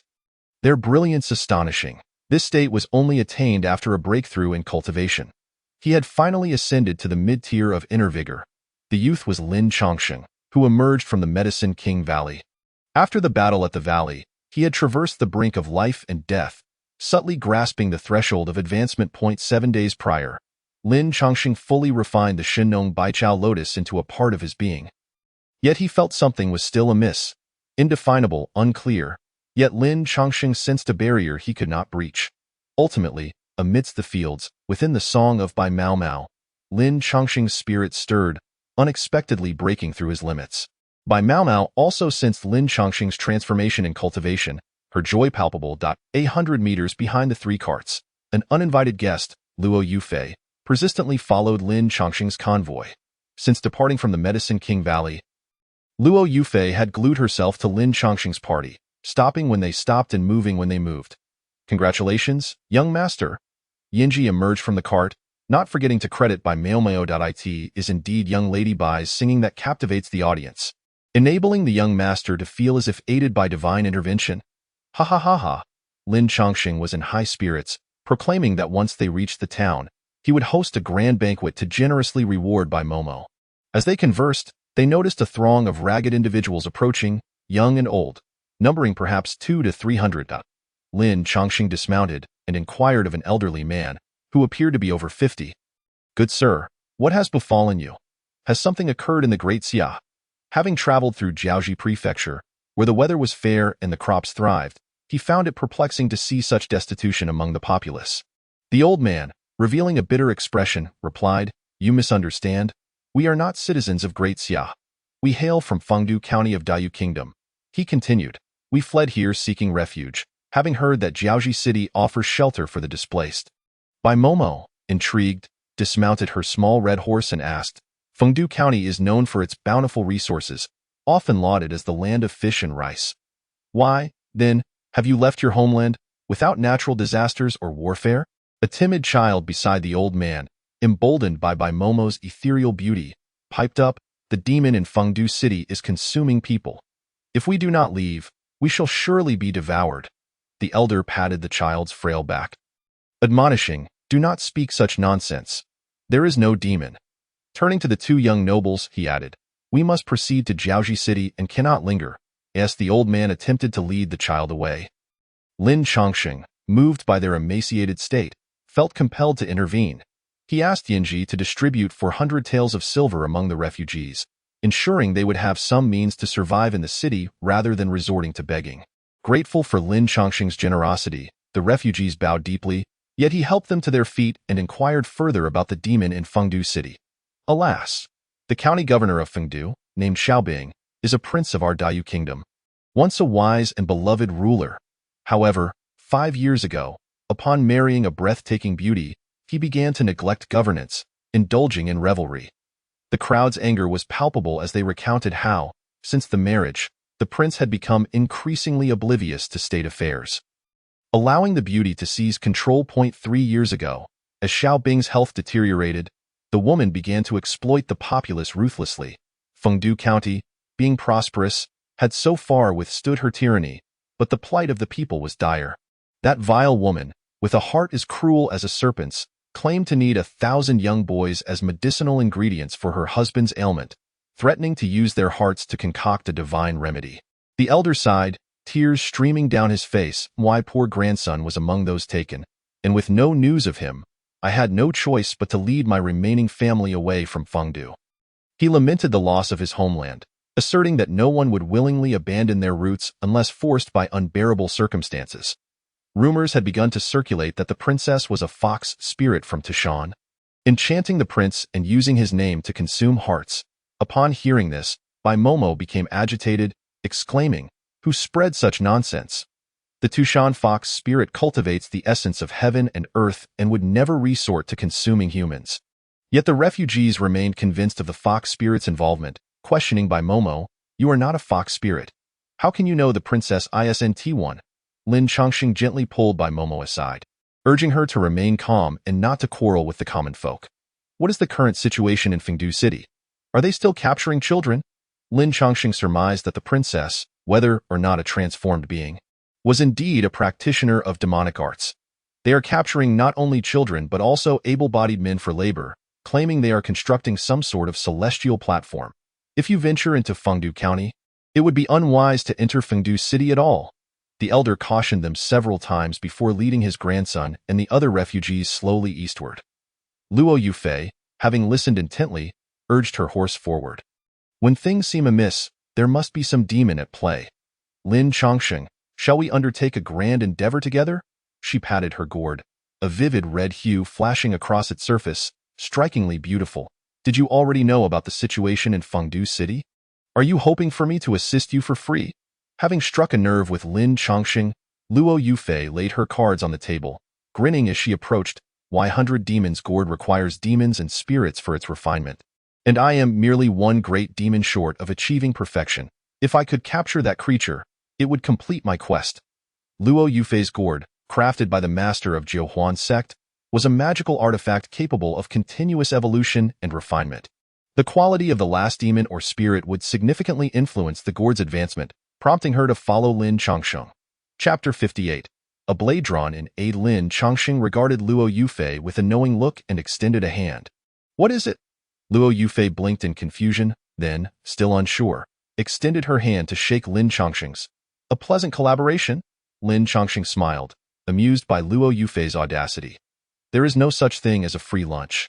If you want me as your aide, it will cost you 100,000 heavenly coins. 100,000? Luo Yufei's mouth twitched in indignation as she scolded Lin Chongqing.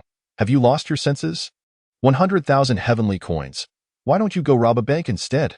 Lin Chongqing casually mounted his horse, chuckling. Whether you pay or not is up to you. Once we reach Fengdu City, I want to be assisting you. Yinji, seeing that Luo Yufei truly lacked funds, stepped in to advocate for her. Young master, Miss Luo is likely short on money during her travels. How about you accept 50,000 heavenly coins instead? She was acutely aware that Lin Chongqing had no need for money, having received ample heavenly coins from the former leader of the Lu clan, along with leftover funds from the previous auction. With Lin Chongqing possessing diverse cultivation methods, he could easily sell them at an auction for a small fortune. Requesting money from Luo Yufei was merely a lesson to ensure she spoke truthfully and without reservation. Indeed, in the world of martial arts, one must rely on mutual assistance. Luo Yufei gazed at Lin Chongqing with hope, wishing he would reduce the fee.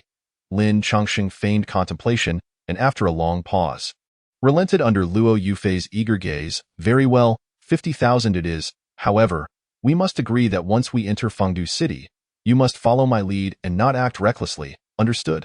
Luo Yufei nodded fervently, assuring him that she would behave. Her promises were one thing, but whether she would adhere to them once they arrived in Fengdu City remained uncertain. The caravan continued onward as Lin Chongqing leisurely browsed the system shop. Host: Lin Chongqing. Talent: extremely high realm. Intermediate inner strength, chi refinement, body refinement, outer strength, inner strength, chi manipulation, core formation, revered 1. System points: 47, 090. Current number of clones: 1, 000. System shop. Open. Acquired techniques: basic breathing techniques, Ling Yun body technique, transformation of the Azure Lotus, water manipulation technique. Acquired artifacts: invisible, Yin Yang umbrella, sun god talisman, divine farmer's herbal lotus, Azure wood jade. Surprisingly, the Azure wood jade was also recorded in the system, with Lin Chongqing's power reaching the intermediate inner strength stage. It was time to select new techniques. Heavenly techniques were priced above 100,000, while earthly techniques typically ranged from 70 to 80,000, quite exorbitant. Lin Chongqing's eyes were dazzled by the myriad of extraordinary techniques available, yet his system points fell short. After the internal rebellion in Great Xia, the accumulation of system points could only be achieved by defeating formidable foes, alongside the training of his 1,000 clones in the Untamed Lands. Hurry up and transform into Bone Palms, Divine Illumination Scripture, Maoshan Lightning Summoning Technique. Each introduction seemed more formidable than the last, and these were merely earthly techniques. Lin Chongqing's interest peaked when he noticed an anomaly among the numerous earthly techniques and combat skills: a book on the fundamentals of Qimen formation. This earthly formation tome contained the principles of the 8 formations: Qian, Kan, Jin, Zhan, Sun, Li, Kuren, and Dui, capable of integrating the terrain and flora into formations. Mastery of these techniques would allow one to shift mountains and fill seas. Shift mountains and fill seas? Such grandiose claims. Lin Chongqing scrutinized the book and realized it was a fragment, claiming to contain 8 formations, yet 2 were missing. Despite being an incomplete volume, the 5,000 price tag was undeniably enticing. Lin Chongqing resolved to seek a suitable place for training and accumulating system points upon entering Fengdu City. It wouldn't take long to gather 3,000 system points. The group gradually approached the boundary between Jiaozhi Prefecture and Fengdu County, where Lin Chongqing initially intended to part ways with Bai Momo and send her home. However, Bai Momo refused to leave, adamantly arguing, Fengdu County is the nexus between the underworld and the mortal realm, historically plagued by demons. You, Brother Lin, possess formidable skills and do not require protection, but what of Sister Yinji? I must stay to look after her. Lin Chongqing found himself in a dilemma. Venturing into Fengdu was not a leisurely outing, and should anything happen to Bai Momo, he would be hard-pressed to explain himself to Tushan. I promise, after we pass Fengdu, I will return to Tushan without delay. Allow me to accompany you a little longer. Please, Bai Momo pleaded, grasping Lin Chongqing's hand and charmingly coaxing him. Her sweet voice nearly overwhelmed Lin Chongsheng, even with the azure lotus in his possession. Very well, but this is the last time. Lin Chongsheng was engaged in conversation with Bai Momo when he suddenly heard the distant sound of rapid hoofbeats, accompanied by the startled cries of the crowd. Looking up, he beheld a squadron of armored cavalry galloping towards them, causing the refugees lining the official road to scatter in fear. The black armored horsemen pursued from behind, while a woman ran ahead, clutching her child. The child's frightened wails merged with the clatter of hooves and the crack of whips. Crack! The whip struck the woman's back, causing her to stumble dangerously close to falling. The cavalry encircled her, and their leader let out a cold snort. You dare to privately seize the medicinal herbs meant for the prince's ailment? Death awaits. Su Shi, come with us. The woman, covered in dust, trembled at the sight of the cavalry's weapons, but refused to relinquish her child. Gentlemen, my child is only 3 years old. He knows nothing. It is I alone who acted. You can take me back? Punish me as you wish, but I implore you, spare my child. Kneeling on the ground, she pleaded desperately, yet the cavalry remained unmoved. The leader unsheathed his spear. Do you truly wish to remain obstinate? The surrounding refugees recoiled in fear at the sight of the cavalry as if they were specters.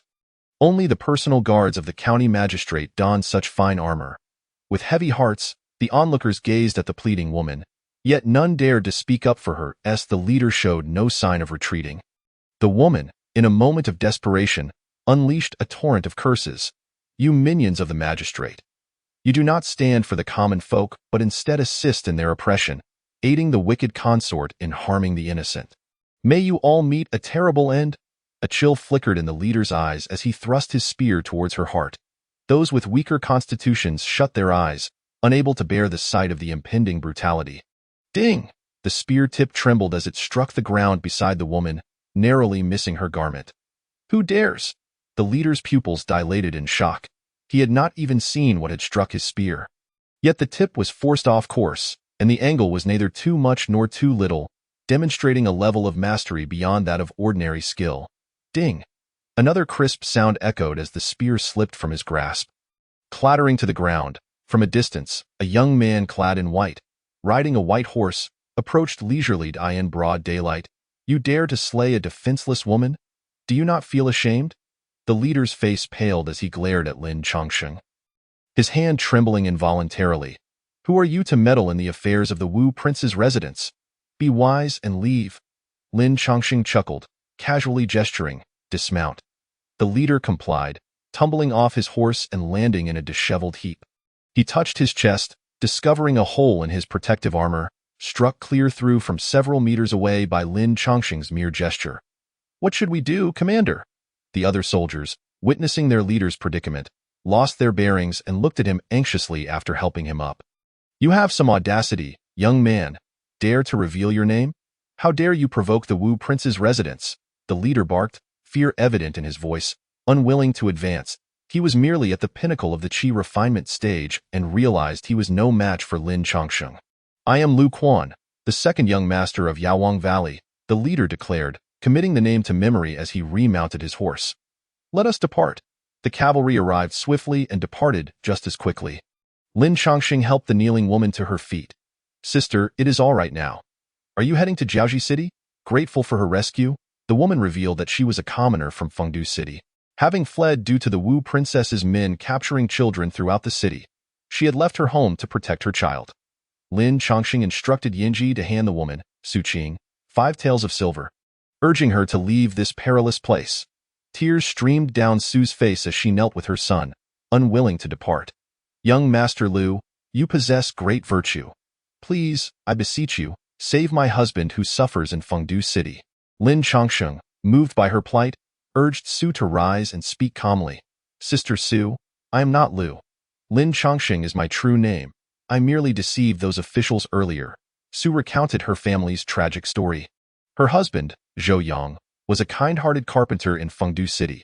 He used to make a modest living while she wove cloth at home, their lives simple yet filled with happiness. Everything changed when Prince Wu Xiaobing fell ill. Officials began to round up children, claiming it was to treat the prince. With increasing taxes and the burdensome Wenshantai project, Zhou was forcibly taken by the officers to work on it. The sight of Wenshantai, located outside Fengdu City, was off-limits, and Su and many other women whose husbands had been taken were repeatedly turned away when they sought to visit. I heard that every night, corpses are carried away from Wenchuntai. People work to death, Su pleaded. Young Master Lin, please help the suffering common folk. Luo Yufei, unable to bear such sordid affairs, stamped her foot in anger. They say that local officials should serve the people. Yet your Wu prince brings calamity upon them. Is there no one to stop this? What is the court doing? What is the emperor doing? Su's face was etched with despair and helplessness. Miss, you may not know, but our emperor is elderly and frail. It is said he has not attended court in recent years.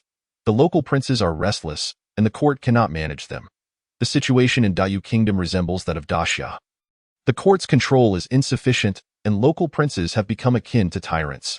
Greed is rampant.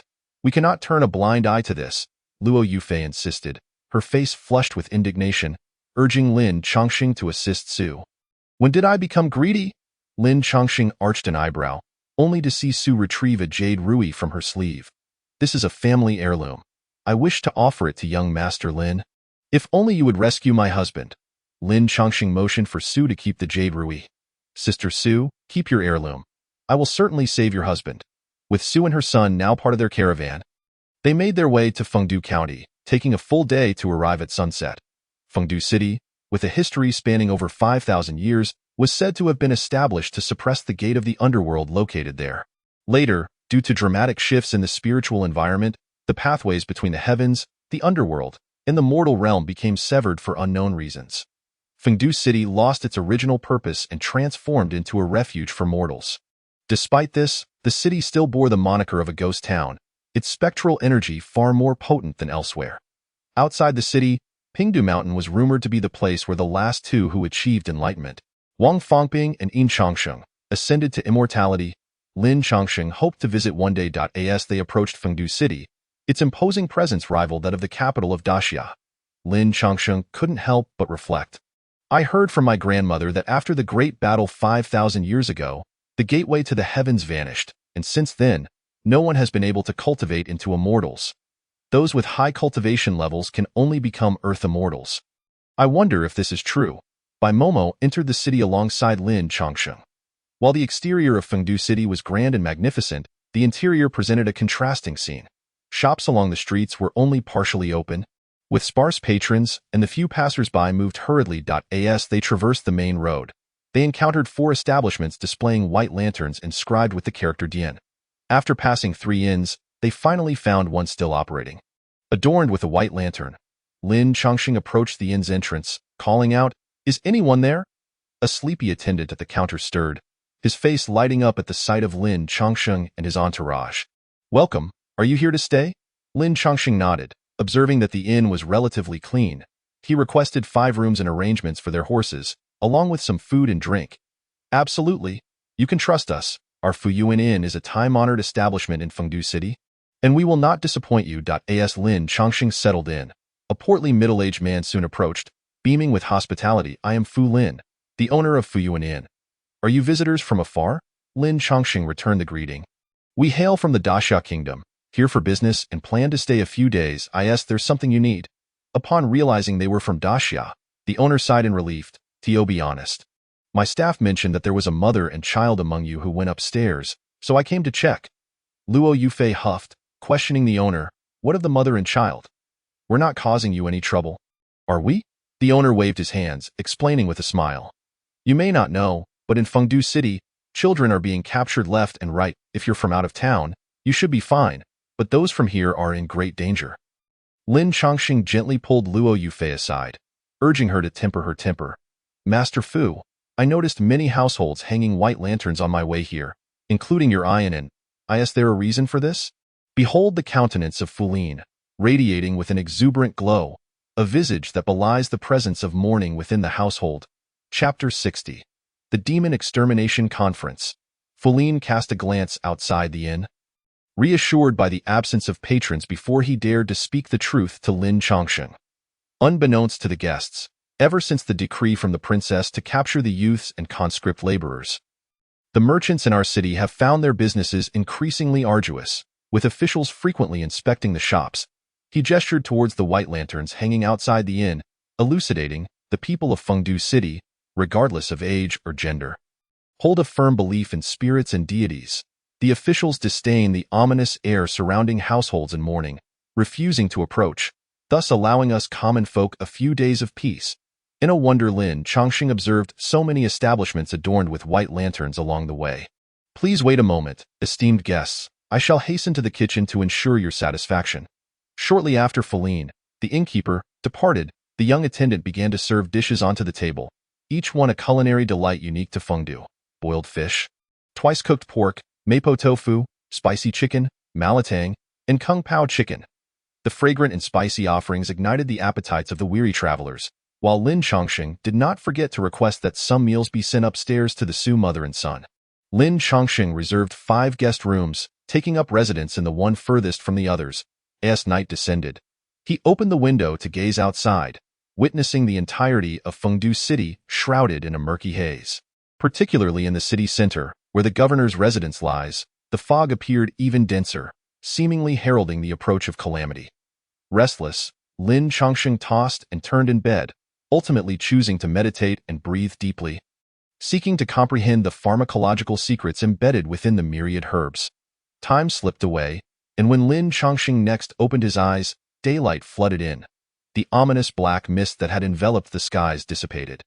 Giving way to the sounds of drums and gongs echoing through the streets, he opened the window to find several officials, simultaneously pasting up notices while calling out loudly, "By the command of His Highness Prince Wu of the governor's residence, we hereby summon all virtuous individuals to the construction site of the Wenshantai to exterminate demons. Those who slay any demon shall be rewarded with a bounty of 500 taels of gold." 500 taels? The common folk erupted into fervent discussions. 500 taels of gold. Whoever claims it will never have to worry again. How generous of the governor's residence. Nonsense. Do they think that money comes easily? Strange occurrences have been reported at the Wenshantai, and it cannot be merely ordinary demons. One might lose their life without earning a single coin.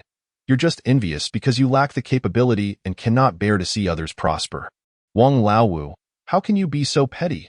You brat, you've grown bold enough to insult me. Amidst the crowd, some resorted to scuffles, while the constables, who were reading the official decree, observed with indifference. What is the governor's intention? There are only a few capable individuals in Fengdu. Why must we post notices in the streets? A young constable complained to his superior, Wu Ji, who shot him a glare, urging him to continue posting the notices and move on to the next location. Excuse me, sir, may I request a copy of the official notice? Wu Ji had little hope, aware that the streets were filled with common folk and even con artists. Yet, upon lifting his gaze, he saw a young man in a white brocade robe standing before him, exuding an extraordinary aura. You wish to receive the notice to partake in the Demon Extermination Conference. After years of experience, Wu Ji's discerning eye recognized that the young man's attire and demeanor hinted at an exceptional background. Are you perhaps the son of a wealthy family? Unsure of the young man's identity, Wu Ji offered caution. You must consider carefully. Once the notice is posted, you are obliged to attend the conference at the governor's residence tonight, and the dangers involved are far from trivial. The young man displayed no signs of fear, smiling faintly. I, Lin Chongqing, am a man of my word and shall not fail to appear tonight. With that, Lin Chongqing took the notice from the young constable's hands and strolled leisurely back to the inn.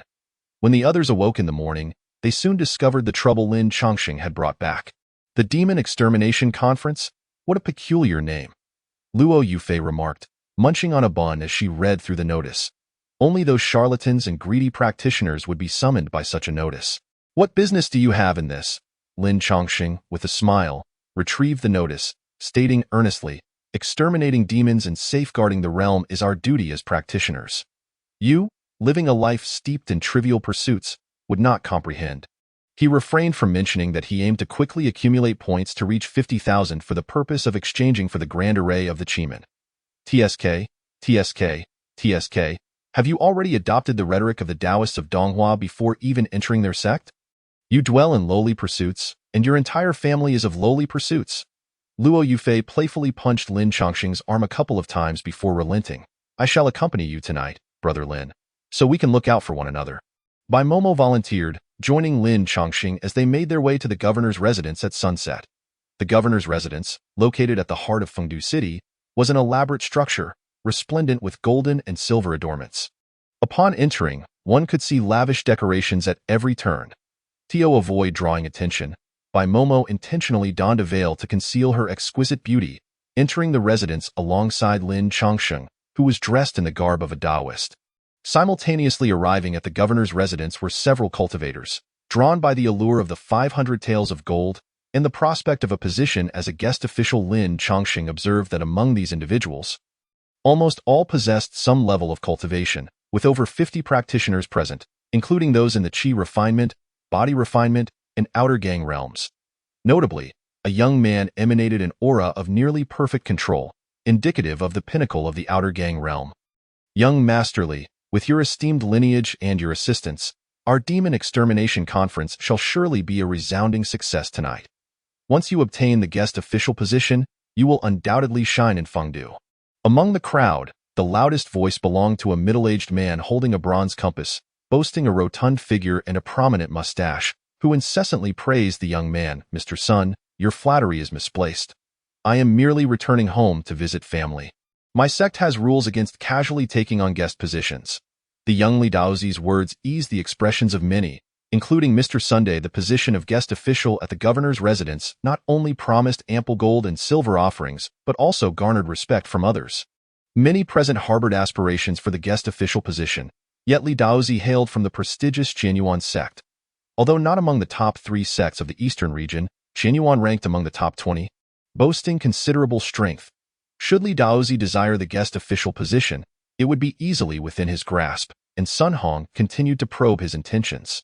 Hearing that Li Daozi was merely enthusiastic about exterminating demons, the flattery from the crowd intensified. Just as the discussions ensued, the courtyard's doors suddenly swung open, revealing a captivating young woman. Her enchanting eyes and every graceful movement captivated the attention of all present. While she could not rival Bai Momo, she was nonetheless a rare beauty among ordinary folk. Esteemed masters, I am Jin Xiu, a maidservant of Princess Wu. I shall preside over tonight's Demon Extermination Conference. Chapter 61. The Haunting. Upon Jin Xiu's appearance, the previously bustling courtyard fell silent. Sun Hong glanced around and took the initiative to speak. Miss Jin Xiu, we are all citizens of Fengdu, fortunate enough to live in peace under the protection of His Highness Prince Wu. We shall serve His Highness with utmost dedication. Lin Chongqing chuckled inwardly. Although Fengdu was blessed with talented individuals and fertile lands, the people he encountered along his journey bore gaunt visages, with many suffering from hunger and hardship, numbering from dozens to hundreds. If this were deemed a life of peace and prosperity, then surely the citizens under Lin Chongqing's governance in the Great Xia lived in paradise. Mr. Sun, you truly are the oracle of Fengdu. Your words are always so melodious. Jin Xiu laughed playfully as she swayed her waist, stepping into the center of the courtyard. I trust you all understand that your presence today is to eradicate demons, ensuring the successful completion of the Wenxintai. The construction of the Wenxintai had been shrouded in mystery, with soldiers guarding it day and night, leaving the common folk in the dark about the situation. May I inquire what troubles have arisen at the Wenxintai? Li Daozi, eager to rid his homeland of threats, was ready to take action. Jin Xiu's gaze swept over Li Daozi, subtly licking her lips. And with a flourish of charm, she replied, haunting. The construction of the Wenxintai had been underway for nearly a year, with the government stating that it would be completed in 2 months, that time. His Highness Prince Wu would personally host the grand ceremony, celebrating with the citizens of Fengdu. The tale began with a local craftsman who had been diligently working on the Wenxintai for over 6 months. Half a month ago, he had suddenly reported to the supervisor that the Wenxintai was unclean. The name Wenxintai, as evident, was a place to inquire about deities and seek blessings. Upon hearing this, the supervisor was displeased. Questioning, His Highness seeks to commune with the divine, and you say it is unclean. What do you mean by that? The foreman reprimanded the craftsman sternly, instructing him to keep his thoughts to himself, which disrupted the project's timeline, leaving everyone in a precarious situation. No one paid much attention to the incident until 10 days ago when a craftsman mysteriously vanished, only to be discovered lifeless in the Wanxian platform. The state of the craftsman's corpse was bizarre. His once robust flesh had withered away to mere skin and bone, his dark hair had turned white, and his lifeless eyes stared vacantly upwards. refusing to close even in death. The foreman responsible for overseeing the Wanxian platform convened and decided that with only 2 months left until completion, it would be best to suppress the incident. They thought that once the project was finished and all seemed well, everything would be forgotten. However, 3 days later, a similar occurrence transpired. The craftsmen's morale plummeted, and despite the foreman's threats and beatings, their pace of work stagnated. Left with no other option, the foreman reported the situation to Su Tian, a trusted confidant of the Duke of Wu. Su Tian, who had grown up alongside the Duke, was skilled in martial arts but lacked knowledge regarding supernatural matters. He devised a plan to offer substantial rewards and generous treatment to some incapable individuals from Fengdu City to resolve the issue. Lord Su declared that regardless of the outcome tonight, anyone who came would receive a reward of 5 taels of gold. Sun Hong, never one to miss an opportunity for flattery, immediately exclaimed, "Lord Su's generosity truly shames us. My friends, let us hasten to the Wanxian platform to alleviate the Duke's concerns." His fervent words ignited the crowd's enthusiasm, though most were primarily motivated by the promise of gold. With the demons not yet vanquished, Su Tian had already offered 5 taels of gold. If they succeeded, would he not also reward everyone handsomely? An imposing procession set forth towards the outskirts of the city, with Jin Xiu boarding a carriage trailing at the rear. "Brother Lin," she remarked, "according to my insights, the deceased craftsman has been completely drained of essence and vitality. The culprit is not a ghost, but rather a demon. There are many types of ghosts, most of which possess little power, merely capable of instilling fear without the ability to harm. While vengeful spirits exist, they lack corporeal form and cannot consume flesh and blood. Demons, or demon-like beings, are far more dangerous." Lin Changsheng closed his eyes, contemplating that demons can indeed harm, and those who practice dark arts can be even more perilous. The caravan passed through the East City, exited the city gates, and after a quarter of an hour, arrived at the construction site of the Wanxian platform. After undergoing 2 rounds of identity checks by the military, the esteemed guests from Fengdu City were finally granted entry. What a magnificent sight the Wanxian platform is! Those who beheld it for the first time could not help but express such sentiments. The Wanxian platform boasted 5 levels, each constructed primarily from earth, wood, brick, and stone, spanning 100 meters in both length and width. The bricks and stones had been meticulously crafted, adorned with exquisite patterns of mythical creatures such as Qilin, Baizhe, and peonies. The individual responsible for their reception was named Du Zhe, one of the principal overseers of the Wanxian platform's construction. "Masters, please follow me. The site of the incident is on the 2nd floor and it is indeed quite terrifying." Du Zhe recounted the tragic events surrounding the deaths of the 2 victims, which aligned closely with Jin Xiu's account. Currently, the craftsmen refused to enter the Wanxian platform, relying on the masters to identify the culprit and ease their fears. Sun Hong held a bronze compass, appearing enigmatic, and though he maintained a humble demeanor before Jin Xiu, he displayed considerable arrogance in front of Du Zhe. "What are mere ghosts to us? We shall handle them with ease.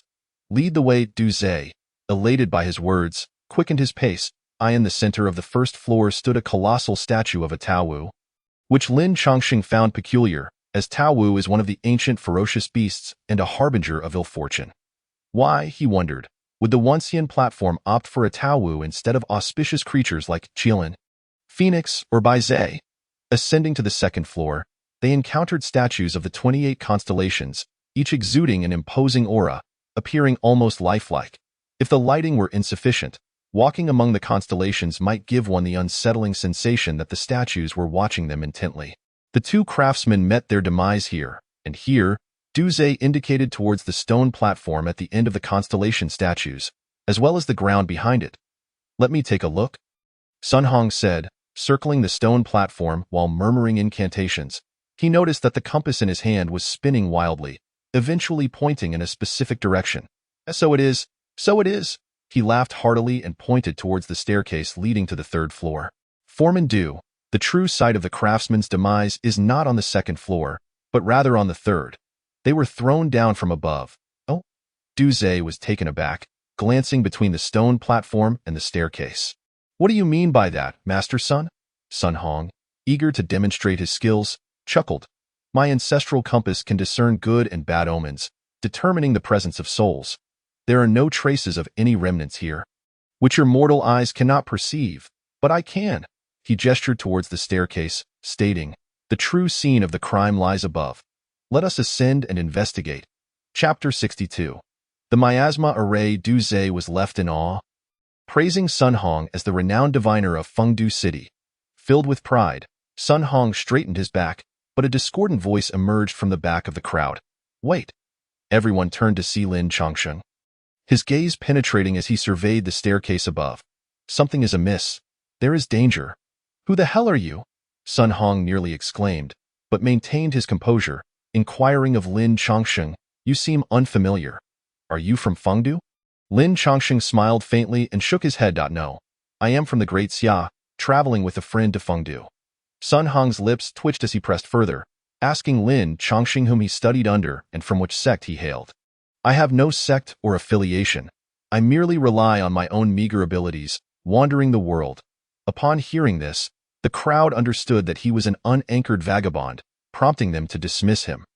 "Everyone, I observe a heavy aura of yin energy above, along with the faint whiff of poisonous miasma. There may be peril, I suggest." However, before Lin Chongsheng could finish, someone jumped out to rebuke him. "You reckless youth have no understanding of propriety. What do you suggest? Do you think you know better than Master Sun?" "Exactly. What right does a great Xia person have to dictate to us? How absurd. Ignore him. Let us proceed with our work. He only wishes to frighten us and claim the glory for himself." Bai Momo, witnessing the crowd's obstinacy, stepped forward to defend Lin Chongsheng. "Brother Lin is kindly advising. If you refuse to heed his words, must you also speak ill of him? What reason do you have?" In her agitation, she inadvertently dislodged her veil, revealing an enchanting beauty that left everyone astounded. Li Daozi stood frozen, feeling as though his heart had been struck with a heavy blow, experiencing a rare moment of confusion and unease. "What this lady says carries merit. Everyone should hold your horses for now." He approached Bai Momo with a smile, inquiring, "May I ask for your name, my lady?" "I am Li Daozi, the eldest son of the Li family. An inner disciple of the Qinyuan sect. In most circumstances, the mention of his sect and family would elicit warm welcomes from young women, even if they were too modest to be overly forward. Yet, Bai Momo was different. She donned her veil and stepped behind Lin Chongsheng, offering no warmth in her demeanor towards Li Daozi. "Young Master Li, there is indeed danger above. Perhaps we should deliberate further?" Lin Chongsheng intended to discuss matters with Li Daozi, but the latter's attention was wholly captured by Bai Momo. Slightly disheartened by her indifference, he declared, "Such minor skills are nothing. Allow me to demonstrate how I shall unravel the traps above." Li Daozi was unsure whether Lin Chongsheng spoke truthfully. Nevertheless, he hoped it was genuine, for then he could showcase his abilities learned from the Qinyuan sect before the beautiful lady. The team, led by Sun Hong and Li Daozi, ascended to the third floor, a spacious area adorned with numerous murals on the walls and ceiling, depicting the 8 parts of the heavenly dragon. In the desolate lands of the West, Buddhism flourished. And these 8 parts, integral to Buddhist teachings, included the celestial beings, the dragon beings, the yakshas, the Gandharvas, the Asuras, the Garudas, the Kinnaras, and the Maharaga. Among them, the celestial and dragon beings were of utmost importance, hence the term heavenly dragon 8 parts. The craftsmanship of the murals was exceptional, with the celestial beings exuding a dignified wrath and the dragon beings radiating an extraordinary aura, while the yakshas appeared ferocious with their green faces and sharp fangs. Claims of an ambush on the 3rd floor were clearly deceptive. Even Master Sun declared it safe. What can he discern? "Ha, Master Sun, please continue to unveil the mysteries here, and let this bumpkin from Great Xia open his eyes." "Ha ha ha ha." Sun Hong stroked his beard and feigned seriousness as he remarked, It is understandable that the youth relish in showcasing their prowess, yet why must one inflate their facade when lacking the requisite abilities?" As he spoke, Sun Hong retrieved a compass and began to examine it. The needle at the center of the bronze compass began to spin erratically, pointing in all directions. "What is happening? Is Master Sun's compass malfunctioning?" The onlookers expressed their bewilderment, but Sun Hong's expression shifted, and he exclaimed, "This is bad." As his words fell, a faint mist appeared on the mural of the 3 layers of the questioning immortal platform, causing the celestial beings depicted therein to seem as if they had come to life. Li Daozi remained calm under pressure, igniting a talisman in his hand that soared towards the mural cloaked in the densest mist. The power of the talisman erupted, dispersing the fog, yet immediately, even more mist materialized, red, black, and purple. The mist descended from all directions, transforming the entire third layer of the questioning immortal platform into a living prison. Do you think mere mist can confine us? A bold and reckless man scoffed, declaring, I possess the strength to withstand blades and spears. What do I have to fear from your mist? Charge with a bellow. The man charged through the fog, only for the mist to react violently upon contact with his skin, causing a corrosive reaction. Sizzle! He screamed as he collapsed, his body reduced to a heap of bones and blood. Is he dead? Zhang Hong is dead. We have a casualty. Those of weak resolve within the demon-slaying team were struck with terror, wailing in panic. What a fearsome poison mist! Li Daozi slowly approached the toxic barrier, producing a dagger and casting it into the poisonous fog. The dagger, forged from fine steel, melted into a pool of molten iron upon contact. Lin Chongqing speaks the truth, Li Daozi thought to himself. Feeling a surge of anxiety, stay calm, everyone. This mist is dense and unmoving. Though we cannot escape, it cannot enter either. Master Sun, do you have a solution? As the most experienced and renowned figure present, all eyes turned to Sun Hong for guidance. After a moment's contemplation, Sun Hong devised a plan. The toxic mist is emanating from the mural. We should attempt to attack it. Surely, we can dispel the mist. Li Daozi nodded in agreement, rallying the other 7 skilled members of the demon-slaying team to launch an assault. Talisman, chi, and weapons were unleashed in unison. Though most weapons were dissolved, a few high-quality artifacts proved effective. Hit! Hit! A chorus of cheers erupted as Li Daozi's azure steel sword pierced the mist, striking the center of the celestial mural. With a thunderous crash, the mural endured the impact, yet the encircling mist began to ripple, seemingly on the verge of dissipating. Chapter 63. Cleverly breaking the poison array as the toxic mist was observed by all. It appeared to be dissipating, yet in the next moment, it thickened even more. This is bad. The mist is contracting. The mist pressed inward from all directions, gradually encroaching upon the gathered individuals. Panic ensued as some, disregarding caution, attempted to break through the mist, only to meet the same fate as the earlier robust man, succumbing to a pool of blood. Master Sun, please think of something. I do not wish to perish. I have a family to care for. Sweat beaded on Sun Hong's forehead. At this juncture, he had no recourse but to look to Li Daozi. Young Master Li, our lives and fortunes rest entirely in your hands. What do you suggest? Li Daozi appeared conflicted, his expression troubled. With my current cultivation, it is exceedingly difficult to dispel the mist. However, I possess a talisman that can protect me while I escape the mist. I shall seek assistance after I am outside. His words caused an uproar among the demon-slaying team. Sun Hong clutched Li Daozi's sleeve, tears streaming down his face. Young Master Li, you cannot leave us. What shall we do if you go? If the mist closes in, we will all become mere puddles of blood. Young Master, you cannot abandon us. As the toxic mist advanced, they would soon be overwhelmed. Leaving no time for Li Daozi to summon aid. Young Master, please do not turn a blind eye. The talisman. Where is your talisman? In the face of imminent death, individuals disregarded their pride and status, grasping at Li Daozi in a desperate bid for the talisman. Despite his age, Sun Hong possessed considerable strength, clinging to Li Daozi's waist with all his might, refusing to let go. Just as chaos erupted, footsteps echoed from the staircase. Lin Chongqing appeared, hands behind his back, feigning surprise. Oh, what are you all doing? Embracing one another in such an undignified manner. Sun Hong's face flushed with embarrassment, and he disregarded all else. Daoist Lin, young friend Lin, please come to our aid. This toxic mist is too potent. Look at those bones over there. Those who encounter it find no escape.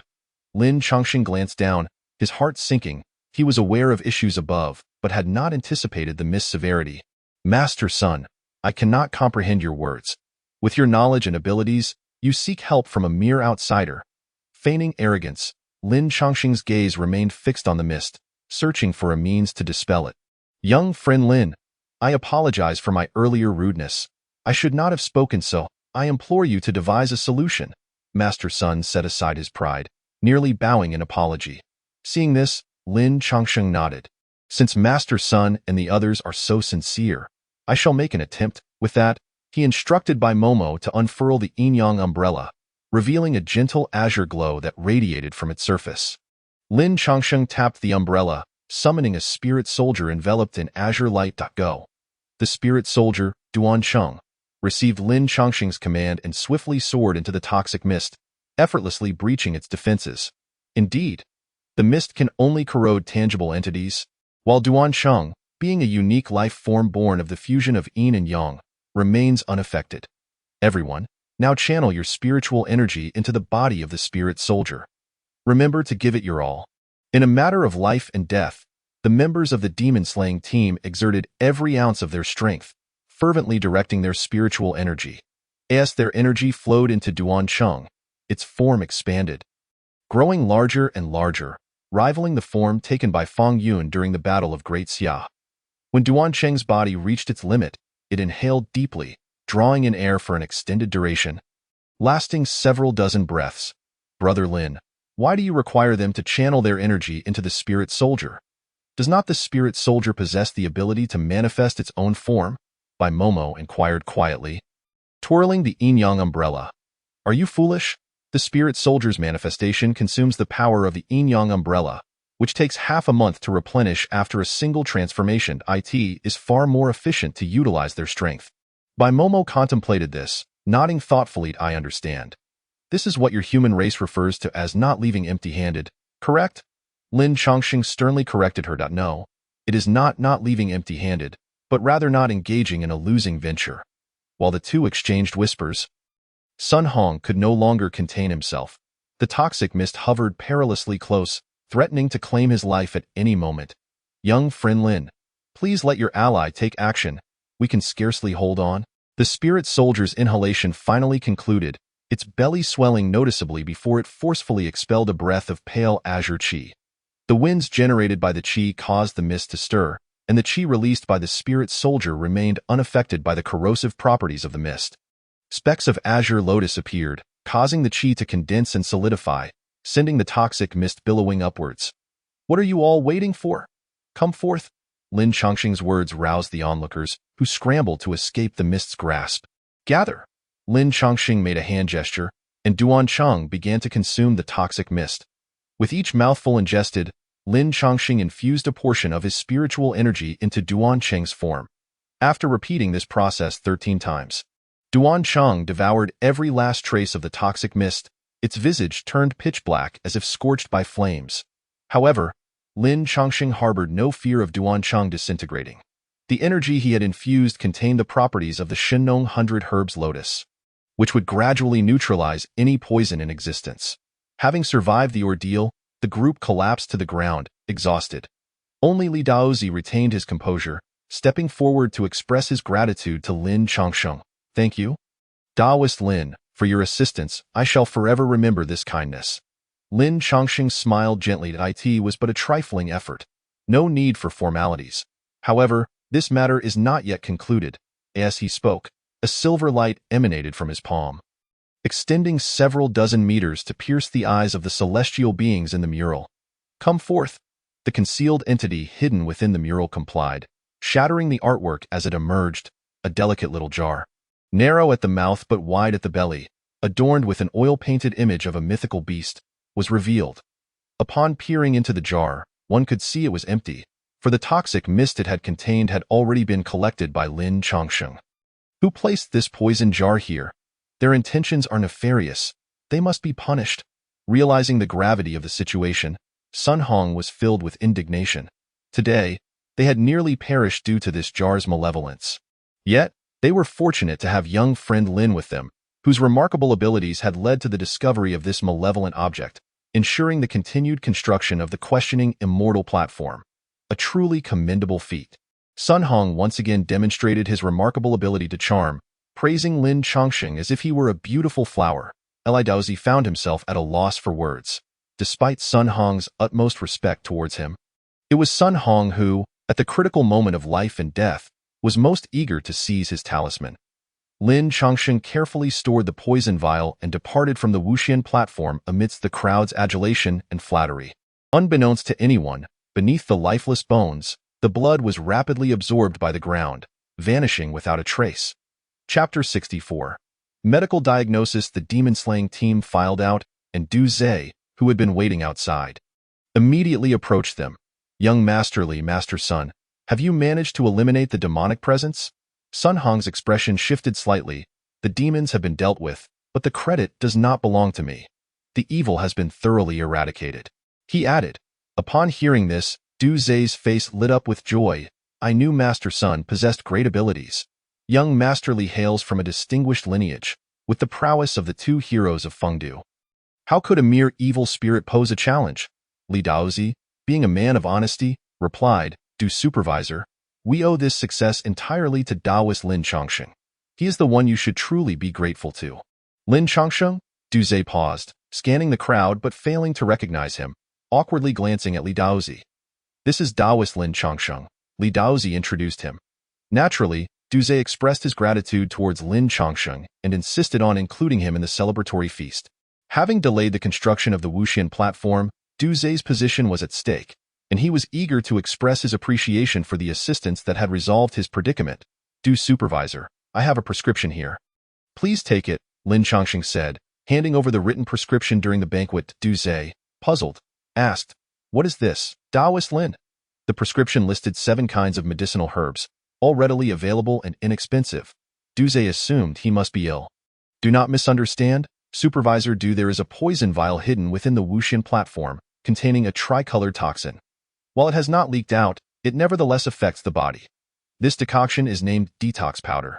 Have it prepared for the supervisor and the workers, to be taken once a day for 3 consecutive days to expel any toxins lurking within their bodies and ensure their health. Oh! Du Zhe hastily stood, carefully storing the prescription away and bowing deeply to Lin Chongsheng. Taoist Lin, your benevolence and medical expertise are truly admirable. Should you require anything in the future, do not hesitate to call upon me. And I shall do my utmost to assist. Lin Chongsheng smiled and gestured for Du Zhe to take a seat, saying, On my way here, I encountered a distant relative. Her husband, named Zhou Yang, works around the Wuxian platform. I wonder how he is faring. Du Zhe pondered for a moment, unable to recall Zhou Yang, but assured Lin Chongsheng, Taoist Lin, you may not be aware, but there are thousands involved in the construction of the Wuxian platform. Over 1,000 craftsmen alone, not to mention laborers. I will inquire with the other supervisors tomorrow and surely find this person for you. The banquet concluded in the late hours of the night, and the demon-slaying team, along with the soldiers from the county governor's office, returned to the governor's residence. Lin Chongsheng and Bai Momo were assigned to a separate small courtyard, but Bai Momo found it difficult to sleep. Big brother Lin, why have we returned when the evil presence at the Wuxian platform has clearly not been dispelled? The flickering candlelight illuminated Lin Chongsheng as he sat reading a book on the fundamentals of Qimeng formations. The task of eliminating the toxins from the Wuxian platform had earned him a reward of 50,000 system points, sufficient to exchange for this book on formations. The text proved to be even more obscure and complex than he had anticipated. With the introduction alone requiring careful contemplation, the tricolored poison vial had been subdued, yet who had placed it there? The matter would not be resolved until the culprit was apprehended. Excess in all things is detrimental. Having removed one trouble for the governor's office was sufficient. There was no need to pursue the root of the issue, for we were not here to serve King Wu. During Lin Chongsheng's time in Fengdu City, he had not heard anyone mention the legend of the Ghost Lotus, indicating its rarity. Big brother Lin, that fellow named Li Daozi is rather bothersome. He kept trying to talk to me during the meal. What does he want? Bai Momo harbored a deep aversion to all men except Lin Chongsheng, reluctant to engage with anyone else. A graceful and virtuous lady attracts the attention of a gentleman. If you truly wish to avoid him next time, simply hide beside me. As Lin Chongsheng turned the page, he discovered a complex and intricate formation diagram. The Qiangua formation. Qian represents the heavens, embodying strength and righteousness, symbolizing a gentleman endowed with both virtue and talent, as well as pure yang energy, indicating prosperity and vitality. The Qiangua formation harnesses the righteous energy of heaven and earth, relying on the fierce sun as its foundation. Anything that emits light or heat can serve as materials for the formation. Lin Chongsheng felt overwhelmed by the abundance of information. Merely the section on the Qiangua formation contained thousands of characters detailing its application. How to arrange it, adapt to the terrain, and how it would change with different adversaries. Marvelous, simply marvelous. Lin Chongqing grew increasingly excited, contemplating what materials he could use to create a small formation for experimentation when a knock sounded at the courtyard door. Daoist Lin, are you resting? The voice was unfamiliar, belonging to a young man. Lin Chongqing donned a robe and stepped out of his room. I'm here. Upon opening the door, he found a group of soldiers waiting outside. At the forefront stood a young man, approximately 27 or 28 years old, dressed as a military officer with sharp brows and bright eyes. Lin Chongqing immediately discerned that this individual's cultivation level was at the mid-stage of the external realm. A respectable level. Who are you? Lin Chongqing inquired, not recalling having met him before. The young man smiled warmly and introduced himself. I am Su Tian, the captain of the royal guard by His Highness King Wu's side. I apologize for disturbing you at such a late hour. Su Tian explained that Du Zhe had sent a letter detailing the situation at the Wuxian platform to the governor's office. Du Zhe's actions were driven by duty as well as a desire to foster a good relationship with Lin Chongqing. With Lin Chongqing's capabilities, if he were to remain in the governor's office, he would undoubtedly rise to prominence, and Du Zhe would benefit from the association. Upon learning that Lin Chongqing could easily dispel the toxins and was knowledgeable in medicine, Su Tian hurried to invite him to treat King Wu. His Highness has a peculiar ailment that renowned doctors have failed to resolve over the years. He awaits the commencement of the Wuxian ceremony, hoping to use a child's heart and liver for treatment. Su Tian sighed, earnestly requesting Lin Chongqing's help. Daoist Lin, your dedication to the craftsmen of the Wuxian platform and your willingness to provide detoxifying remedies truly reflect your benevolence and medical prowess. If you can cure His Highness's ailment, the lives of thousands of children in the city may be saved. Would that not be a splendid outcome? As a close aide to King Wu, Su Tian had previously attempted to petition the king, hoping he would spare the children. However, King Wu was unyielding, believing in Li Ji's words and intent on using the hearts and livers of children as medicinal ingredients to restore his health and revel in earthly pleasures alongside Li Ji. I understand your intentions, Captain Su. I shall visit His Highness first thing in the morning to diagnose his condition, if that is agreeable. Su Tian shook his head, insisting that Lin Chongqing go immediately. Lin Chongqing was puzzled. Why doesn't His Highness rest at this late hour? Lady Li is at the city temple offering incense and prayers for His Highness. When she is absent, he finds it difficult to sleep. Plagued by headaches akin to being stabbed with needles, now is the perfect time to visit. Su Tian subtly hinted that Lady Li held a strong aversion to physicians treating King Wu, believing them to be charlatans who had only worsened his condition. Please wait a moment. I need to fetch some items and call for my sister. Chapter 65. Inevitable demise. When Lin Chongqing and Bai Momo arrived at the residence of King Wu Xiaobing, they were greeted by a faint aroma of medicinal herbs. Years of illness had robbed the king of his youthful vigor. Although he was the same age as Su Tian, he appeared gaunt and aged, resembling someone in their 40s. Your Highness, Daoist Lin has arrived, Su Tian announced softly as he approached the soft couch. Xiaobing opened his eyes, murmuring to Su Tian, did not Lady Li say that in 2 months? Once the Wuxian platform is completed, my ailment will be cured. Why do you seek out a physician? Su Tian recounted Lin Chongqing's methods at the Wuxian platform and gently persuaded, Your Highness, even if you will recover in 2 months, your current condition is troubling. Allow Daoist Lin to examine you. Perhaps he can help you sleep better. Su Tian's words resonated with Xiaobing, who mustered his strength to appear more alert as Lin Chongqing stepped forward. Your Highness, my approach to diagnosis differs from conventional methods. I need only to ask you 3 questions. This left Su Tian momentarily speechless. He had invited Lin Chongqing, believing him to be reliable, only to have his true nature revealed with a single statement. Ha ha ha! Xiaobing found it amusing and encouraged Lin Chongqing to proceed with his inquiries, assuring him he would answer truthfully. May I ask, Your Highness, have you long experienced a persistent chill throughout your body, requiring even the finest blankets to sleep comfortably, even in the height of summer? Oh! The guards and servants within the king's residence listened intently, recognizing Lin Chongqing's description of Xiaobing's symptoms. Indeed, that is the case. Xiaobing was slightly taken aback but did not attribute this to Lin Chongqing's skill, as his ailment had persisted for years, and the citizens of Fengdu City were somewhat aware of it. May I also inquire, Your Highness, do you find yourself exceptionally thirsty on the 1st and 15th days of each month, as though submerged in hot water, requiring constant drinking to alleviate your discomfort? Gasp! Now both Xiaobing and Su Tian could no longer remain composed. Su Tian's excitement was palpable as he repeatedly exclaimed, Taoist Lin is truly a divine physician. Indeed, Your Highness, it is essential to incessantly hold ice in one's mouth during the 1st and 15th days of the lunar month to simply survive. Lin Chongqing smiled faintly and posed a third question. May I inquire, Your Highness, if you often suffer from excruciating headaches, akin to countless needles piercing through your mind, yet without any discernible cause? Upon the completion of his inquiries, Wu Wang Xiaobing observed that Lin Chongqing's demeanor had shifted from initial calmness to astonishment and delight. Taoist, your insights are truly remarkable.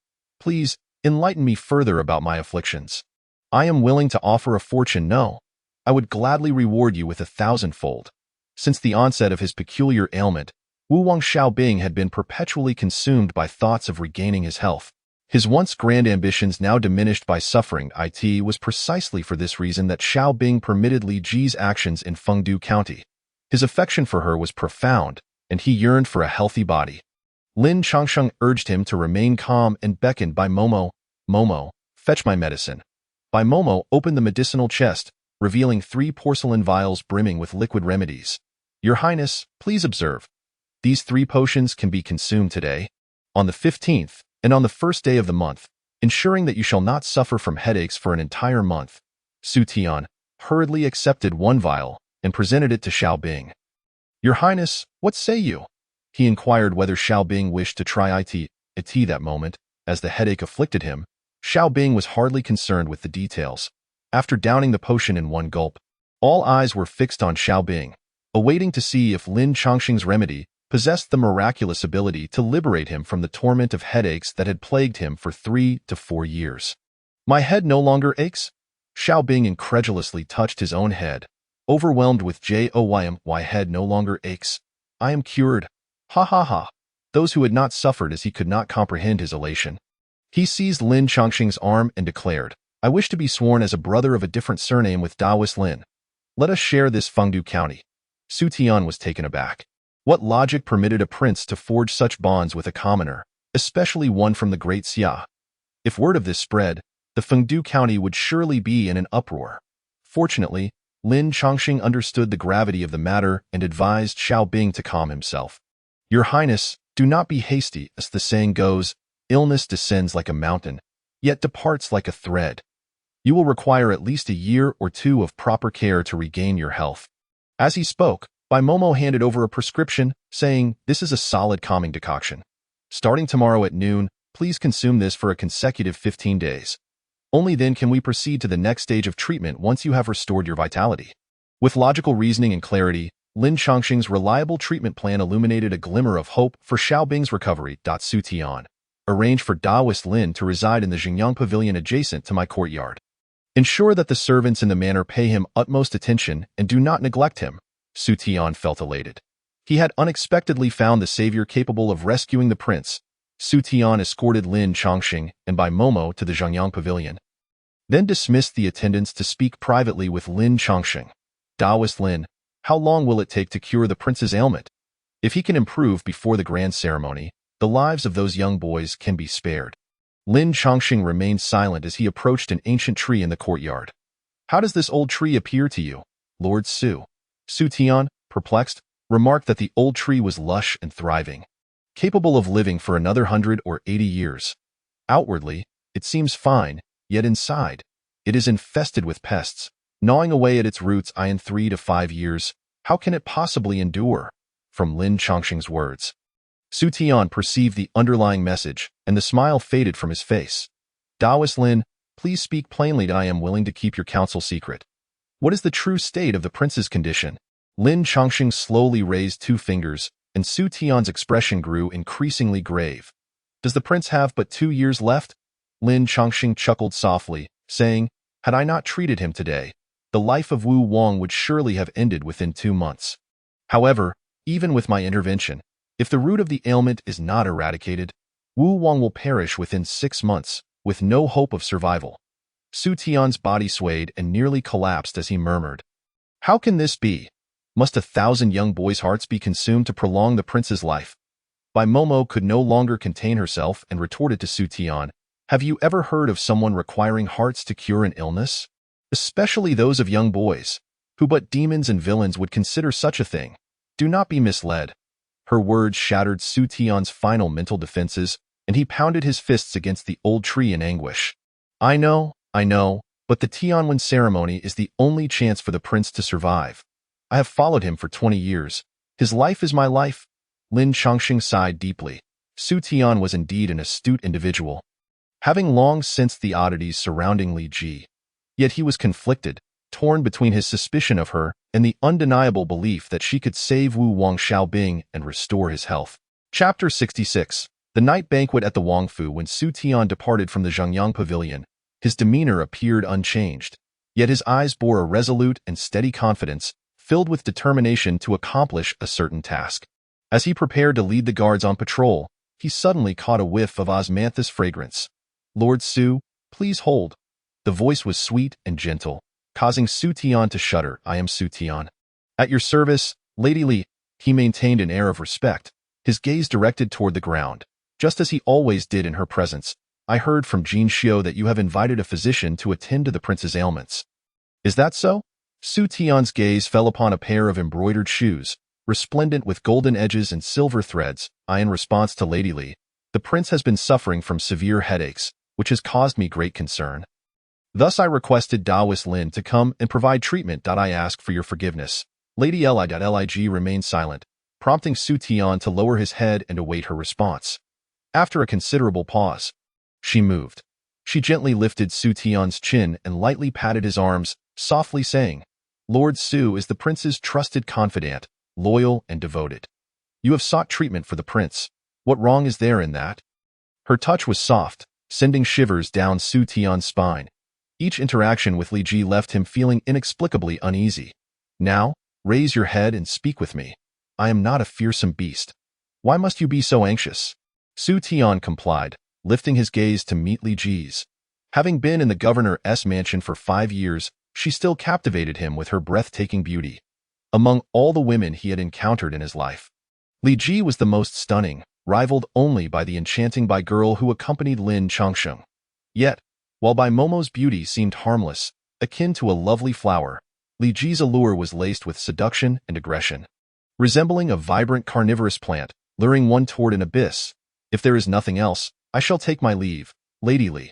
Though it was night, Su Tian still needed to oversee the patrol to ensure the safety of the governor's mansion. Lord Su, tomorrow I shall host a banquet in the back garden to gather the remarkable individuals from the Wuxin Terrace, to express my gratitude for their assistance in resolving the troubles at Wuxin Terrace. Please be sure to relay to Daoist Lin that he must attend the banquet. Lig, though absent from the mansion, was evidently well informed about Lin Chongqing, indicating that she had many ears within the governor's estate. Su Tian's face twitched slightly, then he respectfully replied, I shall certainly convey your message to Daoist Lin. Please rest assured, Lady As Su Tian turned to leave, he felt Li Ji's gaze lingering on his back, sending a chill coursing down his spine. It was not until he exited the courtyard that the eerie sensation finally dissipated. Sigh. Su Tian sighed deeply, hoping that Lin Chongqing's plan would unfold smoothly. The following day, at dusk, the Zhengyang Pavilion was gradually filled with guests, including Luo Yufei, Yan Ji, and Su Tian's mother and son duo, who were residing at the inn. Lin Chongqing had become a distinguished guest in the mansion. Even if a few more individuals arrived, or even a few hundred, the governor's estate could easily accommodate them. Look at this intricately carved structure and these decorations. Even a single wine jug placed outside could be worth several hundred taels. Greedy one, what kind of sorcery did you employ to make Wu Wang treat you as an esteemed guest? Luo Yufei exclaimed with delight as she appraised the treasures within Zhengyang Pavilion. Lin Chongqing sat beneath the ancient tree, engrossed in a formation book, and without raising his head, he cautioned Luo Yufei, the governor's mansion is heavily guarded. Tread carefully while you engage in your petty thievery.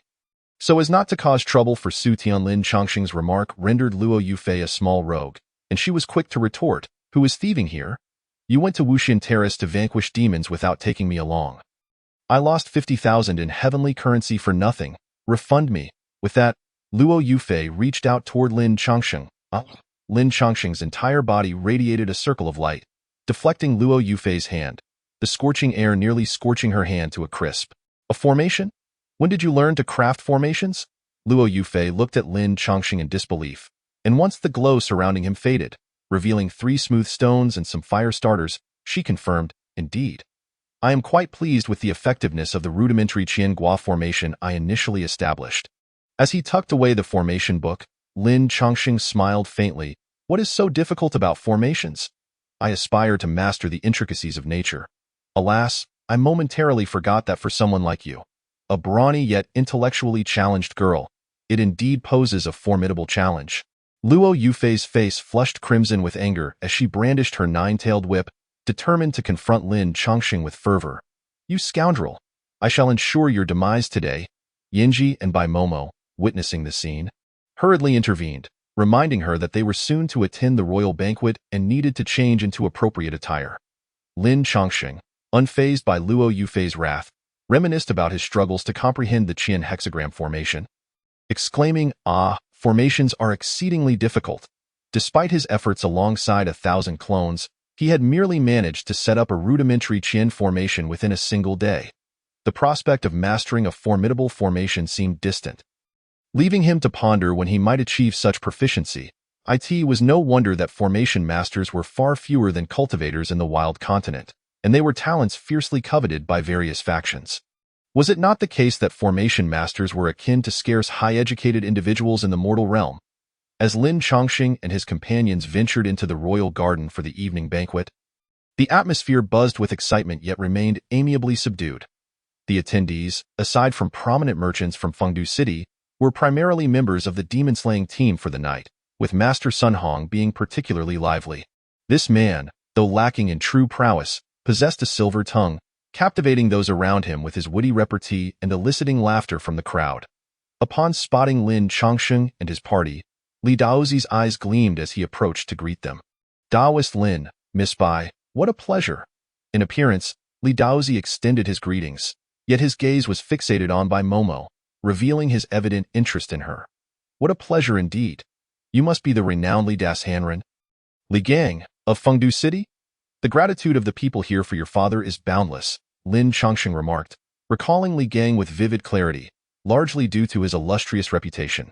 As the head of the Li family grain business, he monopolized a significant portion of the grain trade in Fengdu County, amassing considerable wealth.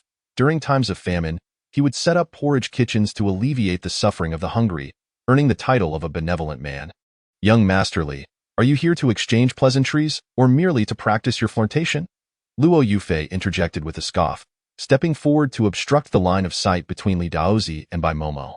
Her eyes seemed to burn with disapproval. Is this how disciples of Qianyuan's sect conduct themselves? Li Daozi's face flushed crimson as he hastily defended himself. "Miss, you misunderstand. I harbor no ulterior motives, and my Qianyuan sect holds integrity in the highest regard." As he spoke, Li Gang's attention was piqued. Luo Yufei, hailing from the Nine Joy sect, held little regard for the Qianyuan sect, offering no face to Li Daozi. "So, you must be Lin Chongqing, the Taoist he mentioned."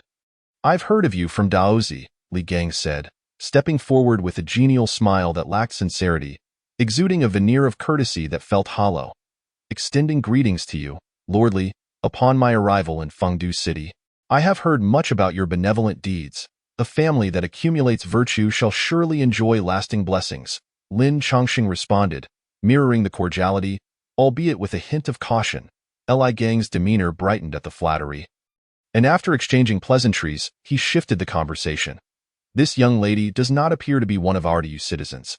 She must be a summer person, yes?"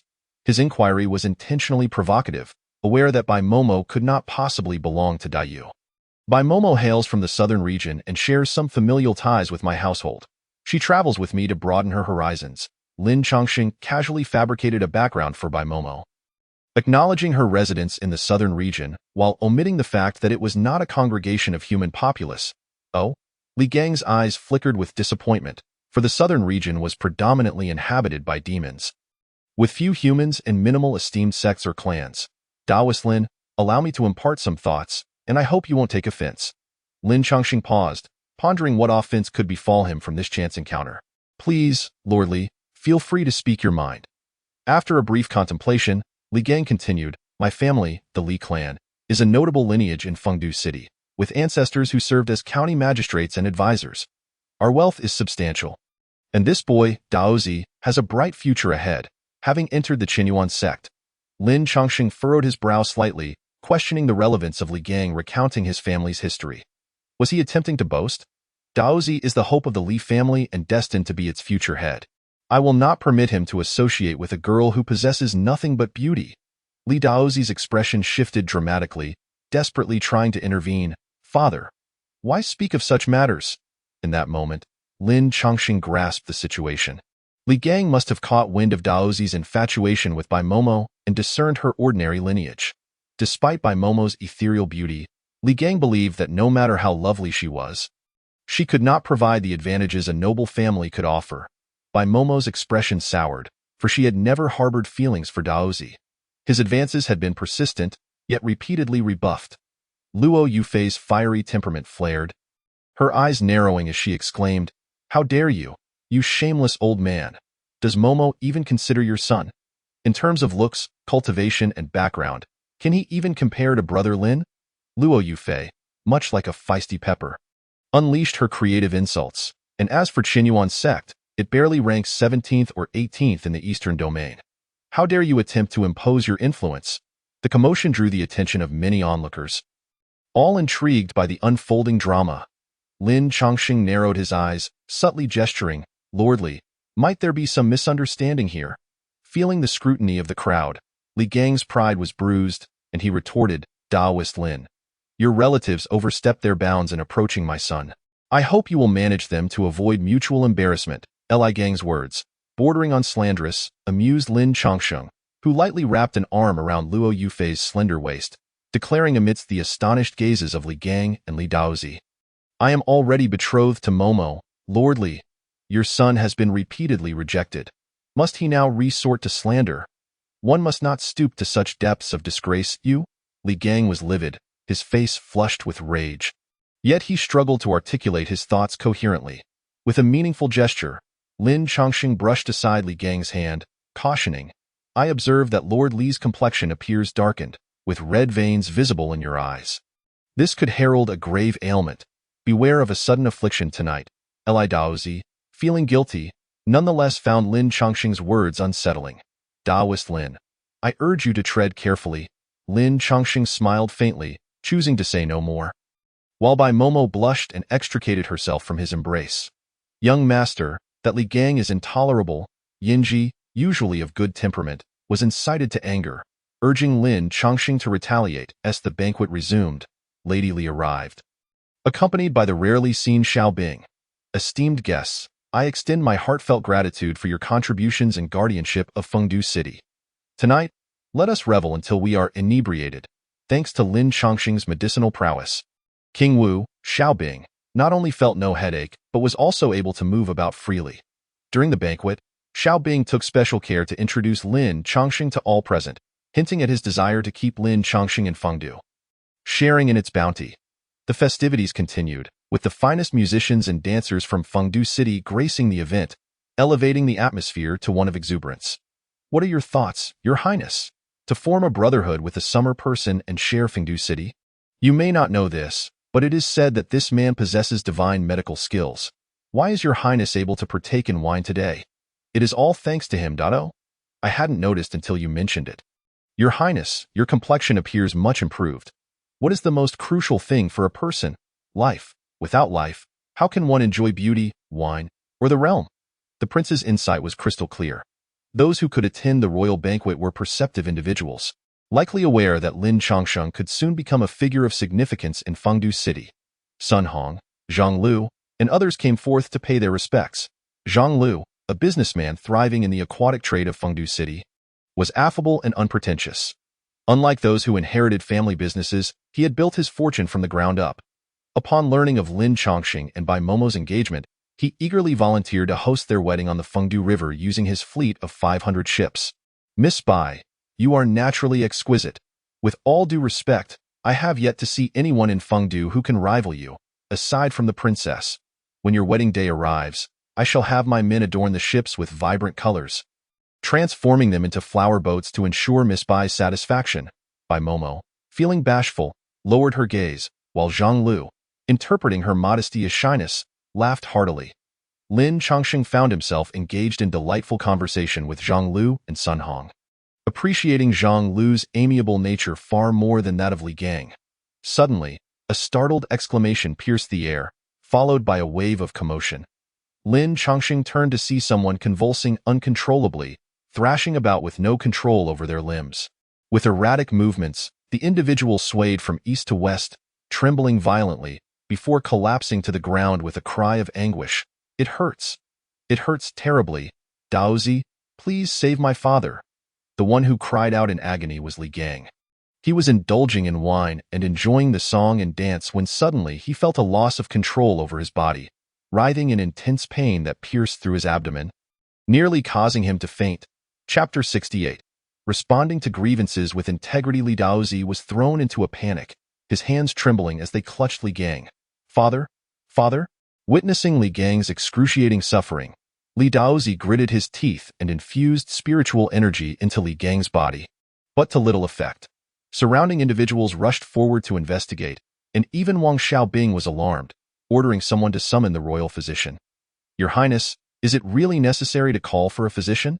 With Taoist Lin Chongsheng present, it would be more prudent to ask him for assistance. Lig's words reminded Xiaobing, who personally left the banquet to observe how Lin Chongsheng would treat Li Gang.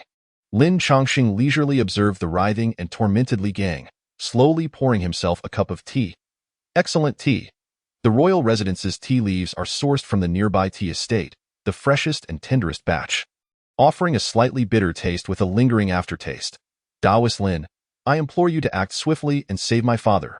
With Xiaobing's personal recommendation, Li Daozi seized the opportunity to bring Li Gang before Lin Chongsheng. Pleading for his intervention, Li Daozi was well aware of Lin Chongsheng's exceptional medical skills. The ailing Wang of Wu had recovered in just a day due to his treatment, yet the recent quarrel had created a rift between them, making it quite unbecoming for him to now seek Lin Chongsheng's help. "Taoist Lin, can you assess Li Gang's condition and provide treatment?" Xiaobing had great confidence in Lin Chongsheng, believing that if he were to intervene, a cure would be certain. "Your Highness, you jest. Such a trivial ailment is well within my grasp." Lin Chongsheng smiled slightly before shifting his tone. "However, Li Gang's previous disrespect towards my fiancée raises questions. How shall we address that?"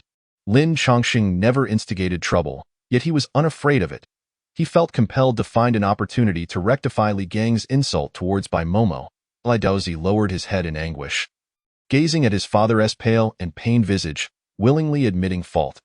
"Taoist Lin, I acknowledge my wrongs from before, and I sincerely apologize to you and Miss Bai."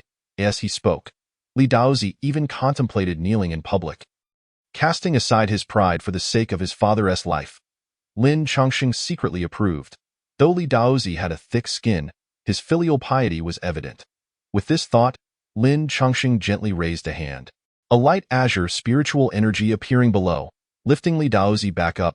As the saying goes, a son must repay his father's debts, but Li Gang is still alive. As long as he is living, there is no need for you to apologize on his behalf, is there? Lin Chongsheng's stance was resolute, and even Xiaobing found it difficult to advocate for Li Gang. The barely conscious Li Gang cast a glance at Lin Chongsheng, feeling a chill run down his spine at the sight of Lin Chongsheng's smiling face. It was him. Li Gang was certain that his current condition was the result of Lin Chongsheng's underhanded actions. Lin Chongsheng's words about a sudden illness echoed in Li Gang's mind as he painfully shut his eyes, exclaiming, "Lin Chongsheng, it was you, wasn't it?" The crowd exchanged glances, silently acknowledging Li Gang's stubbornness. Those with discerning eyes had already recognized the underlying schemes. Yet none dared to speak out. If Lin Chongsheng could inflict such agony upon Li Gang unnoticed, he could do the same to others. Lin Chongsheng smiled broadly, pointing at Li Gang's abdomen. "I had long warned you, Master Li, that you would suffer a sudden illness tonight due to your hurtful words and lack of restraint. The accumulated malice festering within your belly could not possibly spare you from pain. Heeding my advice, if you admit your fault honestly, you shall have no concerns for your life.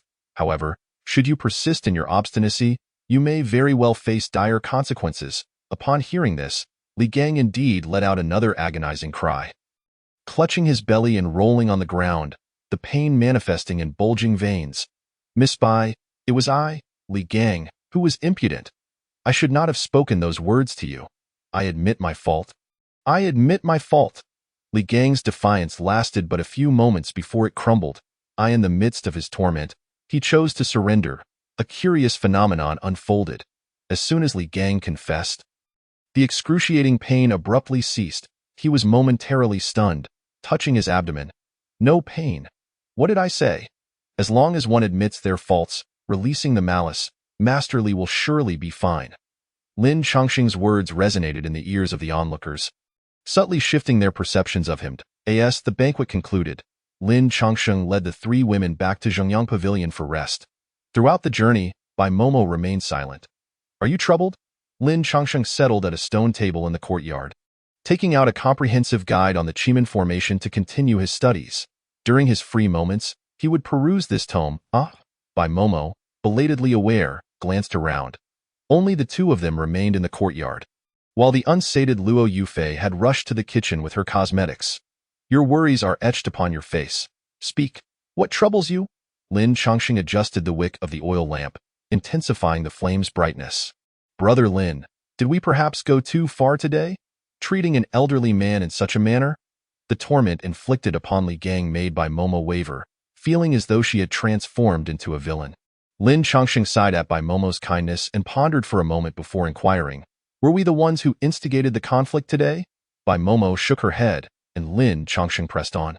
If you were to encounter that group of bounty hunters again, would you not teach them a harsh lesson, assuming you had the ability? Bai Momo nodded vigorously, prompting Lin Chongqing to declare, one should act with a clear conscience, returning kindness for kindness and repaying grievances with integrity. Those who treat us well deserve our goodwill, yet individuals like Li Gang do not warrant such consideration. Lin Chongqing earnestly and solemnly elucidated the rules of the world to Bai Momo. Enduring will never earn their understanding. Only when they are made to fear and suffer will they refrain from striking against you. Do you comprehend? Bai Momo nodded, somewhat enlightened but still lost in thought. Moreover, I have never wished for his life, merely to impart a small lesson. His words piqued Bai Momo's curiosity, compelling her to inquire how he managed to control the pain within Li Gang's abdomen. Do you wish to know? Lin Chongqing feigned mystery with a smile, then beckoned Bai Momo to extend her palm. As she did so, Bai Momo suddenly felt a weight in her palm, and upon inspection, a small light azure orb appeared in her hand. The orb was not heavy, imbued with the fragrance of herbs and spiritual energy. This trinket is one of the myriad unique remedies from the Shinnong Baichao lotus, combining spiritual energy and medicinal herbs, known as the daughter seed. It can induce intense abdominal pain without being fatal. What's more intriguing is that the daughter seed becomes more active when nourished by spiritual energy. When Li Daozi infused his father with energy, it inadvertently harmed Li Gang. Later, the daughter seed ceased its turmoil because Lin Chongqing utilized the power of the Shinnong Baichao lotus to reclaim it. Keep this little trinket safe, storing it in a porcelain bottle. It is an excellent tool against those who cultivate. Lin Chongqing and Bai Momo were engrossed in their conversation. A woman's voice suddenly rang out from outside the courtyard. Daoist Lin Chongqing, may I disturb your rest? I am Jin Xiu, the personal maid of the princess. Lin Chongqing's smile faded as he opened the door to find Jin Xiu radiant and glowing. Chapter 69. Heart's Malady. Lin Chongqing had only met Jin Xiu a handful of times, yet upon seeing her again, he noticed a subtle change. She appeared even more beautiful than before. After exchanging pleasantries, Jin Xiu conveyed her purpose.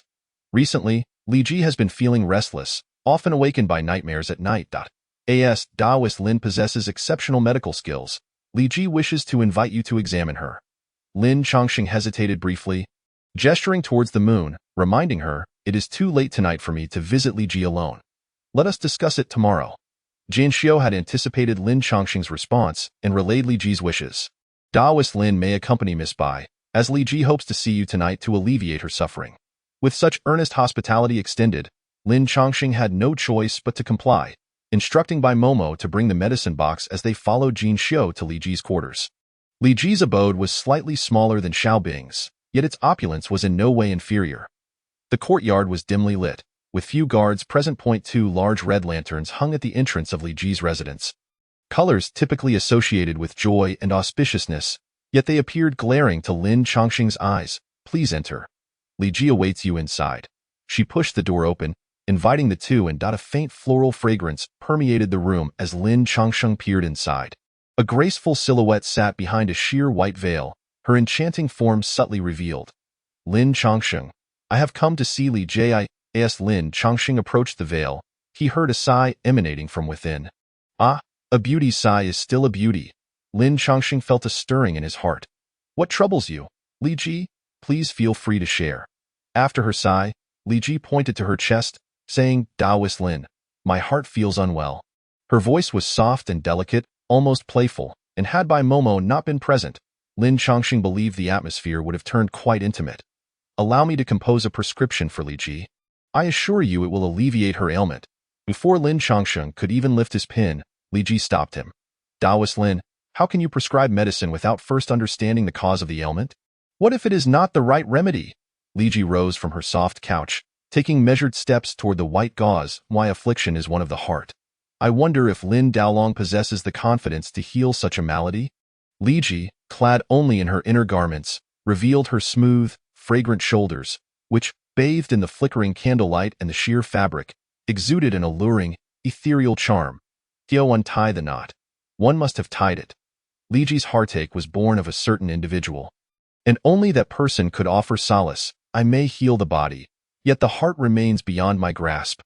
Lin Changsheng spoke with patience, when suddenly he heard Li Ji's laughter emanating from beyond the white veil. Lin Daolong, my heart's affliction arose precisely because of you. If I do not seek you, whom else could I possibly turn to? Li Ji chuckled for a moment before regaling Lin Changsheng and Bai Momo with the tale of her romance with Xiao Bing. I first encountered His Highness on the verdant peaks of Pingdu Mountain in Fengdu County, and it was love at first sight, much like your own tender years, despite opposition from the officials. His Highness vowed to marry me as his princess, promising to cherish and protect me for all eternity. As she recounted her past, Li Ji's eyes shimmered with the light of happiness, murmuring, His Highness would accompany me on spring outings, enjoy the blossoms in summer, engage in the autumn hunts, and watch the snow fall in winter. He is the finest person I have ever known. Yet, unlike the beautiful legends, their blissful life together lasted but 2 years before Xiao Bing fell ill.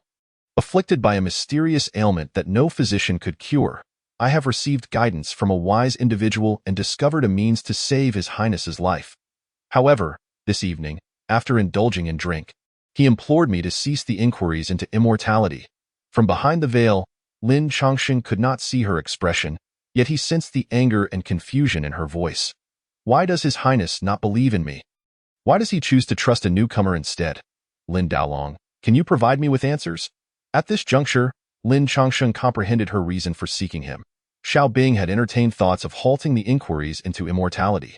The lives of countless children and the shattering of innumerable families weighed heavily upon him. If not driven to desperation, Xiao Bing would not wish to pursue such a course. With Lin Changsheng's healing, hope rekindled in Xiao Bing's heart, and naturally, he would be unwilling to sacrifice the lives of thousands of children for such a ceremony. I can heal His Highness's affliction, Lin Changsheng stated with quiet confidence. All I require is 2 months' time, and I shall surely cure this bizarre illness. Ha! Li Ji scoffed, her voice laced with skepticism. Can you guarantee that His Highness will certainly survive? What if something goes awry? Lin Changsheng fell into silence.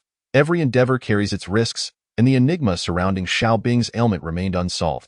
I have arranged for Jinxiu to prepare 3,000 taels of gold as a token of gratitude for Lin Daolong. Tomorrow morning, you shall take the money and depart from Fengdu City. Li Ji made it clear that she wished Lin Changsheng to leave, but he remained unfazed, responding with a smile. Li Ji, your generosity is remarkable. 3,000 taels of gold is a fortune that could sustain an ordinary person for a lifetime.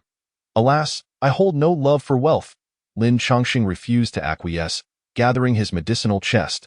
Since Li Ji has no further need of me, I shall take my leave. By the way, I will return to continue treating His Highness tomorrow. He gently took Bai Momo's hand, feigning a departure when suddenly a cold wind swept in from behind.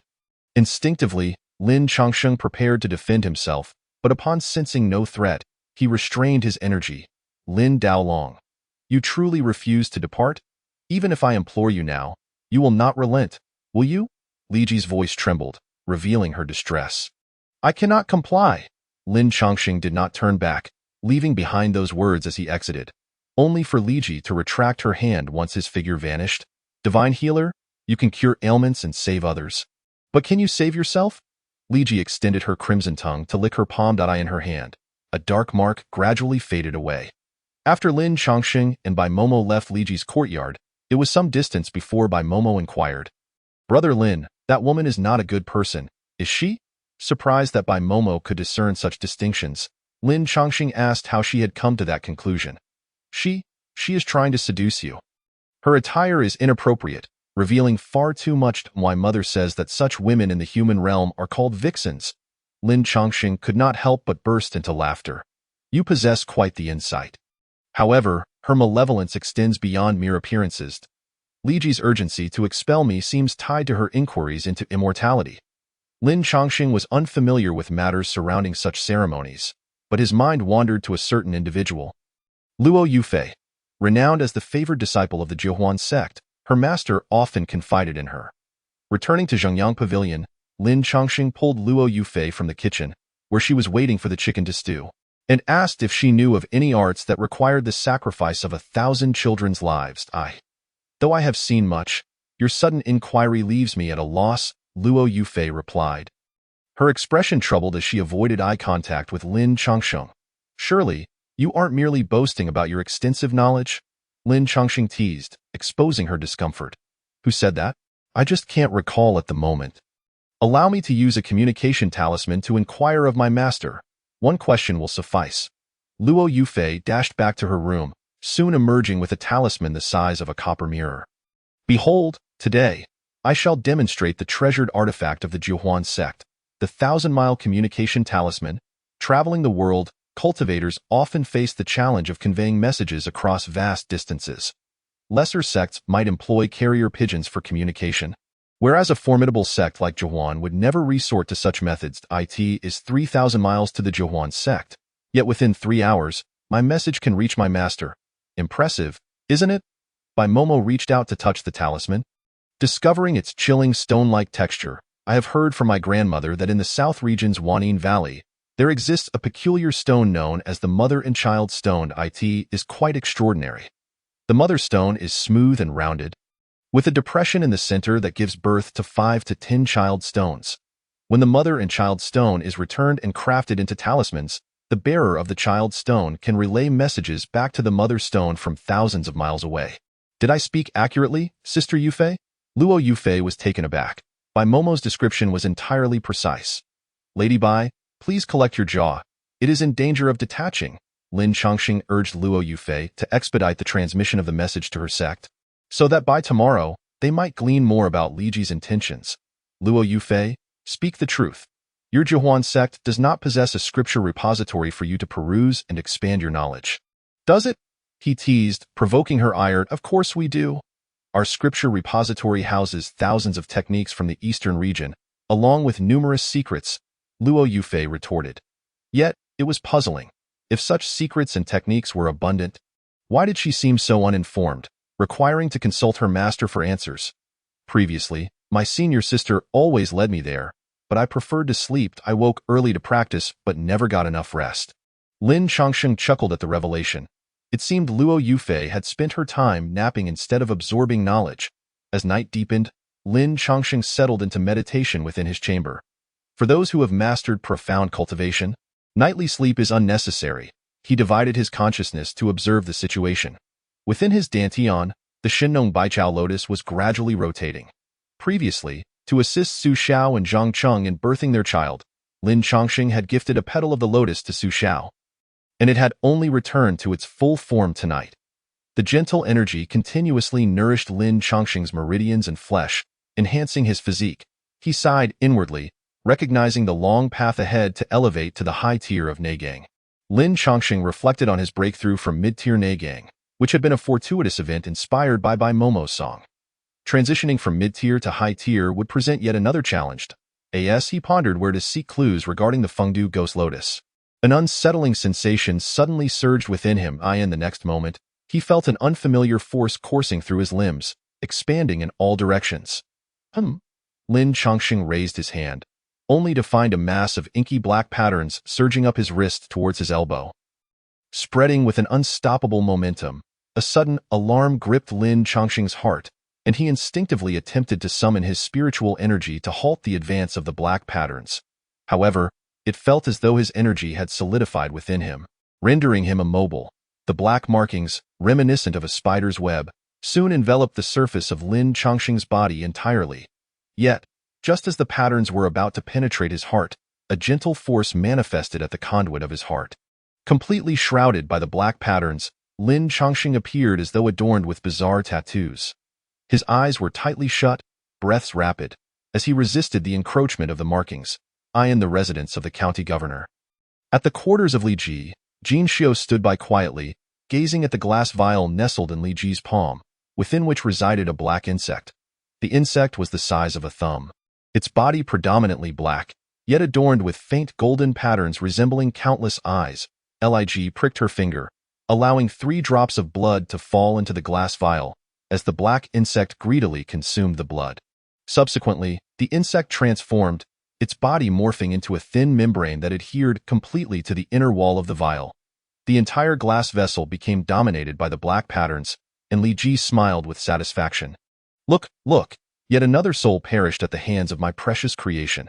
Jin Xiu, beaming, congratulated Li Ji, saying, once Lin Chongqing is dead, no one will be able to sway the prince, and your plan will proceed smoothly. I shall summon someone to dispose of Lin Chongqing's corpse. No. Li Ji stopped Jin Xiu. Her interest peaked as she gazed at the glass vial. It is not over yet. Lin Chongqing possesses considerable cultivation. Observe, his heart conduit is protected by spiritual energy. Jin Xiu leaned closer and indeed noticed that a small area at the center of the vial remained untouched by the black patterns. Could it be that Lin Chongqing will survive? Her concern drew laughter from Li Ji, who murmured, the heart-eating goo is a poison I have meticulously cultivated for 10 years. The higher his cultivation, the denser his spiritual energy. The more the heart-eating goo consumes, the stronger it becomes, leading to a more excruciating demise. Li Ji tilted her head back in delight, as if envisioning the exquisite scene of Lin Chongqing's gut-wrenching demise. No one can obstruct me and the prince, no one. Suddenly, Jin Xiu gasped, exclaiming, my lady, look, the patterns, they are receding. Li Ji, in disbelief, glanced at the glass vial, where the black patterns had indeed diminished by a small fraction. Impossible! He cannot possibly contend with the heart-eating goo. The poison should have rendered him incapable of resistance.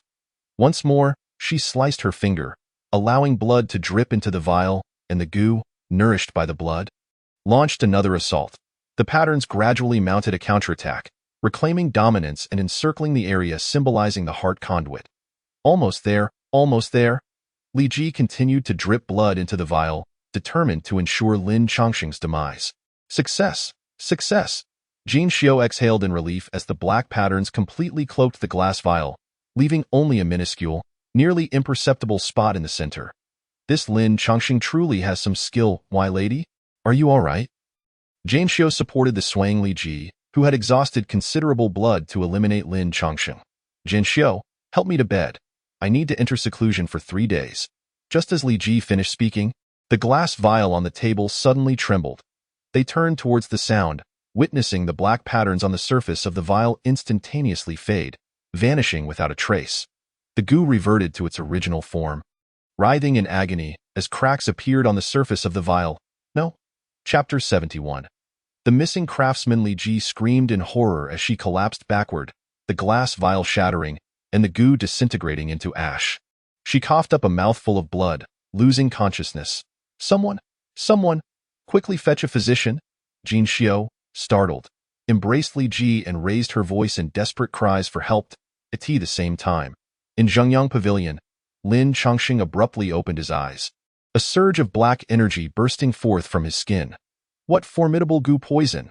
In his palm lay a lifeless insect, its black back adorned with faint golden patterns, reflecting on the events of the day.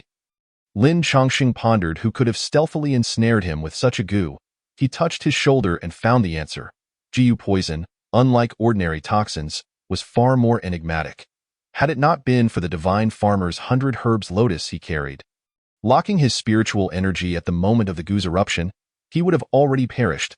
Fortunately, The divine farmer's 100 herbs lotus safeguarded Lin Chongqing's heart conduit, granting him sufficient time to manipulate his spiritual energy using the creation green lotus technique. As Lin Chongqing stepped out of his room, he could faintly hear the commotion emanating from Li Ji's courtyard nearby. This night was destined to be one of unrest. The following morning, after finishing breakfast, Su Tian hurried in, stating that someone outside was seeking Lin Chongqing. The individual claimed to be Du Zhe, conveying that the matter entrusted to him by Daoist Lin had made progress and requested a meeting. Su Tian exchanged a knowing glance with Lin Chongqing, who promptly understood. In that case, I shall go see for myself. Su Tian instructed the soldiers trailing behind him to patrol, leading Lin Chongqing down a secluded path. Upon reaching a quiet spot, Su Tian, unable to suppress his curiosity, inquired, "Last night, concubine Li fell gravely ill, bleeding profusely. Was this your doing?" Given that Lin Chongqing had caused Li Gang to suffer a sudden affliction at the banquet, Su Tian had no doubt regarding his capabilities. "Do you wish to hear the truth?" Lin Chongqing glanced around to ensure they were not being overheard before beginning to rummage through his sleeve. "Of course, I want to hear the truth." Su Tian was eager to uncover the reality, witnessing Lin Chongqing produce a small wooden box, roughly the size of half a palm. "What is this?" Su Tian took the box. Discovering a stiff, deceased insect within, its golden pattern starkly conspicuous against its back. "Last night, Li Ji placed a goo insect on me, intending to bring about my demise."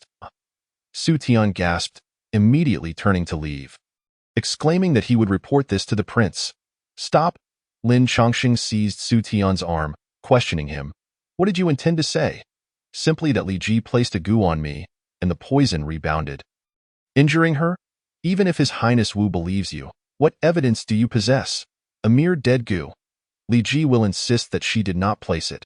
What can be done? Let us first secure the insect. It may provide a lead when we meet Du Zhe."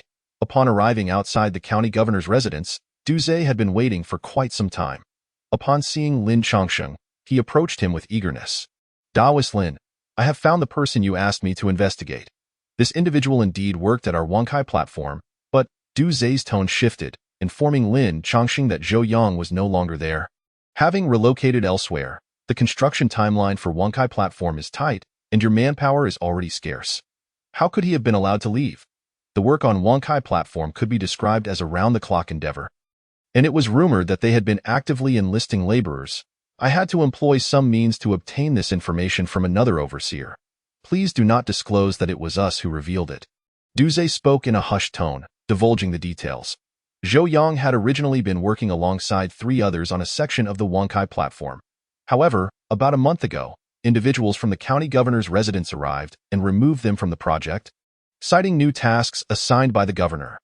The newcomers presented documents bearing the seal of His Highness Wu, and though the overseer was reluctant to lose manpower, he dared not refuse. Du Zhe recounted the events in detail, concluding with an important detail. The individuals who arrived had privately instructed him not to disclose this matter to anyone, or he would face dire consequences.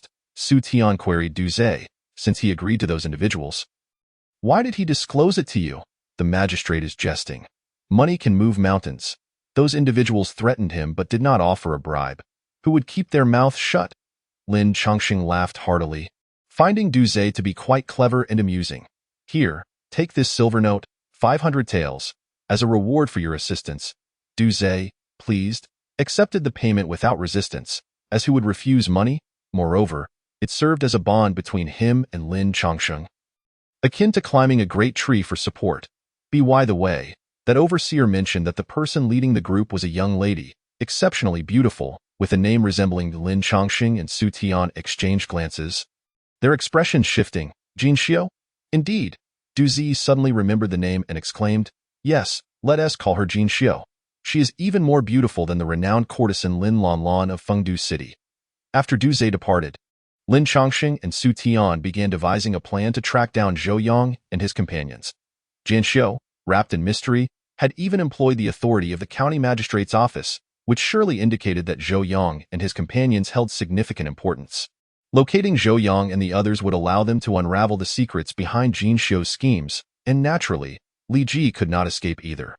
"Lord Su, discreetly dispatch your most trusted subordinates to seek out Zhou Yang's whereabouts. Remember, utmost secrecy is crucial." We must not alert the enemy, Lin Chongqing instructed. Unfamiliar with the intricacies of Fengdu City, Lin Chongqing realized that conventional methods would not suffice. He would have to resort to magic for assistance. Returning to Zhengyang Pavilion, he gathered by Momo and the other young ladies. Before Lin Chongqing could explain his intentions, Luo Yufei interjected. I knew you wouldn't be able to contain your eagerness. Hee, my master has sent a message. The sound transmission talisman had successfully connected with Elder Yun Xingcai of the Qinli transmission sect, who happened to be Luo Yufei's mentored at him. My master mentioned that there are very few evil rites involving the sacrifice of 1,000 children. She is only aware of 3, and currently, only the Black Dragon clan in the southern region and the underworld still practice them. The Black Dragon clan, being inherently proud, rarely leaves the southern region and would disdain sacrificing the lives of children. Thus my master suspects this matter is likely tied to the underworld. Once again, the underworld. Lin Chongqing thought back to the battle at Yaowang Valley, where he had exerted every effort yet still lost to the dual-faced ghost. Harboring a lingering frustration, hearing the name of the underworld reignited his spirit. The underworld possessed a sacrificial technique known as the 1,000 Souls Resurrection Array, which required the lives of 1,000 children to extend the life of a single individual. The person at the center of this array could gather the life energies of 1,000 children, allowing even a mere mortal to gain an additional 400 to 500 years of life. Chapter 72. Tracking Talisman. 100 Flowers Tower. Could a mere mortal truly acquire an additional 400 to 500 years of life? Lin Chongqing, now at the mid-level of inner qi, could be considered a proficient practitioner. Yet, his lifespan was barely over 200 years. Without a breakthrough, he would eventually succumb to the passage of time, returning his soul to the underworld. The lifespan of a practitioner at the initial stage of qi manipulation was approximately 500 years. However, the 1,000 Souls Resurrection Array possessed another effect. For practitioners with ample life force, it could assist them in breaking through the bottleneck of their cultivation realms. Every practitioner, whether refining qi, body, or progressing through the ranks of outer qi, inner qi, or qi manipulation, faced significant obstacles in their ascension. This was a natural law of the universe. Those who could shatter these bottlenecks would soar into new realms, while those who could not would remain stagnant, forever trapped. Such sacrificial rites are excessively cruel and defy the natural order, which is why they have dwindled in practice since ancient times, with only the Black Dragon clan and the underworld preserving them. Lin Chongqing had nearly confirmed that the events surrounding the Immortal Inquiry platform were related to the underworld, and that even Li Ji and Jinxiu were likely agents of the underworld. They had gone to great lengths to plunge Fengdu City into chaos, seemingly aiming to elevate some significant figure within the underworld. Fortunately, there were still 2 months before the completion of the Immortal Inquiry platform. Time was on their side, but they must find Zhou Yang first. Lin Chongqing briefly recounted Zhou Yang's situation, asking the 3 young ladies if they had any means to locate him. Yinji shrugged, stating that her skills lay solely in stealth and assassination. Luo Yufei feigned deep thought, claiming she possessed too much knowledge and needed time to ponder. Lin Chongqing sighed in resignation, regretting not having learned a tracking technique or spell earlier. Brother Lin, I have an idea. Bai Momo chimed in, her eyes sparkling as she produced an object and placed it on the table. This is a tracking talisman my mother gave me. As long as we have any item Zhou Yang has used, we can use it to locate him. Upon hearing this, Lin Chongqing's spirit soared. Bai Momo smiled sweetly. I helped you when you needed it, which is akin to kindling a fire in the snow. Right? Piffed. Lin Chongqing nearly choked on his drink and corrected her earnestly. It's not kindling a fire in the snow. It's providing timely assistance. Fengdu City. Imperial Street lay in the heart of Fengdu City. Even before the city fell into decline, it had been bustling with activity. Despite the recent years of harsh governance leading to a significant drop in the populace, it remained livelier than other areas. Inside a tavern, patrons sat in small clusters, drinking and discussing the latest oddities occurring in Fengdu City. Last night was truly unsettling. I heard soldiers are scouring the city for able-bodied men to expedite the completion of the Immortal Inquiry platform. Expedited? In households with able-bodied men, at least one from each family is being taken. What on earth is Prince Wu thinking? He wasn't like this before. Sure, are you trying to get us killed? How dare you speak of the prince like that? It's South, not our place to judge his actions. Why should I be silenced? It's more dangerous to suppress the voice of the people. It's all that Enchantress S' fault. that which will meet a terrible end. Speaking of which, did you hear?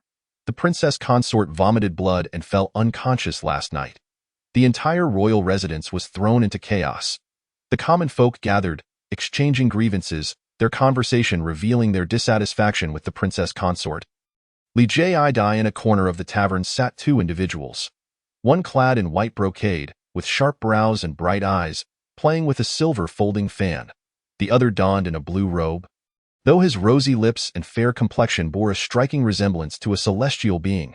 Brother Lin, it's right over there, the young man in blue said, intentionally altering his voice to sound more neutral, revealing a talisman in his palm that shimmered with a faint golden light. These two were Lin Chongqing and Bai Momo, disguised as a young man. They had agreed with Su Tian to simultaneously search for Zhou Yong's whereabouts. Su Tian, being well-connected and influential in Fengdu City, made Lin Chongqing ponder the best course of action. He couldn't possibly search every establishment one by one, akin to searching for a needle in a haystack. Thanks to Bai Momo's tracking talisman, the duo spent 2 days wandering through Fengdu City and finally pinned down Zhou Yong's location at the 100 Flowers Tower, using a piece of clothing he had worn. Ah, you two gentlemen look unfamiliar. Is this your first visit? The matron, appearing well-preserved despite her age, greeted them warmly, understanding from their attire that they were potential big spenders. My younger brother and I have come to Fengdu City for the first time. We've heard that the ladies here are the finest, so we wanted to take a look, Lin Chongqing replied with feigned interest. Madam, please summon the ladies. I wish to have a good look. The matron, known as Aunt Su, wasted no time and called forth a dozen young ladies. Gentlemen, please take a look. These are our newest arrivals at the 100 Flowers Tower, each one more charming than the last. Lin Chongqing narrowed his eyes, surveying the group of girls, then discreetly glanced at Bai Momo. She shook her head, indicating that none of them had encountered Zhou Yong. While they were indeed lovely, they lacked a certain allure. Lin Chongqing clicked his tongue and ascended the stairs. I've heard that your establishment boasts 8 renowned beauties, including the famed courtesan Lin Lanlan. I wish to meet them. Aunt Su swayed her slender waist toward him, smiling coyly. You have a discerning eye, my lord.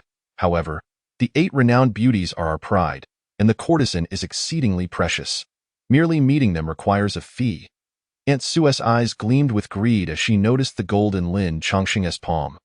He tossed 10 taels of gold casually, declaring, I want to meet all 8 renowned beauties and the courtesan. If I wish to take any of them, there will be additional rewards. 1 tea there. Aunt Su? Gazing at the glimmering gold, Aunt Su's mood brightened considerably, realizing that not only had she hooked a big fish, but also someone rather foolish. The 100 Flowers Tower's 8 renowned beauties lived up to their reputation. Each a rare gem, skilled in poetry, music, and the art of fragrance. Yet, Bai Momo continued to shake her head, indicating she sensed no trace of Zhou Yong among them. Reluctantly, Lin Chongqing waved his sleeve. Next, bring me the courtesan. Without hesitation, Aunt Su joyfully led Lin Chongqing and Bai Momo to the 3rd floor, which was notably quiet. Miss Lanlan enjoys peace, so she resides here on the 3rd floor. Even common guests rarely get to see her. Only on full moon nights do we have the fortune of meeting her. Lin Chongqing teasingly remarked to Aunt Su, but today is not a full moon night. How can I meet her? Aunt Su fanned herself, her demeanor brightening like a flower. Young Master Lin, you are indeed a valued guest. Chapter 73. Courtesans passed easily, tossing out 10 taels of gold. Lin Chongqing was undoubtedly a generous patron, and Aunt Su had no reason not to cater to him. Young Masters Lin and Bai, please, step inside. Madame Su had already informed Lin Lanlan of this matter in advance. Thus, when they met, Lin Lanlan conducted herself with exemplary decorum, polite yet devoid of flattery. It is said that prior to her arrival at Baihua Tower, Lin Lanlan hailed from an official family, but due to a decline in fortune, she found herself in such straits. The courtesans are divided into those who sell their bodies and those who do not. And Lin Lanlan is indeed one of the latter, a refined courtesan. Lin Chongqing, with subtlety, greeted her and perceived an ethereal aura emanating from her, revealing her to be a woman of modest cultivation. Bai Momo coughed lightly beside Lin Chongqing, then nodded slightly, indicating that Lin Lanlan carried the essence of Zhou Yong.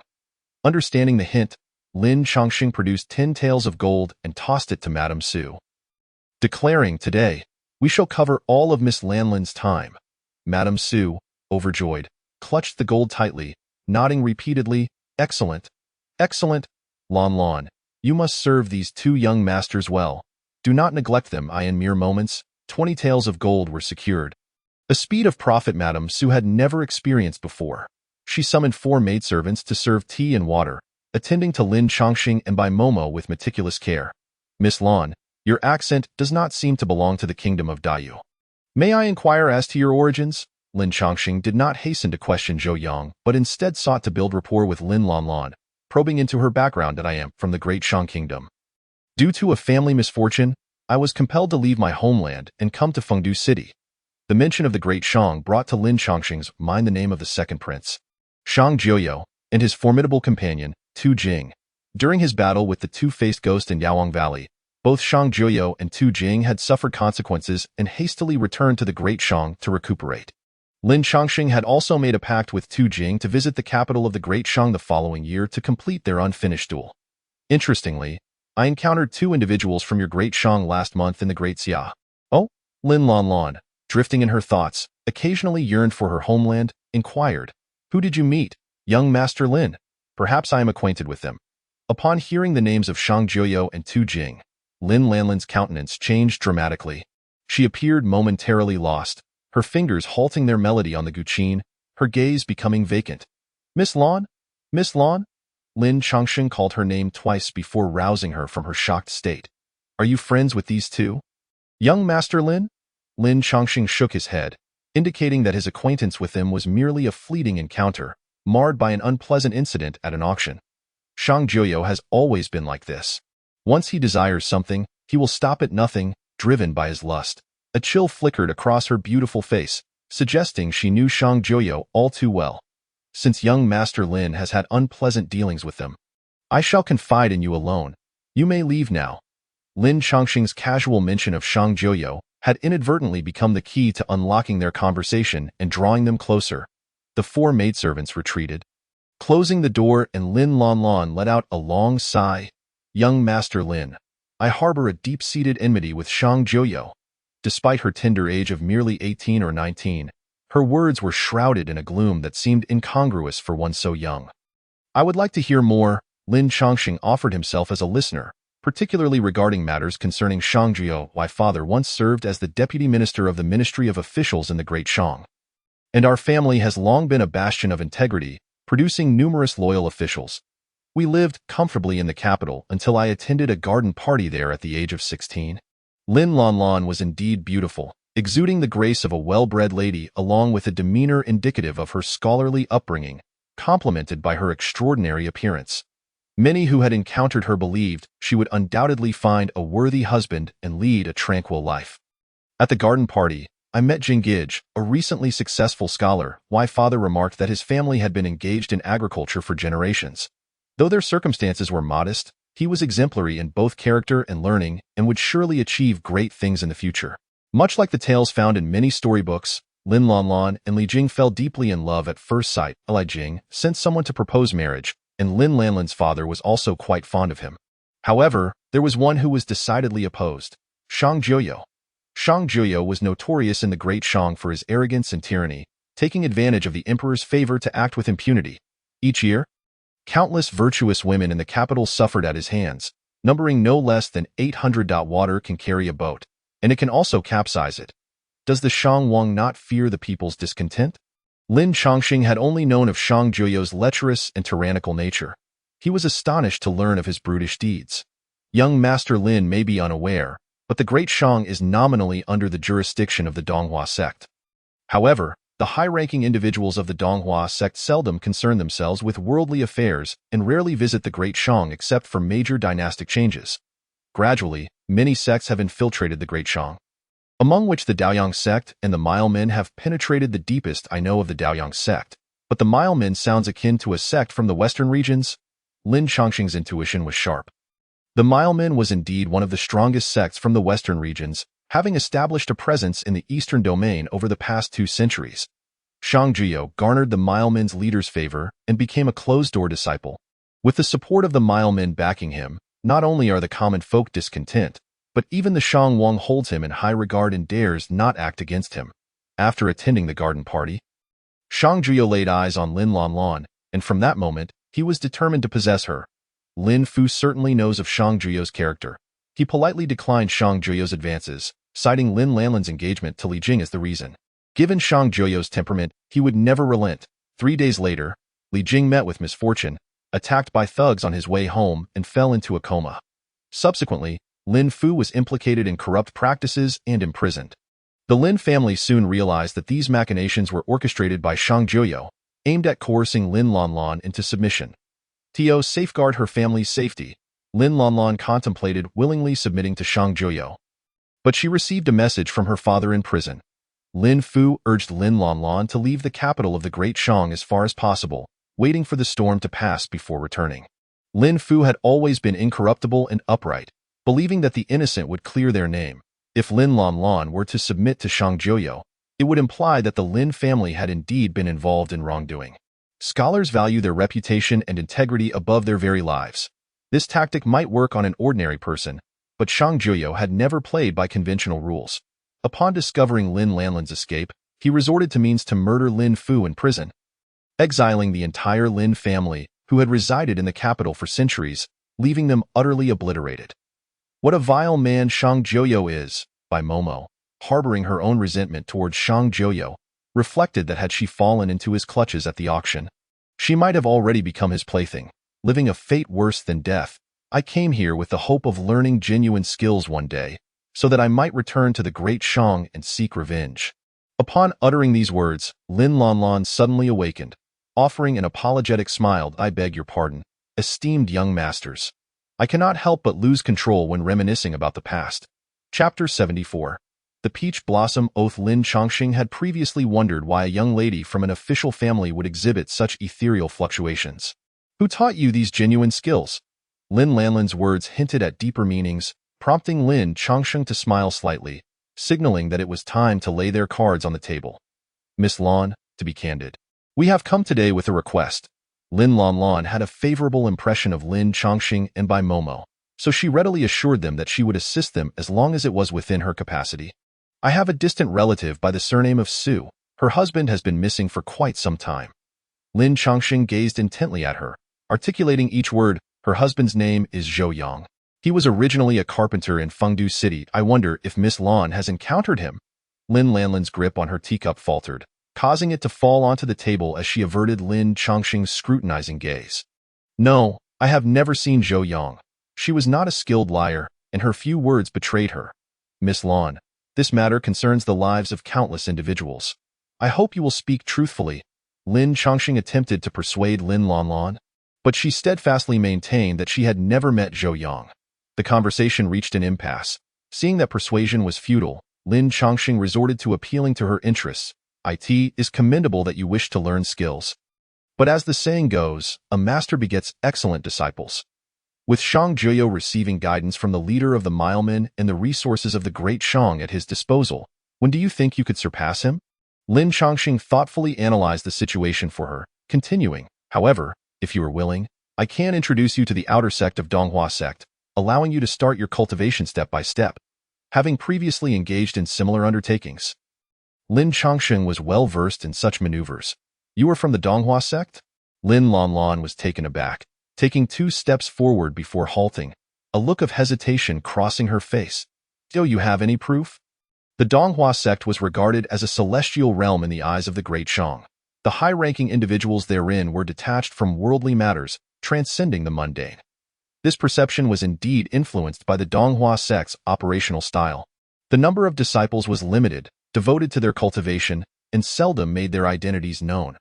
Over time, this fostered an aura of mystery. In stark contrast, the Daoyang sect boasted a multitude of tens of thousands of disciples, flaunting their presence in public, rendering themselves widely known. Bai Momo watched Lin Chongqing with keen interest, even sticking out her tongue and making a face, silently expressing concern that Lin Chongqing's deception might soon be uncovered. Lin Chongqing smiled faintly, and after a brief search within his sleeve, he finally retrieved what he was looking for, a jade pendant. The pendant was adorned with gold around its edges, and the front was intricately engraved with the 2 characters Donghua. The back depicted the main peak of Donghua Mountain. Lin Lanlan had seen many jade pendants, but none as exquisite as this one, strangely enough, as Lin Chongqing infused it with his spiritual energy. The characters Donghua on the front began to emit a faint golden glow. Miss Lan, I am a man of my word. If you disclose Zhou Yang's whereabouts, I shall recommend you for entry into the outer sect of Donghua sect. And I will not go back on my promise. Donghua sect, one of the 3 premier cultivation sects in the eastern region, the tremendous allure made Lin Lanlin's heart tremble. She was on the verge of agreeing to Lin Chongqing's condition. But upon recalling her current predicament, she suppressed her yearning. Young Master Lin, I truly do not know anyone named Zhou Yang. Every word I speak is the truth. Lin Lanlin's eyes were drawn to the jade pendant. It was evident that her desire for Donghua sect was palpable, yet she remained inexplicably reluctant to cooperate with Lin Chongqing. With a disappointed sigh, Lin Chongqing withdrew the pendant. Since Miss Lan has not encountered Zhou Yang, we shall take our leave. Take care. The corners of Lin Lanlin's mouth twitched, her gaze fixed on the pendant as he tucked it back into his sleeve. The two rose and headed towards the door. She felt an unspoken sigh escape her lips. This might be her closest opportunity to join a top-tier cultivation sect. Alas, having made her choice, she found no chance to retract it. Bai Momo pressed against the door. Her voice suddenly softening, returning to her naturally melodious tone. I seem to have left something here. As she spoke, she gently pressed down on a hairpin. Lin Lanlan was captivated by her words, staring at Bai Momo's hand as she withdrew a jade hairpin.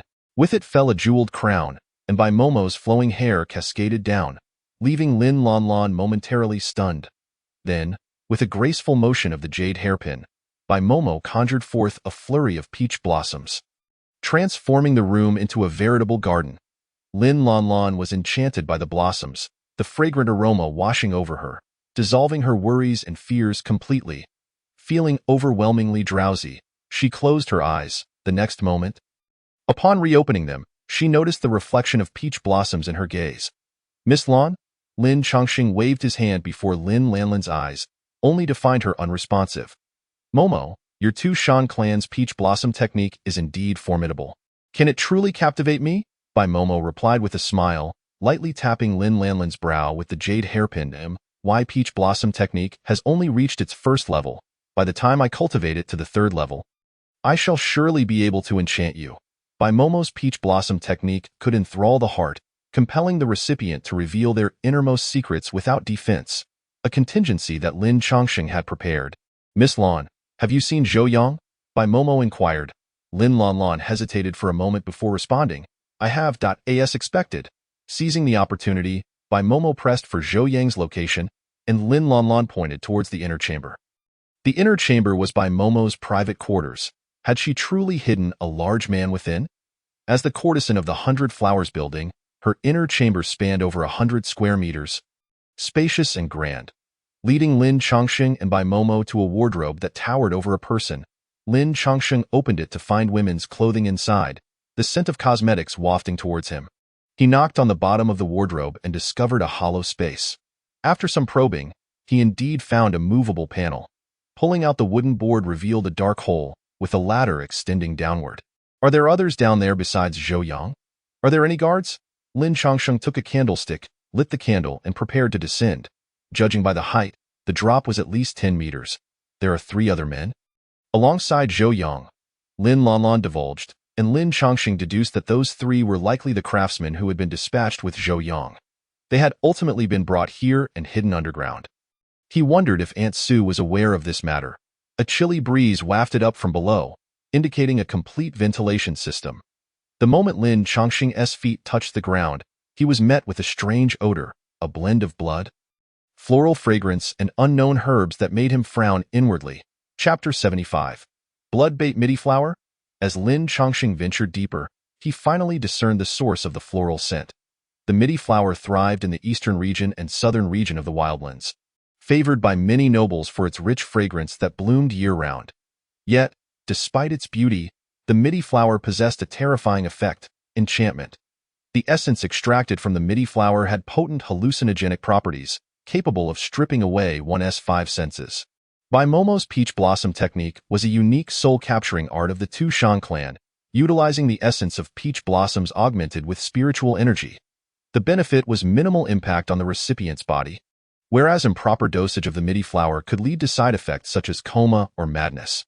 Miss Lawn, did you construct this underground chamber? To create such a vast project without arousing suspicion from Aunt Sue was implausible. This underground chamber has existed since the establishment of the 100 Flowers building, built to evade warfare, but it has long been in use, I see. Lin Chongqing continued onward until he reached a partially ajar stone door. The floral scent emanating from within. Pushing the stone door open gently revealed a shocking sight to both him and Bai Momo. In a pool measuring 10 meters in diameter sat 4 bare-bodied men. Their eyes closed and expressions tranquil. The water within flowed slowly, tainted a deep crimson. Brother Lin, look over here, Bai Momo exclaimed, pointing to the wall behind the pool, where 4 fleshy tendrils extended, binding the men by their necks. The tendrils penetrated their skin, and as Lin Chongqing approached for a closer look, he realized they were continuously siphoning their essence blood. Essence blood was not mere blood, whether from ordinary individuals or cultivators. The body contained a finite supply. This essence was fundamental to a person's being. Infants are born with scant essence blood but are vibrantly alive. As they grow and mature, their essence blood becomes abundant, only to dwindle as they age. Forcibly extract essence blood as these tendrils could lead to death within mere months. Let us see what lies behind. Lin Chongqing moved to the back of the wall. Discovering that the 4 tendrils converged into a stone basin the size of a wash basin. Brother Lin, aren't we going to save them? Bai Momo curiously circled the stone basin, astonished to find that a small pill was forming at the very bottom. The pill, a deep red, pulsed with the ripples of the water, gradually enlarging under the continuous input from the tendrils. Without understanding the opponent's techniques, it would be perilous to recklessly free the 4 men. Miss Lawn, what is going on here? Lin Lanlan's expression remained impassive as she surveyed the 4 men, her voice low as she remarked, they are blood bait. Blood bait? This was the first time Lin Chongqing had heard of such a term. He urged Lin Lanlan to elaborate. The tendrils extract the essence from their bodies. The blood pool is infused with MIDI flowers and 10 types of potent herbs, sustaining their lives. The concoction continually stimulates their potential, allowing the essence blood to flow abundantly, which is then absorbed by the tendrils. The absorbed essence forms pills in the stone basin, known as the everlasting pill, symbolizing boundless longevity. What would normally take decades to deplete is forcibly consumed within mere months. What a cunning and ruthless scheme. They cannot be the first batch, can they? Lin Chongqing approached the blood pool, slapping the surface of the water, his spiritual energy instantly clarifying the once blood-red water to reveal its true depths. The bottom of the pool was inscribed with a layer of talismans drawn in bright red vermilion. Yet the ink did not disperse upon contact with water. The talismans exerted influence over the 4 men, allowing them to remain immersed in a blissful dream despite being reduced to blood bait. Momo, you must go to the county magistrate's office and find Su Tian, urging him to gather soldiers to deal with this situation. Capturing adulterers red-handed, with this tangible evidence and witnesses, I am confident I can establish Jin Xiu's guilt. With Bai Momo departing, only Lin Chongqing and Lin Lanlan remained to converse. Lin Chongqing thoroughly inspected the area, discovering an alchemy chamber, indicating that those who frequented this place often practiced alchemy. Miss Lan, is the person you are collaborating with an alchemy master? Lin Lanlan nodded numbly, and Lin Chongqing continued, is she someone you know? Please reveal her name. She hesitated, a struggle and resistance playing across her face. I cannot say. Lin Chongqing initially believed that Bai Momo's magical prowess had diminished, so he repeated his request for Lin Lanlan to reveal the name of the instigator.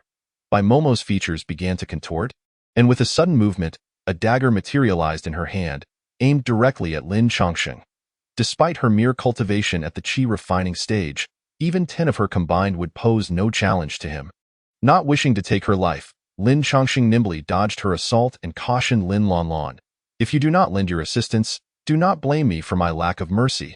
His warning halted Lin Lanlan's attack. She lifted her gaze to meet Lin Chongqing's, revealing a peculiar smile. Lin Chongqing, you cannot escape. As she spoke, she raised the dagger once more, its gleaming blade directed menacingly at him.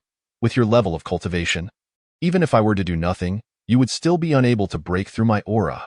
Lin Chongqing chuckled, but his expression abruptly shifted as Lin Lanlan struck. However, her target was not Lin Chongqing, but herself. The bright dagger was poised to pierce her chest when Lin Chongqing intervened, redirecting her arm with an invisible force. Nonetheless, the fatal strike still grazed a critical area near her heart, blood instantly staining her garments. Lin Chongqing rushed to her side, channeling his spiritual energy to heal her wounds and protect her vital points. Young Master Lin, it wasn't me. It wasn't me. After sustaining such a grievous injury, Lin Lanlan regained her senses and murmured a couple of words before losing consciousness. Just then, hurried footsteps echoed from behind. Su Tian has arrived? Lin Chongqing felt perplexed. The governor's residence was not nearby. And even at the quickest pace, Su Tian would require at least half an hour. Cradling the bloodied Lin Lanlan, he turned to find a large contingent of soldiers, along with Jin Xiu's triumphant visage. You, Lin Chongqing, have the audacity to slay the courtesan beneath the 100 Flowers Pavilion, imprison the innocent, and practice sorcery. With evidence in abundance, what do you have to say for yourself? Accompanying Jin Xiu and the soldiers were several members of the previous demon-slaying team, including Sun Hong. Observing the scene before him, he spoke with palpable sorrow. Miss Jin Xiu sought us out to report this matter, and I could hardly believe it. Taoist Lin, why would you engage in such treacherous acts? Ruining your bright future? Lin Chongqing smiled, exchanging a glance with Jin Xiu. So you had foreseen my arrival here and laid a trap for me. Chapter 76. The prison house. Lin Lanlan lay bloodied in his embrace, while Zhou Yang and the others languished in a pool of blood, unconscious. Bai Momo had gone to the governor's residence to seek Su Tian, leaving Lin Chongqing as the only one still capable of movement in the cavern. He had underestimated Li Ji and Jin Xiu. Their cunning was far more formidable than he had imagined. Though Miss Lan is injured, her wounds stem from her own actions, as for those in the blood pool. They are victims of dark sorcery. Lin Chongqing approached the onlookers, patiently explaining, the true mastermind behind this affair is someone else. We must tend to Miss Lan's injuries immediately. Once she awakens, the truth will be revealed. Lin Chongqing felt no guilt, yet others were not so forgiving, particularly those within the demon-slaying team who harbored envy towards him. He had garnered fame at the Immortals platform and caught the attention of Wang Wu.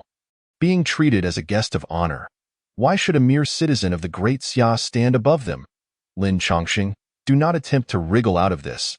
The evidence is irrefutable.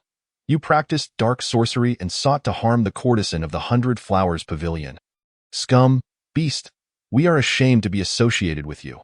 Surrender at once and let the authorities mete out your punishment. Today, we ought to achieve success together. Let us unite to eliminate this scourge and deliver peace to the citizens of Fengdu. The members of the demon-slaying team seethed with righteous indignation, eager to capture Lin Changsheng. In response to their fervor, he merely laughed. You wish to capture me? Very well. Who will be the first to try? With numbers bolstering their courage, a burly man stepped forward, sporting a thick beard, and began to hurl insults. Lin Chongqing, you bastard. I represent the citizens of Fengdu. The moment he stepped forward, he was swiftly sent sprawling to the ground, his torn clothing marking his defeat. With a single strike, Lin Chongqing had incapacitated him, leaving the demon-slaying team members exchanging wary glances, none daring to act recklessly. Is there anyone else who wishes to test their mettle against Lin Chongqing? Step forward. Seeing the situation deteriorating, Sun Hong took it upon himself to mediate. Rubbing his hands together, he suggested, Taoist Lin, Miss Lan is injured. Perhaps we should leave this place and rescue the others from the blood pool before further discussions ensue? Lin Chongqing advised against moving the 4 individuals in the blood pool just yet. Their conditions were delicate and required specific antidotes to preserve their lives. He instructed that only a few should remain to keep watch. He then carried Lin Lanlan back to the surface, where Su Tian and Bai Momo had just arrived, bringing reinforcements. Upon seeing Jin Xiu and the others, Su Tian was taken aback. He had rushed here in haste upon receiving word and was surprised to find he was still a step behind. Su Darren, we must prioritize treating Miss Lan's injuries and ensure she is under careful supervision. Additionally, I require 5 specific medicinal ingredients. Please arrange for someone to procure them. Goji berries, chuanxin grass, ginseng, moss, and red tail flower. Each required a pound. Su Tian dispatched his trusted aides to attend to these matters, and then inquired of Lin Chongqing about the events that had transpired and the reason for Jin Xiu's presence. Su Darren may not be aware, but Lin Chongqing, driven by lust for Miss Lin's beauty, in a fit of rage, stabbed her directly.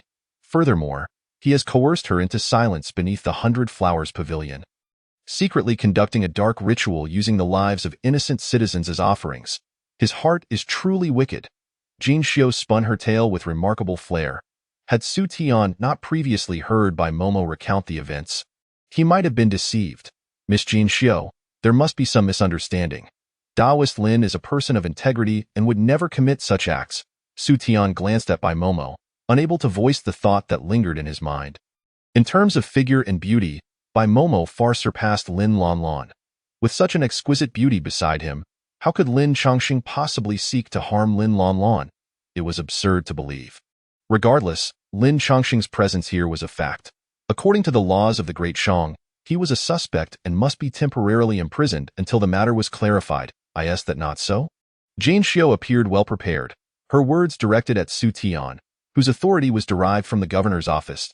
As a confidant of Wang Wu, Su Tian had to uphold the law's dignity and maintain the Wang family's reputation.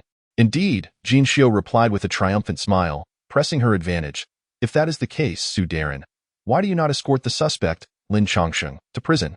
What are you waiting for? Su Tian found himself in a dilemma. He knew Lin Chongqing's formidable abilities, and with so many witnesses present, retaining him along with Bai Momo seemed nearly impossible. Daoist Lin, what do you think?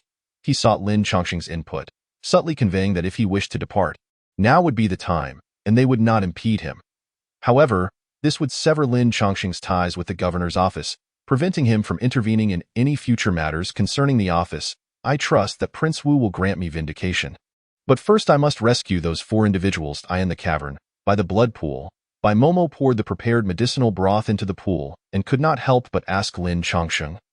Elder brother Lin, Jin Xiao is clearly framing you. Why do we not leave? Bai Momo felt indignant on Lin Chongqing's behalf, lamenting the unjust predicament he faced. Foolish girl, why do you think Li Ji and Jin Xiao orchestrated this grand performance? Do you truly believe it was solely to condemn me? Ha ha ha. Lin Chongqing infused spiritual energy into the blood pool, combining it with the medicinal ingredients to dispel the blood and malevolent energy within. No practitioner of profound skill would be easily condemned by the authorities of a mere county. Their true intent was to force me to leave, allowing them to execute their plans, as cultivators. We are unique. Our martial prowess far exceeds that of ordinary state troops, thus our legal standing differs from that of common folk. We need only wait for the witnesses to awaken one by one, and the truth shall be revealed.